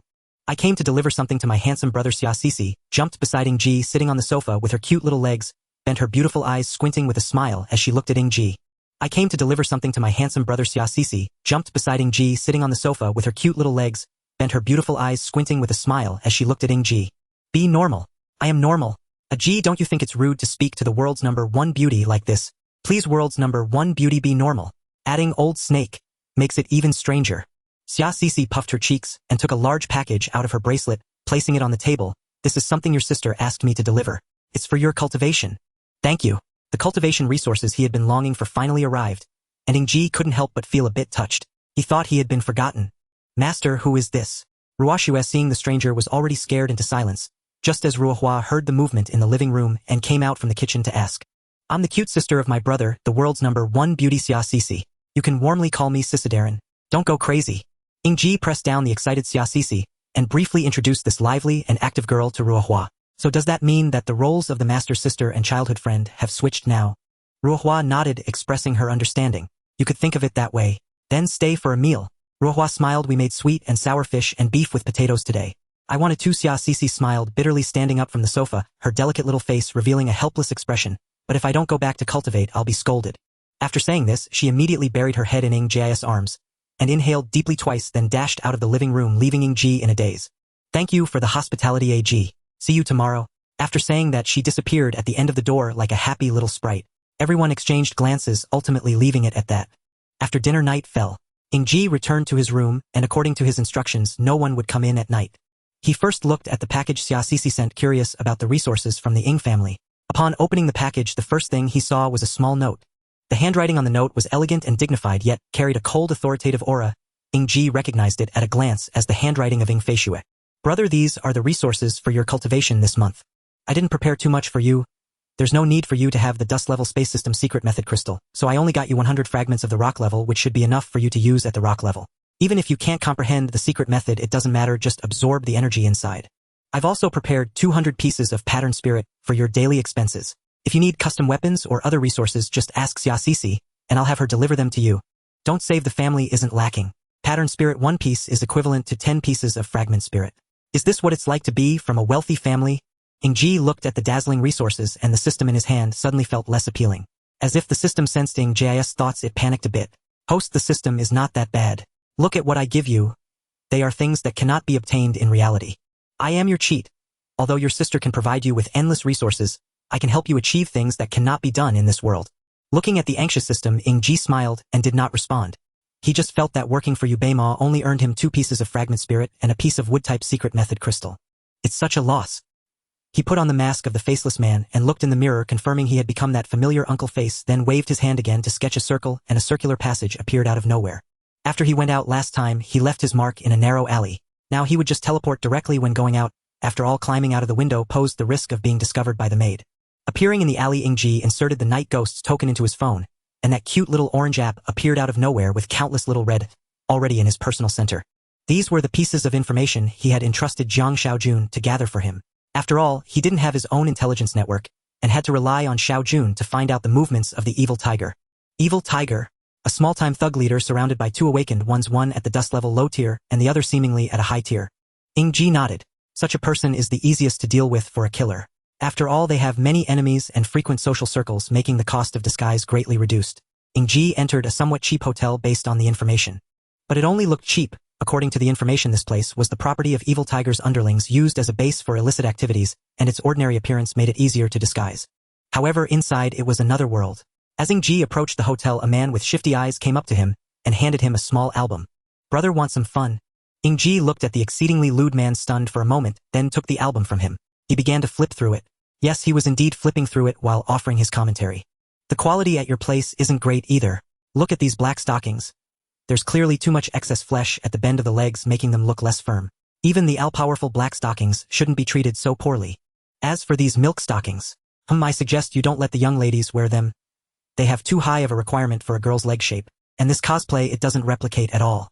Your makeup isn't even done right, their eyeliner clearly needs to be lifted a bit, and the skirt is off too. By the way, there's also this role-playing scene. The flight attendant's bodycon dress is way too loose. The artistic photos you've taken are of this quality, which makes me quite worried. Ying Ji took on the demeanor of a worried father, completely bewildering the man who could only nod and bow in agreement with Ying Ji's opinions. After all, Ying Ji's critiques sounded quite professional. So do you have someone you're interested in? After finishing the album, Ying Ji sighed. With this quality, even a dog would shake its head in disapproval. Book me a room. The man was somewhat displeased, but looking at Ying Ji's handsome face and that flirtatious demeanor, he couldn't think of any rebuttal and could only lead the way. You must have a few top-tier girls, right? Ying Ji hooked his arm around the man's shoulder and laughed in a tone all men would understand. What are you unwilling to let me have a look? After finishing his sentence, he discreetly slipped a few bills into the man's pocket. The man instantly understood and nodded. Top-tier girls are usually the favored ones of powerful figures. Speaking of which, today we have a pure student girl brought in. Want to give her a try? The man winked at Ying Ji, but the price? Ying Ji frowned but still agreed. Besides, saving a fallen girl isn't a bad thing either. Ying Ji was now getting closer to being lawful good. In the past, he would likely have just stood by and watched. It was all his maid's fault for making him develop this bad habit of wanting to help. Seeing Ying Ji nod, the man who had lost hope instantly lit up, nodding and rubbing his hands together as he led Ying Ji. He bypassed the hotel front desk, and when the front desk saw the man with Ying Ji, they immediately understood what these two were up to and shrugged it off as a common occurrence. This wasn't their first time. Ying Ji followed him up to the third floor, during which the man kept introducing Ying Ji. Speaking of this girl, it's quite amusing. She herself had no intention of selling her body. She was sold here by her brother and father, who said they were just selling her first night. Tisk, I heard they wanted to sell her to a wealthy young master, but that young master didn't want her. That father and son pair couldn't find a buyer, so they brought her here. Let me tell you, client, this girl may not be as stunning as the top beauties, but she's still a virgin. Tisk, just thinking about it makes my mouth water. By the way, client, don't ruin her. She still has to go back and do housework for those vampire father and son. Are you saying so much to raise the price? Ying Ji asked with a smile, looking at the man blocking the doorway. The man's thoughts were seen through, making him a bit embarrassed, but he straightened up and said to Ying Ji, in trade it's all the same. After all, I'm a businessman. How much? 20,000. The man tentatively mentioned a figure, feeling an inexplicable fear towards Ying Ji. Perhaps it was because a pimp wasn't as professional as others, or the shame was overwhelming as he avoided Ying Ji's gaze. You haven't even seen the person and you're discussing prices. Ying Ji leaned in close to his face, smiling faintly. Your heart is quite dark. Indeed. The man chuckled awkwardly, his face full of embarrassment, but still confidently opened the door. I assure you, you'll be satisfied. Ying Ji smiled and walked in, looking like an eager customer ready to inspect the goods. Inside, he saw a girl with a standard figure lying on the bed, dressed in a cute white shirt and a short skirt, her fair thighs clad in black over-thinny stockings, exuding a youthful vibe. However, she was currently wearing an eye mask, her hands tied behind her back, struggling on the bed. Look. Not bad. Ying Ji nodded. But 20,000 is too expensive. But client, this is her first night. You people should know that this ordinary person's first night is just a gimmick. It's 1,000. But client. The man feigned a difficult expression. Don't push your luck. Girls like this who are unwilling and being sold generally don't fetch a good price. Ying Ji stared at the man with a somewhat fierce expression. Moreover, she's a last-minute addition. The pimp hadn't anticipated that his casual talk would become Ying Ji's bargaining chip, so he could only swallow his frustration. Client. Am I leaving? Deal. Let's go with what you said. The man stopped resisting, or after all, they only earned a commission from this deal, so a lower price didn't matter. Quick and easy. Ying Ji took out a card to pay, smiling as he ushered the man out. After locking the door, Ying Ji turned to the still struggling girl and sighed. It was clearly a simple matter of finding a vicious tiger to kill, yet it had turned so complicated because of him. He really was becoming less like his former self. Feeling the room suddenly shift from noisy to quiet, the girl struggled even more violently, causing the bed to creak. Ying Ji shook his head, preparing to untie her hands, but as soon as he touched her, she struggled even more fiercely. Don't move, I won't harm you. Ying Ji tried to speak gently to lower her guard. The girl seemed to believe him and relaxed her body, allowing Ying Ji to untie her ropes. Bang! As soon as the ropes were undone, the girl flipped over, attempting to punch Ying Ji, but unexpectedly hit her head against the headboard. Hence her attack turned into a shout of ouch, ouch, ouch. Ying Ji found it somewhat amusing as he approached, only to discover a green gem sparkling beneath the bed. Curiously, he picked up the green gem, which was a sparkling crystal of wood element secret law strung on a cord emanating a soft green light. Ying Ji felt it looked familiar but couldn't recall where he had seen it before. The girl had already removed her eye mask, and upon seeing Ying Ji pick up the wood crystal, shouted nervously, "Give it back." Ying Ji turned his head and finally saw the girl's outline clearly in the dim, ambiguous light. In that instant, he understood why the crystal looked so familiar. Ran Tingting, why is she here? Ying Ji looked at the face that sat beside him every day, a quiet sense of relief stirring deep within his heart. Fortunately, he had seized the pretext of seeking out a young lady to come here. Otherwise, he could only imagine what horrors Ran Tingting might have suffered tonight. Ran Tingting grew anxious when Ying Ji refused to hand over the arcane crystal, scrambling up from the bed in an attempt to snatch it. Her foot slipped on the rumpled bedsheets and she tumbled forward, straight into Ying Ji's arms. Caught off guard, he instinctively caught her. Even as he held her, Ran Tingting remained fixated on the arcane crystal. Seizing his momentary distraction, she wrenched it from his grasp. Clutching the crystal tightly, she staggered backward, and only then did the full weight of her role settle upon her. She was but a frail woman forced into degradation while the man before her, a handsome, mature stranger, was unmistakably a patron of such vices. Trembling, she shrank away, fingers gripping the hem of her impossibly short skirt.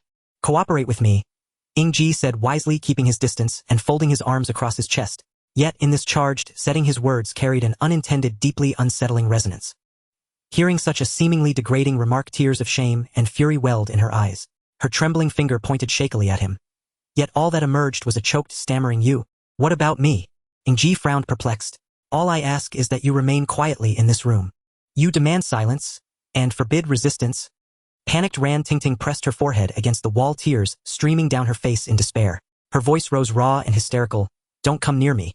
If you touch me, I'll dash my head against this wall and die." Only then did Ying Ji realize her terrible misunderstanding. He hastily raised both hands in surrender, but the fleeting glimpse of white lingered, stubbornly etched in his vision. "Your undergarment is exposed." At his words, Ran Tingting glanced downward in alarm, instantly realizing her indecent exposure, and flushed crimson as she hurriedly smoothed her skirt down. She shrieked, a piercing, ear-splitting cry, but within the room's impeccable soundproofing it echoed only in futility. She shrieked, a piercing, ear-splitting cry, but within the room's impeccable soundproofing it echoed only in futility. "Be still, Ran Tingting. I mean you no harm," Ying Ji murmured, gently covering her mouth with one hand. "I am a friend of Ying Ji." As if the name itself possessed some sacred authority, she fell silent at once. Those tear-drenched, wide-set eyes gazed up at him, searching, questioning, weighing the truth behind his words. "I'm here on assignment, and I need your cover, reluctantly though it may be." Releasing her, Ying Ji exhaled softly in relief as she settled calm and still. "Just sit quietly. Don't move. No matter what unfolds, remain composed and unstartled." Though doubt still flickered in her gaze, she found solace in his restraint. No unwanted advances, no violation. She had believed her life would shatter irrevocably tonight. Yet fate had intervened. She'd crossed paths with Ying Ji's friend. No wonder his presence carried a faint, familiar aura. "All right," satisfied, Ying Ji affectionately ruffled her hair like a benevolent elder. "Lie down and rest well. Use that arcane crystal wisely. When you awaken as a cultivator, perhaps everything will change." With that, he sprang onto the balcony and vaulted upward, scaling the outer windowsill with fluid grace. Beneath the quilt, Ran Tingting watched his silhouette recede. Her small hand clenched tightly around the arcane crystal, thoughts veiled in quiet uncertainty. The inn stood in profound seclusion. Clad entirely in black, Ying Ji melted into the night, his features obscured by the night phantom mask, as he ascended with meticulous care. According to Jiang Xiaoju's intelligence, the target known as Ferocious Tiger was holed up on the 7th floor, the penthouse level, while Ying Ji began his ascent from the 3rd. To avoid alerting anyone, he navigated past guests with silent precision. Though such infiltration was second nature to him, he moved with extraordinary caution. At last he reached the windowsill of the 7th floor. The entire level formed a single vast open space. An opulent, sprawling chamber bathed in kaleidoscopic light, its decadent splendor radiating outward like the scent of wine and flesh. From within came a man's booming laughter mingled with the coy, teasing voices of several women. And beneath it all, two ostensibly composed voices strained with heavy, labored breaths. The man, clearly intoxicated by revelry, declared with unrestrained glee, "Brothers Lao Lu and Lao Li. We've been comrades for years. Tonight 4 beauties await you. Choose whichever pleases you most. Let's truly indulge." His companions' voices trembled, eager yet feigning solemn restraint, refusing repeatedly despite their palpable desire. "No danger at all. Just enjoy yourselves," the man urged. While Ying Ji crouched silently at the sill, had already mapped every detail of the chamber within. The reveling man was the target, Ferocious Tiger. The other two were his ever-present bodyguards, dust-level cultivators. Still unsatisfied, Ying Ji circled the perimeter once more. Fortune smiled upon him. Perhaps Ferocious Tiger placed absolute faith in his guard's prowess, for not a single soul stood watch outside the door. After all, for a lowly street thug, possessing 2 cultivators as enforcers was indeed a source of immense pride. Thus, the entire 7th floor housed only 7 souls, including the 4 women. Ying Ji stepped onto the balcony and leapt inside. "For beauties for 3 men seems rather unfair. Shall I join the party?" His voice, playful, almost flippant, cut through the revelry like a blade. Yet the sudden appearance of a masked figure from the balcony sent a ripple of primal fear through Ferocious Tiger and his entourage. In the throes of passion, any man would first suspect treachery, not camaraderie, when a stranger in a night phantom mask materialized from the shadows. Beneath the moonless sky, the chamber's shifting lights danced across his mask, casting an aura of chilling, lethal stillness. Ferocious Tiger's 2 bodyguards surged to their feet, only for a faint sacred resonance to coil around them. As they strained to rise, their legs buckled, glancing down, they saw their lower limbs reduced to mangled, blood-soaked ruin. The women screamed and scattered, The chamber's vibrant palette bled into crimson. Only then did the guards register their agony. 2 sharp gunshots silenced their cries and their heads slumped lifelessly. It was then Ferocious Tiger understood the magnitude of the threat before him. Master, whatever you seek, I offer it freely. These 4 women. You may do with them as you please. Gold. I have gold. All of it is yours. His voice cracked, his speech dissolving into stammering terror, while a foul stench bloomed from his soiled trousers. Ying Ji curled his lip in disgust. His voice cold and final pronounced judgment. I'd intended to take you alive, but this reeks too foul. As his words faded, Ferocious Tiger's vision blurred into haze. A tiny aperture bloomed at his brow of viscous crimson, and ivory oozed forth as his massive frame crumpled slowly to the floor. Ying Ji wiped the muzzle of his firearm with a cloth and holstered it. His gaze upon the corpse was glacial, detached. Then barely above a whisper, the covenant is sealed. The penance is fulfilled. Ying Ji looked at the crimson floor, his brows slightly furrowed. He rushed to the balcony, leaping down, feeling the exhilarating rush of the wind against his body. This was his first assassin task since arriving in this world, and that cold feeling returned. The sensation of executing someone on contract felt as familiar and nostalgic as ever. However, this time he was no longer a completely cold executioner but rather a participant in the entire event. As per his usual habit, he fulfilled the contract without questioning anything. He would not interfere with the extra money mentioned by the evil tiger or the women who witnessed the entire scene. He was very confident in himself. He was the nightmare haunting this city, only killing those within the contract. He chuckled somewhat self-deprecatingly as he swung back to the 3rd-floor balcony using the rope he had tied on the 5th floor. Just as he leaped back onto the balcony, he saw Ran Tingting huddled in a corner, trembling, her entire body wrapped in a blanket with only half her head showing and her big eyes blinking at him. Ying Ji took off his mask and smiled at Ran Tingting, who then lowered the blanket. Where have you been? You smell of blood. Ran Tingting wrinkled her nose and asked, Did you go to the kitchen to kill someone?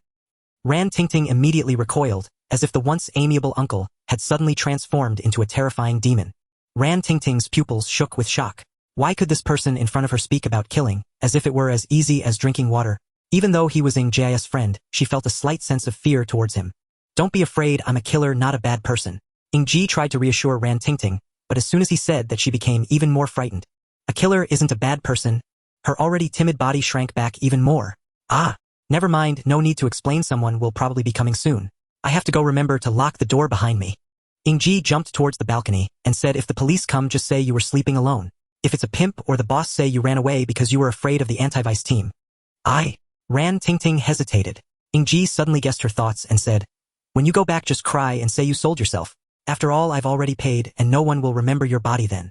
If you feel upset, give me money and I can help you deal with your father and brother. Goodbye. With that, he vanished into the night. Ran Tingting watched Ying Ji leave and shook her head. Without the first time, she would be coerced even more. Ran Tingting wrapped herself in the blanket, as if only that could offer her a sense of security. The feeling of being trapped by shackles and unable to escape was suffocating. After completing his task, Ying Ji watched a team of police officers walk into the hotel, smiling, as his expression faded into the night. He arrived at Bai Lu Yu's home and effortlessly climbed in through the window. The entire room was eerily silent, devoid of any light. Ying Ji quietly entered the bedroom, where a small mound was visible on the bed. The dark room and the steady sound of breathing indicated that its owner was in deep slumber. He squatted by the bed, gazing at Bai Lu Yu's face illuminated by the moonlight, smiling. Suddenly her breathing quickened slightly, and her eyelashes began to flutter as if her heart was stirred. Are you awake? Ying Ji donned his night demon mask and spoke. Hearing that familiar voice, Bai Lu Yu slowly dared to open her eyes, only to see Ying Ji's somewhat fearsome night demon mask. Yet in her eyes it appeared exceptionally kind. Bai Lu Yu nodded, propping herself up, her voice as soft as a mosquito's. Mr. Killer, why are you here? Ying Ji noticed her pale face and the dark circles under her eyes, knowing she hadn't slept well last night, which was why she had gone to bed early tonight. This nightgown of yours looks nice, Ying Ji teased deliberately. With your figure.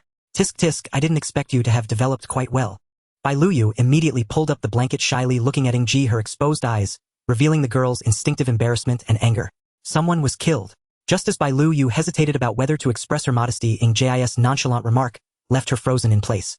She no longer cared about the blanket gradually slipping off her body. Really? Really? Yes, he died in front of me and was so scared that he wet himself. I didn't bring him back because he smelled too bad. Bai Lu Yu's Favorability 57 ding. Task: increase your social connections completed. Rewards placed in your backpack. Ying Ji looked at the number 77 above Bai Lu Yu's head and nodded slightly. Just like that, the contract is established. Sleep well. Ying Ji waved his hand, preparing to leave. Bai Lu Yu grabbed his hand, her eyes sparkling as she looked at him. The payment. I remembered. Ying Ji nodded, What do you want? Ignoring her nightgown, Bai Lu Yu rolled out of bed and pulled out a dusty iron box from a corner of the nearby wardrobe. After searching for a while, she finally found 2 booklets. This is my house deed and my household registration. Bai Lu Yu handed the 2 booklets to Ying Ji, her expression solemn. From now on, everything about me is under your control. Is this your plan for the future? Ying Ji chuckled. Yes. You're willing to work for me for a lifetime. Willing. It's not that serious. Ying Ji changed the subject. When you generate enough value to pay off your debt, you will be free. Ying Ji returned the 2 booklets to her. I don't really need a paper contract like this. You can just acknowledge it yourself. So when will it be fully paid off? Ying Ji turned towards the windowsill, the eerie mask exuding a unique charm. When you become strong enough to break free from me, or when you are independent enough, find other ways to earn money and pay me back. Ying Ji's voice echoed in the dark, moonless night. Returning to his room, Ying Ji took off the clothes he used for disguise and lay down on the bed. The first task of the night posed no challenge for him. He felt he hadn't even utilized his genuine skills and completed it effortlessly. Disappointed, Ying Ji accessed the system to check the rewards he had earned from previous tasks. First, there were 3 pieces of rock fragment level and 5 pieces of dust level spell crystals, which were of little use to him now. Under the patronage of his elder sister, these were mere trifles. With a social value of 200, he felt unimpressed after experiencing Ying Feishui and Xiaoyanchun's 1,000 social values. Stingy. Host, be a person. This is just a novice task, and you took so long to complete such an easy task. Not everyone has a wealthy sister who can enhance their favorability, you know. You have a point. Think about it, if you were an ordinary person, people around you with dust level would already be above others. Those at over 90 favorability would only add about 5 points while your sister adds 1,000 points. How could you look down on my 200? Host, you have a cruel heart, sob, sob, sob. Stop crying, it's not your fault, Ying Ji comforted. Host, look at the other rewards. Those are what I carefully prepared. You won't get such generous rewards in the future. They're giving you so many rewards this time to prevent poor early development. Disgusting. Ying Ji shivered, crossing his arms as if he had goosebumps. People are heartbroken. Then I'm sorry. Ying Ji replied perfunctorily and began to look at his remaining rewards. What is this new holy engraving slot? It's a new holy engraving slot. Your holy engravings all have 2 limitations. The first is a common limitation that everyone has, which is that you must have an empty slot to accommodate the new holy engraving. This is a natural talent and cannot be changed unless you have this system. Impressive, impressive. What about the second one? The second one is, your holy engravings must all be destruction holy engravings. Beautiful, this holy engraving slot is practically useless. Next. Don't be discouraged, host. Oh, destruction holy engravings aren't that hard to find. Ying Ji rolled his eyes. As far as I know, there are only 18 known destruction holy engravings. Including mine, there are only 6 left in the world. Unless you give me a spell crystal of that level like before, I have no way. Don't be discouraged. I only have 1 such spell crystal, and if you want destruction holy engravings, you'll have to descend into the abyss. Descend into the abyss. Destruction holy engravings can only be obtained from holy beings. Ordinary beings cannot acquire them. It's fine. Next. Ying Ji sighed, lamenting his second holy engraving, yet silently noted this information in his heart. He took out the outer robe, Dunying. The robe was a blue-purple color adorned with specks of starlight, looking as beautiful as a dreamlike night sky, with faint golden patterns at the cuffs, adding a touch of elegance to the robe's night sky. This outfit looks great. Of course, I personally designed it, stitching it together stitch by stitch. Aren't you touched? So what use does it have? It's beautiful. Ying Ji placed Dunying on the trash. Can his gaze dismissive? Just this. Can't I even make a joke? Can I? So is the joke over? Ying Ji took Dunying and carefully stroked the starry sky on it.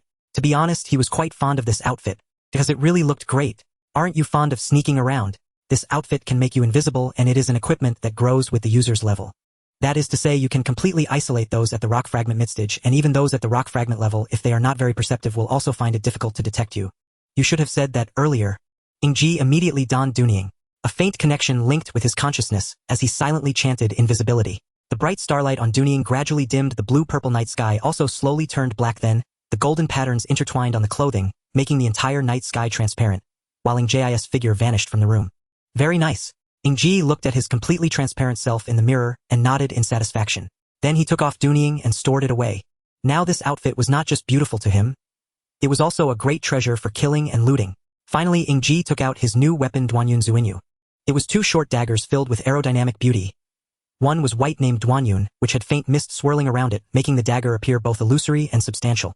The other was black, named Zuinyu, with a pure black blade that shone softly with moonlight under the light, low-key yet luxurious. Suddenly, Ying Ji felt that the absolute double blades he had been using were no longer appealing.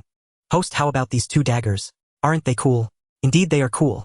This is the best reward I've prepared for you. 2 weapons with growth potential. Weapons and armor are divided into 7 levels, and these 2 daggers are currently only at the 1st level, but they can grow by devouring other weapons. Impressive, right? Impressive. Ying Ji said as he fed the two absolute double blades into the mouth of Duanyun Zuinyu. As soon as they came close, the absolute double blades were instantly melted into droplets of water, then divided into two parts, each merging into Duanyun Zuinyu, clearly enhancing the dagger's power somewhat. Host, what are you doing? Devouring weapons. Don't you feel the slightest bit reluctant to part with the absolute double blades considering they've been with you for so long? I do. Ying Ji looked closely at Duanyun Zuinyu, but I want to use them in the future. Rather than letting them gather dust, why not have them accompany me in these two daggers to continue hunting and blood drinking? System, you haven't used knives, you wouldn't understand. Scumbag. As night fell with the silence of the people, it cloaked the noise of the entire city. The night bar, however, was different. It had never been noisy. A graceful woman hurriedly ran into the bar, making her way to the basement with ease.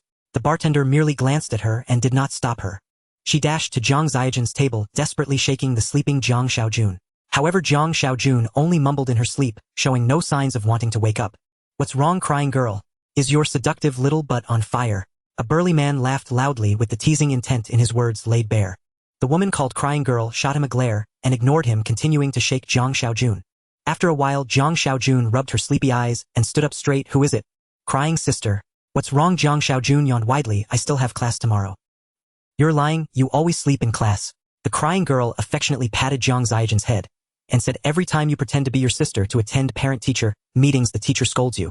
Jiang Xiaojun felt a little embarrassed like an ostrich. She buried her head in the bar and looked up at the crying girl. So what's the matter? Of course there's something. The eyes of the crying girl sparkled with excitement. I met someone from our night ghosts today. He was so handsome. Who was it? I don't know. I couldn't recognize him by his build, so I came to ask you. Jiang Xiaojun yawned again, casually saying, go on, where did you meet him? At the Tiger Swallowing Mountains Hotel. Tiger devours mountains and rivers in. Jiang Xiaoju opened her laptop with bleary eyes and said, that brothel. Cry girl, you've gone undercover again. What else could we do?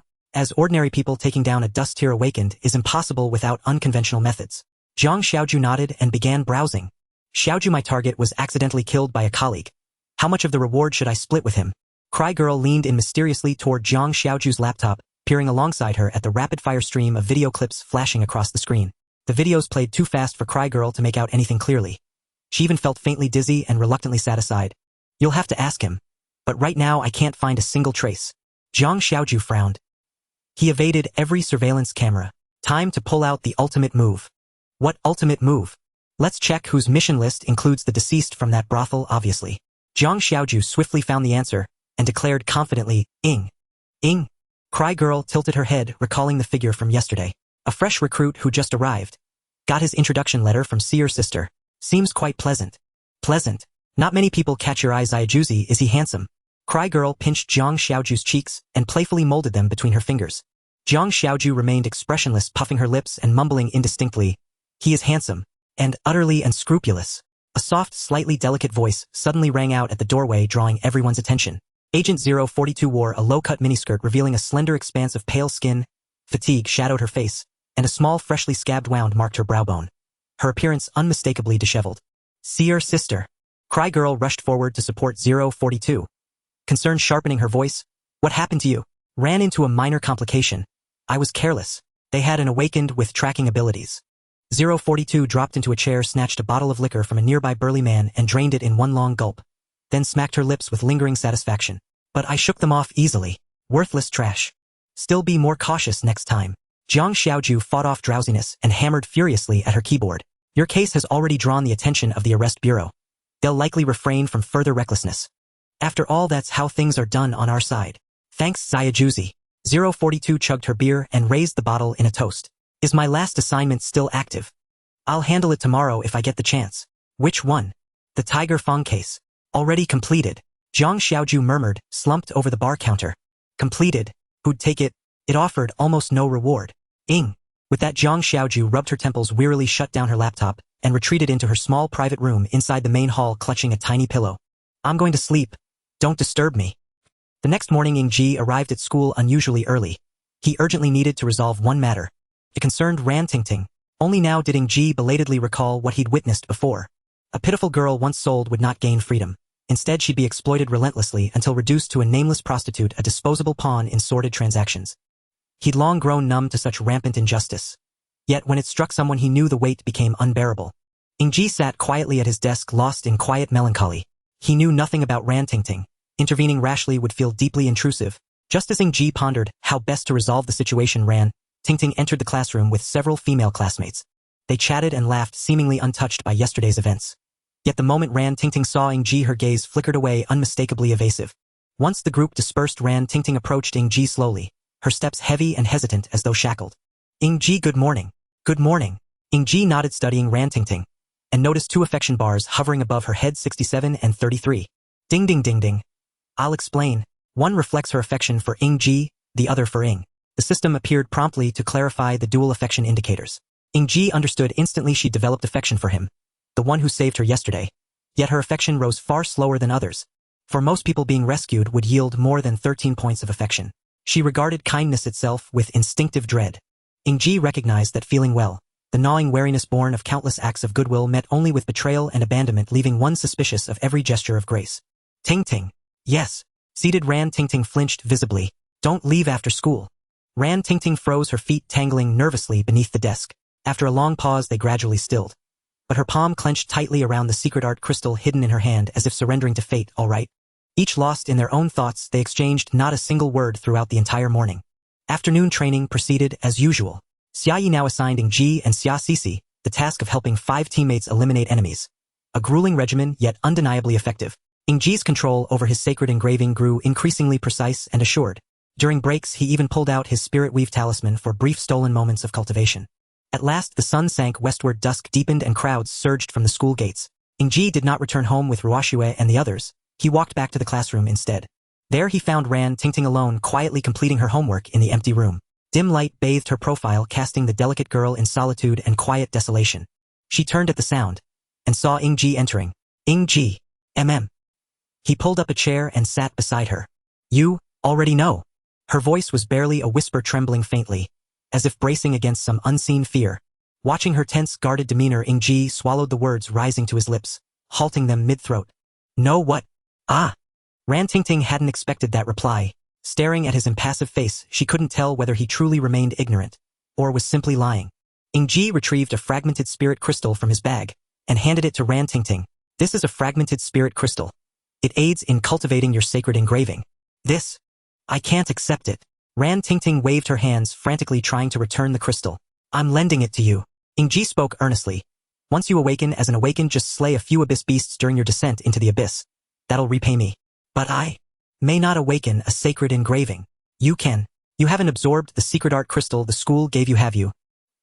Ran Tingting fell silent, at a loss for words. You possess talent. Not only in sacred engravings, but also in marksmanship. You helped me once. I must help you in turn. That's all there is to it. After speaking, Ying Ji lapsed into silence with her. Prolonged, profound, unbroken, until he finally rose, shattering the stillness. Let's go, to your home. Ah. Ran Tingting was taken aback for a moment before cautiously confirming. You want to go to my house? Yes. What do you want to do? To use a secret method to crystallize and nurture your body with spiritual energy, I need your family's cooperation for some matters. I see. Ying Ji pretended to be unaware of her family situation and said naturally, is that so? I haven't heard of it before. I figured it out myself.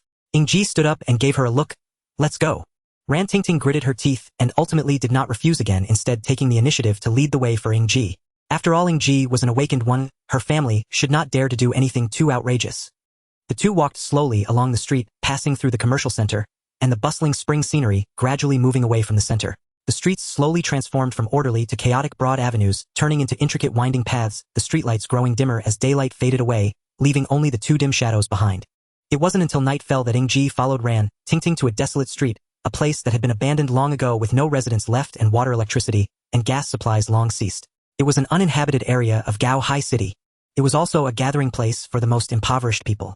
Ran Tingting's gaze became somewhat evasive. She didn't know what Ying Ji would think of her and didn't dare to imagine, so she could only walk forward step by step, not even daring to look back. Here we are. Ran Tingting stopped in front of a dilapidated shed, bent down to pass under the curtain that hung down from the roof of the shed, and took out a key to unlock the almost decorative crumbling door. Ying Ji followed her inside. Upon entering, a scene of chaos met the eyes. The cramped living room was littered with wine bottles and dirty clothes, and a pungent stench assaulted Ying Ji's nostrils, starkly contrasting with the cheap laundry detergent fragrance on Ran Tingting. Ran Tingting's face turned a bit red, then her gaze dimmed, her eyes lowered as she softly said, "Let's go to my room." Her voice was too low, as if afraid of waking something. Just as one fears what they dread, strange sounds emerged from a small room off to the side of the living room. Then a disheveled woman came out of the room, glancing at the two without any shame before counting cash and leaving. Two men also emerged from that small room, looking somewhat unsatisfied. One appeared young but had deep-set eyes and a skeletal frame emerging like a terrifying ghost from the abyss. The other was a short, overweight, middle-aged man with a greasy face and a bald head that looked quite disgusting. Ting Ting, this is...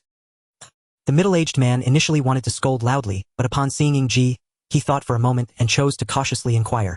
Ying Ji glanced at the unsightly pair and coldly said, "I am her classmate Ying Ji." The middle-aged man chuckled. "Hello, hello. I'm Ran Wu, Ting Ting's father, and this is her brother Ran Hongchuan. Nice to meet you." I'm not very pleased. Having witnessed the absurdity of the two, Ying Ji felt no goodwill towards them and stared coldly at them. Ran Wu froze momentarily but still forced a cheerful smile. He was very afraid of Ying Ji. He had seen that kind of gaze before, the same he had seen when he was closest to death. He knew at the first moment he saw Ying Ji. This person had blood on their hands. A timid and fearful man, he immediately caved in, and no matter what Ying Ji's purpose for coming today was, he could only choose to comply as much as possible. "Ting Ting, you go back to your room. I'll talk with your family." Ying Ji turned and tried hard to pull a friendly smile as he spoke. Ran Ting Ting looked at Ying Ji with a complicated expression, hesitated for a while, and ultimately turned back to her own room. The Ran father and son watched Ying Ji, not daring to breathe. After Ran Ting Ting left, the murderous aura and pressure emanating from Ying Ji nearly suffocated them. "Talk." "Yes, talk." Ran Wu said awkwardly. Ying Ji nodded but still did not retract his cold-killing intent. "The evil tiger is dead, do you know that?" "Yes." Ran Wu clearly knew and nodded. "I had someone kill him." As soon as those words were uttered, both men fell silent, unsure of Ying Ji's intentions. Because he took Ran Ting Ting and forced her into prostitution. Ying Ji pulled out the broken cloud chase moon knife and stabbed it onto the table, glaring fiercely at the two. The cold light on the dagger pierced their eyes, causing them to tremble violently. "Let's go outside to talk, otherwise we can talk downstairs." Outside." The two hurriedly rushed out, crawling as they went. Ying Ji did not put away the broken cloud chase moon knife, instead leaving it on the table as he followed them out the door. He looked at the two who had knelt down weakly, his gaze turning extremely cold. "The evil tiger is dead. What do you think about your fate?" We won't dare." The two begged for mercy, tears and snot flowing as they knocked their heads, pleading with Ying Ji. "We will treat Ting Ting well, like a princess, and will not force her to do things she doesn't like." "Are you sure?" Yes, please spare us, we definitely won't do it again." Ying Ji's eyes glimmered coldly as he looked at the seemingly sincere pair, chuckling coldly. "The dignity and promises of people like you are the cheapest and utterly untrustworthy. I guess after I leave, you'll be thinking of selling her or running away, right? Losing a meal ticket, you would merely change your lifestyle. Living is the most important. Filthy rats never think of making their nests more comfortable. They just run amok." Ying Ji had exposed Ran Wu's thoughts with a single word, causing cold sweat to pour down his back, yet his mouth continued to beg for mercy. "I really like a line from a game character, Eleoi." Ying Ji violently stomped on the two men's calves, and their painful screams echoed. "Preaching is useless, broken bones are the best lesson." As he spoke, he took out a large handful of healing bandages imbued with healing, a terrifying cold smile gracing his lips. "Ah!" The two men's bones were constantly being broken and healed by Ying Ji.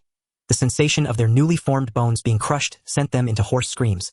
Only when the two had become so exhausted that they could no longer scream did Ying Ji finally cease the torture. At that moment, apart from their skulls and spines, every bone in their bodies had been shattered, yet their bodies remained intact. The pain, however, would forever be etched into their very genes. "I have left a mark on you. No matter where you go, I can find you." Ying Ji squatted down, looking at the two, his eyes half covered by his bangs, now a nightmare for them. "I hope you remember your words, otherwise next time it will be your skull that shatters. You can also take a gamble that I haven't left a mark." Ying Ji waved his hand, raising an eyebrow as he feigned indifference. "I'll be leaving now. Tell Ting Ting that I've already arranged things for her." As he finished speaking, he summoned the broken cloud chase moon, and his black sneakers gradually faded from view in the eyes of the two. "Ta-da! The host is truly a kind person. Having helped so much, do you like her? Don't gossip. This is just a minor matter. If she can live a better life, it counts as my good deed. Knowing people secretly living miserable lives is not something that brings joy. Why don't you just take Ran Ting Ting away, since her family is threatening her? Why not directly give her a new life?" Ying Ji shook his head and sighed. "I don't know what Ran Ting Ting thinks of her family. They are terrible, but perhaps she values them greatly. I don't understand her. I can only try to ensure she isn't coerced, but I cannot do anything more. I am merely an observer, not a judge." "Where is Ying Ji?" After the outside noise faded, Ran Ting Ting hesitated, then gently pushed open the door and stepped out. The moment she emerged, she found Ran Wu and Ran Hongchuan kneeling numbly on the icy street. Dazed, hollow-eyed, staring blankly at the ground as if they had endured unspeakable torment. Ran Ting Ting watched their despondent figures with suspicion, yet saw no visible wounds. Only profound mental disarray. "He left first." He said had already prepared everything for you. Ran Yong's voice was drained, stripped entirely of its former arrogance and bluster. Understood.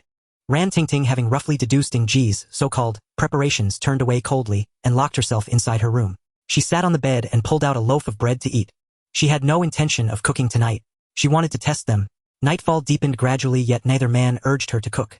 Not even a word of reprimand. In the past, they would have kicked down the door, seized her hair, and forced her to work. The truth she'd long suspected had now crystallized into certainty. Ying Ji had known all along. He simply chose never to expose it.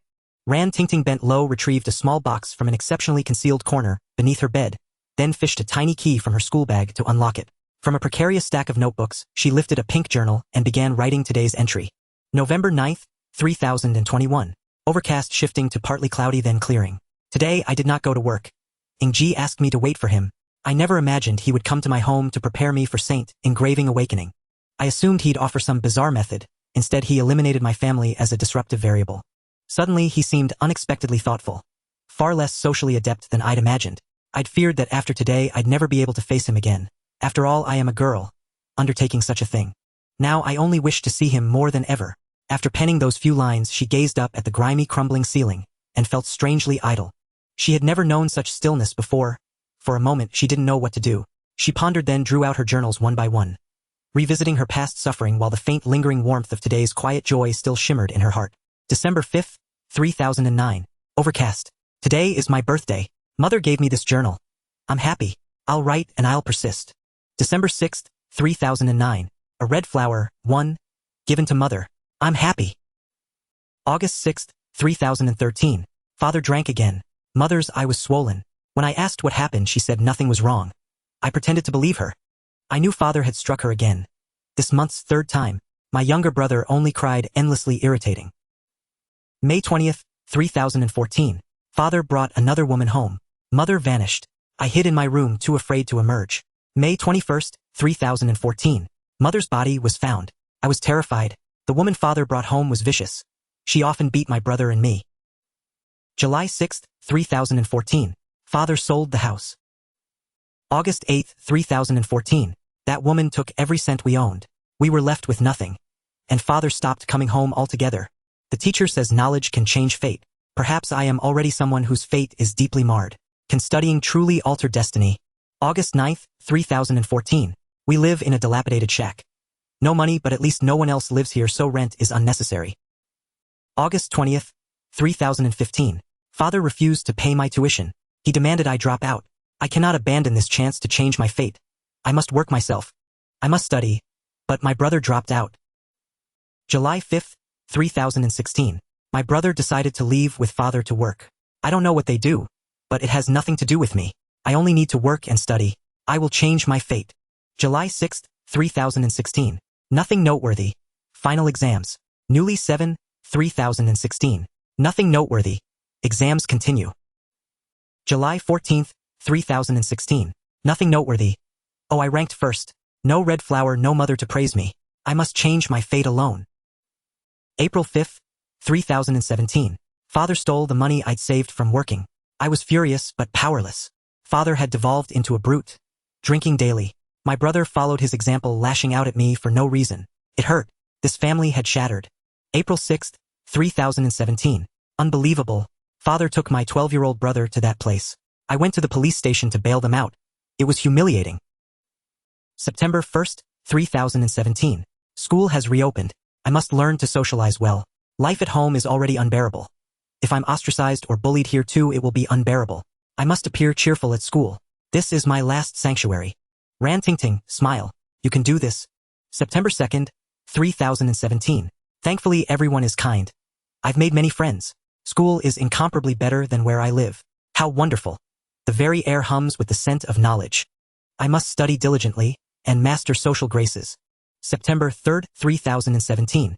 Someone asked about my family. I evaded the question. I refused to let anyone know of that squalid home. All they need to know is a smiling Ran Tingting. November 5th, 3017. Li Fengyu confessed her love to me. The first time I felt such searing affection from anyone besides mother. I wonder whether it's hormonal imbalance or genuine love. I was deeply moved, but I declined. P.S. Li Fengyu is truly extraordinary, but I won't burden her with my suffering. My pain is mine alone to bear. Oh, and Li Fengyu is a girl. And November 6, 3017. Li Fengyu brought me a small cake. Delicious. And November 7, 3017. Li Fengyu accompanied me while I worked. November 8, 3017. Li Fengyu encountered Ran Wu and learned the truth. November 9, 3017. Li Fengyu urged me to leave that home and live with her. I refused. She is ordinary, like me, and I won't drag her into my ruin. November 10, 3017. Li Fengyu remains unchanged toward me. She is my truest friend. N. December 5, 3018. Li Fengyu mysteriously promised me a birthday gift. I have no idea what it might be. December 6, 3018. Li Fengyu transferred schools, without explanation. I only know she visited my home while I was working. I'm terrified. What did my dearest friend endure? I dare not imagine. N. August 5, 3018. Ran Wu long ago abandoned work.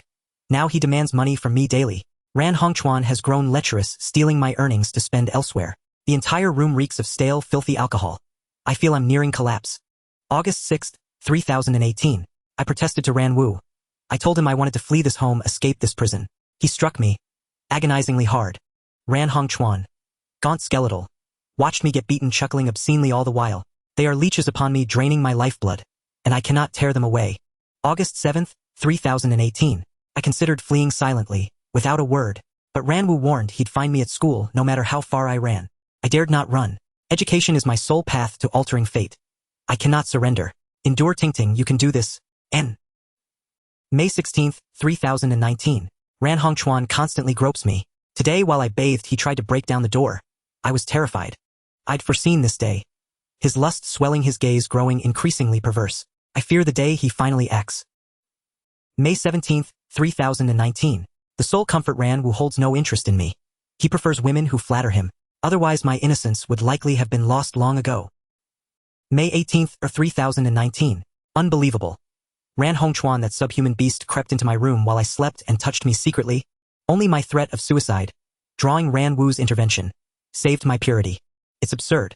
Apparently my death holds real weight in their eyes, but I'll never mistake this for residual affection. They merely fear losing their financial lifeline. Sustainable exploitation indeed. Humph. May 19th, 3019. I struck a bargain with them. They may not dictate my will. I will support them financially. They agreed. October 20th, 3019. Earning money grows harder each day. Yet my boss, a kind young woman, allows me to work only evening shifts. Without her, I wouldn't know how to protect myself from those two leeches. November 5th, 3019. Their appetites grow insatiable. I earn less and less relative to their demands.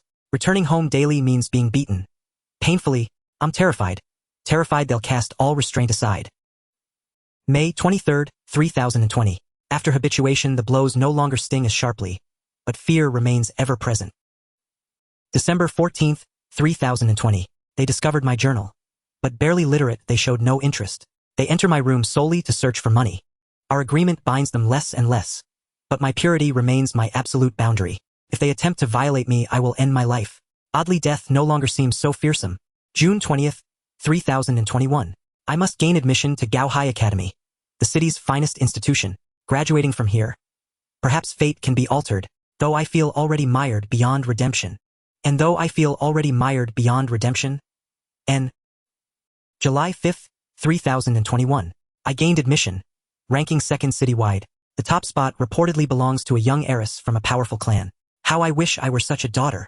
N. But just 3 more years, then graduation, then escape. You can do this, Tingting. N. September 1st, 3021. School reopened. I saw Li Fengyu. She smiled and waved. I fled. I couldn't face her. I can't imagine what she witnessed when she came to my home. New classmates are easy to get along with. And September 2, 3021. Li Fengyu found me. She vowed to save me, urging me to endure a little longer. I cannot trust her. Not because of her, but because of me. September 3rd, 3021. Our homeroom teacher sensed something amiss.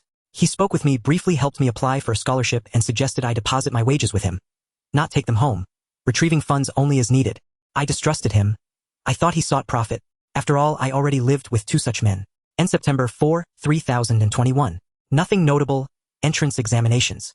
September 5th, 3021. Nothing notable. The grading was swift. I ranked first. I must continue striving. N. October 3rd, 3021. I misjudged Teacher Lee. He showed me the money I'd entrusted to him. My wages, however, had already been siphoned by those two leeches at home. Only the scholarship funds remained, though the amount exceeded even that sum. When I questioned him, he explained it was his personal stipend for the class's top student. I dared not withdraw it, leaving it with Teacher Lee instead. Perhaps this will become my capital for escape. Teacher Lee truly is a good man. N. October 7th, 3021. A new classmate joined us, Ying Ji. His demeanor was somber, his eyes cold and dull. My heart skipped. A strange resonance stirred within me. He felt like one of my own kind. I sensed a kinship in our auras. October 8th, 3021. Ying Ji has attended for one day yet spoken to no one. Seated alone, radiating isolation and detached indifference even more intensely than I do. I wear masks. He appears to disdain masking altogether. I adapt to my environment. He is his own environment. I envied him. October 9th, 3021. Under the pretext of collecting assignments, I approached him. His voice was melodious, but stiff, utterly unwilling to engage in conversation. He seemed wholly averse to social interaction. Through his long bangs, I glimpsed his face. Unusually handsome, strikingly beautiful. N. October 31st, 3021. Overcast, clearing, then raining. I never realized diaries required weather notes, until today. Ying Ji was called to the front by the teacher today. So unobtrusive I'd nearly forgotten he existed. His responses remained terse yet curiously engaging. After lunch, he inexplicably approached me. His remarks oddly humorous, as if he were a social prodigy. I inexplicably feel drawn to him, perhaps because I see my own reflection in him. Saint Engraving. My wood attribute affinity stands at 51. Exceptionally high. Perhaps fate can be reshaped through alternate paths. Incidentally, Jin Ming mocked Ying Ji, making me angry. Fortunately, Ying Xiaohua entered and silenced him. After all, Ying Hanfeng is Ying Ji's. The following characters blur into illegibility, as if deliberately erased. Teacher who lie is evil. When Teacher Lee was stabbed through the chest, terror gripped me, unearthing every suppressed pressure I'd carried for years. Death perhaps would be a welcome release. I'd already resigned myself. Even during Saint Engraving, awakening despair consumed me. I failed.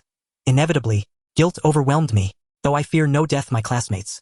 Ying Ji handed me a gun and offered quiet reassurance. I never imagined he'd be the one to aid us in that hour. Its chilling weight jolted me fully awake. As I aimed, a strange sensation rose from within. A sense of kinship, as if the weapon itself were a trusted companion. I fired repeatedly and struck down. And though he delayed it long, he ultimately failed. I had to intervene. We survived. But Ying Ji vanished. That retreating silhouette reawakened something long dormant within me. No one has stood before me, shielding me, in a very long time, and I think I've fallen for him. November 1st, 3021. Overcast. Ying Ji hasn't returned. The school granted us a second awakening opportunity. I received a mystic crystal, but they saw it. I was beaten for failing to awaken. Never mind. November 2nd, 3021. Overcast. Ying Ji hasn't returned. And November 3, 3021. Overcast. Ying Ji hasn't returned. November 4th, 3021. Overcast. Ying Ji hasn't returned. And November 5, 3021. Overcast. Ying Ji hasn't returned. November 6th, 3021. Overcast. Ying Ji hasn't returned. November 7th, 3021. Overcast, clearing, then rain. Ying Ji has returned, with a maid. So he hails from nobility, and is childhood friends with Ying Hanfeng's younger sister. What do we possibly share? Self-delusion. November 8th, 3021. Sunny. Ying Ji gifted me a mystic crystal, to where he said to aid my awakening. I don't know why he helps me. He claimed gratitude for my shot that created his chance to counterstrike. I'll accept that explanation. For now, Ran Tingting, don't indulge dangerous fantasies. You inhabit separate worlds. Yet this crystal must never be taken from me again. Here she tenderly stroked the journal, as if caressing her lover's cheek. Then she continued writing beneath her November 9th entry in. Yesterday those two tried to sell me into servitude. Our agreement is now worthless. They beat me. Agonizingly. I'm terrified. My blood feels frozen, my limbs icy cold. Thankfully, he was there. After leaving Ran Tingting's house, Ying Ji returned home to enjoy a harmonious dinner with the maids, but unable to sit still, he sneaked out into the night with the faceless person.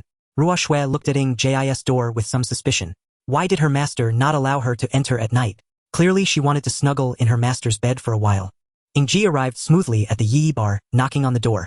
The bartender merely glanced at him and let him in, lacking the initial courtesy. However, Ying Ji was not polite either, heading straight to the basement and pushing open the heavy door. As soon as he entered, he saw Zhang Xiaoju chatting with 042, while the usual group of burly men sat around the table, fully embodying the lively atmosphere. Here the person you mentioned has arrived. Jiang Xiaoju spotted Ying Ji entering and nudged 042 with a grin, her eyes sparkling with amusement. 042 turned around and met Ying Ji's gaze, a surge of unnamed anger rising from his lower abdomen.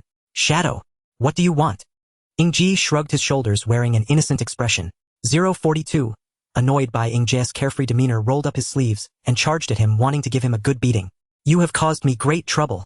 Before 042's soft punch could land, Ying Ji caught his fist, a carefree smile lingering on his handsome, mature face. 042, filled with frustration, retracted his hand and coldly huffed. If it weren't for you causing trouble, I wouldn't have ended up in such a predicament during that mission. Ying Ji looked a bit stunned and asked, what happened? When we met that day, I happened to be on a mission. 042 raised his finger, sighing with a hint of grievance. Not only did you ruin my original plan, but you even managed to scare that female bartender away. I had originally planned to knock everyone out and close the bar door, expecting them to take some time to recover. But that female bartender went straight out the back door and called the police immediately. What do you think? These past few days I've been running around all thanks to you. You owe me. After saying this, 042 pointed at Ying Ji's chest, gritting his teeth in anger. The others stopped teasing, as interfering with a fellow assassin's mission was a serious taboo in the assassin world. If encountered by a ruthless organization, it could lead to execution. Even though Ying Ji was a newcomer, this level of trouble wasn't considered serious, but there would still be symbolic punishment. Ying Ji fell silent and the atmosphere became somewhat awkward. Oh, come on, don't make it such a big deal. Let's all be amicable. A burly man sitting nearby chuckled, trying to ease the tension. 042 felt she might have been too harsh, but couldn't bring herself to apologize, so she remained silent. Ying Ji scratched his head, conflicted. I acknowledge that this matter is indeed my fault, but isn't it a bit much to ask me to compensate you? Shouldn't you compensate me? 042 frowned, completely unable to understand Ying Ji's behavior of admitting fault yet refusing responsibility, which lowered her opinion of him. Ying Ji clicked his tongue, saying, I really won't sell myself, big sister. How about we find another way to express my apology? At this moment, everyone finally realized that the compensation Ying Ji mentioned was not what they understood it to be, and they erupted in laughter while 042, the person involved, blushed for once. What nonsense are you talking about? I want you to compensate me. Compensate. Ying Ji nodded knowingly and said, what do you want me to offer? 042 had been waiting for this line, revealing her long-planned scheme. Did you not take on a mission? Yeah. You completed it, right? Yes. Then don't take the young lattice reward. Consider it on my tab. You did it for free, how about that? Ying Ji pursed his lips, his expression conflicted. What? Not good. 042 looked at Ying Ji's expression, a bit anxious. You wouldn't have harmed that young lady, would you? It's complicated, but I absolutely must accept this reward. You.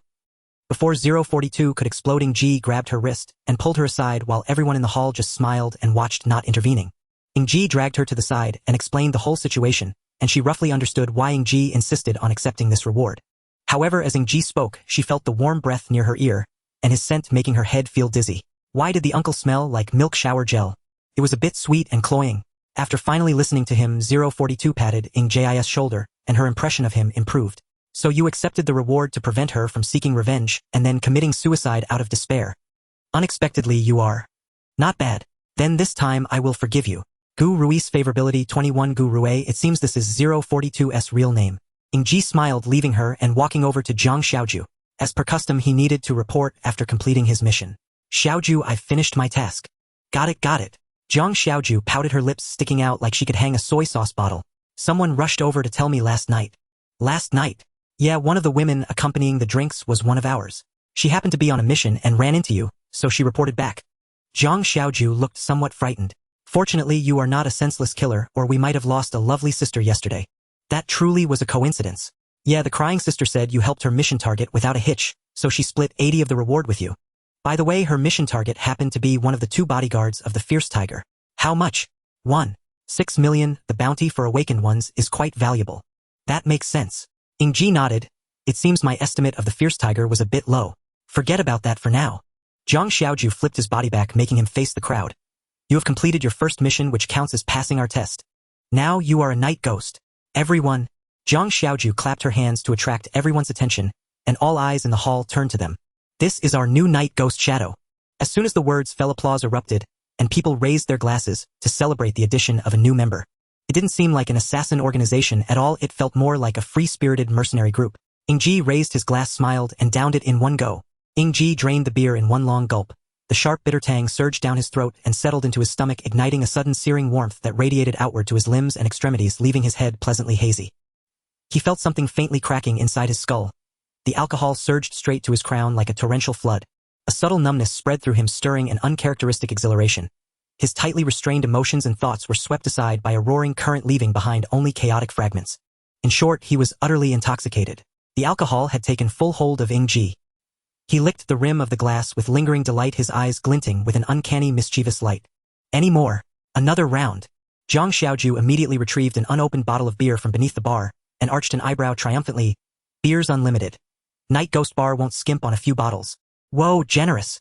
Ying Ji snatched the bottle and plunged into the crowd, slinging an arm around the broad-shouldered man, who often teased them with a grin. Let's get acquainted. I'm Tank. The man chuckled, his face flushed and animated from the drink. Welcome to Night Ghost. I'm Lao Pai, cheers. MOE. I'm Hu Tu Dao. Brother, let's wrestle for camaraderie. Others nearby chimed in with greetings. Even a heavily muscled man extended his hand, eager for a wrist wrestling match. Ying Ji flicked open the bottle cap with his thumbnail and downed the entire bottle in one fierce draft, his grin widening into something wild and unrestrained. Let's go. Oh. The crowd roared in encouragement as Ying Ji clasped Hu Tu Dao's hand. 3, 2, 1, go. Hey, snap. Ying Ji wrenched Hu Tu Dao off balance and leapt onto a chair, snapping his fingers with a devilish smirk. Heh. Ever heard of prodigious arm strength? No way, I don't believe it. Tank shoved Hu Tu Dao aside and stepped forward, eyes alight with competitive fervor. My turn. Old Tan, you're bullying him. You're already at rock shatter tier. Bring it on. Ying Ji didn't flinch. He vaulted off the chair, gripped Tank's massive hand, and flashed a sly, toothy grin. Go. Both men surged with explosive force. Yet neither arm budged. Only a faint tremor betrayed their straining muscles. It was a perfect stalemate. Now it came down to sheer endurance. Tank. Wow. How do you build muscle like this? That definition is absolutely flawless. Ying Ji reached out and squeezed Tank's rock-hard biceps, astonished. You're not half bad yourself. Those slender arms pack surprising power. So what? A real man needs thick sculpted muscle. Tank. Do you even go to the gym? Nah. Then you must be training in secret. At home behind everyone's back, quietly forging that physique. Good heavens. You must have been raised on pure protein. Is your entire diet just protein? Don't you need carbs? What about healthy fats? Do you eat them? Do you eat strawberries? They are delicious. Do you? Alright, you only eat protein. Strawberries are out. Tell me. You boil chicken breast every single day. Could you please quiet down? Tank sighed, exasperated. I've heard boiling chicken breast in plain water yields the best results. Do you prefer it that way? How much salt do you use? What's your daily sodium intake for fitness? Any strict guidelines? Do you want to start training? Nah, I'd rather not bother. Then why ask so many questions? Of course, it's all to. Ying Ji suddenly surged forward, overpowering Tank in a flash. Distract you. Yahoo! Little master wins. Ying Ji vaulted onto the table, laughing wildly and without restraint. Tank blinked, then shook his head with a wry smile. You rascal. More. Any more? Ying Ji taunted the crowd, swaggering boldly. Anyone else up for a wrist wrestling challenge? Though the atmosphere crackled with energy, no one stepped forward. After all, Tank, their strongest, had already fallen. To challenge now would only invite humiliation. Seeing no challengers, Ying Ji dashed to the bar in a single bound and scooped up Zhang Xiaoju, who stood frozen behind the counter, lifting her high into the air. I hereby declare the first Night Ghost arm wrestling tournament officially concluded, and the inaugural champion is none other than Ying. Oh. The crowd cheered wildly, except Zhang Xiaoju, who blushed fiercely and gently tapped Ying Ji's shoulders. And here is the official trophy for tonight's champion, the most adorable barmaid in all of Night Bar, Xiaoju. Let us chant together, Xiaoju reigns supreme. Xiaoju reigns supreme. By now the words themselves hardly mattered. The entire scene had been transformed by Ying Ji's infectious energy and the liberating haze of alcohol. Ying Ji grew increasingly uninhibited while Zhang Xiaoju, her cheeks burning like ripe apples, was left helplessly aloft in his arms. I forbid anyone from disliking our adorable Xiaoju. Though I am the arm wrestling champion, this honor belongs to all of us. With that, Ying Ji leapt down from the bar past Xiaoju to another person, and she floated through the crowd like a small boat on a joyful sea, eventually tossed skyward amid triumphant cheers and caught again with laughter. Even Unit 042 joined the merriment, filling the bar with an effervescent, carefree spirit. Everyone knew Zhang Xiaoju handled all intelligence operations for Night Ghost alone. Each member cherished this tenacious, hard-working girl deeply, yet had never known how to ease the perpetual furrow between her brows. Under Ying Ji's spell, they finally let loose. Just once. Xiaoju reigns supreme. Meanwhile, Ying Ji cradled a stray cat he'd somehow found, raised his bottle toward the moonlit window, and toasted the feline companion. Daji, my empire fell because of you. But I chose it. Wait, this is just a cat. Where's my fox sister? Never mind. Here brother cat, drink up. After receiving 3 sharp claw marks, Ying Ji winced, finished the bottle in one breath, and turned back toward the bar for another. My 3,000 loyal soldiers. Lift me up. I can still drink. The Night Ghost members laughed and passed him bottle after bottle, marveling as he drank them down one by one. Ying Ji draped an arm around Jiang Xiaoju, who had just been set down, and handed her a beer, his voice thick with alcohol. Come on, adorable Xiaoju. Have a sip? I'm underage. I don't drink. Jiang Xiaoju shyly evaded him. Ying Ji smacked his lips unsatisfied, then raised his bottle high and roared to the ecstatic crowd, woo-hoo. Tonight, we drink until we fall. Until we fall. Laughter and clinking glasses drowned out everything else. Jiang Xiaoju slipped back behind the bar, heart still racing, and secretly stashed the beer away with a sigh. Never again willing touch alcohol. Never. The master is missing. Ruo Shui rushed down the stairs in a hurry, her face filled with anxiety, the small bread and milk in her hands still warm. Ruo Yu swallowed the bread in her hand and scratched her ear, saying, Master servant love. Sister, are you being so straightforward now? Ruo Shui, slightly embarrassed and annoyed, stuffed the bread into Ruo Yu's mouth, wishing she could seal that thoughtless mouth, stating, I need to go ask big sister and second sister. Ah, okay. Just as she finished speaking, Ruo Hua walked out from the kitchen with her shoulder and ear holding a phone, breakfast in hand. Understood, Lord Shuangbing. After Ruo Hua hung up, Ruo Shui hurriedly leaned in front of her, looking at her eagerly. Sister's phone call. Yes, she said the master went out temporarily. Ruo Hua rubbed Ruo Shui's head and sighed. So early in the morning, busy looking for your master. Just give me back my originally gentle little sister. A girl should not be kept too close. Ruo Shui, feeling a bit shy, stepped on the floor and then asked, What about big sister? Ruo Hua's lips curled into a playful smile. She ran out looking for the master early in the morning. By the way, remember to call her back for dinner. Ying Ji slowly woke up feeling dizzy. The chaotic sensation of alcohol lingering and the inexplicable dizziness from a hangover intertwined, making Ying Ji's muscles ache, slightly preventing him from struggling to get up. What happened last night? Ying Ji rubbed his sore arm. Oh no, I need to hurry back. A neutral voice came from the side, and when Ying Ji turned to look, he found it was just a computer displaying on call. Drink some hangover soup, first it's on your bedside. Only then did Ying Ji realize he was no longer in the night bar, but in a simple room where all the furniture was black, including the bed and chairs. Even though sunlight streamed directly in through the window, the room remained dim. Ying Ji picked up the hangover soup from the bedside, sniffed it lightly before gulping it down. The faint warmth settled in his stomach, bringing warmth back to his body. Who are you? After finishing the soup, he asked. I am the owner of the night bar and also the master of the night spirits. The computer emitted a distinctly neutral voice. You can call me Yi Yi. Hello. Ying Ji glanced at the surveillance camera in the corner, greeted, and then fell silent. Don't be nervous, that's just my eyes. After all, we need to see each other when we speak, don't we? So can I leave now? So heartless. The neutral voice carried an obvious teasing tone. It's hard to imagine this was the person who got my bar lively last night. You can go out, just turn right in the corridor and you'll find the exit. After the last sentence, the computer screen went dark, as if the voice had been merely a figment of Ying Ji's imagination. Ying Ji's favorability with Yi too, it seems not. Ying Ji shook his head, following the voice's instructions, and walking to the end of the corridor, which led to a familiar door. Without thinking much, he opened the door. The imagined sunlight did not shine on his face. Instead, it was the somewhat dazzling lights of the bar. Awake Ying. 042 leaned against the bar eating bread and greeted Ying Ji. Would you like some bread? I specially bought it for you big guys. Hurry up and thank Sister C. Thank you, Sister C.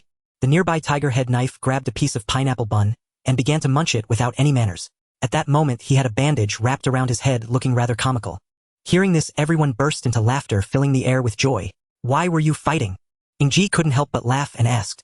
When this topic was brought up, 042 couldn't help but laugh, and the others in the hall also couldn't hold back their amusement. Ying Ji was momentarily baffled. Did you forget? Tiger head knife pointed at his head, looking somewhat miserable. Last night, the two of us had a fight. Fight? What are you talking about? Ha ha ha, that's hilarious. Exactly, Tiger head knife, you were pinned to the ground by Ying, unable to get up, begging for mercy the whole time. Tiger head knife's face turned slightly red, but he still insisted. Being a killer, can that be called getting beaten up? That's called enduring humiliation. Hearing this, everyone burst into laughter, filling the air with joy. Why were you fighting? Ying Ji couldn't help but laugh and asked. 042 took a sip of milk and replied with a smile.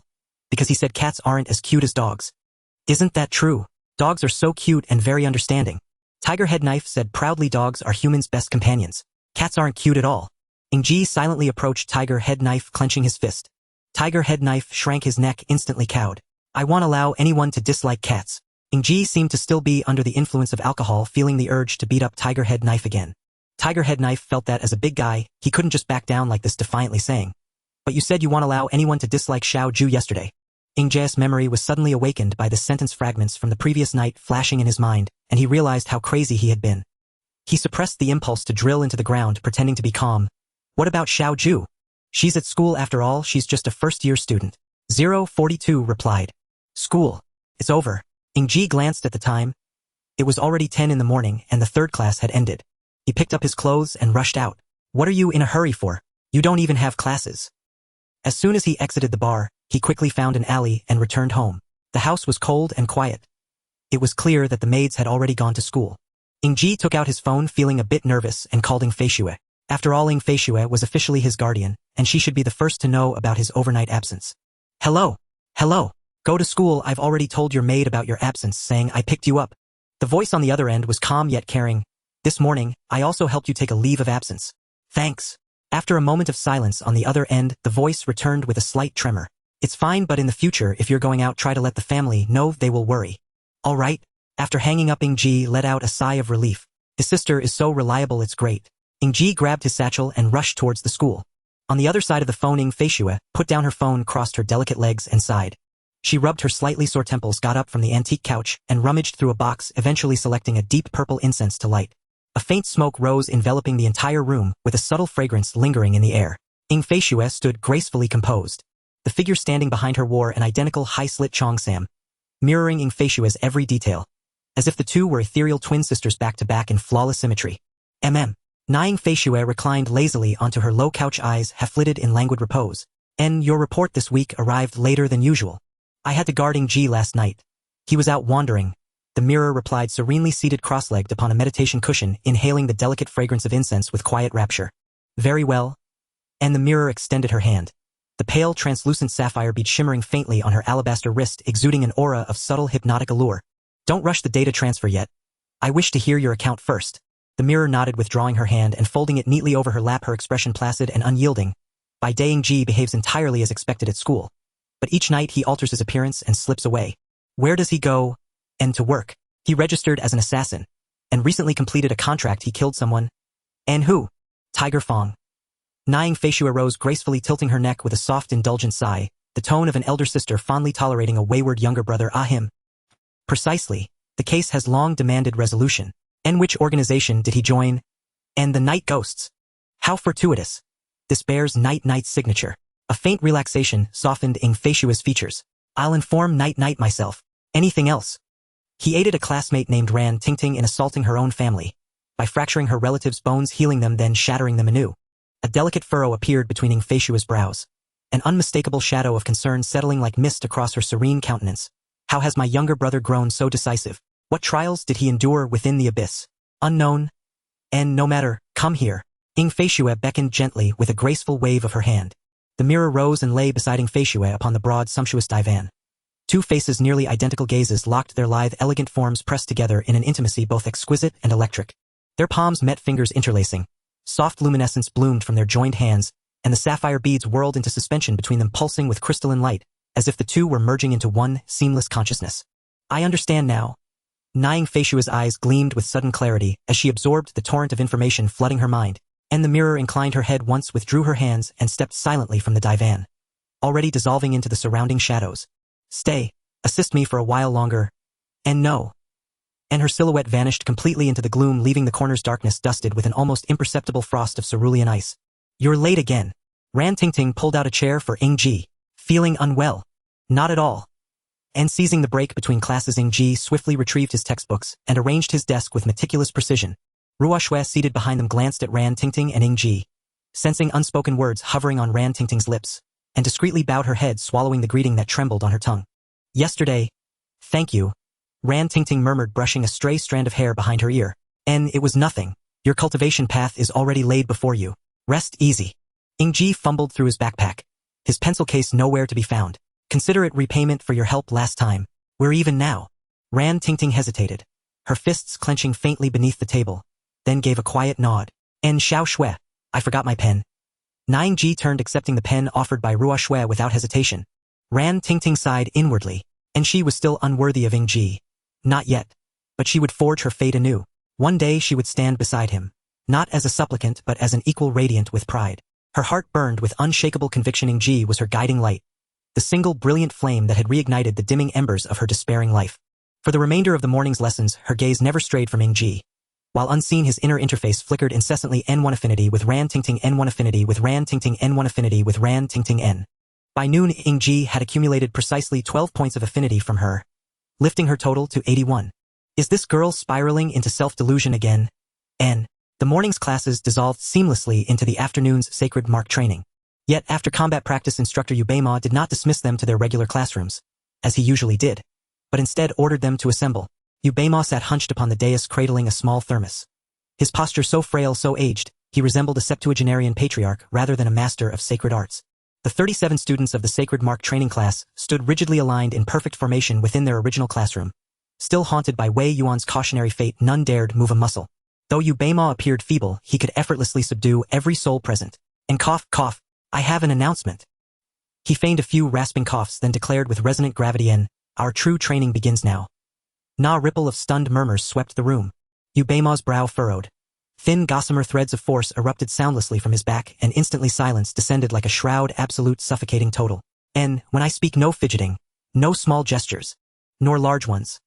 And he paused, then continued, these past days served only to acclimate you, and to scrutinize your backgrounds thoroughly. Such rigor is indispensable. Awakened ones are humanity's spine. Our ranks tolerate no impurity, no taint of doubt or disloyalty. His voice rang with ironclad authority. Solemn, unwavering, commanding. Instinctively, Ying Ji and the others straightened their spines, shoulders squared, breath held. From this moment forward, this is no longer merely a training class. It is the sacred mark training camp. Yubema sipped slowly from his thermos, savoring the warmth with a soft, appreciative cluck of his tongue. Henceforth our training ground shifts elsewhere. This space shall serve only as a resting quarter. Our true arena lies within the military barracks, where only battle refines the sacred mark. Our unit is formally integrated into the Abyss Garrison Forces as the Sacred Mark Training Camp. Your seniors train there as well. This camp lasts 1 month. Fully sealed, no phones, no external contact, no exceptions. Think of it as a rigorous military drill. Upon its completion, you will return to resume your studies. Beyond that, your path lies wholly in your own hands. Historically, 2 roads open before you pursue higher education. Enter university, seek mastery elsewhere, or enlist in the armed forces, pledging your life to the Abyss. This weekend, a peer exchange forum awaits you, as previously agreed. And next week, we depart southward to begin intensive training with the Abyss Garrison Forces. That is all. Class dismissed early today. Return home and prepare accordingly. And tomorrow at 8 sharp assemble here, precisely on time.